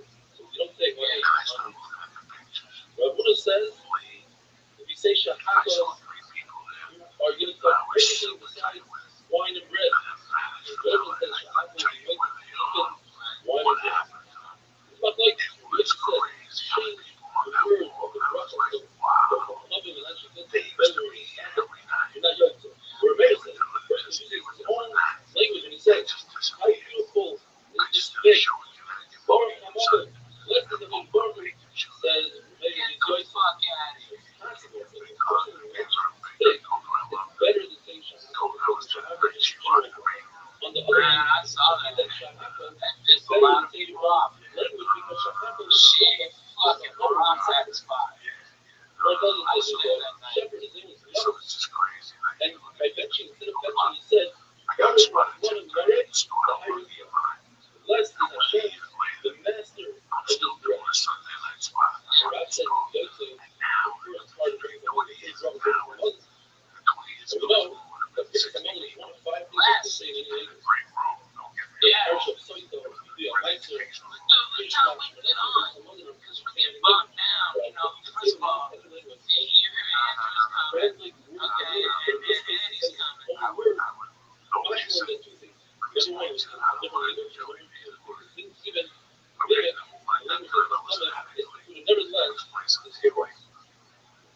Rabbi said, the first thing is to drop out and mention Hashem's name. Rabbi said, he wants to mention Hashem's name. Rabbi said, anything that doesn't grow in the ground, the drop is Shahama. Rabbi said, it's something that don't bet your life, it's the impact. He also says, that if you the one of them is Shidduch Hamina, you must make it over to the community. First, it doesn't matter. So here's the list. You have meat, fish, chicken, eggs, cheese, and that are ruined, like bread that's moldy, wine that's no good anymore, or any capsule that's no good, salt and some water, and noodles. What is noodles? So we must say in our Mishnah that noodles means dates that were somewhere. They were put in the sun. First difference right at all. There's a term called the Arabic mark, and that is when it comes to the halachic match. I'm not sure whether that mites or not. You don't have to be marking the mites or again until it's really like days that were birth. The halachic weather means things that are birth. Things that develop easy. Things that develop free. Should be they are here, we're talking about here. I love that here. There is still when you're abundant, higher than that. So, having wonderful microphones, like we have in my 1115 with a package.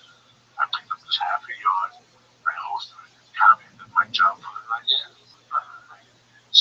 That was my most favorite night in school was Sunday nights. Because I closed till 11:30. Dude, I used to love Sundays because I'd always have cookouts behind the apartment.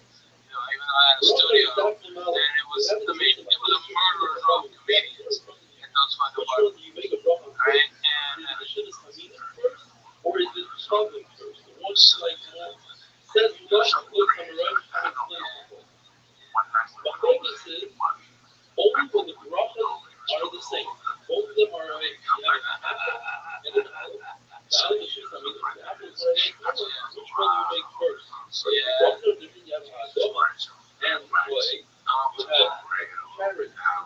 Foxy white chicks. Foxy. They like some white girls that stab somebody. And then you get aloe. It's heard of and the turnip is you see the aloe that's right. Oh yeah, fuck yeah.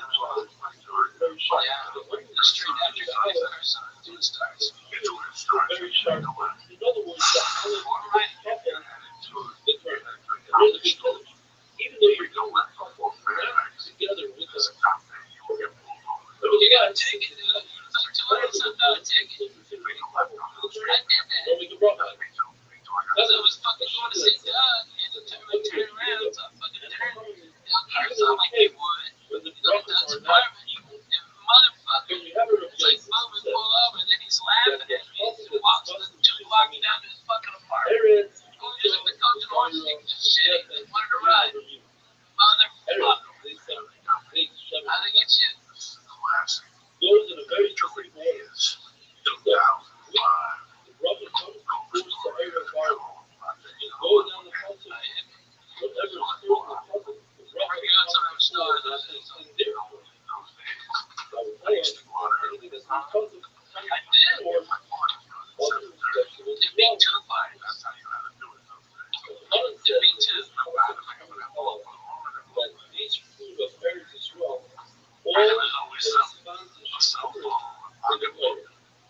start from the beginning. Wheat. That is, a person goes into a house of Sarah, holding his clothing and his shoes and his ring. They become Tomei immediately. He becomes Tomei immediately, and all his clothes during he has to wait anywhere from 3 to 9 minutes. That's for sure. Then half a loaf of bread. A loaf of bread is half the bread for basically one suda. But the Gemara says it has to be a special shear that's easy to eat. That's made out of wheat. So here you have the shear of wheat. If you eat it, you have to have wheat. So next shear is soira. A bone the size of a violet is the top of the person touch it, and if you look at it, it's not the bone. Yeah, why? The shear for others. Other meats are trying to feel where the seed of the grape is a shear of the meat. How do you measure the meat? Wine is thicker than water, therefore more than fits in the cup. They know that the fig, that's how much you have to take out the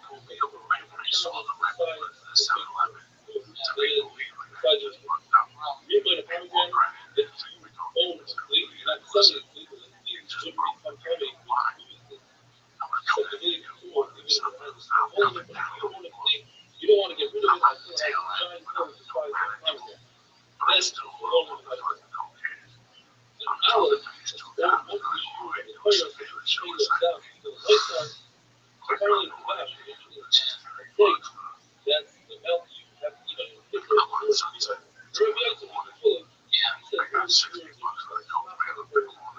real.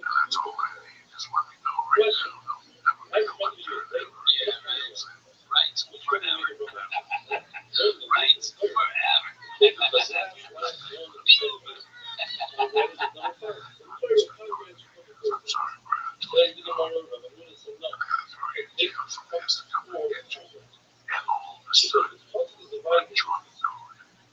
First arrow, second arrow. The second one to the second arrow. The second one comes before the second one to the first arrow. There's a third that's showing the side shot. Elijah had metal feet that serve you. First thing I made, they go to they and just go straight over the levels.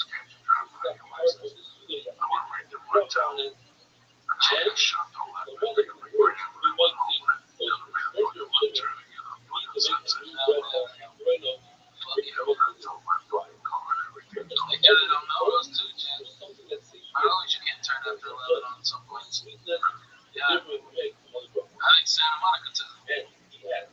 Like not Stanley, but on the other side of those houses back there, those gates, they're like, bring your party back here. Alright, you want to turn a trick, suck cock in the fucking bathroom? Go for it. Damage down the bar. You know what I mean? They're gonna get the taste of dick out of their mouth with that Brazilian food next door to them.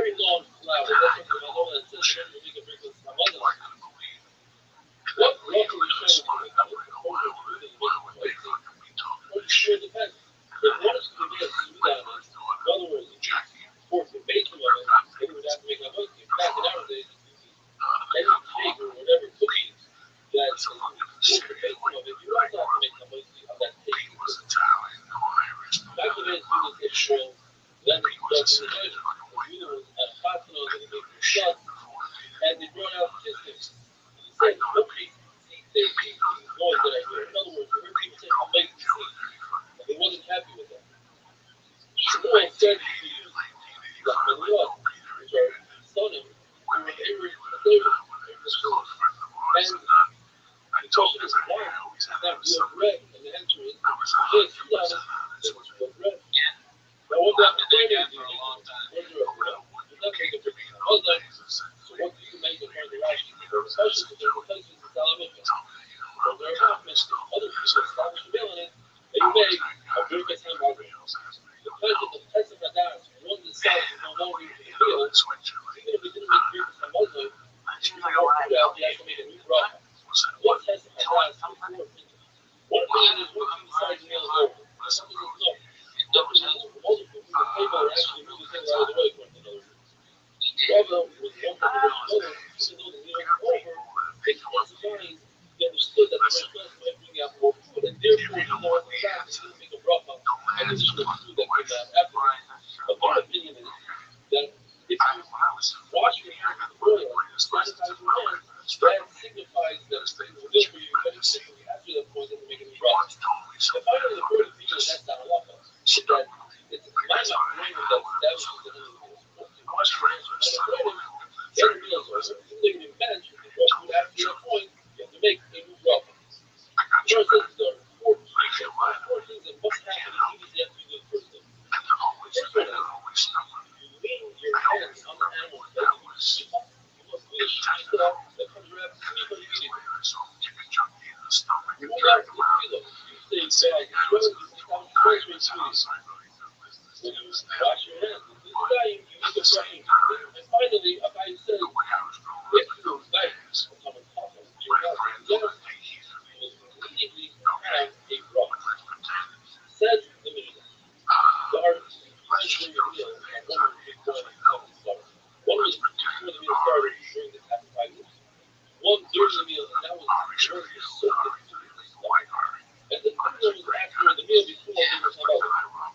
The Mishnah said if you make a bracha on the wine that comes during the appetizer before the meal, that's enough to pass through the wine that comes after the meal before. Because the same thing is make a bracha on some sort of appetizer, that's enough for the appetizer during the meal as well. The thing is on the base.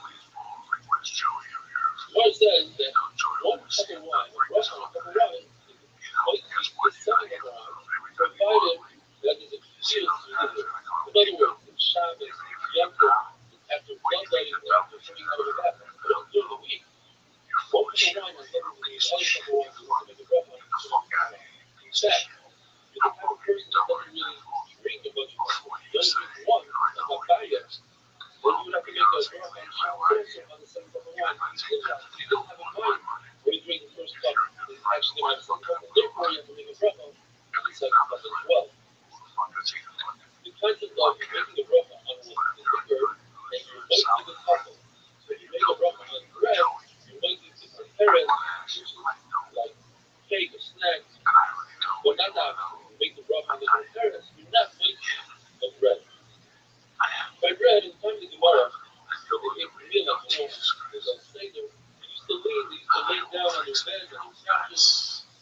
If they were in a living condition, then one person would make their meal. If it's not eating, then one person not be people are already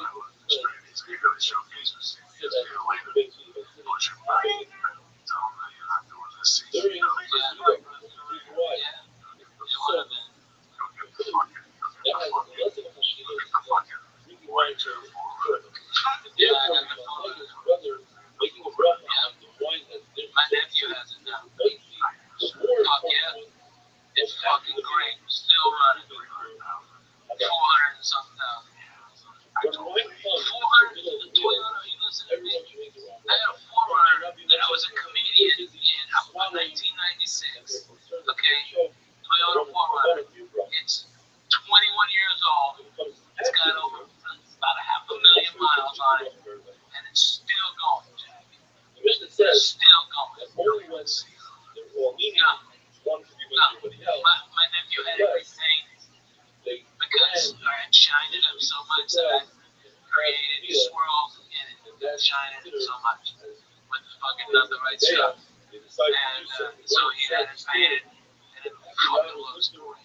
He takes it to the Razorback games. He's happy as shit. He's a good little boy. One. It's like that car. You know, the fucking Wesley, the fans, white man, fucking like Conor rappers all over the place. You know, that same car my neighbor's got. When I had a good parking spot too, man. Good parking spot. I was gonna walk right in. I had a showcase for CBS. They were all on my ass. And you're like, Rabbi, go get the fucking car. And I'm like, this is serious. Okay, and I was halfway in the middle of the street. And I'm so fat that I can only wear warm-ups. So I'm always trying to, everybody thought I was trying to be black. That's the only thing that fit. Alright, and I got them for free. Big Daddy. Big Daddy. We all wore Big Daddy. I told Me too. Lee for a year and a half, that's all I wore. Without a doubt. I just wore it outfits. Everywhere. I wore it everywhere. Why were they giving you free outfits? Because they wanted promotion. Yeah. And then I got everybody in on it. Everybody was fat. I got everybody in I could. Shirts, Sure. They were super high quality. I had that shit. Yeah. Big Daddy jersey. Once a year. Once a month. Fucking 3 years. They gave me a big $50 outfit shirt. Wow. That's a Big Daddy fucking stuff. Yeah, right. Oh, yeah.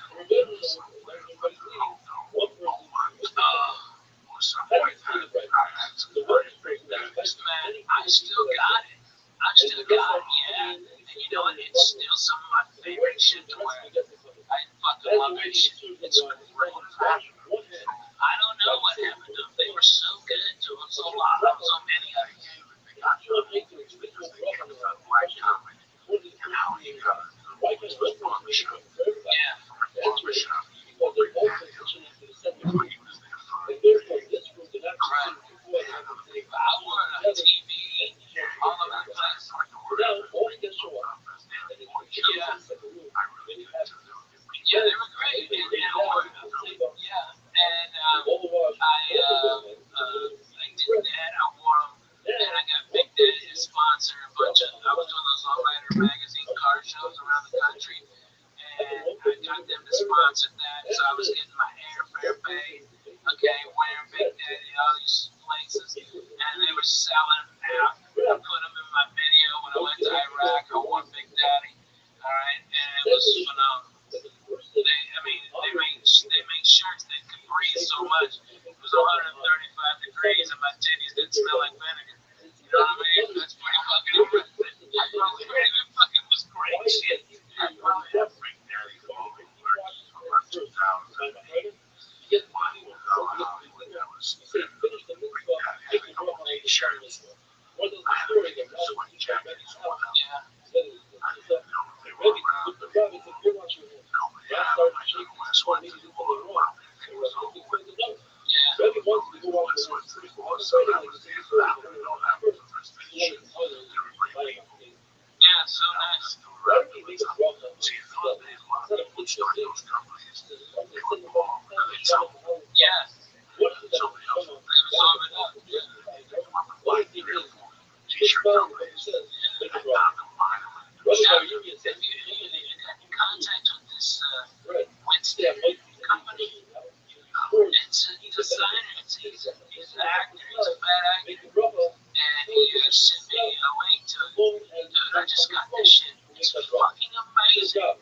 Every bit of it is fucking phenomenal. I'll get you like into it. My flavor, it's so great. It's like really super high quality stuff that I can't find anywhere else.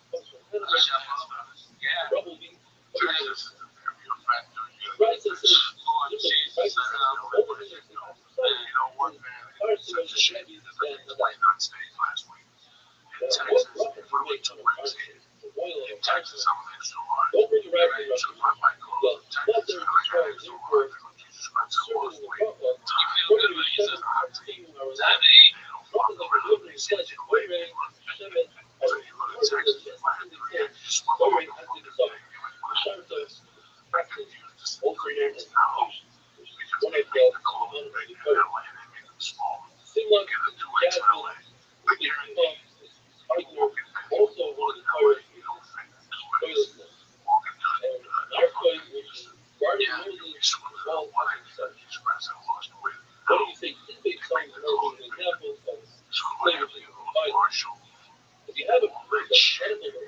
like the Cubs fan fund game. If I really look at the Marshall, there's no closing. But Texas, Washington's closing. Don't move. This is my bad beer right now. No, I got it. Come on, man. The Jets. I did. It was great. It's gonna be great. We were gonna go. We're gonna make gifts of this.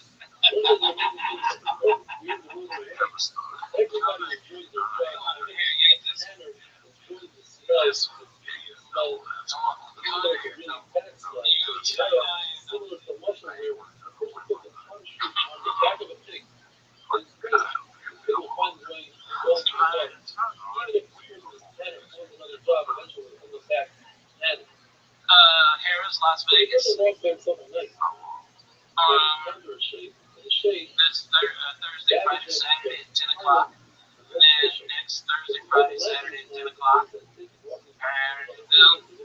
then I'm in San Antonio at LOL. And I can't remember. That's like the next 3 weeks. But like I'm gonna be also coming back here next Sunday and Monday and Tuesday, hang on kids and do some meetings. And then the next week is Father's Day, so I'm gonna be around. Maybe I don't know, maybe you and your family, maybe Sunday dinner someplace. You know, maybe go back to that Italian place I told you about. Like it's old school Italian. That Tony's Italiano on Magnolia.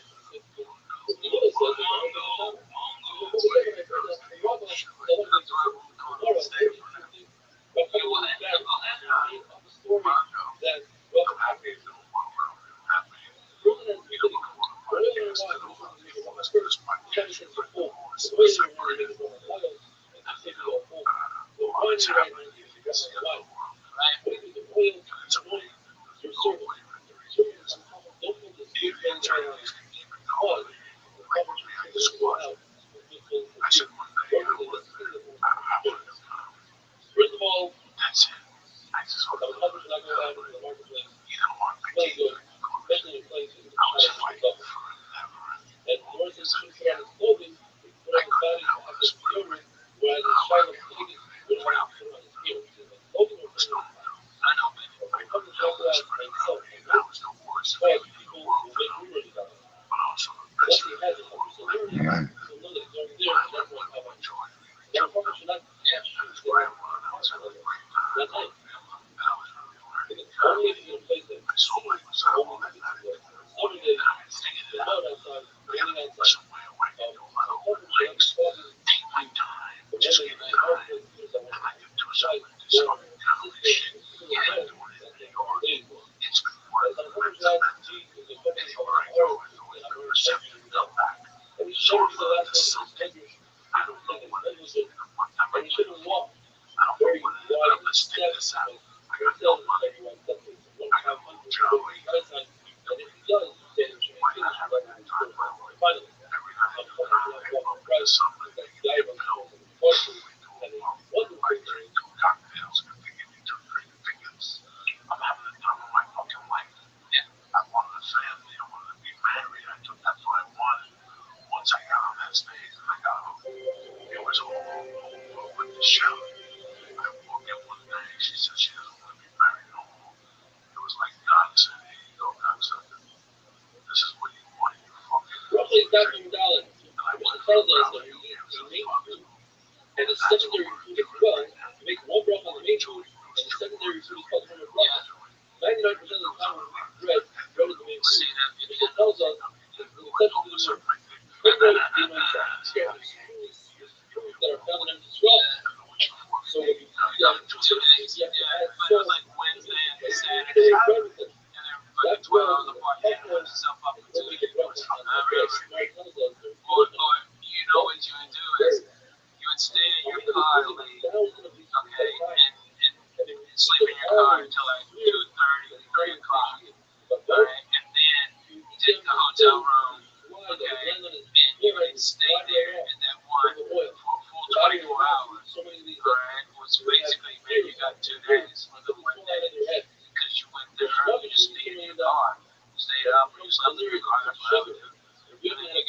breakfast. I fuck them up on the free breakfast. Oh my God, I make BLTs left and right because I stole a fucking pound of bacon. You think I'm lying to you? I ain't lying. That one bit. BLT, fruits, but fuck you on the cantaloupe. I don't like that. Alright, and it's staying there, and then after that thing, and then they get them in the morning, fucking eat a bunch, and then go, dude. So you only have to do one night, actually pay for it. But you go pick it down and do a spot, Dallas, Oklahoma City, Denver, Austin, you fuck around on something. And pick up about $50 or something. Might cover a hotel room, might not. You might not. I went for Shirley buying up to, I don't know, she was great. And, man, those triple nuts. Fucking bananas. Fucking bananas. Oh, man. And I, for one time, he put me in the headline. And, so funny. I couldn't sell buying the headline. Because headline was so bad. He's like, I want to go west. And I'm like, well, let's have I'm a dirty motherfucker. And if it means for a second, this guy's not going to pay me headline back. Fuck you. You won't be able to follow me. And he went up, and I didn't give a shit. I didn't stay there to listen. I got all mad about that. And he was all clean. And I just went up and just trashed him for the first 15, 20 minutes. Oh, God, Triple got lit up on that one. And then Chris Alpine's manager was another woman that booked gigs up there. Well, and she blackballed me because I was dirty. Okay. Yeah, she blackballed me. And she managed to Chris Alpine. Can you blow it up?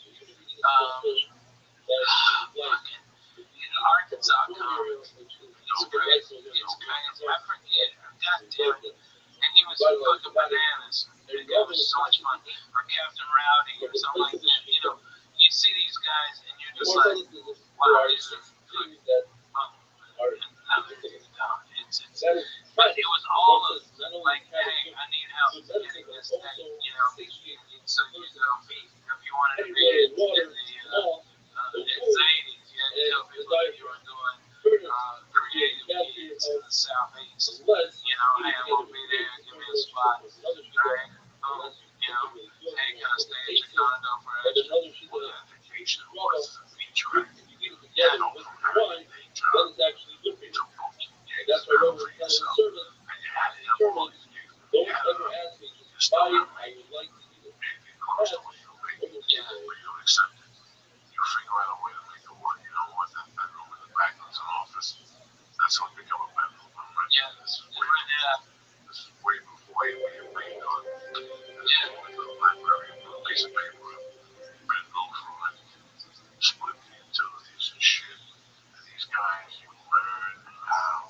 Rothschild'S that way, hey, you had a relationship with discussing three people get together, whereas one of them leads the other is evil.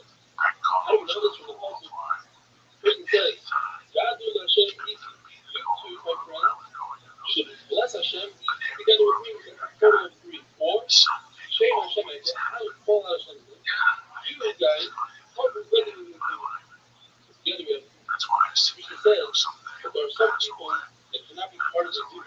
These are people that are eating food that choose the mice who don't think it's enough. Or you want to show the mice who shame us.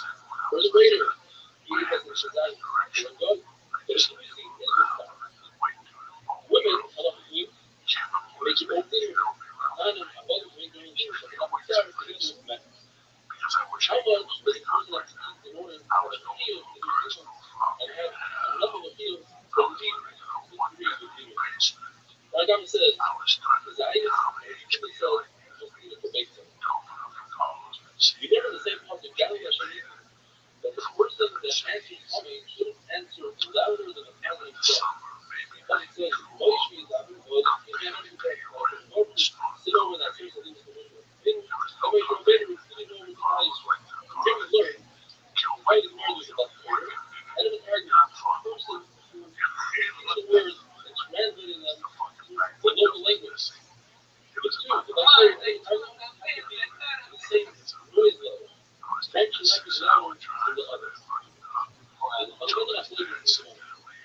Mishnah says that demons are three people. How about two people? And they elect to do demons. The river says no, or Rab says yes, they could do demons. Rabbi says the minute though, is when people know how to read. People, each one mentions individually themselves. You have to be Before, Cheyenne, you had to be one in Bozeman, okay, and or Jackson Hole, okay, and you had to go through 3 foot of snow, so you do it take twice as much time, and if you're lucky, you find a guy shoveling, and you get behind him, so now you're going 25 miles an hour, and so you just double the time, so you don't sleep. You just take no-nos, drink Mountain Dew, and get a Gatorade, and piss in the Gatorade bottle.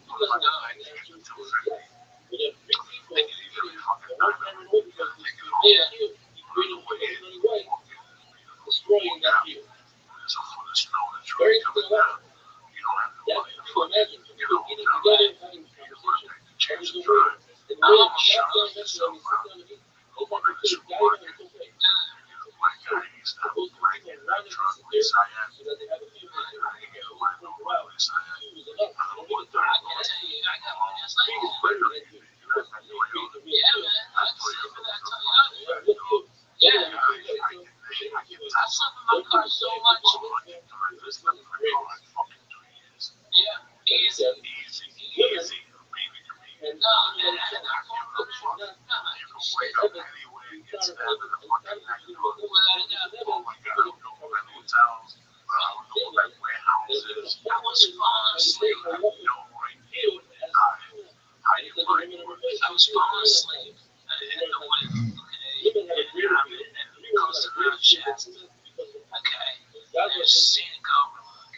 I'm fully dead. Okay, I go to sleep in the It's like 50 degrees. Right? And I got my pistol and I'm in my sleeping bag. I wake up and there's 8 inches of goddamn snow. And it's now like 16 degrees. And I'm blue. My face is fucking blue. Alright? I don't know where the fuck, I don't know how to get out of there. The road is completely fucked. Alright? And I gotta be in Wenatchee, Washington. Okay? And 14 hours. Okay? You know? And I don't know where the fucking roads are closed. Not closed, okay? Or, you know, I have to cut through fucking White's Pass. Okay? God damn, fuck that White's Pass. Alright? You drive up, you're like 9,000, 10,000 feet, something like that. And there's no weather at the bottom. Up there, it's a fucking blizzard. Okay? And so you have to fight going to sleep because I had to shut my car off because I was going to get carbon monoxide poisoning. Okay.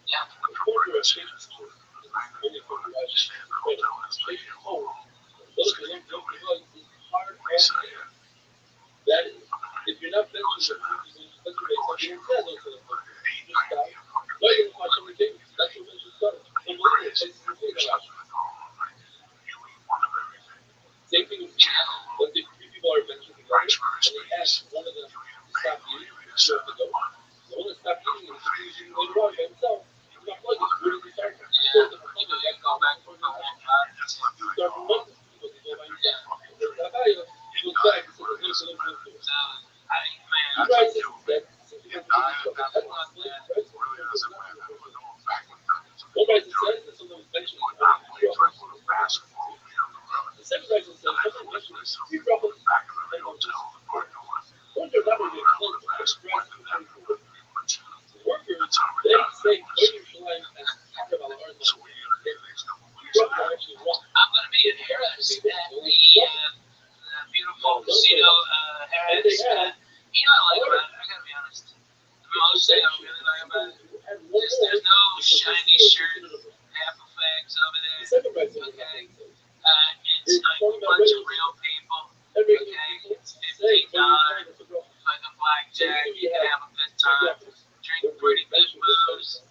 Okay. Like great restaurants. There's a recruiters going steak meat. I mean, come on, who's better than that? And it's easy. Man, Lee, I want you to come out. Okay, listen, Hercules. I got a 5-bedroom house that I'm renting. It's cool and everything. When the first price on the Rabbi, so people mentioned you have only two brothers. He's got a skin So let's problem. start with Noida. Then if three people mentioned you have to that, the thing is that the third one. And if you hold, Okay, all right, done. so now you Done. have I'll everything. put him at the beautiful Caesar Palace. No, No, good, no. one person is the fact I don't need it. I don't need it. another person. What are you drinking? Champagne? Champagne cocktail? Champagne cocktail?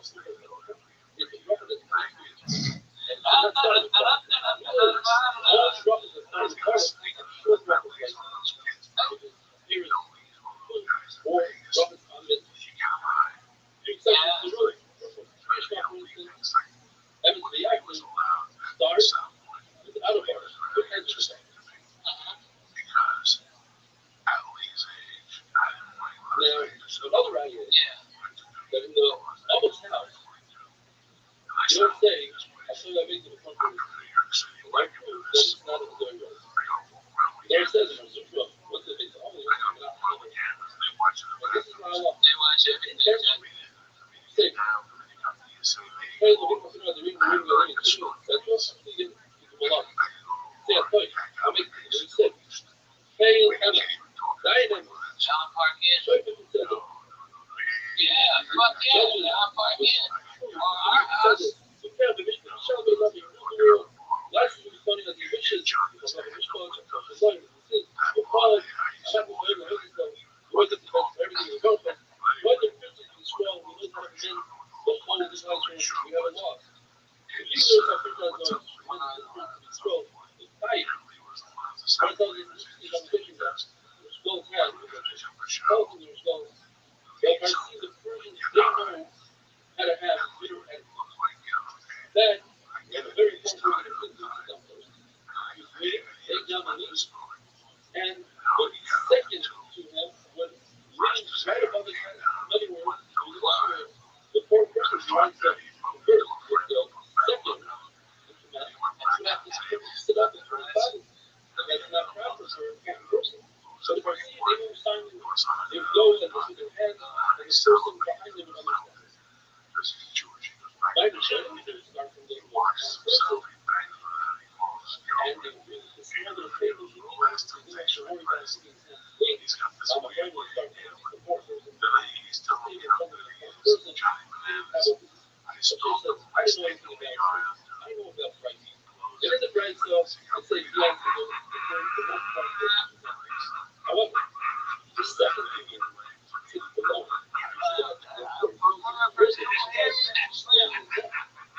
The third thing is versus still. Now you put the second person above him. He's a bush. Third person below him. Because Put him in the bathroom. and it looks more custom. Well, the person has the screen is up for somebody more. Therefore, that should have been the second command rather than the third. I'm trying to, Oh, yes, man. start The with you see in my luggage. I'm I afraid go everywhere with that. start You know, by the way, I've had, okay, thank you, church. taking me and loving on me. You guys come to my shows, and after the show, I'm downstairs, maybe having a delicious Budweiser product. Okay, maybe enjoying myself a little bit before I go home. And you guys come up to me, and you're like, look at the yellow. Ralphie, what is that goddamn bracelet? We fucking love that, and it's because of this, I've gotten tons of fans, and they've come in and they've loved me, and I just say thank you. I am very humbled by y'all. The fucking church is for real, dude. They do not fuck around. In Denver, I had like 5 guys go, dude, I'm from the church, and they brought me reefer. Okay, I had the lady, dude, I love fucking man. Buffalo, oh my god, Buffalo. They come running. Houston's always in Nashville. Oh my god, every time I'm in St. This is my home club. Okay, every time I'm there, every time 20 or 30 big guys are like, man, we love you on church. And it's just like, it's so cool. Man, it's like the thing that we had is like just going out. You know what I mean? And I'm just trying to distract now because Coco's really getting into his fucking left nut. Alright? I think he might be ready to pop his in. I've seen it. I've seen it run. He can pop the right on his nut. Oh, the little blood. Look at that. Let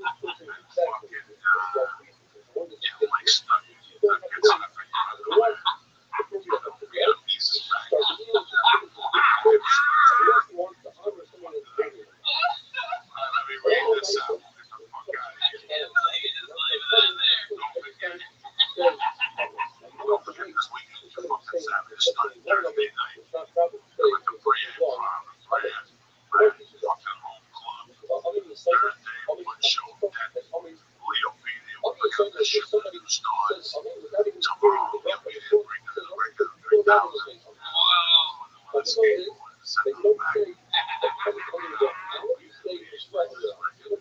Let's get ready now. Always do first programs. If you like that, bring one. Why am I being party? Leo, you fucking 5,000 from the grand money's right. You know, give a fuck at this point in the game. $10 a month. Don't be greedy. Don't be greedy. Hey, man, no, you might get lucky. Somebody might know how to buy it.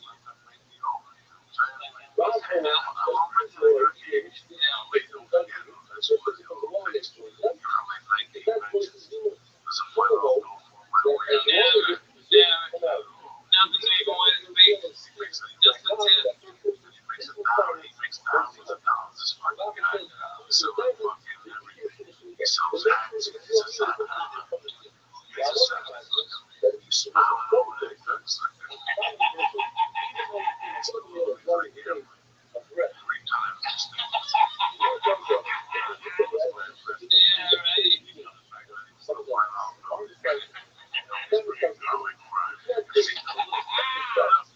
They are fucking good, aren't they? Say what you will. That fucking Southport casinos got great fucking food. Their fucking steakhouse is fucking amazing. And seafood-wise, good. I like the way Harris better on that one, but I gotta be honest with you. You got sushi right there. You got, I think it's one of the best food in any casino. I mean, they're fucking bomb over there. They're doing it.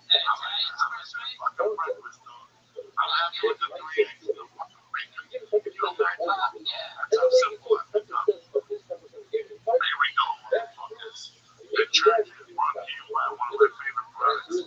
Express, right?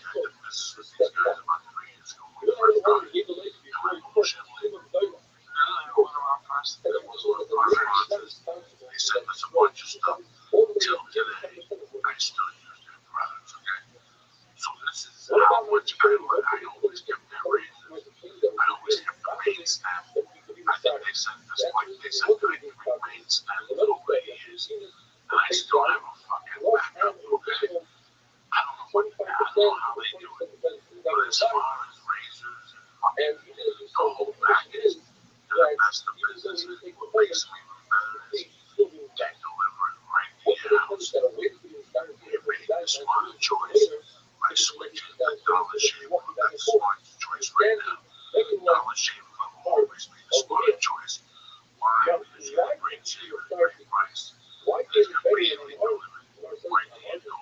It's an awesome right hand, no-brainer choice. You no longer have to step to the store and buy a cheap disposable razor that gave you a cheap shave or spend a fortune on razors with gimmicks and shaving thing you don't really need. When I used the DSS executive razor with the Dr. Carver shave butter, I dressed up in the shower. After all my sideburns and put on my razor Dr. Thing, I give it like a minute or two. Guys, I start shaving before I go in. I make that thing over here with my sideburns. And I shave it off. You actually see the hair sticking to the fucking shaving ring. Yeah. The Dr. Carver's one of his brothers. He was in his family. The Dr. Carver's shave butter is transparent from all the sides shave, and it'll help to prevent ingrown hairs. And it breaks razor bumps. You can make the smarter choice by joining Dollar Shave Club and for a limited time for members. Get their first month with the executive razor or the total flavors of Dr. Carver's shave butter for only the minimum room for $5 with free shipping. You're not gonna beat that nowhere. After that, razors are just a few bucks a month. That's a $15 value for $5 in your first month box. You're gonna get an awesome white hand, which I'm telling you, I still got mine after 3 years. You're gonna get a full cassette of 4 cartridges, which will last you. These things are fucking tremendous. They're sharp, they get right to the point, and you get a tube of the shave butter. After your first month, replacement cartridges ship automatically at their regular price. There's no hidden fees and no commitments.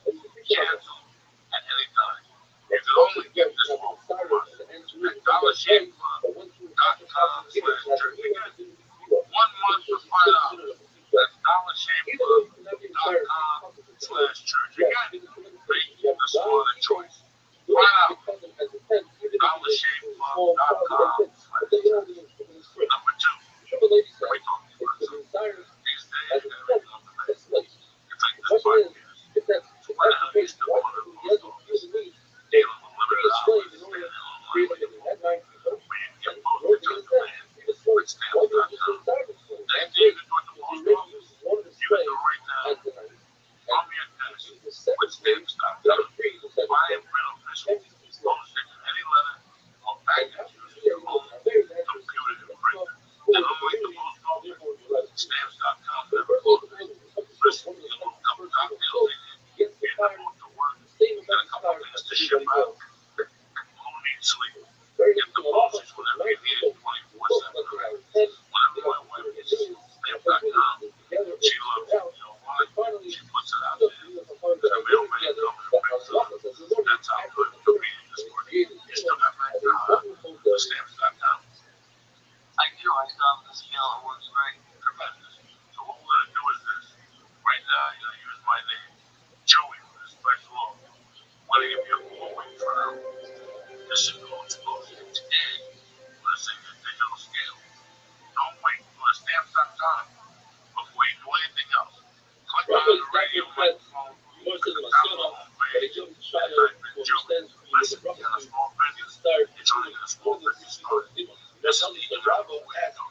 You're one man army. You're only trying to hire somebody to go to the post office. It takes no much time on the agenda. You've got no business. This is the smart way to do it. It's the only way. Stamps.com right now is the Joey. Stamps.com right now is the Joey. Never go to the post office again.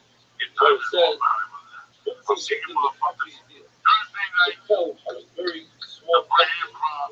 We'll see you motherfuckers Friday after the show and Saturday after the show. Either be there or be square. Thursday night if you come, tell your boss you're not going to work for us.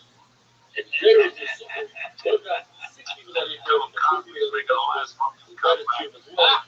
Cool cases. Fucking roller biscuits. And your fucking drinks. You want to think stamps.com. Again, don't forget stamps.com. And the Joey, and I want to thank DollarShaveClub.com. And the church. And I always want to thank $100 I'm sponsoring this. Day one. Listen, we'll thank Rabbi as usual. Thank you, Church. I want to thank my family, Sandy, and Sadie. Leave us notes. Is that me?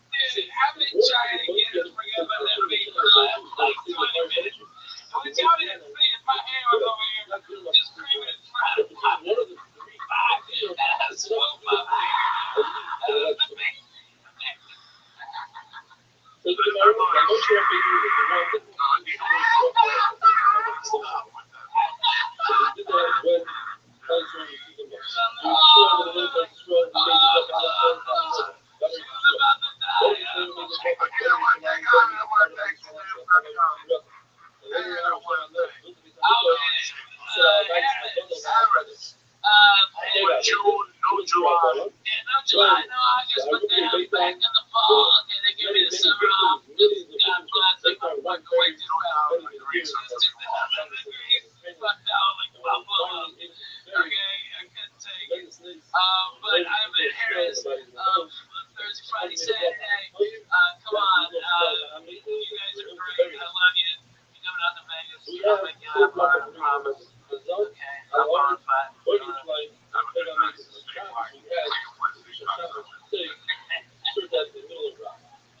the answer, insert the say anywhere you want as long as you don't insert it at the beginning eventually the first bracha. But that's what you make it yourself. But say middle point in July, middle at Bayamid. According to the Daikama, you could look Akila, you should say it in Rachim. However, if you forget to say your say Rachim, you can say it later on in the according to the comment, once you forget to say Will Rachim, you must repeat the entire Rikos Hamazon. Says the Gemara according to Warmat Omar. So Hamza the Savata teaches us that you have to be Mizamin, and that's the right thing. As Hashem Leikacha is the source for the first bracha of Hazan. Allah Haaretz is the bracha of Eretz. HaToiva is Boin Yerushalayim. Asher Nas Allah is a source for HaToiva HaMeitzah. The Gemara says, how do I know they have to make a bracha before you eat? If you make a bracha when you're satiated, certainly when you are starving. But Rabbi says you don't need to have a appointment. You actually learn it from the class. Because the cognitive simon, I don't need to use the word V'chadav Savata. That I can learn from God Hashem Miti, therefore it's an extra. V'chadav Savata will teach us the first bracha has done. That makes it is only with the Rabbanu. How do I know beforehand, the bracha beforehand? Asher Nas Allah means when HaKadosh Baruch Hu gives you the food before you eat it, you should already bench Hashem to make a bracha. The reason it says I can learn that from another source. It says Ve'irach is lachem. That the Baruch Hu bless your bread. Don't read it you bless, but you should read it Varei, and you shall bless your bread. What is your bread? Before you chew it and destroy it. In other words, in the bread state, you should make a bracha. The one tells us the story that Shaul went to look for his father's donkey, and he couldn't find him, so he asked for Shmuel. He figured maybe Shmuel can help him out. So he asked some young girls, where's Shmuel? And the Torah tells us a very long arichos. They said, you better go quickly, he's at the outskirts of the city, he's about between Shlomim on a Bama, and before he brings it, he says a bracha, he's a bachta, then he gives it out, on and on. So the first thing we see for our video is that you have to make a bracha before you eat. But why did they talk so much? He asked him a simple question, which Shmuel was, and the Gemara says three answers. Either because women like to talk a lot, or because Shaul says Mishipay B'Mala, he was taller than everybody, he was more beautiful than everybody. And the women, the girls, wanted to gaze at his beauty, so they spoke to him. And the third Shai Rabbeinu says is that one kingdom cannot go into another kingdom even for millisecond. And Shmuel was the ruler of Yisrael, and he had to get over the ruling to show, but the time didn't come yet. So therefore, they had to speak to him for that time to arrive. Or it said the Kavachomer, if you make a bracha on food, which just gives you sustenance in this world, so certainly you should make a bracha on Torah, which gives you sustenance in Olam Haba. Shmuel says it's actually possible. It says, Allah Haaretz Hashem Hashem Allah. And in Torah it also says, it has to smoke Nasan Nisino, but Etna Lafaz Lukas Heaven. So therefore, I learned the concept of bracha, to make a bracha when you learn Torah.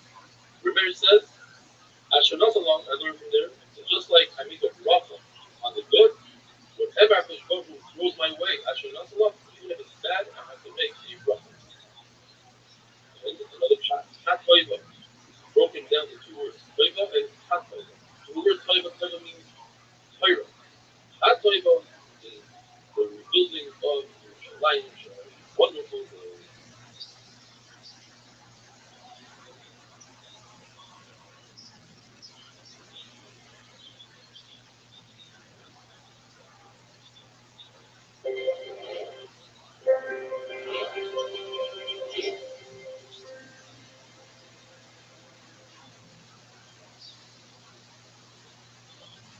Rothschild'S for continuing the Shulchan Hamazon. There are certain words that must be inserted in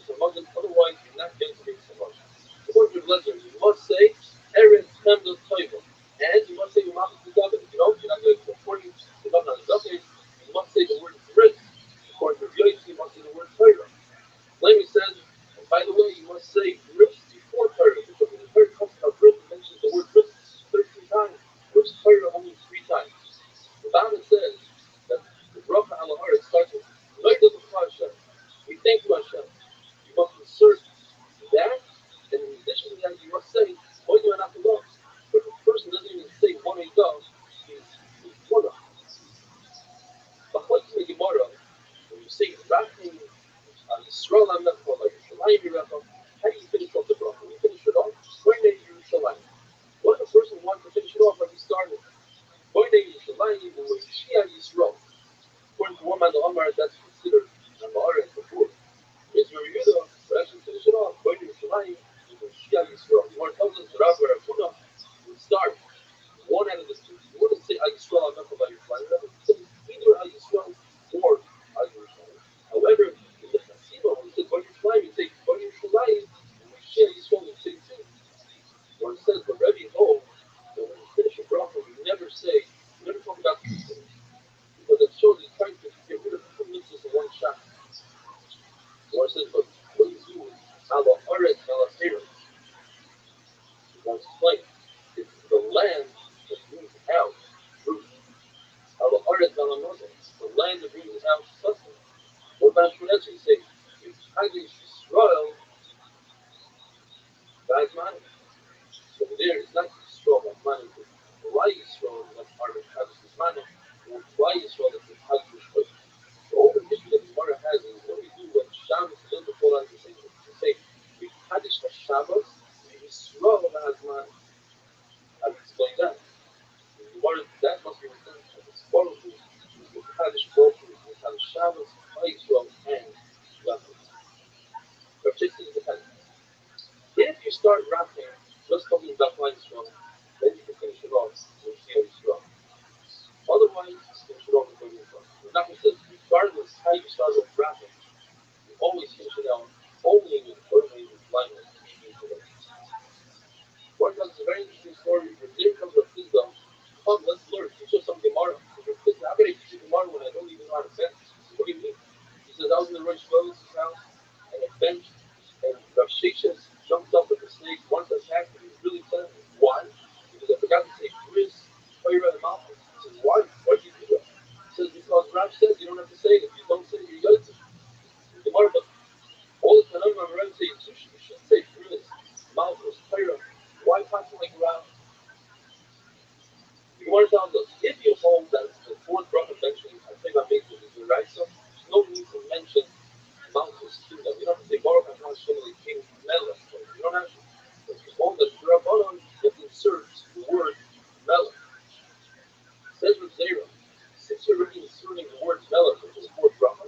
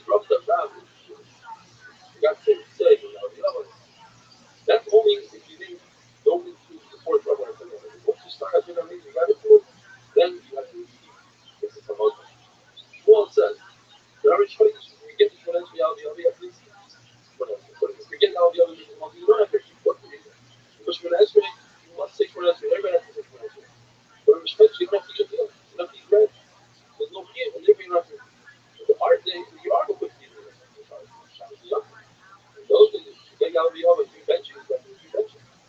Rosh Hashanah, said, not when you're feeding me the Shiva, it's kind of Rosh Hashanah. Therefore, if you get Rabbi Yava in Rosh Hashanah, you don't have to do it. But it's discussing, what about Shal Shabbat? It's not a feeling. Said the Mishnah, we learned in the Mishnah that in the Chuyim and Zimon, the Beis Zimon, but like the Meir says, you have to use the Zayt and review the whole of the Mishnah.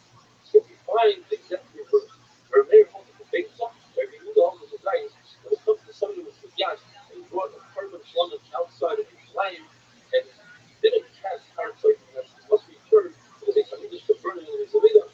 You question how much? And the Meir says the Beis Hamikdash says the Zayt. Why is it different?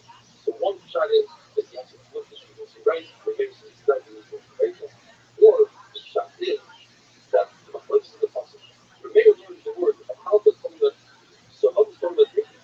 How much is an option usually? It's the time. Or if you said, no, how does it so about that? You have to be satiated, that's the base. But when it comes to touching, the place is, we compare, come up. But going back to the base of the and Kuba is always the basis, you have to go back to the base of the more, you compare the Isser, go back to the Isser, always, set the Mishnah. You have three people by doing the same in Baruch Shulchan Shalom. If you have four people, you can say, Baruch, you tell the three, you shall bench Hashem. You have 10, you should Baruch Elohim Shulchan Shalom. You have 11, you tell the other 10, Baruch Elohim Shulchan Shalom. So what you're doing is what you should sense on the sound, you always say, Baruch Elohim. The book of Yom meaning it says the book of Rothschild'S. And we'll discuss tomorrow the difference between numbers. If it's 100 people who say Baruch Hashem Elohim, if it's 1,000 people who say Baruch Hashem Elohim, Elohim Hashem, you actually have to put Allah Muslim. What is social media?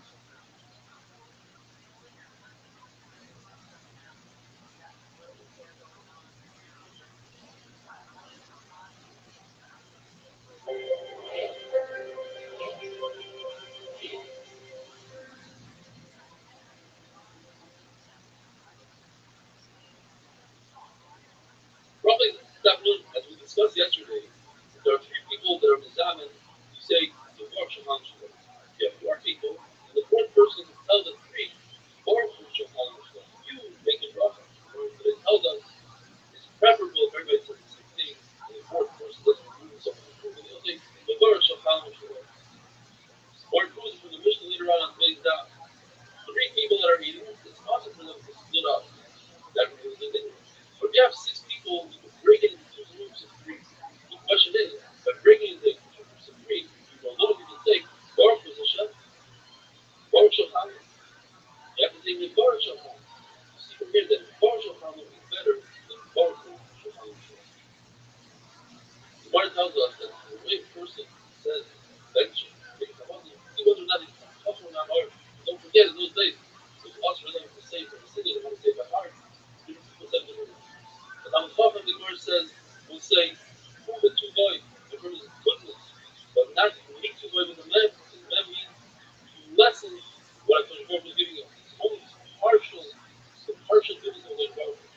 What about the fact that we say, Chosva Yivarim, so the man, from your trouble, the answer is, that's when it comes to feel when you ask for the Lord for something, don't ask it last. Ask for the minimum. What about the fact that we say, how can people on the level of the person says, open up your mouth, down to me for anything, and I'll give it to you. That's what you're doing. So you can ask for a lot. The Lord continues, and the Prophet says to me, our life. The Lord says, your life.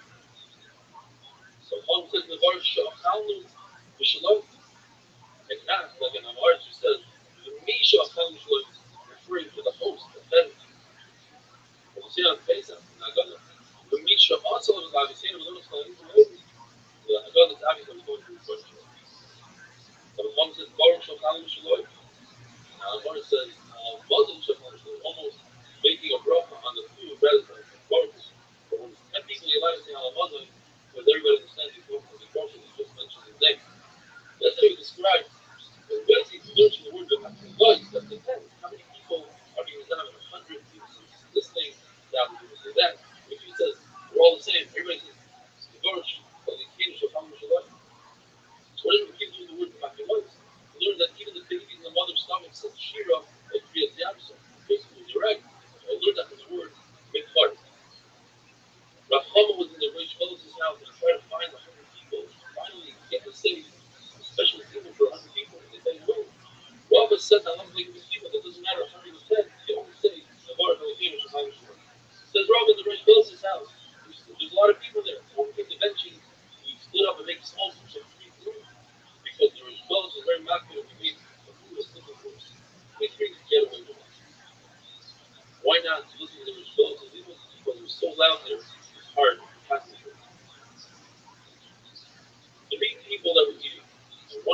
works on his own.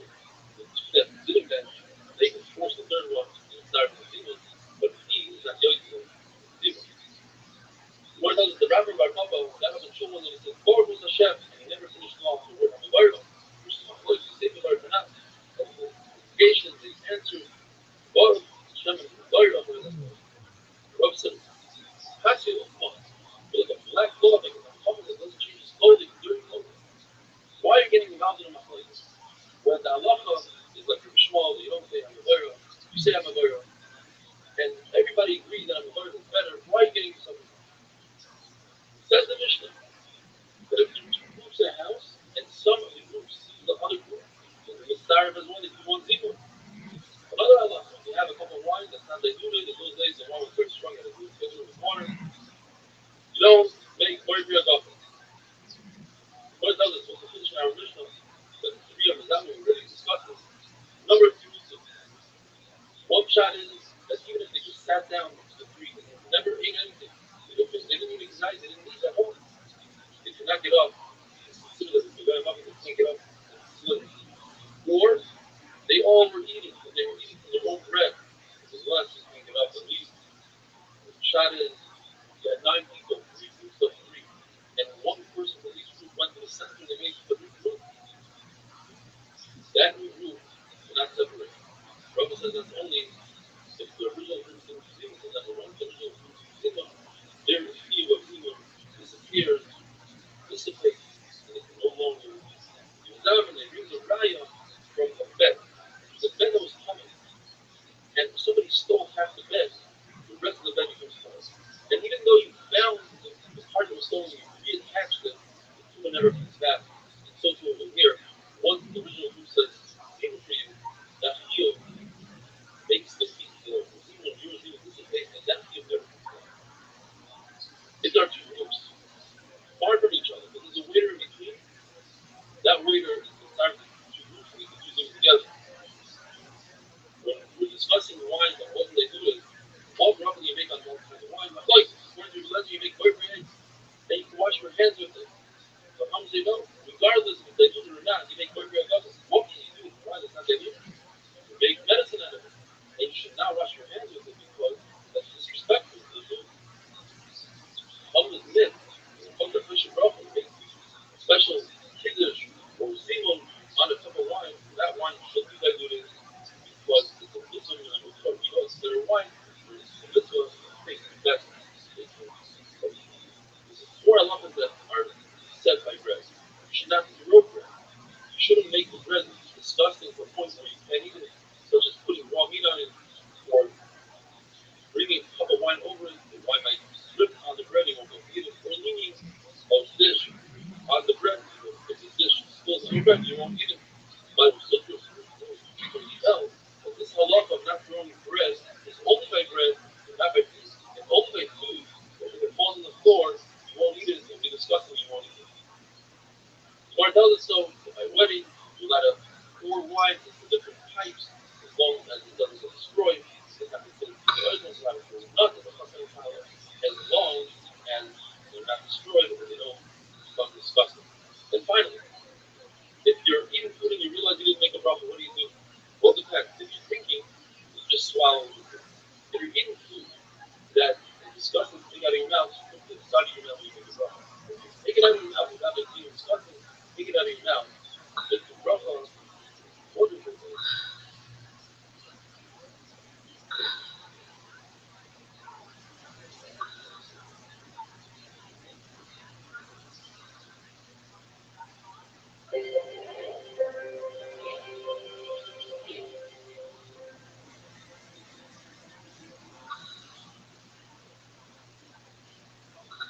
Bracha that now is the same. If somebody has bad breath because he ate a lot of garlic, should he eat more garlic? This is Rav. If somebody forgot to say bracha and is in the middle of eating, he shouldn't continue eating, he should stop and make a bracha. This is Rav. So, even if you finish your meal completely, you should make a bracha after the meal, and it brings a rhyme for a person who cannot make a bracha before he's done in a mikvah, he's on Terry or he's in Ger. You should make the bracha afterwards, so you should make a bracha after you finish eating. The Gemara says there's no rhyme from there because a person who's in Ger should not make a bracha. The only time you can make a bracha is afterwards, but a person who's eating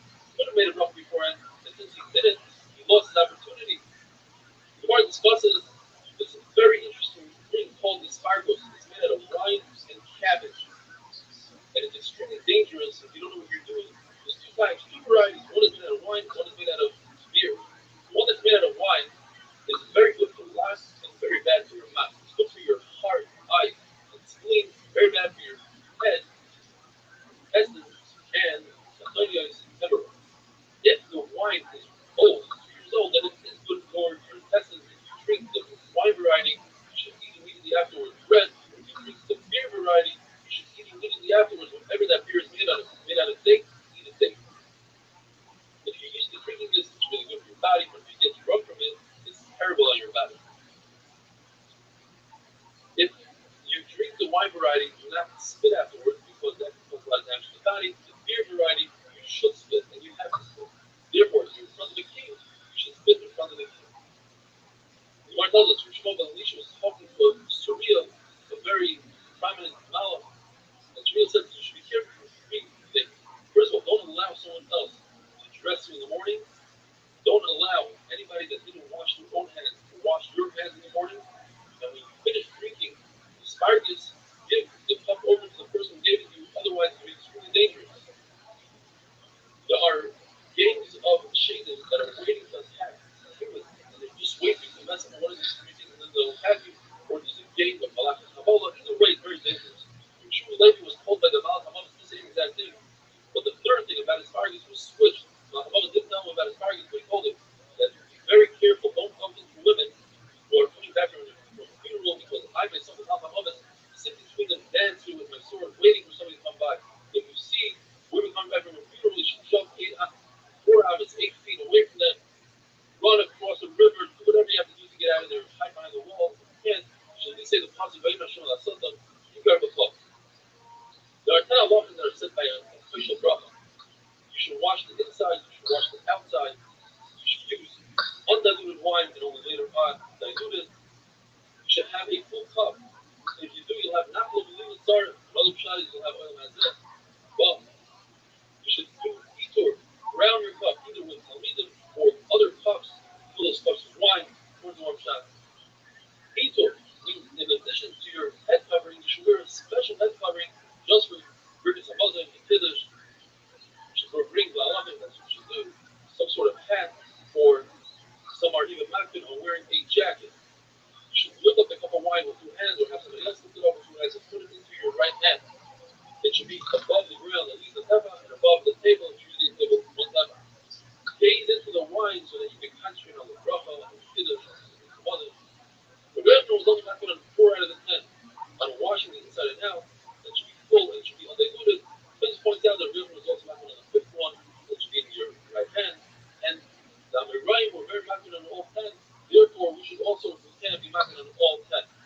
So what it discusses is that it's too heavy, or if it's Shabbos or Shmeidish Hanukkah, section is really long, it becomes heavy, then you use your left hand to help you out. And since we don't have any confusion, you should be machmir to not use your left hand at all. You should try to send your wife wine from the Kosher Bracha. The Gemara tells the story. We're not going to have Ula as a guest, and he honored him with the simon, and then he told Ula, give some to my wife.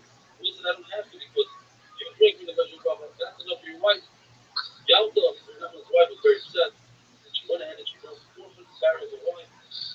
Rebbe tried to calm her down. He said, look, just take a little bit of wine from the barrel, the Kosher Bracha goes from the barrel, it doesn't really have to. You're talking silly talk like a peddler that just talks here. Another 2 halachas, the Gemara says, once you look at the kosher bracha, you're not allowed to talk anymore. And if you drink a full cup of wine during the meal, do not drink the second cup that's full. You guys should not make sure it's more than the second cup. It's dangerous to drink here. Anything in here is dangerous. When it comes to Birkas Hamazon and halacha, you should always sit down, even if you're walking, if you're standing, if you're leaning, you should always be in a sitting position so you can concentrate on Birkas Hamazon. That we finished Perek Shlosh Shachlu, and now we're going to begin Perek Eilu Kvar. We have a very long Mishnah, which discusses many machlokes from Shabbos Silo. We're going to go into all the machlokes later on in the sugyas, one by one. We mentioned them briefly here. And all of them, the halachas like the Silo, we have machlokes from Shabbos Silo. If you make, according to the Silo, you make the bracha on the wine, then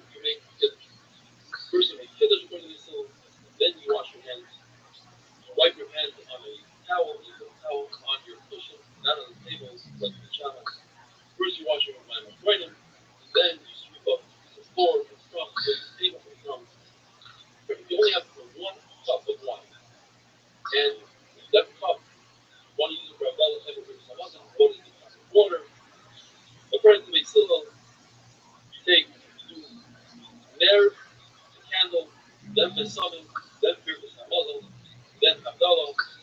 And Mitzel will say, you say the words, not means two different colors in the fire.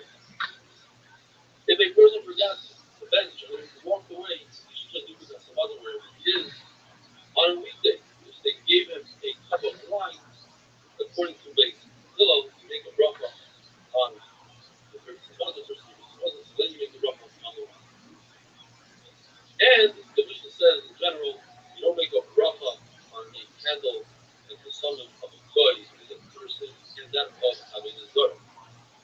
Birkus Hamazon can be said until the food is digested in the body, that's what exactly shear is. If you hear a half a bracha from a Jew, you know what bracha he's referring to. We're allowed to answer amen. But if you see says half a bracha, you don't know if he said bracha to his God, to the powerful, therefore you don't say amen at all. The first machlokes between Yisham and Sil is what comes first, Kiddush or Yayin. It still says you say bracha on a breakfast and then on Kiddush. The reason is because the wine is what causes the Kiddush. Without wine, you cannot have Kiddush. And wine is other wine, Abdullah, Hamazon, Kiddush. Therefore, wine comes first. It's two reasons against Yisham is two reasons. And Allah like the soul, what's the big reason Allah like the soul? We know. Abbas came and said that Allah is always like the soul. It's very possible to the Lord that this is before the heavenly voice came out, and it's possible that we don't go by Abbas. Yeshua said when it came to Eliezer, he said Allah is like Eliezer. We don't listen to Abbas, and he wasn't a full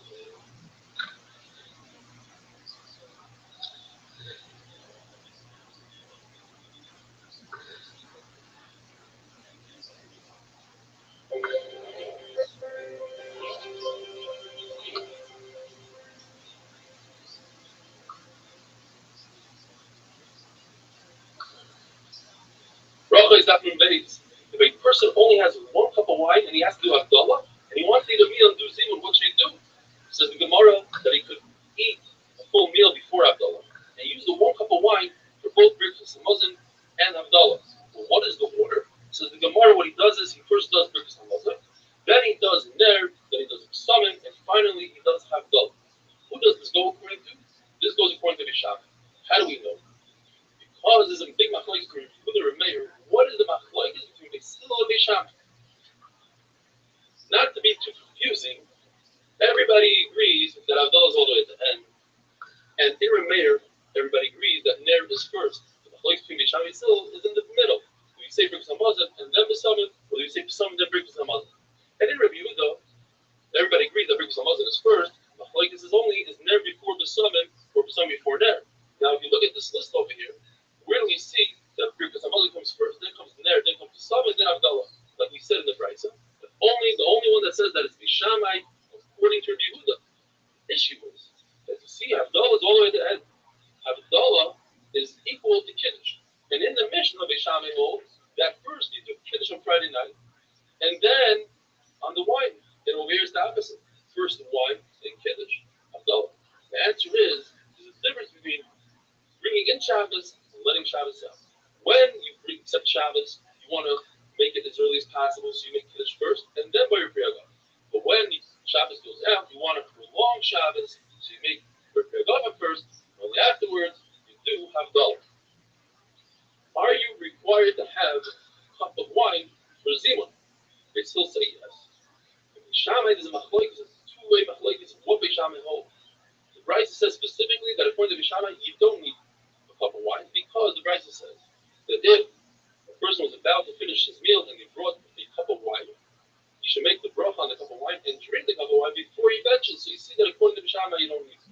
But in the Mishnah, there's no heifer. So it's possible that he actually keeps the cup of wine before benching.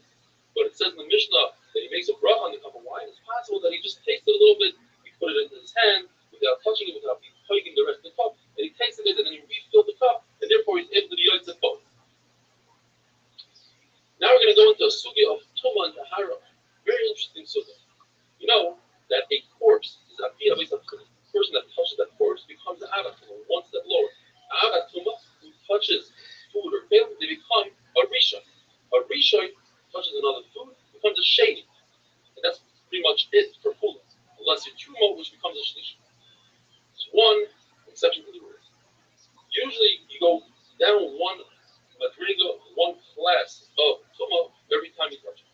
But when it comes to mashking, the 7 liquids, let's say water, wine, a person who's a sheni touches that liquid goes up the level. It becomes a rishon. And it has the power only with Rabbana to be mitama something else and make that a sheni. Therefore, we have a conflict in our Mishnah. What comes first? Do you wash your hands on the Tilas and then pour the cup of wine?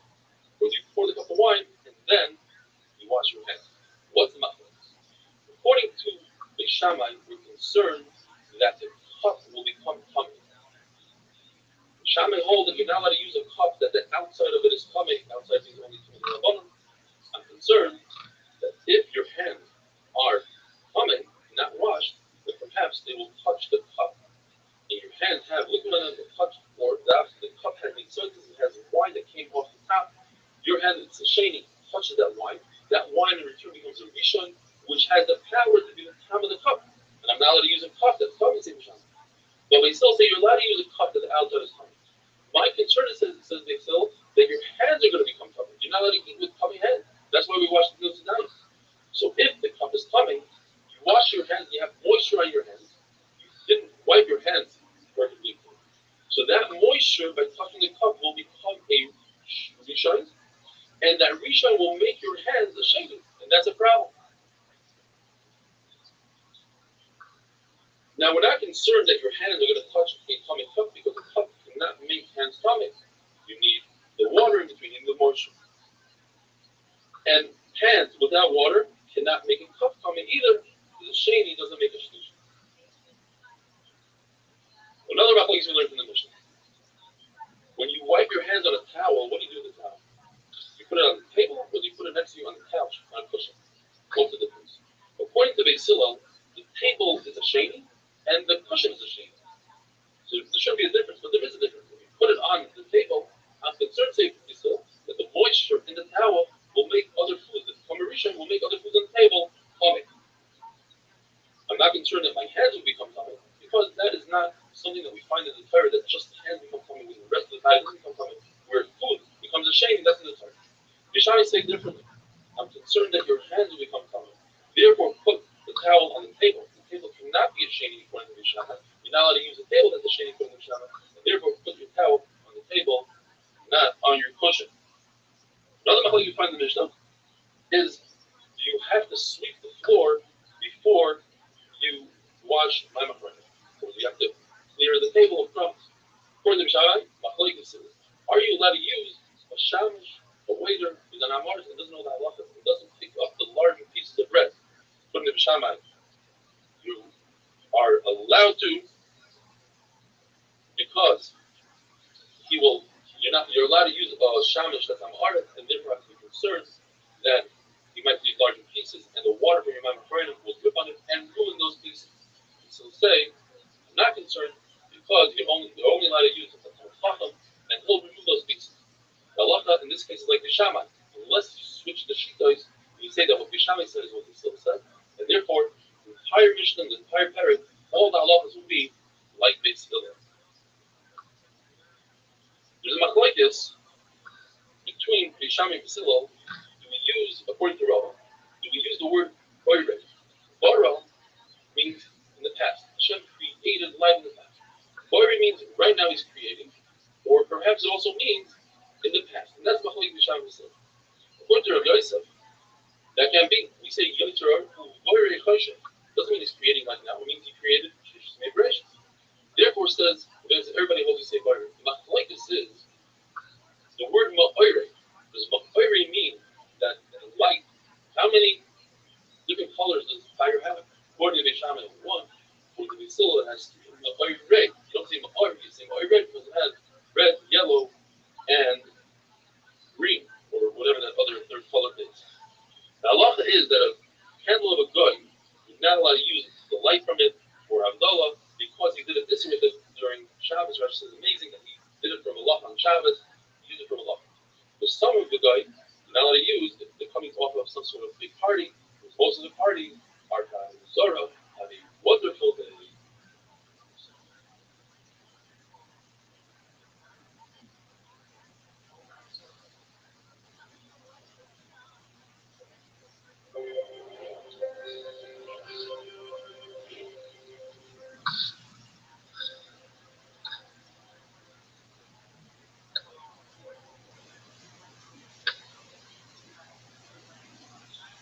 Today's Daf Gimel. Today we're going to be discussing mainly the Habel candle and the summit.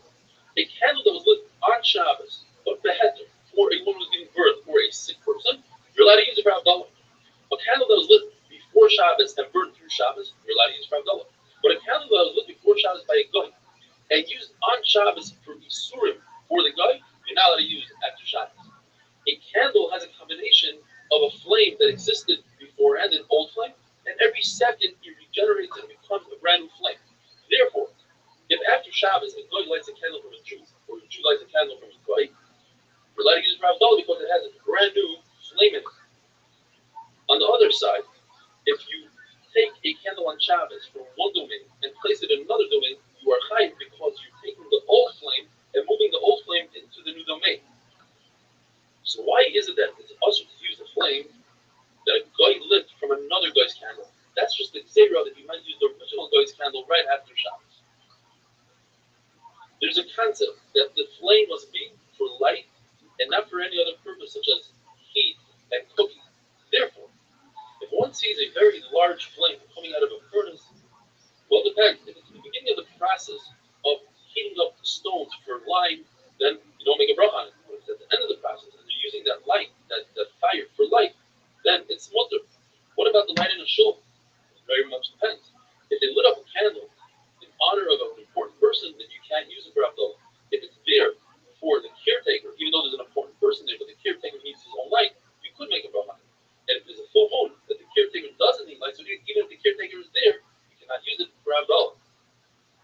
If they brought a candle that be spent for Havdalah, Bishami says everyone should say the bracha to themselves. Because if one person makes the bracha for everybody, that can cause a big difficulty. Just like if somebody sneezes in the middle of a you don't say, bless you, because that's difficult. It's a little argument. They say that one person should make the bracha for everybody because of the concept the Rabbi had to smell it. Like one person makes kiddush for everybody, Hamaiti for everybody. It's better that one person should be mighty everybody. A candle that was lit before the dead depends. If they would light that candle during the day in his honor, then you cannot use it for Havdalah. But if you're lighting it to see the way, then you do make a bracha on it. Perfume, a fragrance for the dead to counteract the bad smell, or for the bathroom, or for your hands, you do not make a bracha on it. But if a person has perfume in his store because he wants to attract customers, then you do make a bracha on it. A city that is mostly goyim and a nice fragrance comes out of that city, you cannot make a bracha on it. It's for Avodah Zarah.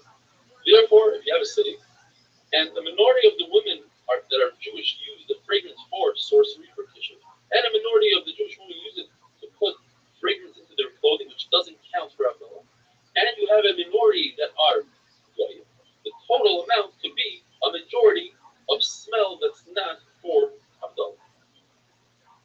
If a person smelled a nice fragrance that comes from Avodah Zarah, and he decided in his mind that he wants to benefit from it, that is an Havdalah.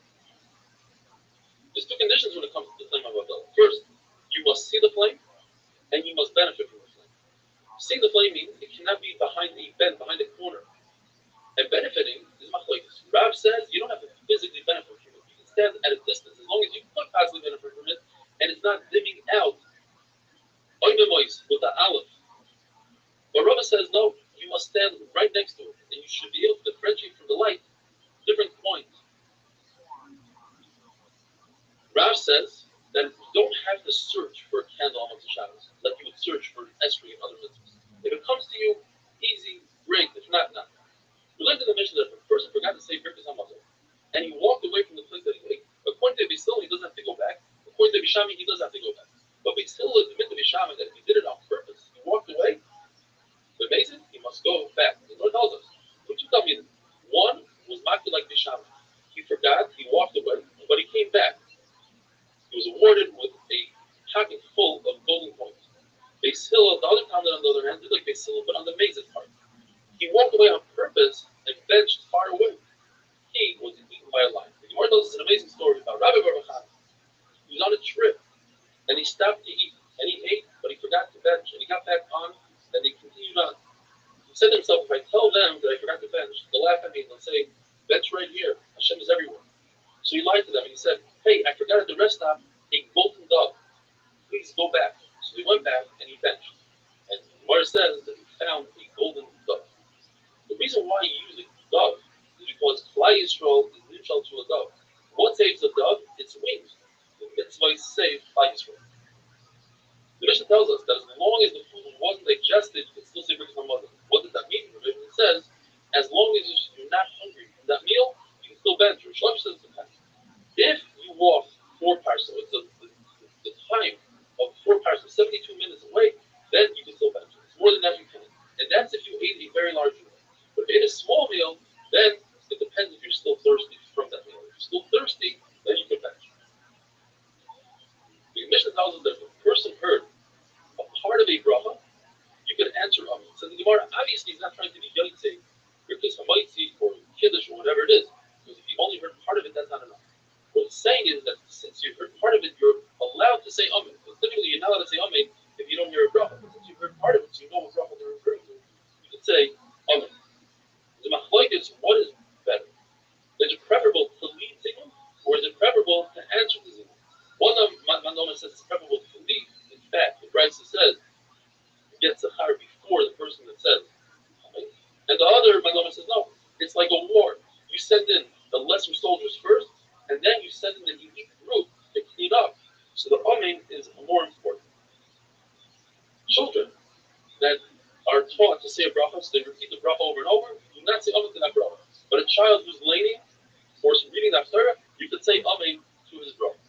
The Gemara tells us very interesting names. Rabbi, he says that a person that's used to washing his hands should not bench until he washes his hands.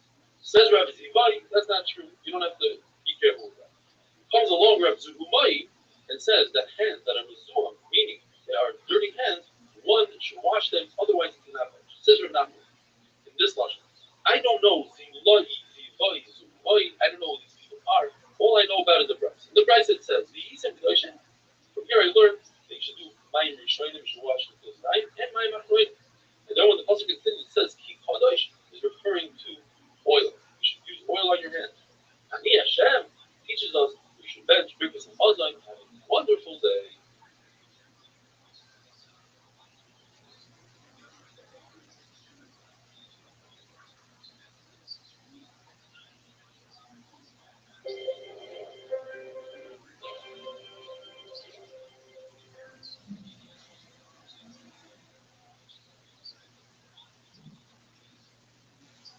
Rabbi is passing down in a bread and Paris territory, which discusses many different types of brachas in the same different situations. The first one is if a person sees a place where a miracle and mace having his forefathers, he says, Baruch, Sha'asa, Nisim, Lavisinu, Balam, and Zeh, this points out. The entire paragraph will say, Baruch, it means Baruch Hata Hashem, and this we learn from Yisrael.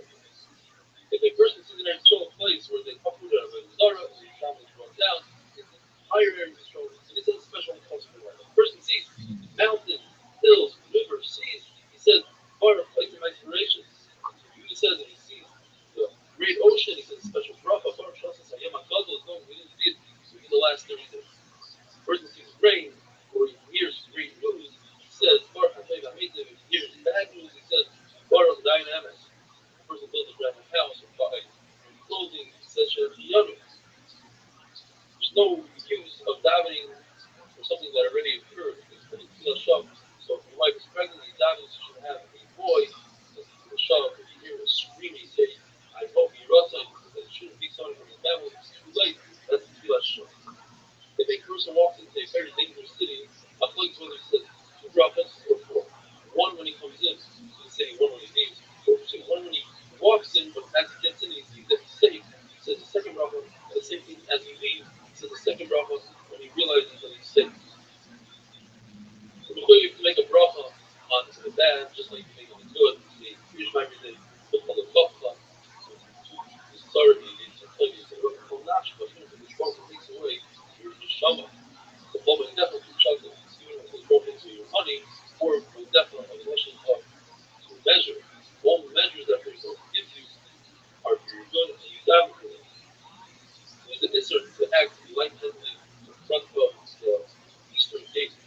The mikdash, you're not allowed to walk into the mikdash with your walking stick and with your money belt and with dust on your shoes. You shouldn't use it in the mikdash as a patriot, the Gemara will explain, and certainly shouldn't spit in the mikdash.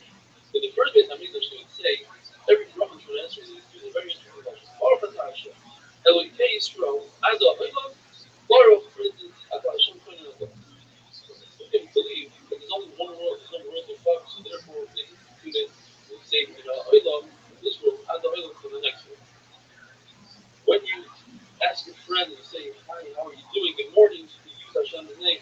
Here's the reason why you're doing it. Really, doing this. Days lasting Hashem appeared to Yosefa. In certain situations, you break the rules of the Torah in order to make peace with your friend. A miracle that occurs in the congregation, everybody's included to say the bracha. If it happens to an individual, or if it's cases where somebody says from a lion, or the Ramar that was saved from a wild camel, and also they had a nace who's very thirsty in a river who underneath. So every time you pass that place, we mention both things that happened there. We say the bracha Baruch Sha'asa, Yisrael Yisrael, where you come to the place where Kriyas Yamsuf occurred, or Eber Yarden, or the Yericha, the Nace of Yericha, where the wall of Yericha was swallowed by the ground. Why is this called? Because the width of the wall was the same as the height of the wall, so it was possible to come over. Irodine, where does the story that there's a nace that flies while walking in the desert, and the Urim wanted to kill them, and they hid in caves, they dug holes in the walls of the mountains and hid there. And the Parim flattened out all the mountains and destroyed the Urim. There were two people, Ace and Boy. They were behind Flagsville, at the end. And when Flagsville passed, and the mountains went back to normal, they realized what happened when they were in. And from Flagsville said, Shiva. El Gavej means Al Gav Ish, on top of the back of the man who refers to the Shulchan, who was one of the Adam. In his merit, Barad, the Makkah Barad stopped in midair. And later on, when Yeshua needed the Barad to kill the enemies, it came back to them. The stone of Oigel HaMoshe, the HaMoshe made some sort of calculation. The time shows 3 parsa by 3 parsa. He lifted up a mountain that was that size and was about to kill them. He put it on his head and carried it. So the Gemara that Rabbi Shalom made a mace that the ants dug a hole in the mountain, and the mountain it slipped right over his head. He had stuff on his neck. He tried to lift it up, but he couldn't because it says in the Pasuk, "Shishim Shabarta," his teeth came out and shaved Ribavta. They came out long and crooked, and he couldn't get the mountain off. At this point, he was already weakened. Moshe Rabbeinu was 10 hours high, had an axe that was 10 hours long, and he jumped up 10 hours. And all he was able to reach was the big Hashem's ankle, and he hit him with his ankle and was able to topple him and kill him. When you see the amount of salt from Lloyd's wife, that's a disaster, so you don't say a nice Rabbi, you say Torah Nana. When you see Lloyd, when you say it's part of Lloyd, says anyone in the Torah was upset, mad, angry. They don't remember that they can say Lloyd before they were remembered. It says in there are 4 people that must say God. The Rothschild'S is we, based on the Rishonim, the Rif, we say Hagoyim, the say God, that is, the people that cross the desert, the ocean, or a sick person who is healed, or somebody came out of jail, they say God will need 10 people, and 2 out of 10 must be Rabbi. Rabbi Yehuda says the Gemara was sick and he was healed.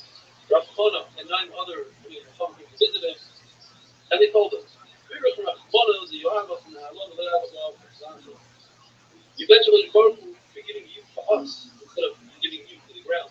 And he said, Amen, and he said, because I said Amen, no longer leaving Bible, I'll do it to them. There are 3 that need special protection. And they are people that have bad mazel, a sick person, a woman who just gave birth, and some say even somebody that's mourning love.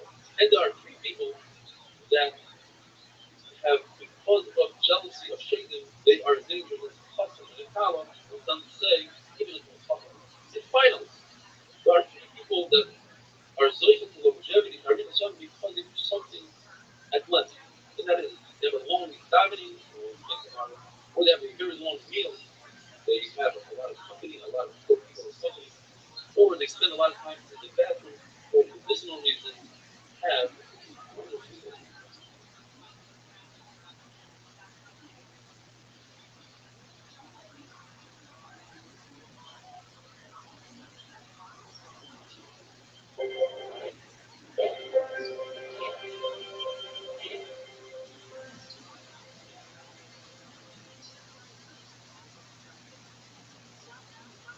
Prophet Dr. Hey, the Gemara tells us that there are things that you do that open up your file and unlock the corner for no reason.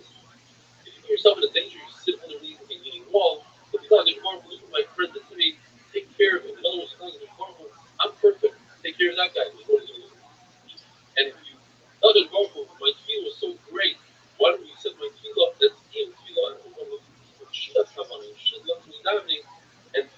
perhaps the davening will be accepted. I don't think the Hamikdash existed.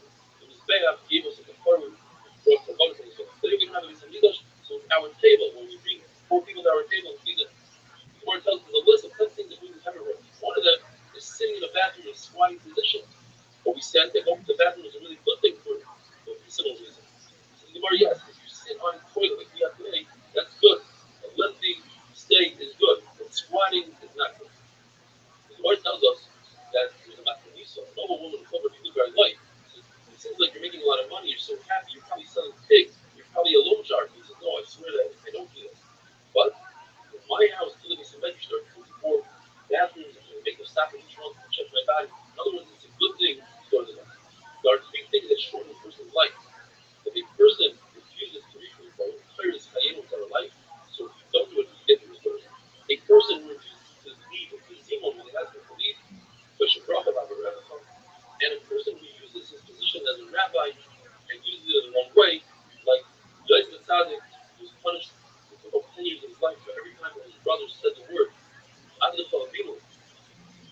your servant, our father, and he didn't protest.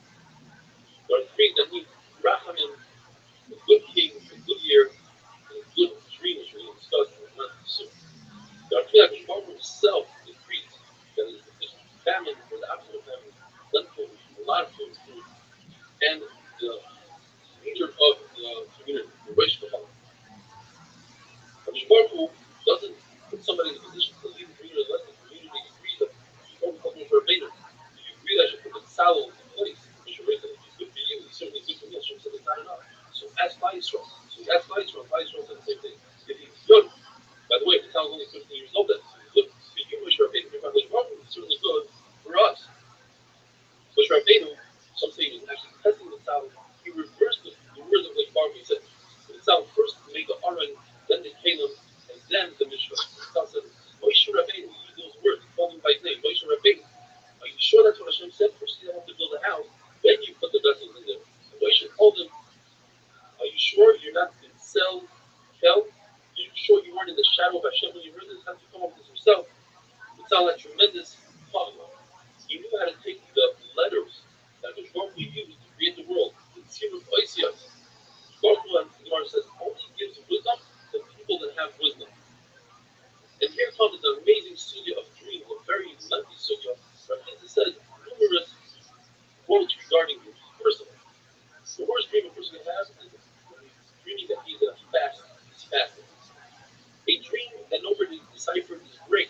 It's like a letter that hasn't been opened. Once you open it, then the problem starts. Good dreams, bad dreams, they don't happen 100% as you dream them. A bad dream is better than a good dream. When a person has a bad dream and he's sad about it, that sadness is actually the kapara. It does away with the dreams. On the reverse side, a person has a good dream and feels good about himself, that actually takes away from his sachar. A bad dream is worse than getting malchus. We learn from Yosef Tzaddik that not everything in the dream comes true, because he's talking in his dream about his mother dying, and his mother wasn't alive anymore. And we learn from Yosef Tzaddik that sometimes it takes 22 years for a good dream to come true.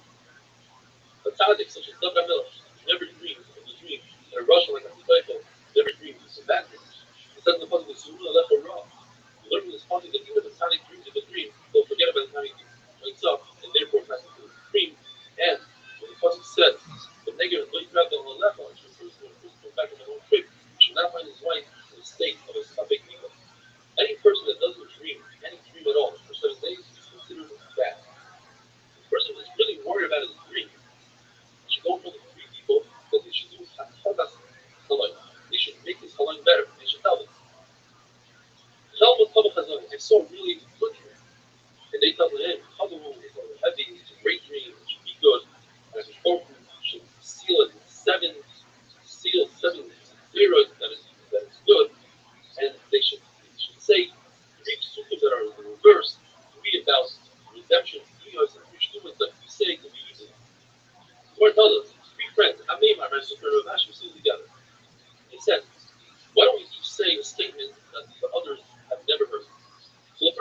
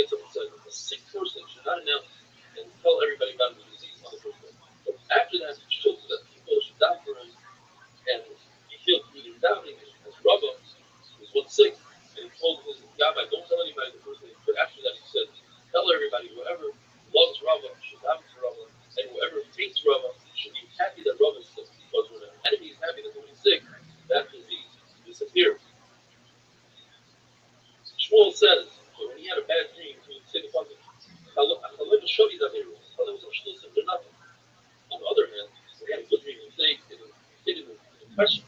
Halalos, these are everyone. Halalos are nothing. In fact, it says in the Pasuk, halalos are everybody. Should consider dreams. Rabbi had the contradiction. He considered dreams of halalos showing averu. He said, well, the dream comes from a mala. Then you know it's true. It comes from a shade. No, it's false. Rabbi says, Yerushalayim, there were 24 people that knew how to place your halalos.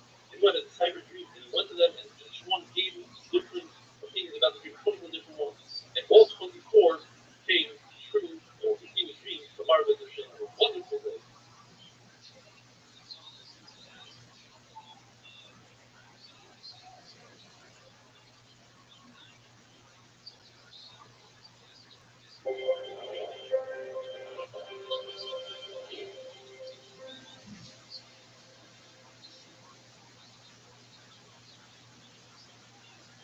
Racha is davening involved. We're continuing with an amazing study of dreams. Behind me is a mural that a Rabbi Rabbi Yeshua Pesach drew himself and gave me as a gift.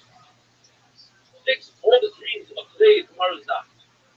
Lord tells us whatever you think during the day, that's what you dream at night. Lord tells us a story. We're going to take the Jews and said, if you're so smart, what are we going to dream tonight? The Jews inserted something in their mind during the day so that they think about it and they dreamt about it. For instance, they said you're going to be captured by the Persians and you're going to use a golden staff to grade the sheep. That's what happened. Or you're going to use a golden grinder to grind big things. Lord tells us about Bar Hedi. Hedi was a dream interpreter. Depending, if you paid him, he gave you a good interpretation.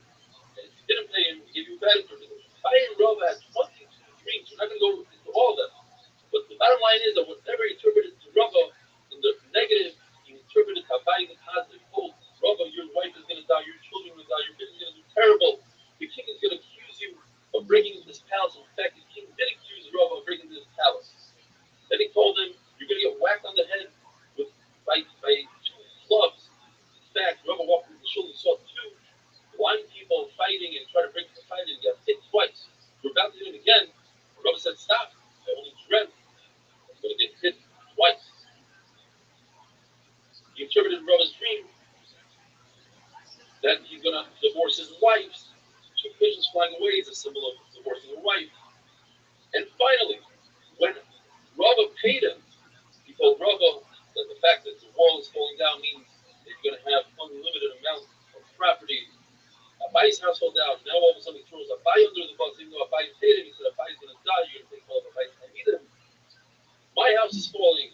Your hair is going to go everywhere. And then Rabbi said, I saw my dream that my head split open, my brain fell out. No, that's just the feathers that he was still open. And finally he tells him, I dreamt that they're saying Hallel of Mitzrayim, meaning the regular Hallel. So he tells him that means you're going to have Nisa. Gemara says both Barhed and Rabbi were about to embark on a ship, and Barhed remembered that Rabbi was going to have an ace. He said, why should I be on a boat with Rabbi if the boat sinks, he'll have an ace? I'll die. So he jumps off the boat. In his hurry to jump off, the book dropped, and Rabbi peeked in his book and saw it says, all dreams are interpreted based on the interpretation. Rabbi looks at Barhed and says, Rasha, why do you interpret my dreams that way? Look what you did to me. You killed my wife and my children and my business. I forgive you for everything. I cannot forgive you for killing the daughter of Rothschild'S, my wife. And I gives him a verse that his head should split open and his brain should fall out. Now that's a very difficult thing to happen. But then you said, if Rabbi cursed me, I better do tshuva. Let me go to Golos. Goes to Rome, and he opens up shop in Rome.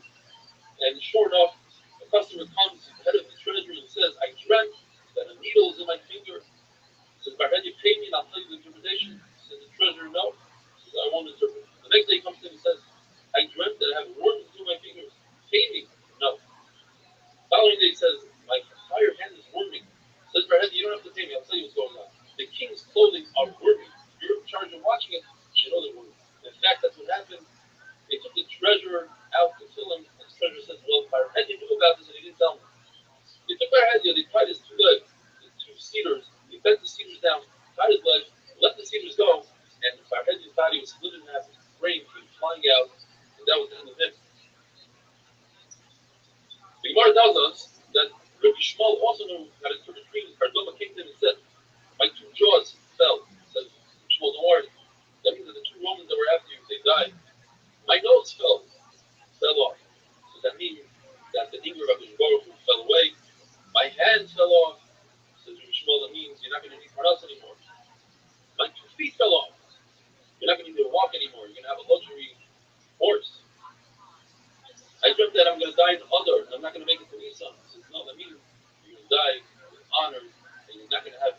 study a portion of Nisan recite.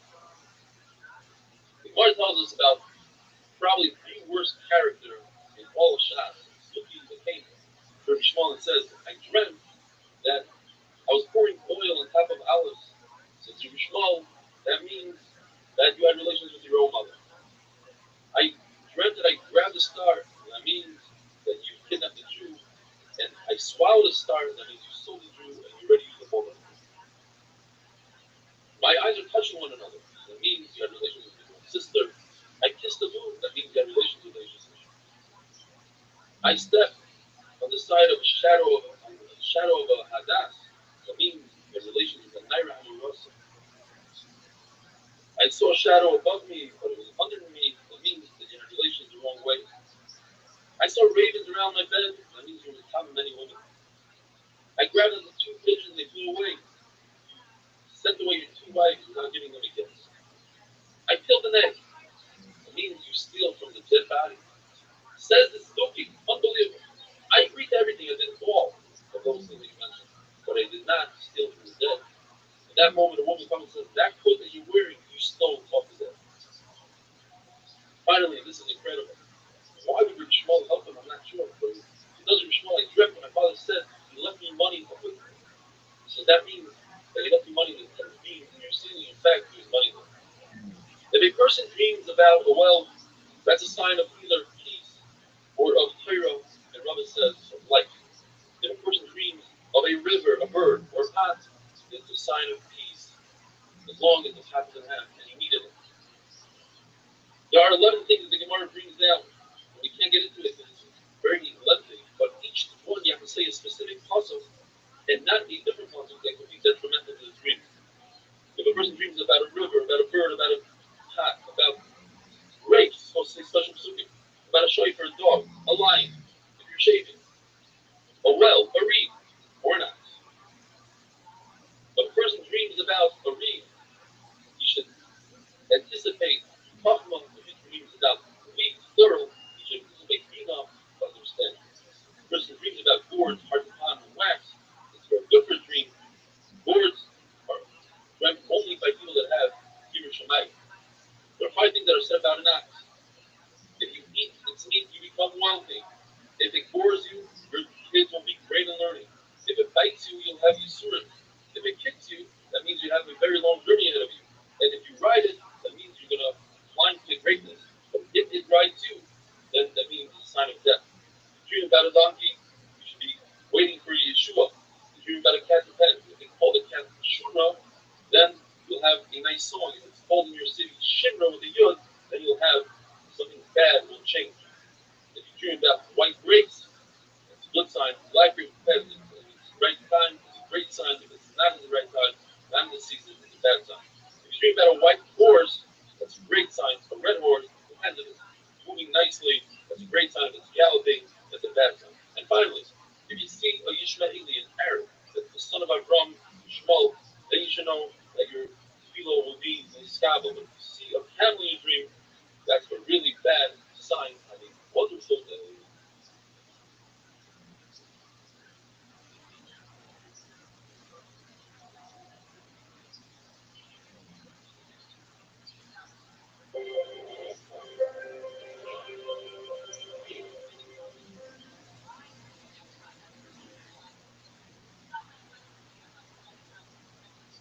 Rabbi Zachman Zai, we're continuing with dreams since we have over 150 different dreams of turbot. We are going to go over the 8-minute allocation. If a person sees a camel, that means he's supposed to die, but he's going to live. If a person sees an elephant with a saddle, that's a great thing. If he sees 12, that's even better. If a person dreams the name written down, with one nun, they'll see a mess. If he sees names with 2 nuns, like Hanif and Yochanan, they'll have multiple nisim. If a person sees the word hesped, that means he will have Rachonis on him, and they will redeem him from Shemayim. If a person sees himself saying, Yehi Shmei Rabba, he's promised to have with him above. If a person sees himself saying Shema, that means that he's roi to have the Shekhinah on him, but his generation is a cause that it's not. If a person sees Tefillin, then that means he'll grow in godless. If a person sees that he's davening and he didn't finish the davening, that's a great sign that there's certain illicit relations that a person dreams of on condition that he didn't think about these people beforehand, didn't know these people, or in the case of his sister or his mother, he knew them, but he never his sister is Chachma, his mother is Bina, Naira, Marasa, is Torah, Patience Ish. Will be a Ben Olam Haba. If a person dreams of the Shivas Aminim, he dreams of wheat, peas, barley, is won't have any Averis. The person dreams of grapes, that means his wife won't miscarry. Grape branch is Mashiach. A fig means that his Torah will be kept. A pomegranate depends if it's small or big, his business will expand or multiply or grow. If it's split, then he's Tam Chacham. It's a sign of Torah, and he's Amar, it's a sign of mitzvahs. If he sees olives, then his business will get better. If he sees olive tree, he'll have many children. And if he sees olive oil, that's the light of Torah. If a person sees a fig, the Tamu Chatayim, he won't have any Averis. If a person dreams of a goat, he'll have great years. 2 goats will have 2 good years or more. If he sees a Hadas, that means his business will be successful. If he doesn't have a business, he'll inherit one. If a person sees an esrig, I'm going to the Arba Minim. If a person sees an esrig, that means that there's a powerful thing. He's beautiful in front of Hakadosh Baruch Hu. If a person sees a lulav, that means he's one heart with Hakadosh Baruch Hu. If a person sees a goose, that's a sign of Chachma. And if he has relations with the goose, that's a sign that will become a Rosh Hashiva, like Rashi said he's Reb. If a person sees a chicken, that's a sign of having a Ben Zachar, multiple chickens, multiple Ben Zachar. If he sees a female chicken, that means they'll have